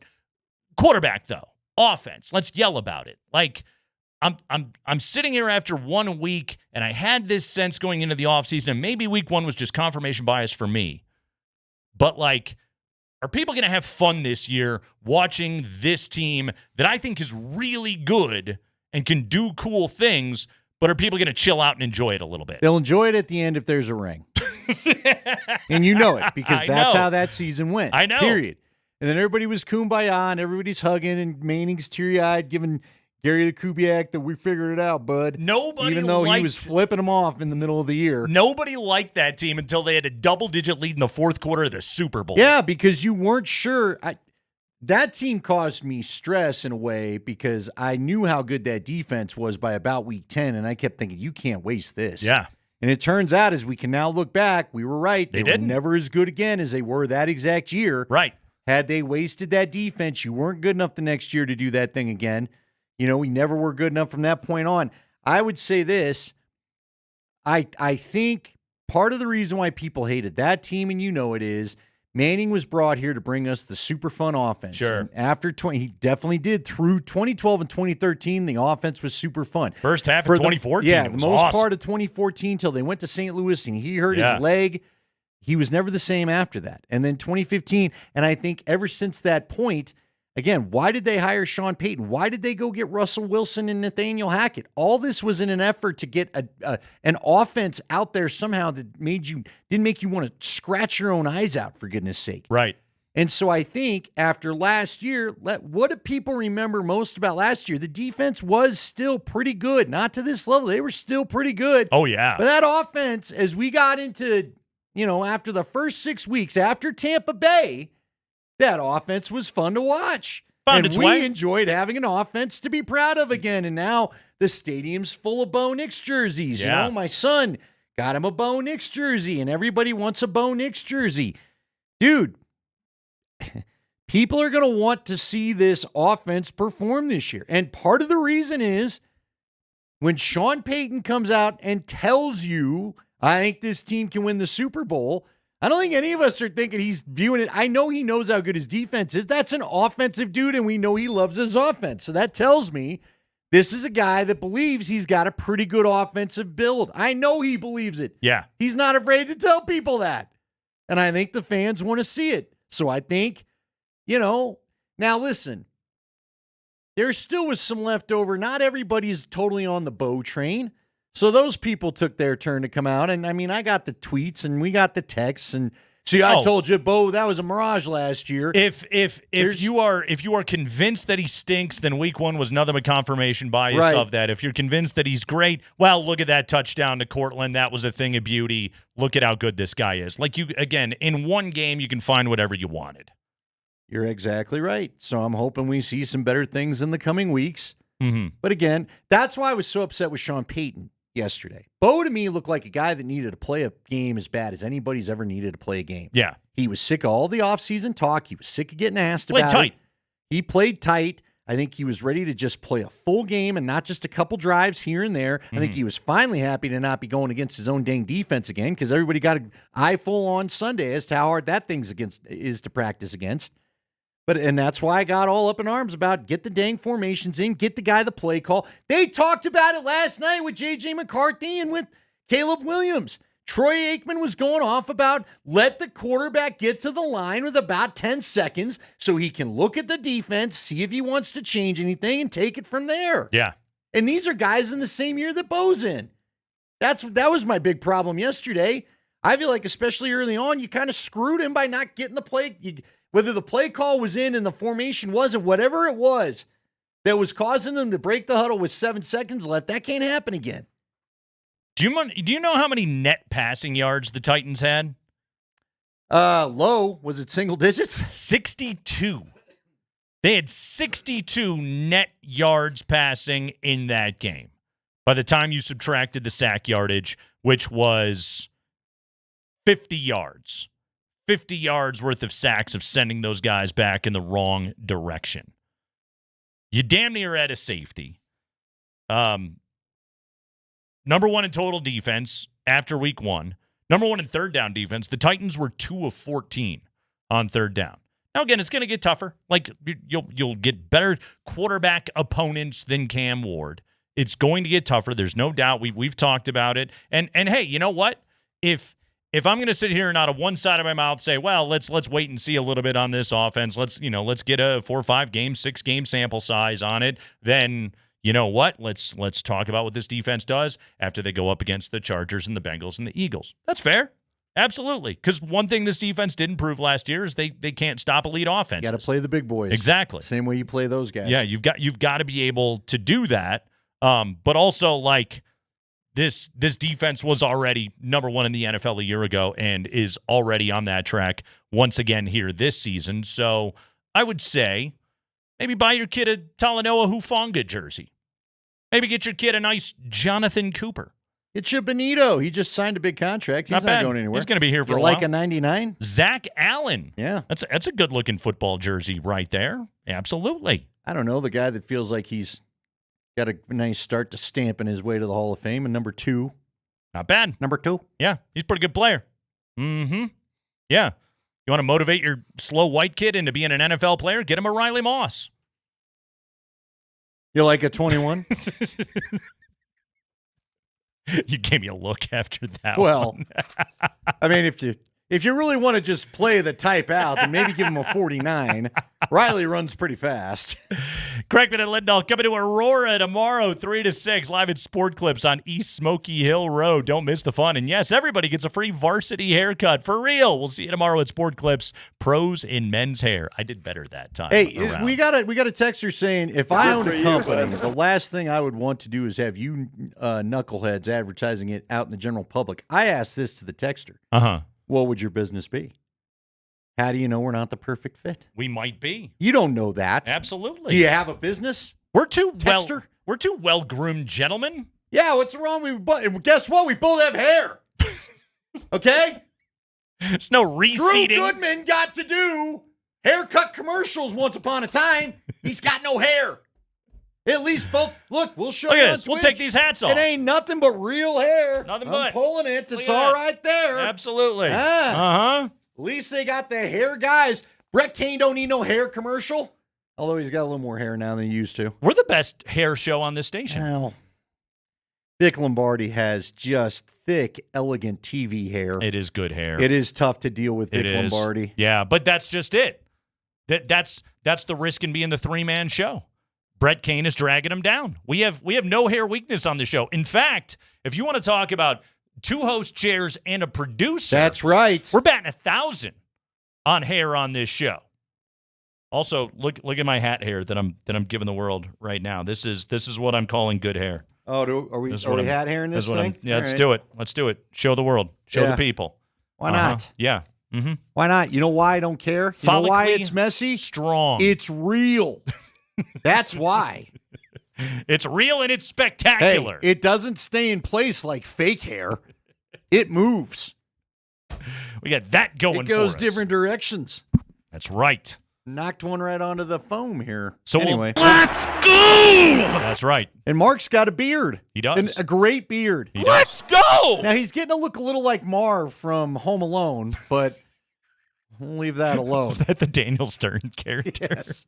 Yeah, Alan Baca texted me last night. Uh-huh. He sent me a screenshot of Adam Thielen during the national anthem. Oh, you got a Thielen thing going on. Yeah, he said I look like Adam Thielen.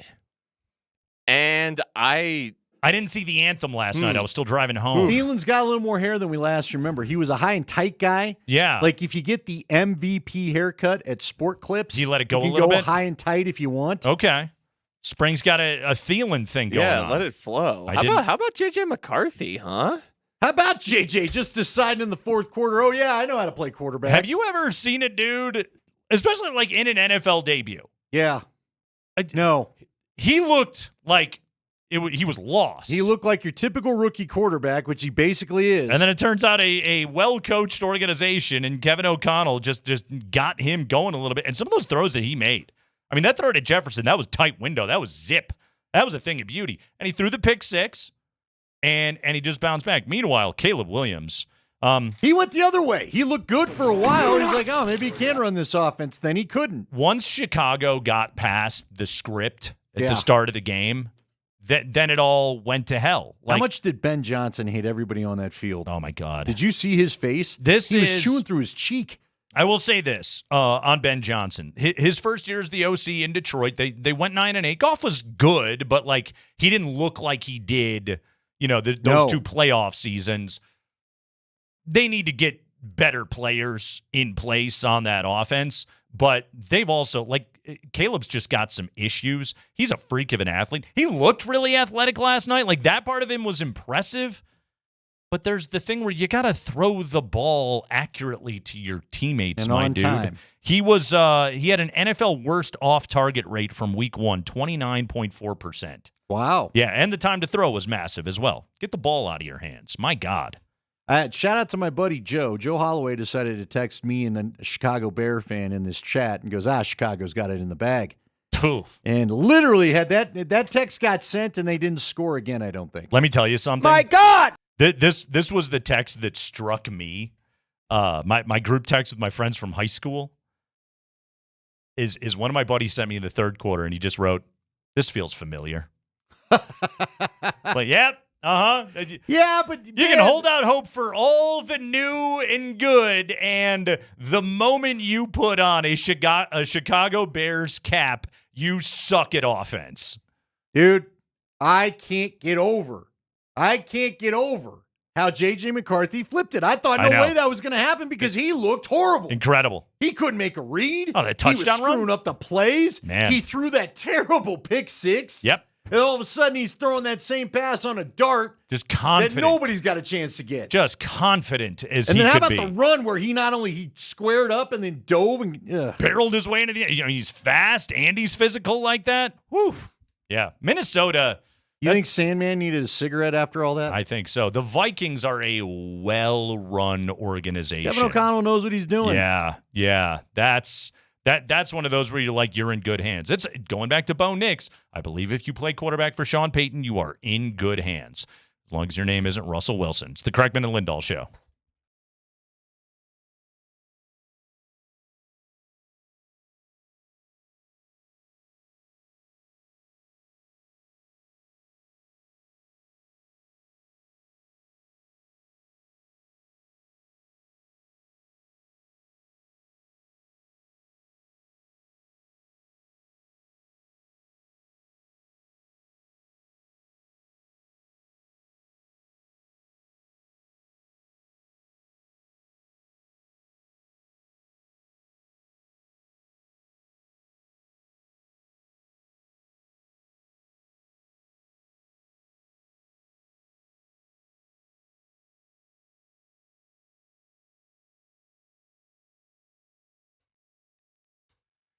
Hey, what up, Denver? It's Nate Kreckman for my friends over at Roller Auction. You want to go to roller.bid right now. That is roller.bid right now and check out their latest auction, including their September 2025 Big Boy Toys auction. This one is so much fun because you can dig into this and they have got some really, really fun stuff. You want yourself a Polaris RMK snowmobile? That's right, a snowmobile. What's available to you right now for less than $1,000. Oh, by the way, do you like an ice camper? That's right, a 2006 Keystone Copper Canyon camper.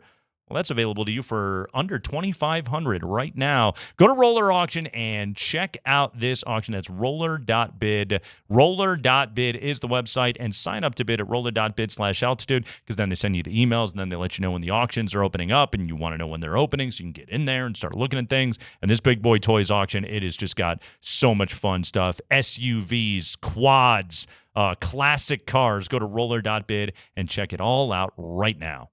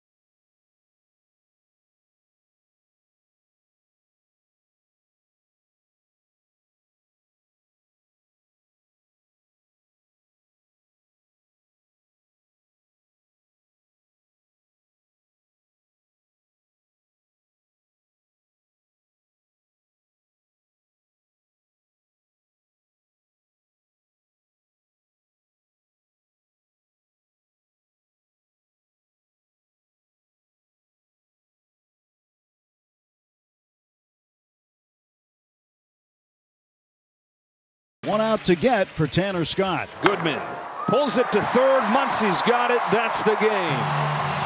Tanner Scott gets the save. The Rockies avoid the no-hitter with a double to lead off the ninth. Most importantly, though, the Dodgers win the game and hang on to first place by 1 game over the Padres.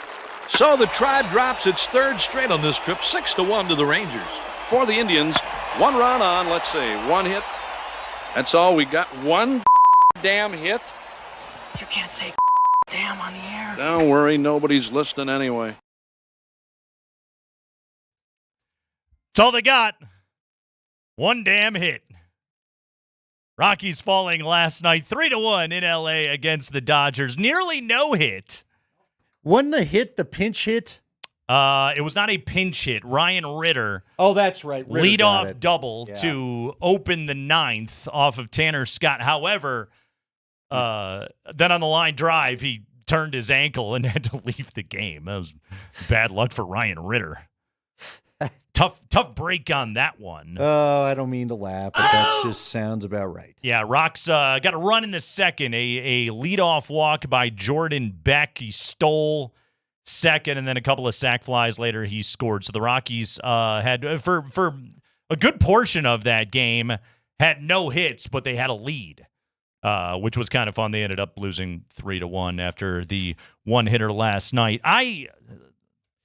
Tyler Glasnow, 7 no-hit innings last night for the Dodgers, and then they pulled him. 105 pitches, so Roberts got him out of there. Blake Trinan comes in 1-2-3 in the 8th. He, by the way, was the one that blew the Yamamoto no-hitter the other night against Baltimore. That's why I got booed, right? Yeah. And then Tanner Scott came on and gave the leadoff double up. I think we need an amendment to the term no-hitter.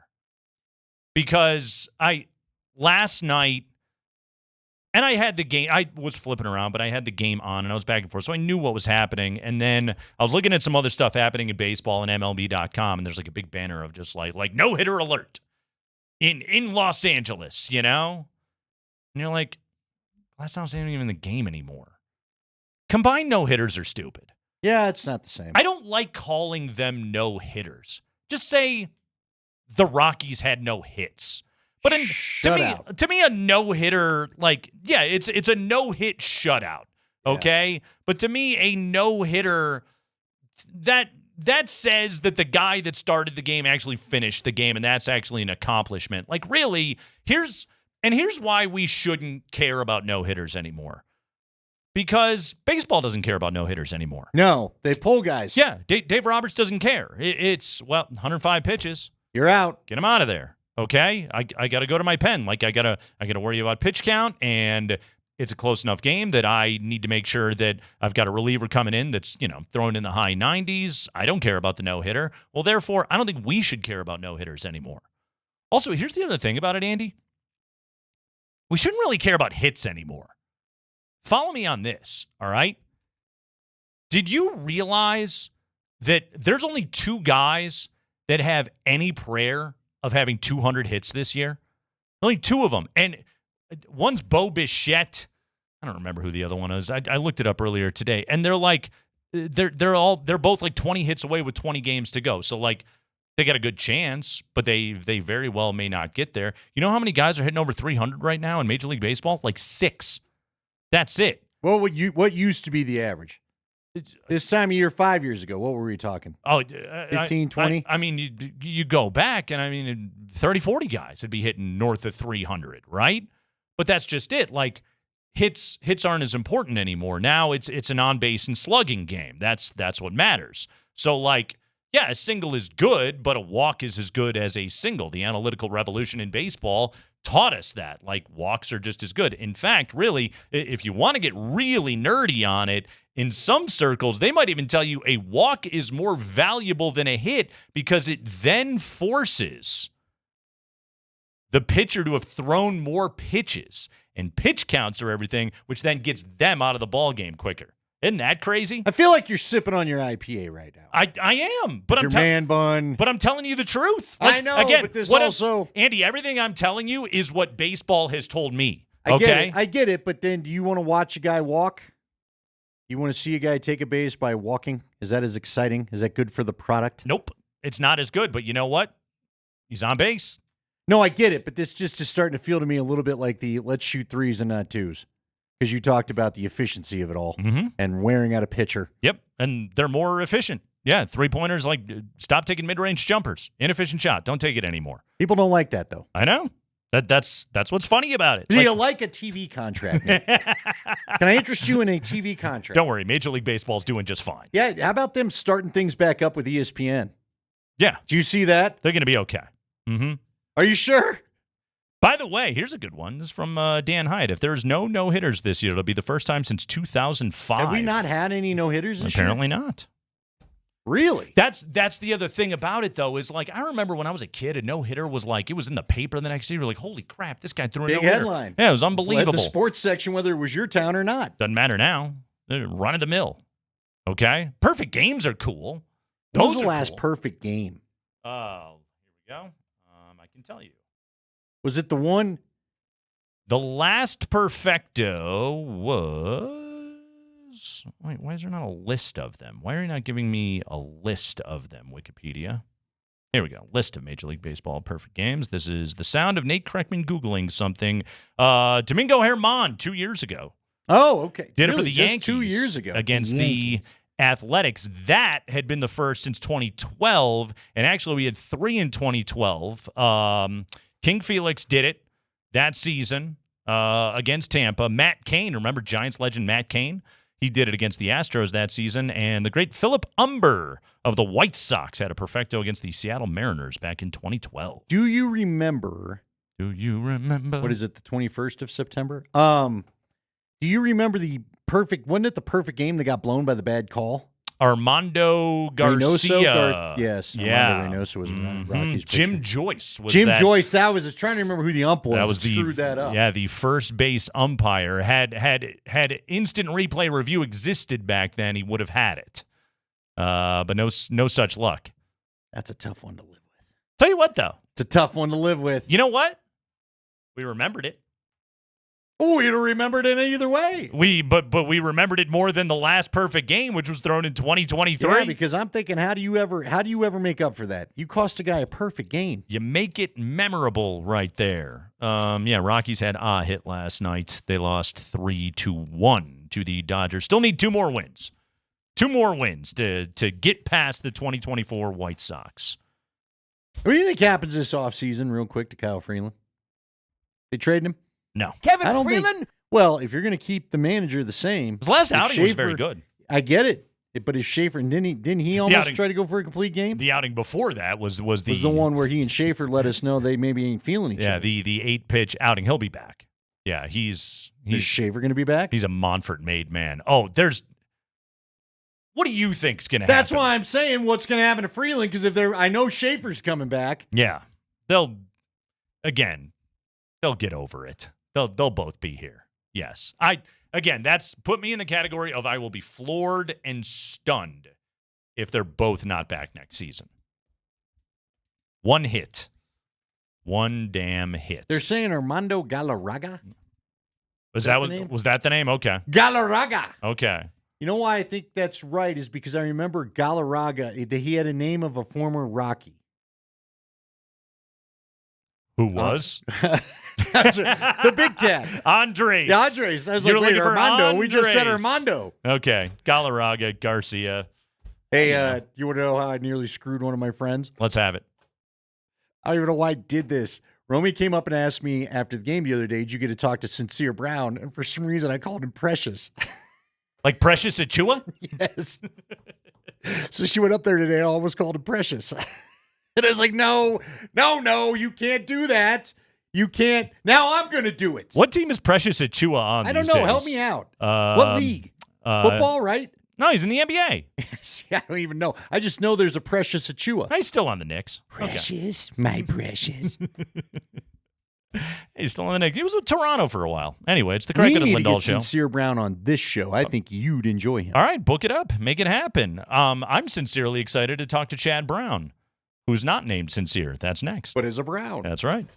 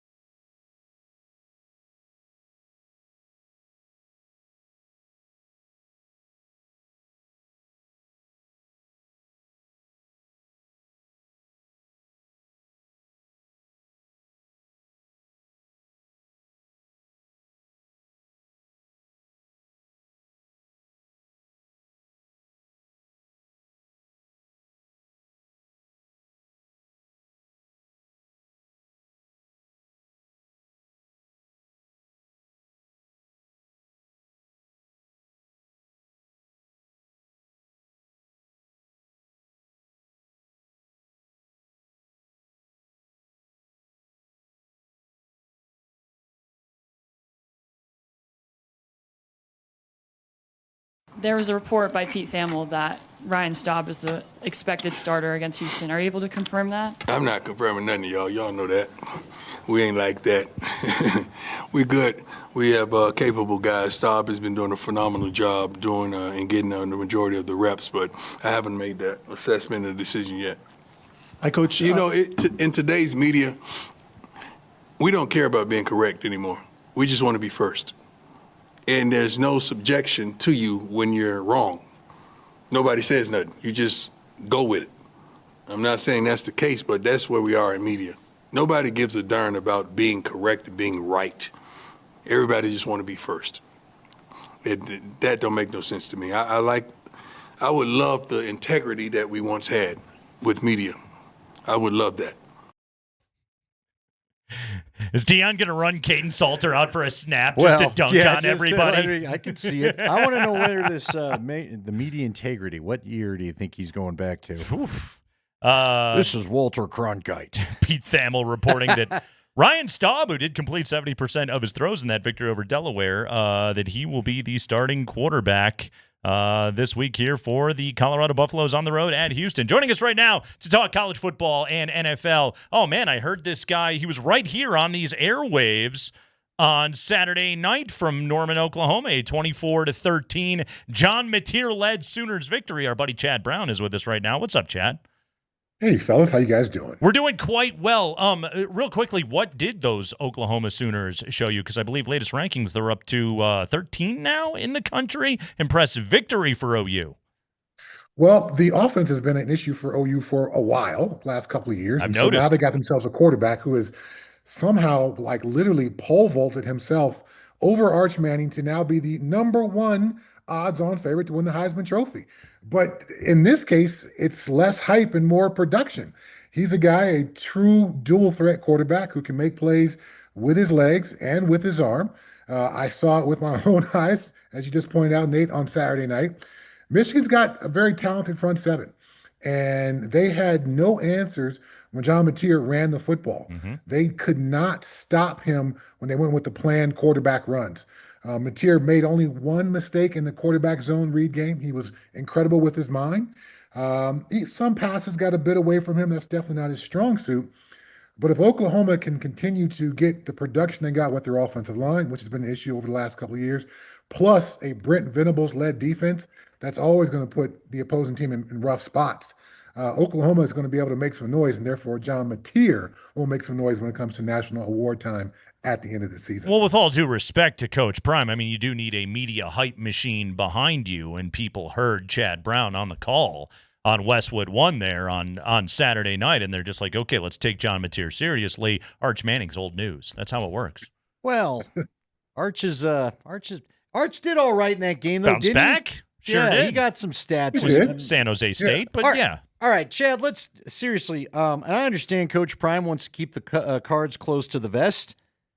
I'm not positive I know who's going to trot out there for the first snap coming up on Friday night against Houston, but I know what I saw in Boulder last week, and I think Caden Salter, I see a guy that looks like he's maybe looking at the rush a little too quick. I see Juju Lewis as a kid that he's a young kid. He's 17? Someone said he's already turned 18. I don't think he's 18 till a little bit later in the season, but I don't know for sure. I know this. He's young, and he looks it. Ryan Staub's a guy that looks like he's ready to do this thing, Chad. You know all about the dynamic in the locker room. I mean, how do you sell? Is Staub the only guy you could sell to the team, or is there a way to sell one of the other two? Well, whenever I've been involved with a, quote unquote quarterback controversy, it divides the locker room. Certain guys feel one way, certain guys feel another way. When I was in Seattle, we had Trent Dilfer and Matt Hasselbeck. Defensively, all the guys on defense wanted Trent Dilfer because Trent was more experienced. He had won a Super Bowl. He played football to lean upon his defense versus Matt Hasselbeck, who came from Green Bay and was trying to be like Brett Favre 2.0 early in Matt Hasselbeck's career. So obviously defensively, we knew what we liked. And so there's going to be those kind of feelings in the Buffs locker room. Now, that's just two quarterbacks. Now you got three. And unlike the NFL, there's going to be guys who were part of this class coming in with Juju Lewis, who may have an allegiance towards him. That's my classmate. I came in with him. I want to see him rise and do his thing. There's guys who've also been around this program, not a whole lot of them, because so much turnover here, who have been here and watched Ryan Staub do what he's done and be the professional that he has been and trying to move this team forward from his, back of the quarterback room spot. Now he finally gets his shot. He shines. What's the coach supposed to do? So I think this is a very difficult situation for Coach Prime.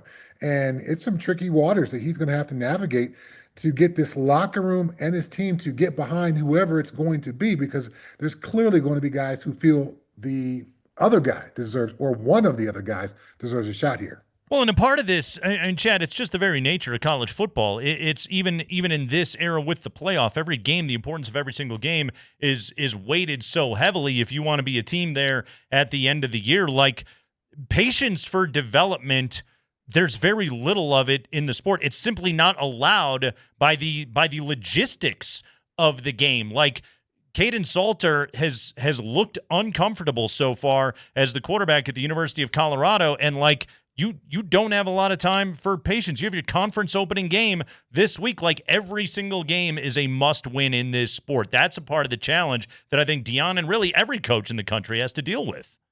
Well, beyond just the possible playoff implications, you've got recruiting implications as well. Does Juju Lewis take his ball and go home, or go to greener pastures or more money pastures? Does he go some other place where he can be guaranteed walking in the door he's going to be the man? So, yeah, I don't envy the spot that these coaches are in, but this is what spring ball is for. This is what fall camp is for. Your job as a coach is to create enough situations where you can feel super confident about who the guy is going to be under center. And you don't play any favorites. You don't look at draft class. You don't look at NIL money. You look at who produces the best. I know those other things are always factors in college football nowadays, but this situation hopefully could have, maybe in hindsight, could have been prevented by putting these guys in more rigorous situations to really be able to ascertain who they are once the lights come on. Chad, one more college question before we shift over to the Broncos. And I want to ask you about the end of the Colorado State UNC game that happened on Saturday. And I just want to ask you your thoughts on, you're in a booth calling a game every single week, your thoughts on the use of review, and especially when it gets to that inside 2 minutes at the end of the half. Every scoring play has to be reviewed, and it's, man, you had to parse this thing unbelievably to be able to find the air quotes evidence that ball moved, that it wasn't a catch for UNC, that they didn't pull the upset of upsets at Canvas Stadium on Saturday night. Where are you at right now on the use of review in the sport, and has it gone beyond its original good intentions to now just being something that's gotten absurd? I want the calls on the field to be correct. Sure. And at some point, when we start to slow things down so much and begin to parse things out, there needs to be a real-time component to this. If we are forced to get out the microscope and forced to get out the 400 frames per second slow motion review, then I think, to your point, we've gone too far. I've always been a fan of the Bill Belichick thought of every play should be reviewable, rather than only a certain type of plays and other ones aren't. But that's a different category than what we're talking about here, because that play was in the category of being reviewed. Yeah. But the fact that they went so deep into it, if you're searching for something, you can probably find it, whether we're talking about statistics or relationships or politics or anything. So in this case, yeah, there needs to be a bit of a limiter with how far you can dig. Yeah, maybe you can dig a shallow grave, but if you're actually going to dig an actual grave, well, that's too far. And I know that's difficult to write into the rules, but that's kind of my thought process on that. I like that. 45 seconds. You can't figure it out by then what are we doing? You know what I mean? Right. Then it's probably what you called on the field, and trust your eyes. All right, let's jump to the NFL. Sean Payton told us in training camp and in the summer that we overplay in the media too much, defenses and coordinators studying a quarterback and trying to take away what he does good and all this other kind of stuff. I'm bringing this up because I ask you, Chad Brown, former defensive player, did Bo Nix look like he went against a defense that studied him, or did they just have the right game plan all around for the Broncos the other day? Well, when I heard Sean Payton say that, I thought, you know better than that. You know. And if you are a quality defensive coordinator or you are a quality head coach, yeah, you spend time in the offseason studying your opponents. And you have some guy who's an intern who's got no other jobs but to present you with a stack full of reports on every quarterback we're going to play this season. And give me his 10 best plays, give me his 10 worst plays, his 10 best attributes, his 10 worst attributes. And how can we, as a defense within our structure, put this guy more towards those 10 worst plays and 10 worst attributes rather than his 10 positive plays and 10 positive attributes? Every program I've ever been around, whether it was Bill Cowher or Mike Holmgren, and particularly Bill Belichick with the Patriots, they spent time in the offseason doing that exact thing. So that's pushback number one. But I think part of the issue was also Sean Payton a bit. The play calling was playing a bit into what Denard Wilson, the defensive coordinator for the Titans, who I had a chance to coach with the New York Jets during my internship out there, what he likes to do. So Sean Payton's partly at fault for what we saw from Bo Nix. Titans and their offseason study is partly to be blamed there. But also, I think the thought that Bo Nix was suddenly going to make this massive leap forward was also a bit of a media narrative that got taken a step too far. Is he going to be better this season? Of course he is. But game one, while Sean Payton's, choosing to call, I know he said there was a lot of RPOs, so they checked the pass. But at some point, you've just got to run the dang football. And you've got to force the defense to respect your balance offensively. And it just wasn't enough of that, particularly early on in the ball game for me. Chad Brown with us here on a Tuesday afternoon. We talk to Chad at 4 o'clock every Tuesday here on the Kreckman and Lindahl show. Chad, you played some outside linebacker in your day, 2-time All-Pro, 3-time Pro Bowler. In fact, you finished top 5 in Defensive Player of the Year voting at one point in your career with the Pittsburgh Steelers. So I think you know what you're talking about a little bit right here. I'm just going to ask you a question in appreciation of Nick Bonito, a guy that had 9 pressures on 22 pass rush snaps the other day, a guy that was a second-team All-Pro a year ago, and yet one game into it, it looks like he has even somehow gotten better. How has he done it? In what ways does this guy continue to improve and become as dominant a player as he is? I had the fortune of calling a number of his games at Oklahoma. And so his big play ability, not every player has that. That was evidence watching Oklahoma play. Every time I called an Oklahoma game, there was a massive play by Nick Bonito, but it was at the right time. Some players make plays, but it's like, oh, okay, that was a sack on second down in the first quarter. Great, it goes in your statistics, but it didn't really change the flow of the game. Nick makes plays in big-time moments, and he makes big splash plays. So he's got an amazing skill set for that. So that mentality that he plays with is awesome. But coming out of Oklahoma, we saw in year one, he was not physically ready to play down in and down out at the NFL level. He wasn't big enough to push offensive tackles, and he wasn't sturdy enough to stand up in the run game. And so last year was better. And now this year is even better. So he's going to enter this sweet spot that I think that players have somewhere between years 3 and 8, where you get this window where you're probably mostly healthy. You still have all your physical skill set and you are at your physical peak. After that, the injuries start to pile up and you got to use your brain more than your bronze and your skill set. So he's in that window here. So the Broncos rewarded him at the right time with this contract. They should be able to, barring injury, of course, get all the maximum value out of this because he's got another couple of years of being able to add on strength and some pounds without slowing down and eliminating some of his quickness. Were you shocked by this opening NFL weekend? Because we always have the old saying, and heck, we were throwing it out there during Bronco camp, defense is always ahead of the offense. And then we see a couple 40-point games and 30. I mean, are you shocked by this new NFL? I am not shocked by what I've seen in college football, and I am not shocked by what I've seen in the NFL. the reduction in preseason games, the reduction in contact practices and padded practices, the reduction in off-season time in the facility, the movement in college football, all that adds up to some of this chaos that we have right now. So I don't think, I mean, we know the Ravens should be good. We know the Bills should be good. The Broncos, we assume their arrows pointing in the right direction. So we operate with some certain assumptions. But some of these truisms, one that you just pointed out, defenses are always ahead of offenses early in the season. Well, when you see games with 40 points, that kind of eliminates that as a truism in today's football. So I'm not shocked because I've seen the changes that have chipped away at teams' ability to hit the ground running in week one. And I really look at the first 2 weeks of the NFL and maybe the first 2 weeks of college football kind of as an extension of training camp, where everyone's still getting a chance to know everybody and no one is really showing up with a finished product. Chad, what booth are you going to be in this weekend? I will be in the Brown family booth here in Cherry Creek North. Wow. I got this weekend off. Look at that.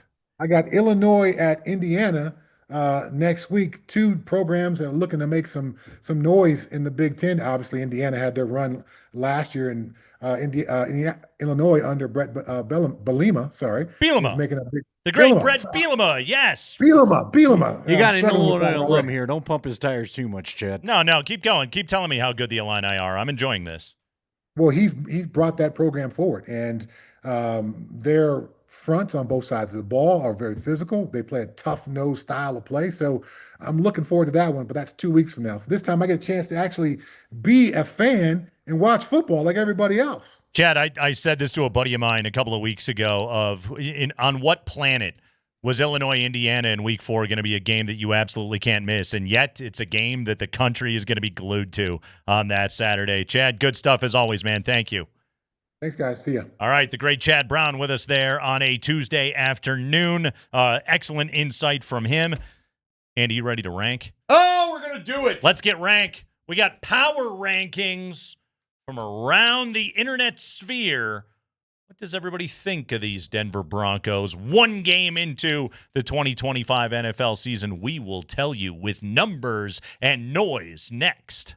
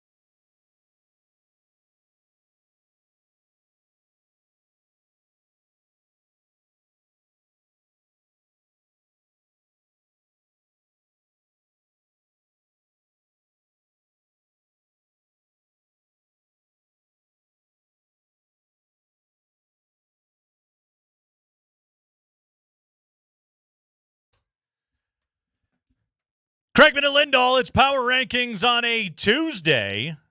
Well, let's tell you a little bit about Wednesday. Swing by Sport Clips on East Smoky Hill Road in Aurora tomorrow between 3 and 6. Kreckman and Lindahl will be broadcasting live, and everyone who comes in scores a free varsity haircut. We'll see you tomorrow at Sport Clips, pros in men's hair. Yes, it is time for Power Rankings here on a Tuesday afternoon. What exactly are Power Rankings, you ask? Well, they are rankings based upon power. How do you get power? You win football games and look impressive. And then what we do here on the Kreckman and Lindahl show is we go ahead and scan around the internet at the assorted power rankings to find out what does everybody think about those Denver Broncos. The Broncos! Thank you, Jim Nance, as always, for stopping by. It's week 2 power ranking time. Spring, you ready? You had to think about it. Don't think that hard. Andy, we start with ESPN. Heard of it? Last week, ESPN was the most bullish ranking on the board on your 2025 Denver Broncos. They were ready to go. Had them all the way up there at number 7. 7, man. Oh, they got one look at the Broncos and dropped them 4 spots to 11. This one goes to 11. Mm-hmm. These go to 11. Thank you. Nigel Tufnell. 11 for the Broncos after a game. I just want to note they did win, but still. They did. They did. Dominant fashion with the defense. I have 2 middle fingers. Uh-huh. You sure do, Sean. NFL.com. That is the website of the league's league. It's the website owned by the league. That's right. They got a website. And last week, they said the Broncos were the 9th best team in the NFL. Well, after the defense only gave up 133 yards against the Tennessee Titans in week number 1, they're still the 9th best team in the NFL. So says NFL.com. I catch a Niner in there? Just hold your water. Mm-hmm.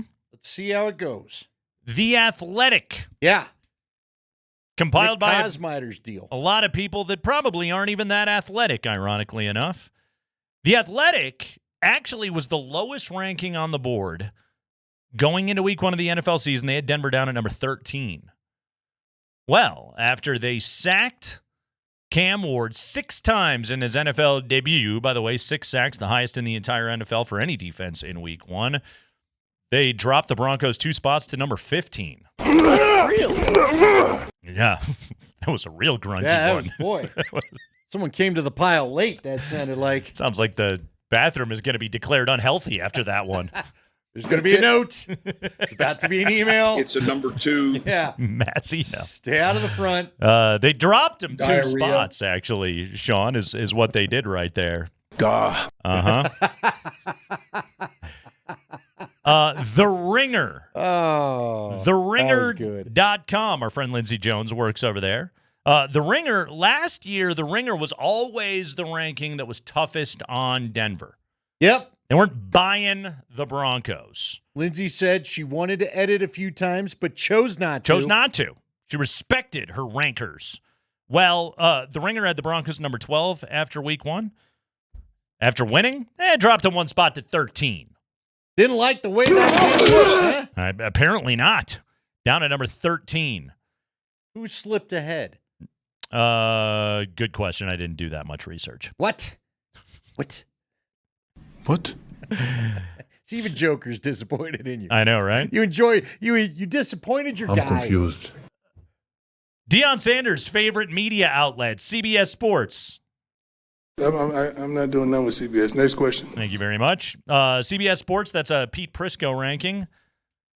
Week 1, number 10. Going into week 2, still number 10. Again, Pete's deciding, let's hold our water. Yep. Let's get another game of evidence. No movement.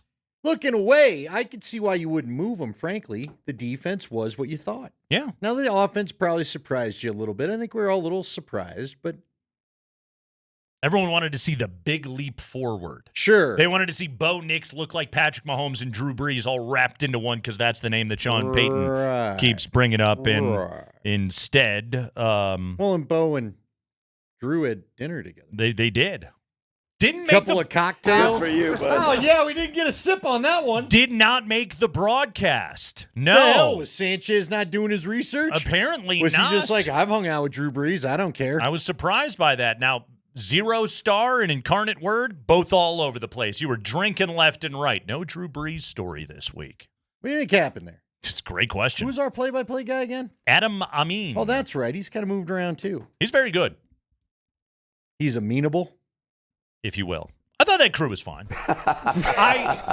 Mark Sanchez was vastly less annoying than the last time he did a Denver game. He was better than the Cleveland game. Yeah. I still don't need to hear him again. Okay, fair enough. If I'm, I don't need to lobby for I'm Mark still Sanchez. good, right? I'm still good. Mark Sanchez is fine. It's like, look, there's that movie you've seen. I've seen it. I don't need to see it again. I saw it, though. Pro Football Talk. Sure. It's a website where they Florio. talk about pro football. Another man with elegant TV hair. He's got wonderful hair. Pro Football Talk had the Broncos at number 9 going into the season, and then they won, and now they're still number 9. Yeah, holding some water. Just like NFL.com, no movement on the Niner. Or who else didn't move them? ESPN NFL. moved them. I know. And I thought CBS. I was going to say there's a third one in there. USA Today. It's a website from this country made today. Is there still a paper? I have to assume that there is. Does the website update current news unlike the paper? You get the paper today and it's yesterday. If I go to the USA Today, is it still today's news? It's a great question. Should I go look? It's got a paywall, so I don't know. Well, I'm not going to find out then. Exactly. Well, hey, the world will never know. It's like the licks of a Tootsie Pop. I always get those power rankings for free, though. They do give me those. Well, because they want you to mention them. USA Today. Listen to this one, Andy. Last week, 8. This week, 12. 4-spot drop out of USA Today. That's a little much. Oh, yeah, okay, we'll talk about it. They won. I got they won, but maybe they should have been up at 7 or 8. That's a good point. Maybe they should have been at 10 or 12. So you're regression to the mean. Probably. Yeah. Look, for this reason. They didn't win the playoff game they played in last year. Matter of fact, it looked damn ugly. So anything that has you between 14 and 10, I'm not going to take offense at. You're in the playoff field. This team deserves to be in the playoff field. They should be a playoff team. They're going to win the AFC West. 7, man. Staying there. That's a lot. That's high. Yahoo Sports. There it is. We'll yield in a minute. One scares the crap out of me every time. I was pointing at spring. I don't think spring was going to do it. Ugh. Spring was going to let it go. Ugh. But then you stalled out. What do you mean it scared you? You're not waiting for him to yodel? I wasn't. What were you waiting for then? You had a hell of a long pause. Dramatic pause. Oh, okay. Pregnant, if you will. Wow. Shout out to Raj. Yahoo Sports had the Broncos at number 8 going into week 1. And they dropped them 1 spot to 9. Another Niner. That's fair from Frank Schwab. 1 spot drop. That probably says more about some other team that they moved past Denver. Did Frank run that through his people, or did he just do it all on his own? That's a great question. It's a high level of red tape and bureaucracy over there at telling you Yahoo over there, Sports. It's like an act of Congress going on. Last week, Denver's aggregate of our 8 rankings, the average was 9.6, so we rounded it up to 10. After winning in week 1, they dropped to 11. 11. Mm-hmm. These go to 11. Mm-hmm. I feel like we don't have near enough Spinal Tap in our system. Dropped a spot. I'm envious of us.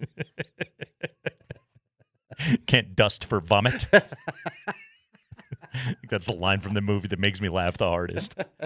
Your high rankings, NFL.com, Pro Football Talk, and Yahoo all had Denver at 9 after the victory. The low was The Athletic at 15. Well, we'll get Nick on tomorrow. He'll have Ask to him what explain the deal. Matter of fact, maybe we just invite Nick out for a haircut. He's at a long training camp. I don't know if he's had one. He probably looks terrible. He could get the varsity free. He needs the varsity for free at Sport Clips, which we will be live tomorrow on East Smoky Hill Road in Aurora. 5 drops, 3 neutrals. Your biggest drops on the board were ESPN and USA Today. There you are. Again, I would say they probably anything inside the top 10 maybe was a little bullish, just going off of what we saw to finish last season. With Denver at 11, like that looks right to me. Yeah, it does. Yeah, that looks right to me based on what I saw in week 1. Confirmation that the defense is fantastic. Confirmation that the offense is hopefully growing and a work in progress. I got some Bo Nix numbers that I want to get to coming up here in just a minute. Let me add a quick point, though. I mean, look how good Baltimore still looked good. Yep. Guess what? Buffalo looked good. The Chargers looked pretty good. Cincinnati got no defense, but they looked all right. I mean, Andy, a lot of the good teams still look good. If you think about it on Buffalo, and I know everyone's freaking out about Buffalo, okay? Their season point differential is just +1. That is the lowest for any 1-0 team in the NFL. Well, there you go. It's not that impressive. You might want to throw in there that they each put up 40. I mean, that 40 burger on each side. Context. That's a big deal. Who requires it? Sure. Kreckman and Lindahl. Parker Gabriel of the Denver Post coming up at 20 minutes after 5 o'clock. Burnham Yards. We're getting our Burnham on, Andy. We're going to get some details as to how all that is going to look. But I got some Bo Nix stuff. When we come back right here, where does he rank in the NFL after 1 week? And can you win with these kind of numbers and metrics and performances with this defense? We'll delve into that next.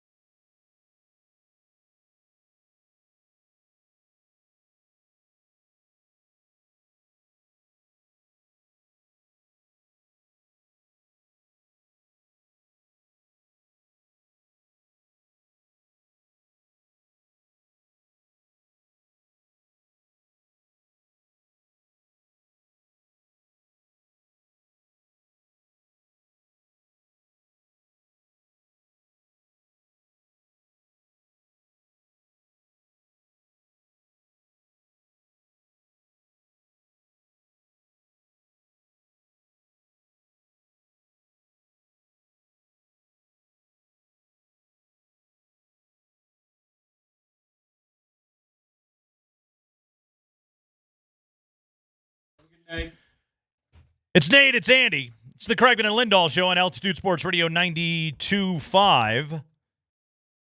Monday Night Football last night. You heard it right here on Altitude Sports Radio. Vikings coming back, down double digits in the fourth quarter and getting that victory over the Bears. Bad one once again for Chicago. Not a good start there for Ben Johnson. Interestingly enough, on the Ben Johnson narrative, Detroit looked bad without Ben Johnson. The Bears looked bad with Ben Johnson. Well, and that's, boy, he just looked so frustrated with his whole team. Yeah.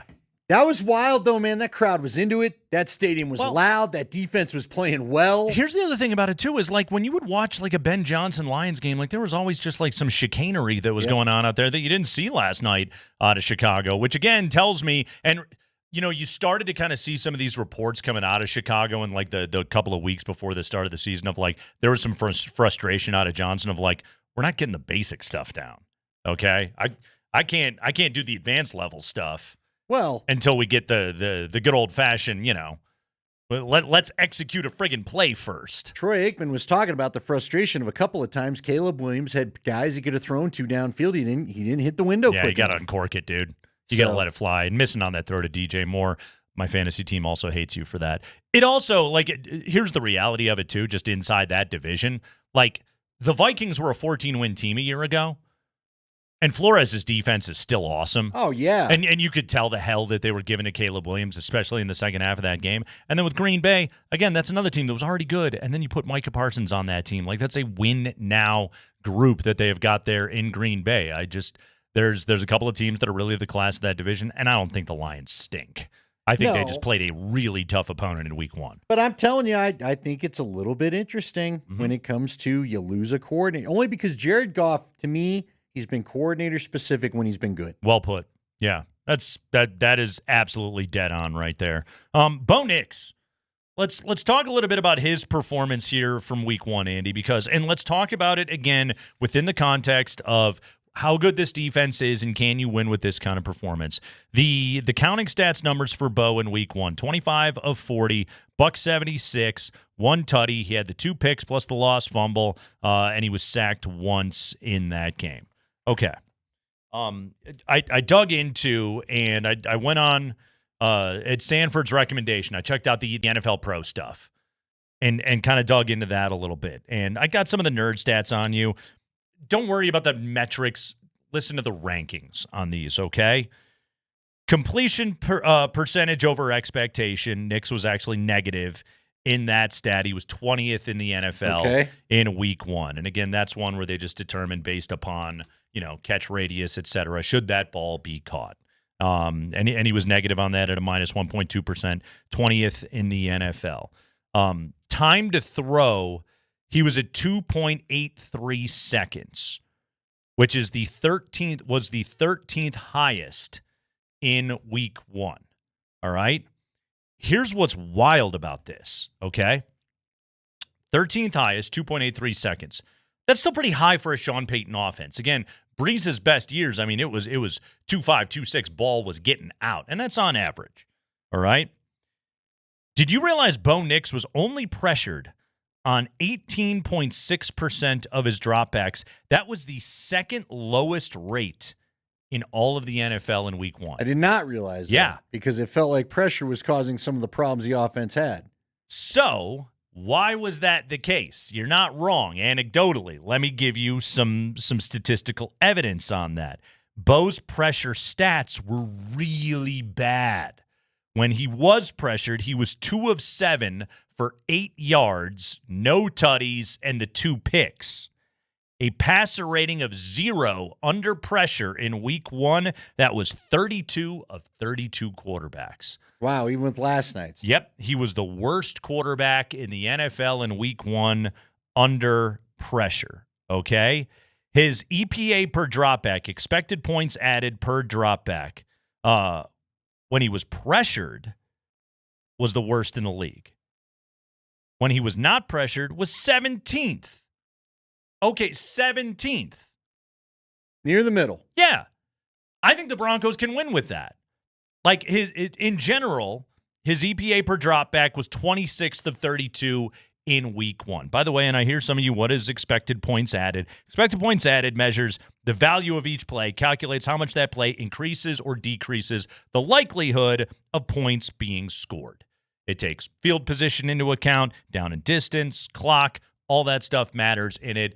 It's more specific than just yardage, okay? It weights the value of the yardage. So, by EPA per dropback, Bo Nix was the 26th best quarterback in week 1 of the NFL season.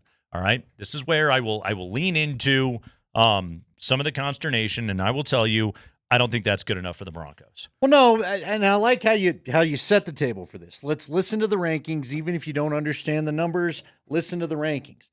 Any ranking where he's around the middle of the pile in the NFL, in my mind, I think they can win with. Yep. Okay? I agree. You have to get some offense. You can't get no offense. You got to get some offense. Maybe it's not the high-flying offense that everybody's hoping for. And listen, let's not forget this is an offense. Really, let's go to the last 2 years of evidence we have presented by Sean Payton. As he gets to October, the offense starts to get going a little bit better. Even with Russell Wilson, his offense, now it took more towards later October before that thing got up and running a little bit. But even in Sean's first year, he and Russ found a way to manage at least through late October all the way to about mid-December when that Detroit game happened and Sean just decided he couldn't take it anymore.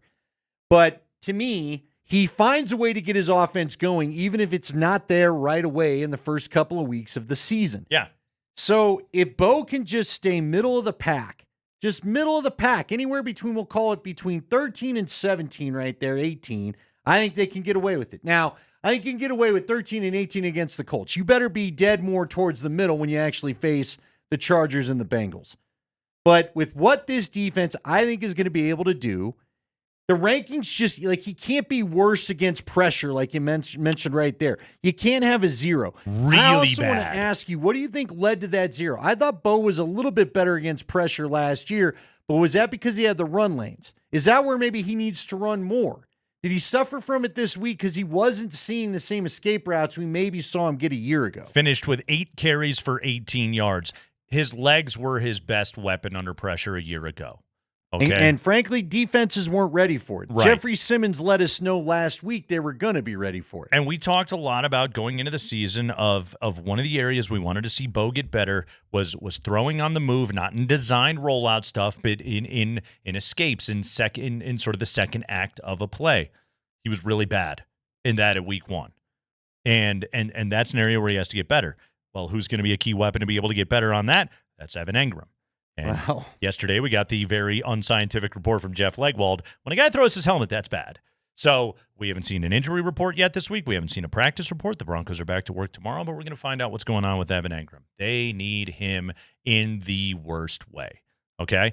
I was really pleased with Troy Franklin's performance in week 1. Not surprisingly, Sutton 3 more targets than any other receiver on the board, but you look up at the end of the game and 6 catches for 61 yards and a 22-yard touchdown. Cortland Sutton played well, but you could also see where Bo was forcing the ball there sometimes. So those are the areas he has to be able to get better. But just like you talked about right there, hemming him in, that's going to be the game plan against him. They're going to mush rush him. Yeah. And that's what they did. And I think teams will look at it and they will say, if Bo Nix can beat us from the pocket, more power to him. Tip of the cap. Now, that said, teams aren't always, you got to tip your cap to the Titans defense. They stayed in their rush lane. Jeffrey Simmons is really good. Yeah. And Sebastian Joseph Day is a good player. Like Montez Sweat weighs 360 pounds. They got beasts up front. They do. Bo will probably find a little more running room, you would think, this week. And if it's there, he just needs to take it. Yeah. And again, Sean, like I think you said it earlier in the program, Sean needs to not try to have the finished product of Bo Nix, right? It was game 1 of his second year. Okay? Go ahead and ease him back into the season. Just get those easy throws again. Let him have the easy button a bit. Because if you get the easy throws and you're running the football, you know what else is going to open up? Those long passes over the top of the defense he was hitting last year in December. Yeah. Again, 18 yards on 8 rushing attempts is not productive enough for Bo Nix. Now, there's a lot of context within all this. But I will tell you what the rushing numbers were from week 1. 30 carries, 8th highest total in the NFL from week 1. 151 yards on the ground, 7th highest total in the NFL from week 1. Yards per carry, 5.0, eighth highest total in the NFL from week 1. This is all the Broncos rushing numbers. That's right? the Broncos rushing numbers. Now, again, it's massively skewed because 95 of those yards came in the fourth quarter when they finally figured out. And yes, there was a 50-yard run and a 19-yard run, but also some of that happens when you actually, start to lean into the run game, which they did later on in the contest. Hey, remind me the number of the 2 long runs again? Combined. Yeah. 69. Nice. Yeah, that was the long carry for Harvey and the 19-yard touchdown run by Dobbins, which actually came on the same drive, which helped the Broncos essentially put that game away because there was no way that Cam Ward was going to be able to beat them after that. That's okay. Like, this is what I'm hoping for. And this goes back to the topic we were doing in Cross with Tyler earlier, is oftentimes the last piece of evidence you see can be the most convincing.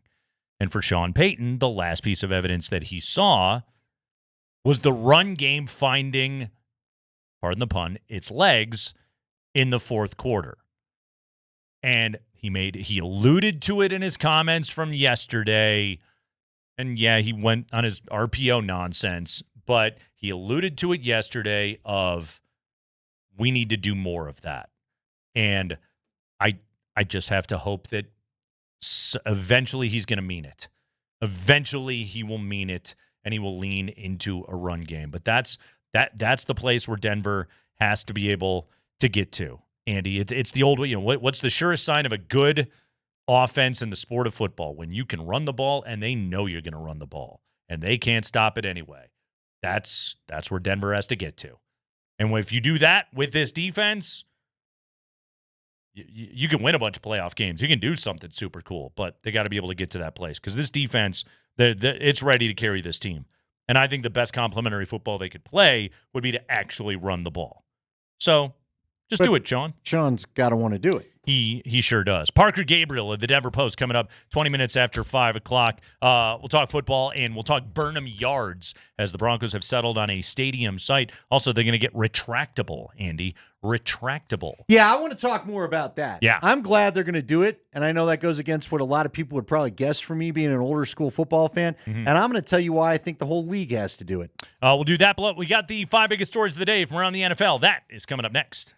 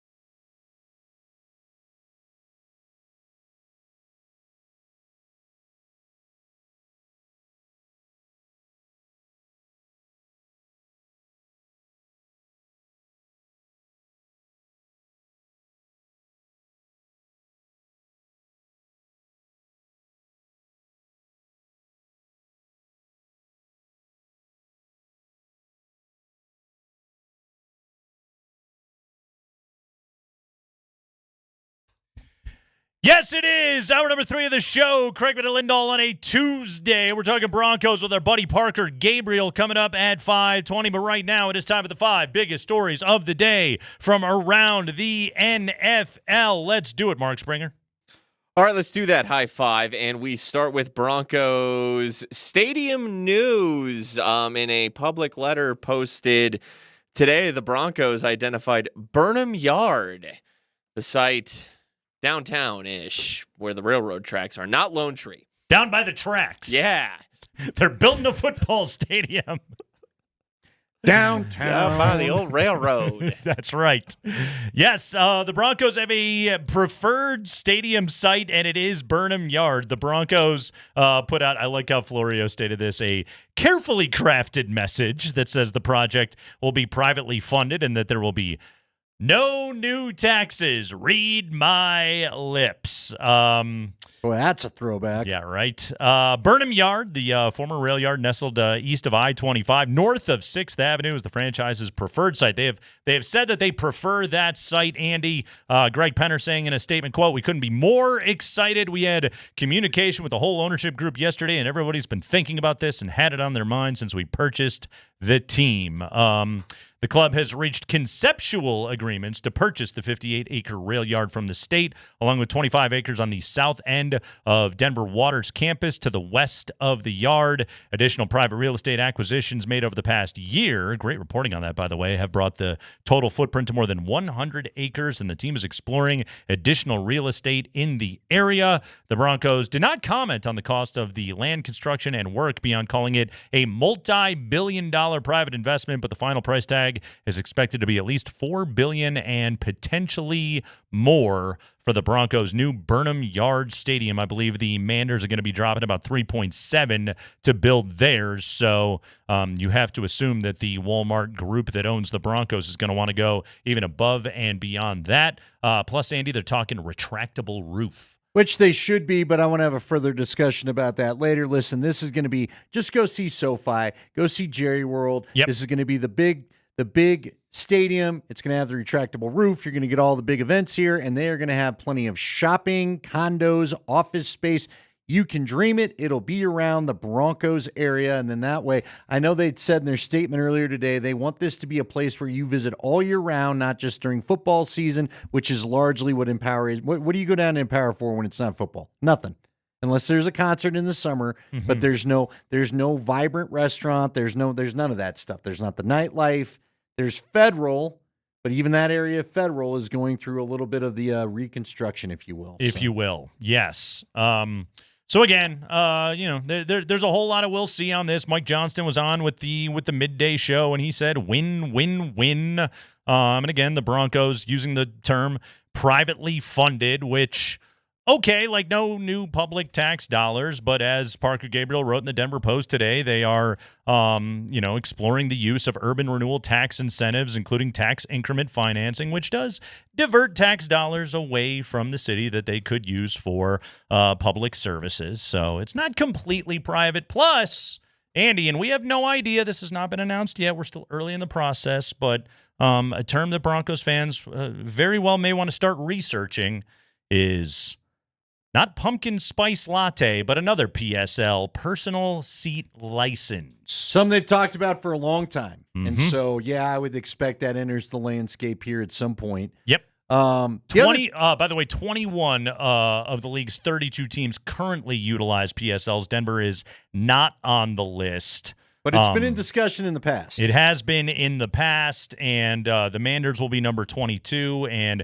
if you're talking about a $4 billion stadium, because this has basically become the norm, anticipate that this could be coming for the Broncos. By the way, anticipated costs of new PSLs in places like Washington and even Buffalo could cost upwards of $50,000 per seat. Lower bowl seats requiring PSLs up to 8,000. Even the upper levels could be 2,500 premium seats. Again, you could be talking some pretty high five-figure dollars for PSLs.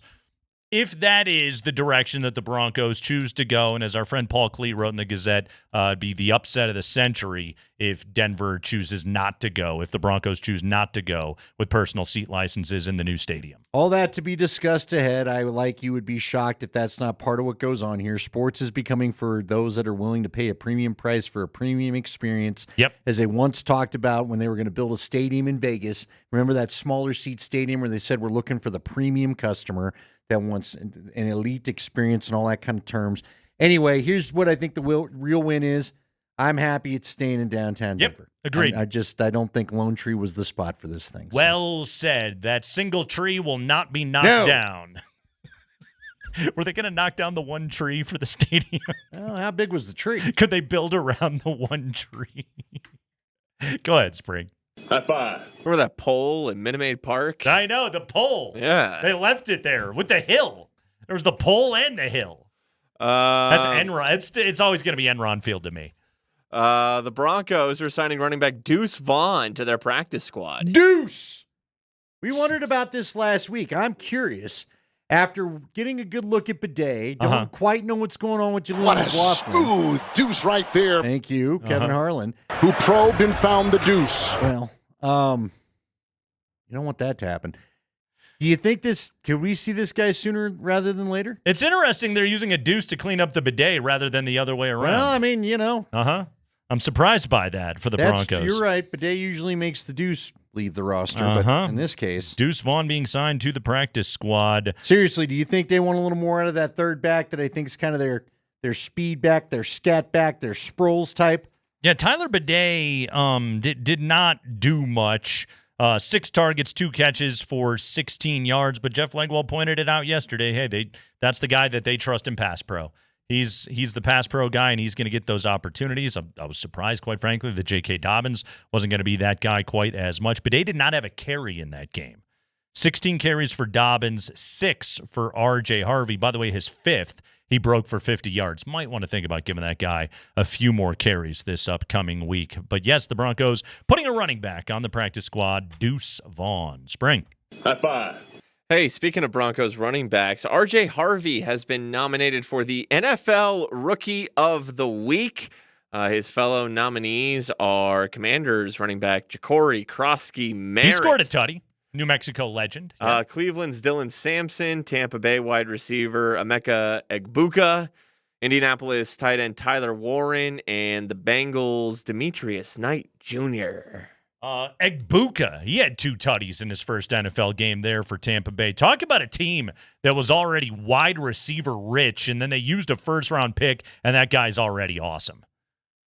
Well, it's a little like the Broncos adding to their secondary. I'm trying to remember, where was he picked? Was he picked after the Broncos had selected Jahdae Barron? Or was he selected ahead? Was he one of those surprise? It was right in the neighborhood. Yeah, Good it was question. all around the same area. Yeah. Right in the same neighborhood. Yeah, the guy looks good. I saw that catch at the end of the Tampa Bay game, man. I don't know. Remember, he was the highest ranked receiver going into draft season. Right. And then who is the one that Carolina took? Teteroa McMillan. McMillan. Yeah. Teteroa McMillan all of a sudden leapfrogged. Oh, interestingly, you should ask. Egbuka was taken 1 pick before Jahdae Barron. Well, there you go. Yeah, pick. I wonder if they would have thought about him had Barron been plucked by the Bucs. Plucked by the Bucs. You like that? Mm-hmm. You can get plucked tomorrow at Sport Clips. We're going to be out there live from 3 to 6 in the afternoon. Sport Clips on East Smoky Hill Road in Aurora. Come by, enjoy the show, and get a free varsity haircut just for showing up. Sport Clips, pros in men's hair. Spring. High five. All right, Jalen Carter, the Eagles' defensive tackle, was ejected for spitting on Dak Prescott early in that Week 1 season opener against the Cowboys. He will forfeit his Week 1 game check worth $57,222, but he will not. That is one expensive loogie. He will not be suspended for their Week 2 game in Kansas City against the Chiefs in a Super Bowl rematch. Hey, Vic Fangio is Jalen Carter's defensive coordinator. He talked to the media today. He was asked about Jalen Carter. I had asked you last week about the nastiness that he brings, and we use. Yeah, what did I tell you? What did I tell you? Yes, yes. Okay, so I ended up being right on that. You were wrong. You meant what happened with him ultimately? Is that what you were talking about? Yeah, I mean, not to that nth degree, but yeah, that type of stuff. But I meant in terms of like him being focused. Yeah. Sorry. Yeah, you got to be focused at the job at hand, and all extracurricular stuff needs to not have any importance to you. Is he cracking a beer in the middle of that? I first don't know, answer? man. I don't know. These guys are driving me to drink right now. But he was right. But when you look back though on like sort of what happened with the incident, I would argue maybe he was a little too focused because it was like, remember, Dak was spitting. And it was just in general, like Dak was spitting, but then Jalen like got uber focused on the spitting and then was asking Dak about the spitting. And Dak was like, yes, I was spitting. And then Jalen was like, I must spit as well. I think he was a little too focused. I think he needed to just chill out and gaze off into the stands for a moment. He might be better if he does that. Maybe don't worry about every last little thing that the opponent is doing at every second, and then you won't spit on him and get ejected. Is Dak the new Phillip Rivers? Where these D linemen they see him and go red. I guess. That's a great point. I didn't even think of that comp, but yeah. The Dak Prescott shows up in front of them and they're just mad. Well, it just sounds like some Rivers would do. It does. Right? Uh-huh. And not only that, he was spitting at him behind his eye. And look, he did spit at the shoes or whatever. So Dak can pay whatever. You spit at the shoes. He gave him a wink. Ha ha, we're screwing around. And Jalen Carter's like, nah, we ain't friends like that. Yeah, I'm going to hock one and so on I ain't your going to take one. chest. So yeah, let me come right up to you. And which if you're Dak Prescott, because guess what? Football players get covered in gross stuff all the time. You'll gladly have all-pro Jalen Carter get ejected for a little bit of spit on your shirt. And change the game. I think he was more than happy with that. Next up, Spring. High five. All right, and finally, the 1-0 Niners are at the 0-1 Saints Sunday morning. Bevy of Niners injuries, none of them, surprisingly, involving Christian McCaffrey. They have placed George Kittle on IR with a hamstring injury. Brock Purdy has left shoulder and toe injuries. Wide receiver Juwan Jennings is day-to-day with a shoulder injury. And they cut their kicker, Jake Moody. They have subsequently signed kicker Eddie Pinheiro. you know how we always talk about the Niners, if they're healthy, they're never going to be healthy. You know what, Chad? Chad said something really interesting last hour, Chad Brown, when we talked to him. He talked about that you're 3 to 8 when you're relatively healthy. Yeah. I need to go and look and see how many of the Niners are out of that, because it feels like this team is never meant to be healthy again as constructed. Half of Kyle Shanahan's seasons, he has won 6 games or fewer. The years where they're healthy, it's like they win 12 and they go deep into the playoffs. And what's wild about it is they weren't healthy last year and they only won 6 games. And so naturally you have to look at it and go, all right, well, they're due for better health luck this year, because there's nothing scientific about that. And now after one game, and I know they won, but after one game, you're looking at it and going, maybe you're not due for better health luck. No, maybe you got guys that have just broke down.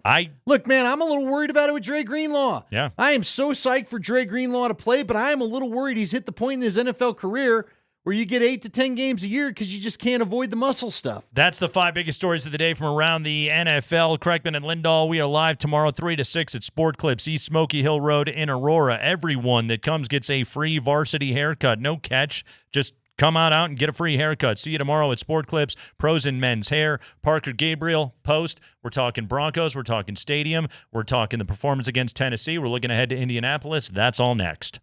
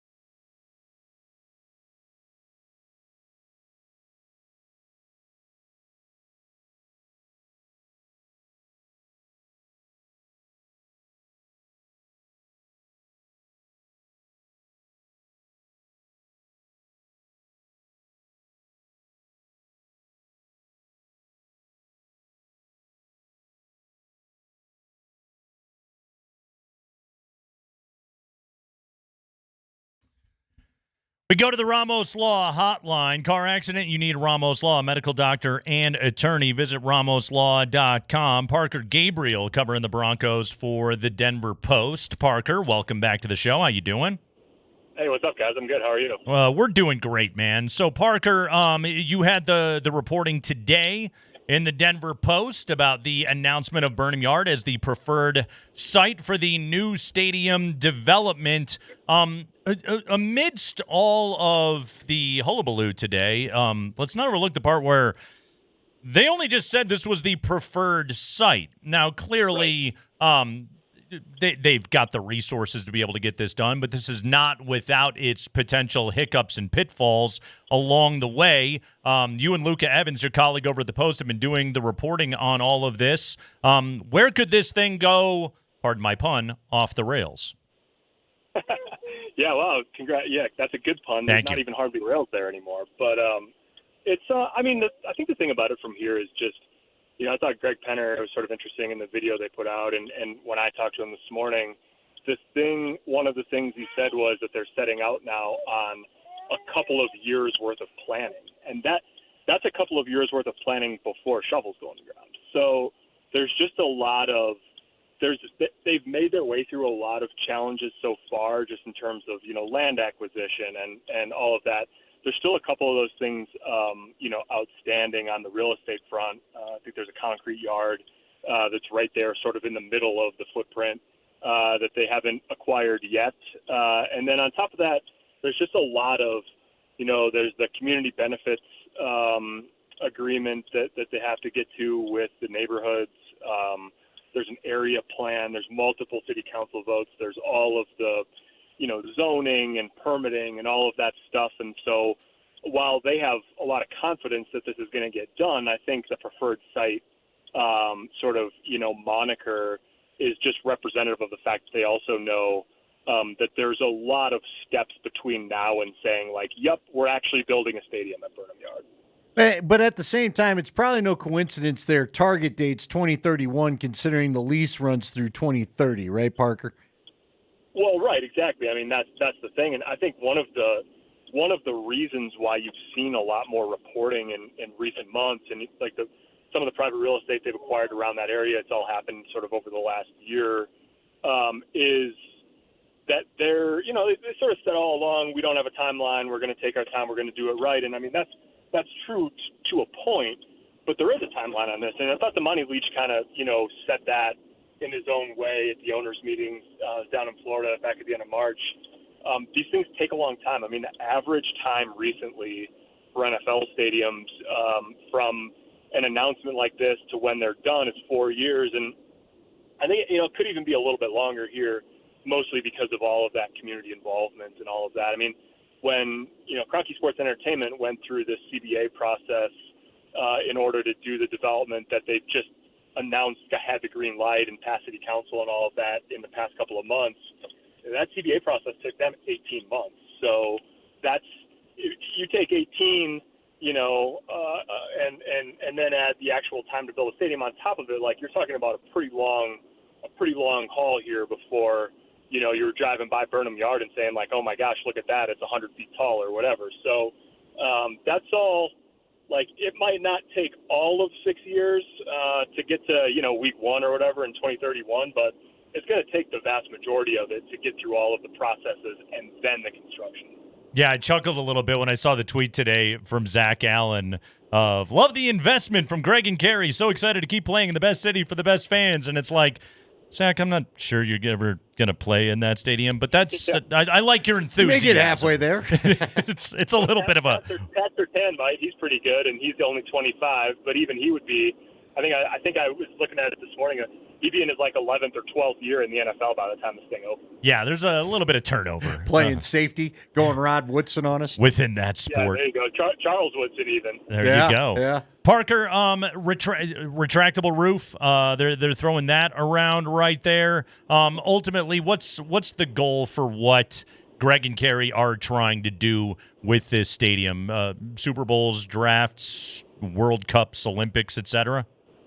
Yeah, all of it, you know, and more, probably more than 7 concerts a summer. Obviously, like, one of the things that I've learned covering this ownership group, and I think anyone who's around him or listens to him talk knows is like it's about the Broncos first. Like I think that's really what they care about in terms of the stadium. But if you're going to do it and you're going to do it right, then the retractable roof really makes a lot of sense because you end up using, the stadium probably, 3 or 4 times more frequently than if you don't.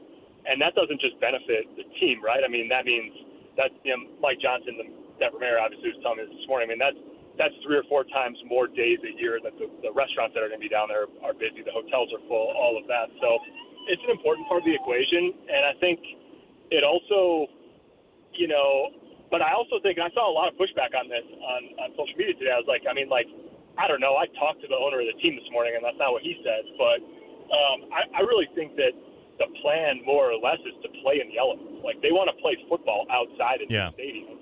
But if you can have a roof that you can close for a concert in March if it's snowing, or for a Super Bowl in February, or for a Final Four in April, like, you don't have to close the thing to play football on Sundays in December. So they want to play on natural grass. They want it, I think, to be an outdoor, basically, stadium for the Denver Broncos.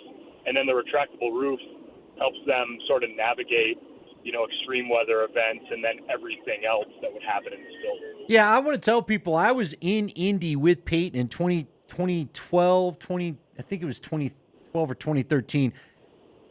They left the roof open knowing he didn't like the cold weather. Yeah. So to your point, Parker, they don't have to close it if they think it's going to be advantageous because Miami's in here or Jacksonville or some team that doesn't like the cold. They can leave it open. I'll ask you, because I was going to ask Nate this. Parker, haven't we hit a time where every NFL stadium should have a retractable roof, if for no other reason, to avoid these lightning delays and the weather delays we've seen in a couple? We've had them in college. We had that weird Jacksonville game, and I lived through one in 2016. We were down in Tampa Bay. Monsoon rain came in, and it's almost like you get 2 different games. It's not safe for the players. We had it, just the Monday night one, Dak and the Eagles, nothing scored after. Shouldn't every NFL stadium have the roof just to prevent the delays and the severe weather now, Parker? Aren't you a little biased about this because it's right on the heels of the massive 3-minute lightning delay on Sunday? No, I'm biased on this because I got soaked like a wet dog in Tampa. Like, Parker, I'd never seen rain like we endured in Tampa. It was a tropical storm rain, and I'm a Colorado kid. I was like, what the hell is this, and how do you guys live here? I mean, it was but I just don't think – we saw it the other night. The Dallas-Philly game completely changed after the rain delay. Yeah, that's true. I'm not sure I entirely agree with you on this, but I'll grant you it with one exception. I grew up in Wisconsin, and I don't think there should ever be a retractable roof on Lambeau Field. Outside of that, you can have the other 31.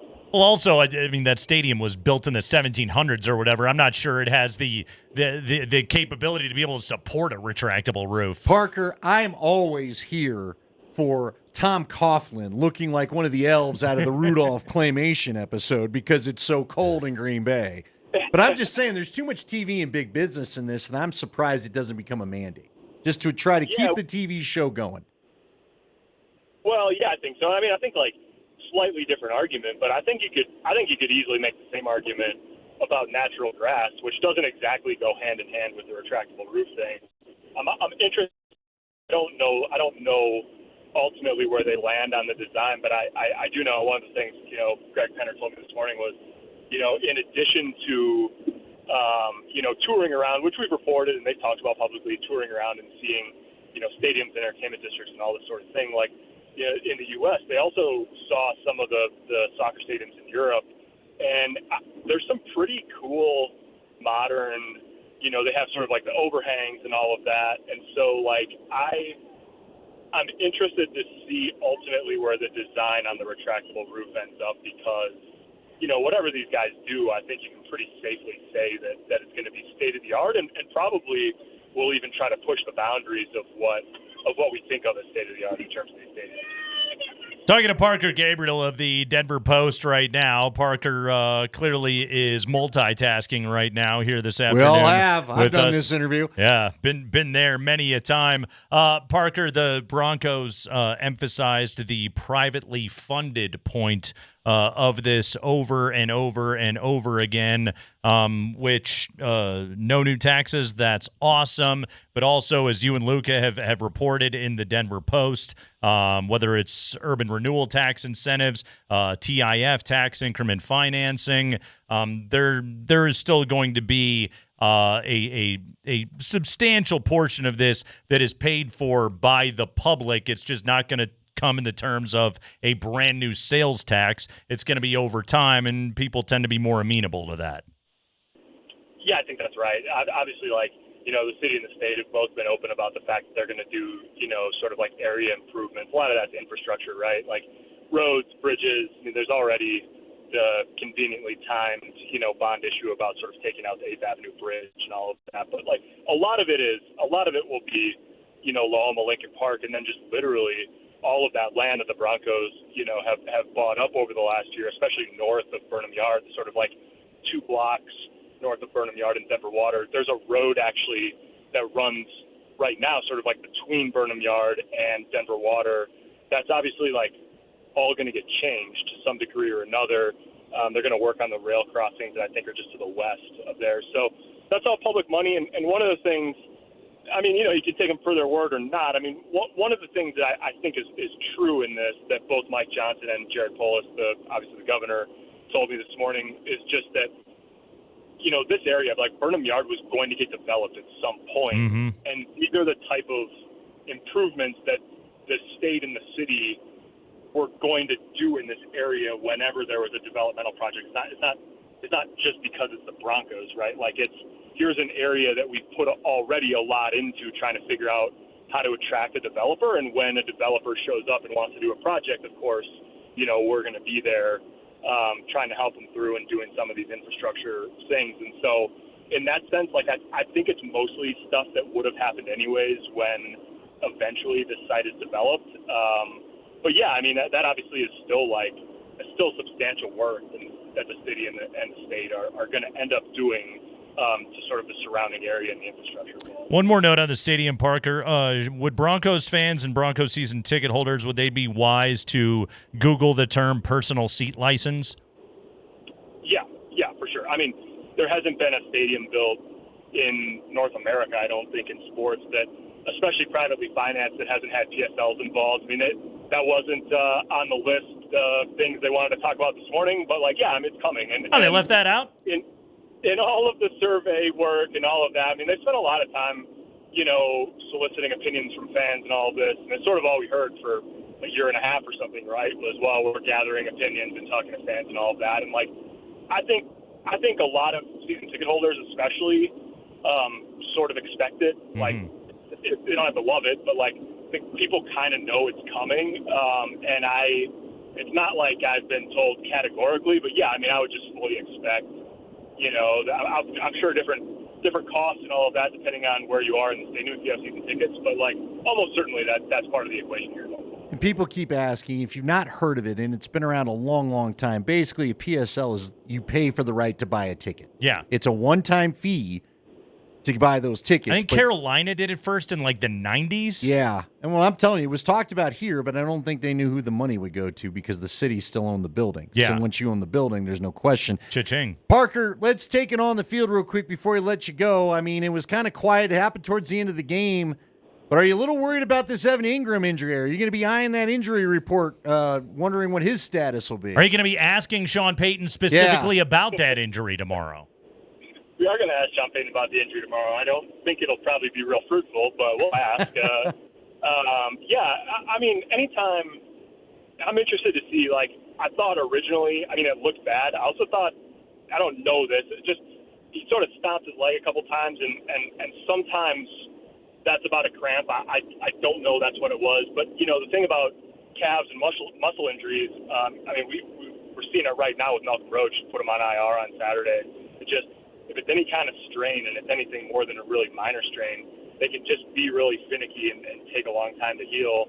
And so, yeah, I mean, it's definitely not, you'd be better off if it was a bone bruise or something like that. But anytime you're talking about muscle strain, in the legs, you're just always a little, concerned about it. So, We'll see. Don't know the severity of it at this point. He actually went back in the game for one play after he was originally injured, and then he was back in the medical pen after sort of like the midpoint of the fourth quarter. So we'll see on that one. And yeah, it'll be interesting to see if he's participating in any way tomorrow.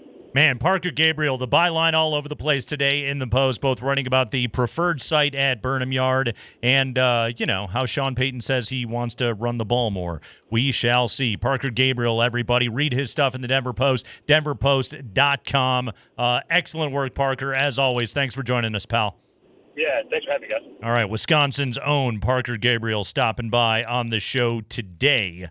The Altitude Sports Radio app, you can listen to us right there. It's powered by the Wilhite Law Firm. Injury lawyers, go to willhitewins.com. That is willhitewins.com. It is the Kreckman and Lindahl show. We are rolling along here on a Tuesday. We are going to be out on the road tomorrow, but a quick break, and when we come back, want to revisit Deion Sanders' answer today about his quarterback decision coming up for this week at Houston. Hear what Coach Prime had to say about the reporting about his preferred starting quarterback for Friday night. That's next.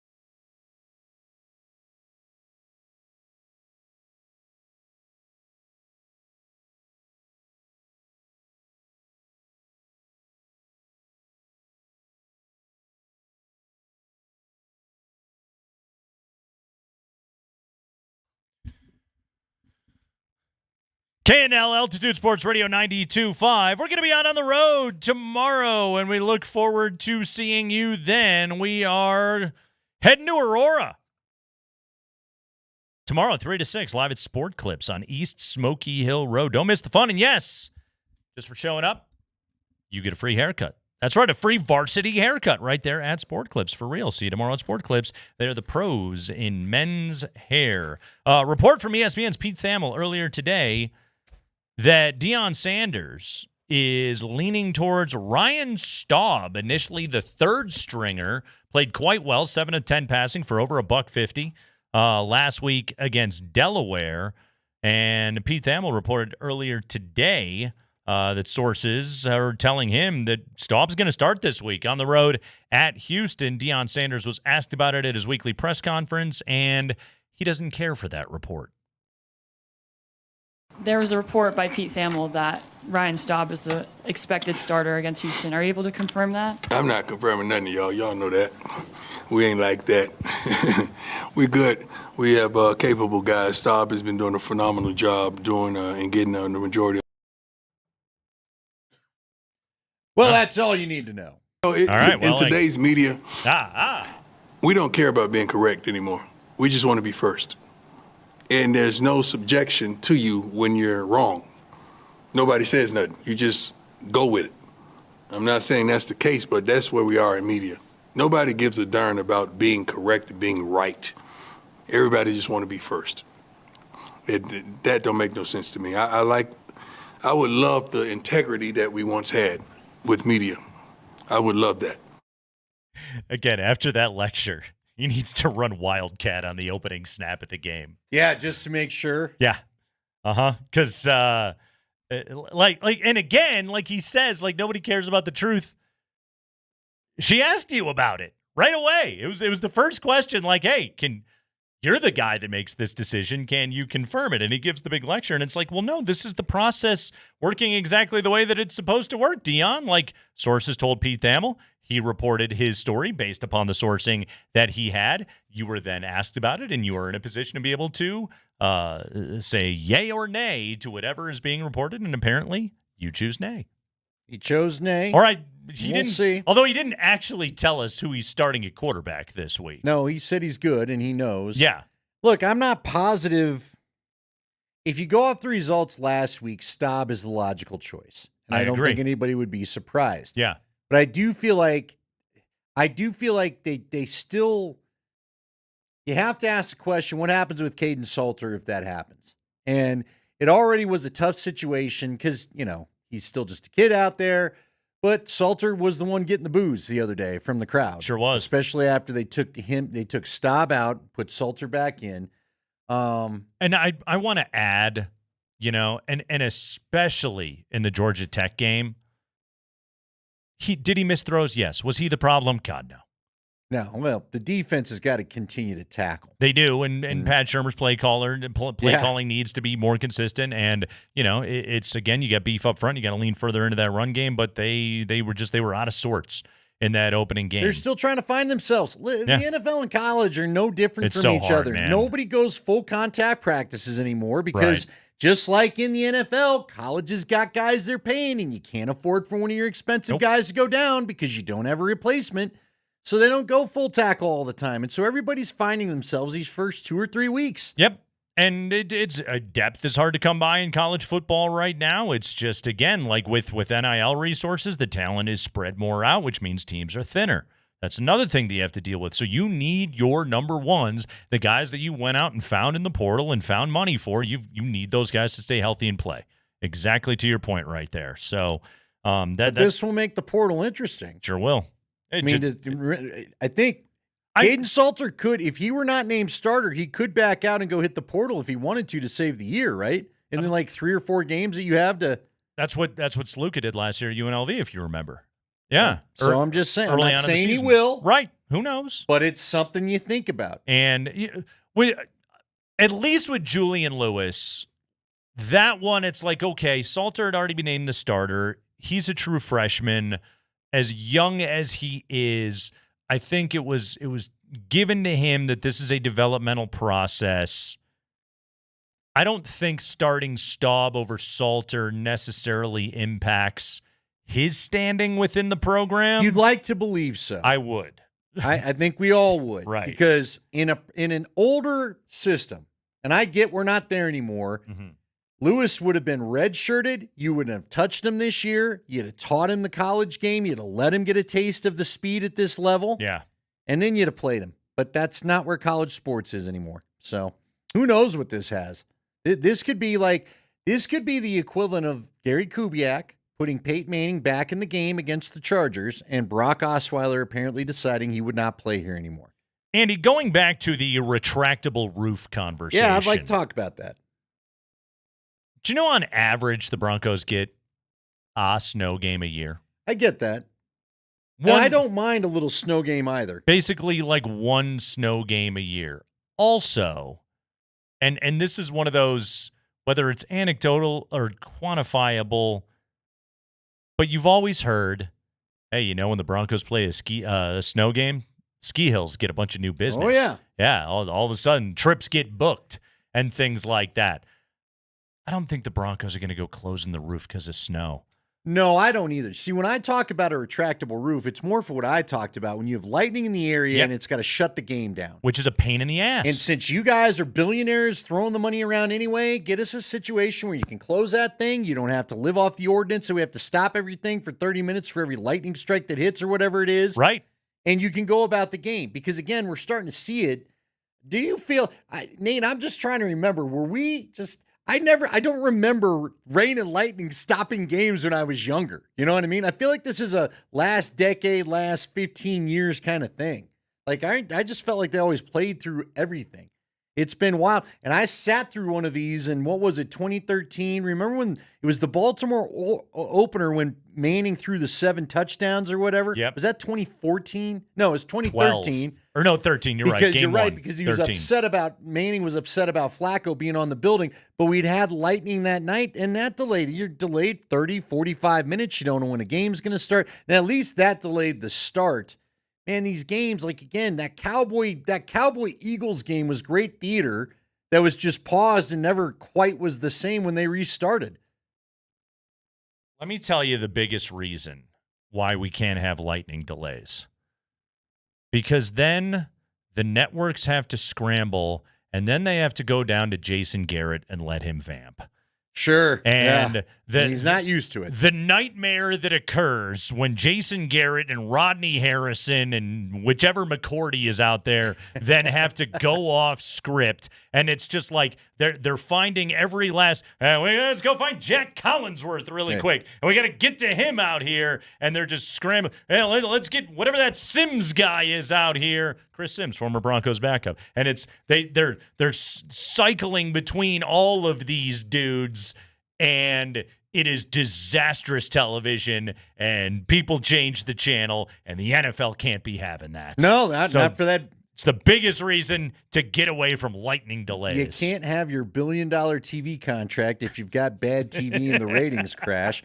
You know what? It was funny, though. I will tell you, going back to that 2016 game in Tampa, I remember I had nothing to do but just stand outside the Broncos locker room and try to get any piece of information to feed up to Dave and Ed at the time. Yeah. They were doing the crew. I had 9,000 color partners, but Ed was up there at the time doing the color analyst role. But I'm going to tell you, Gary Kubiak came out. I was there for when he came to talk to the refs. Yeah. And I took my earphones off and was just being the fly on the wall.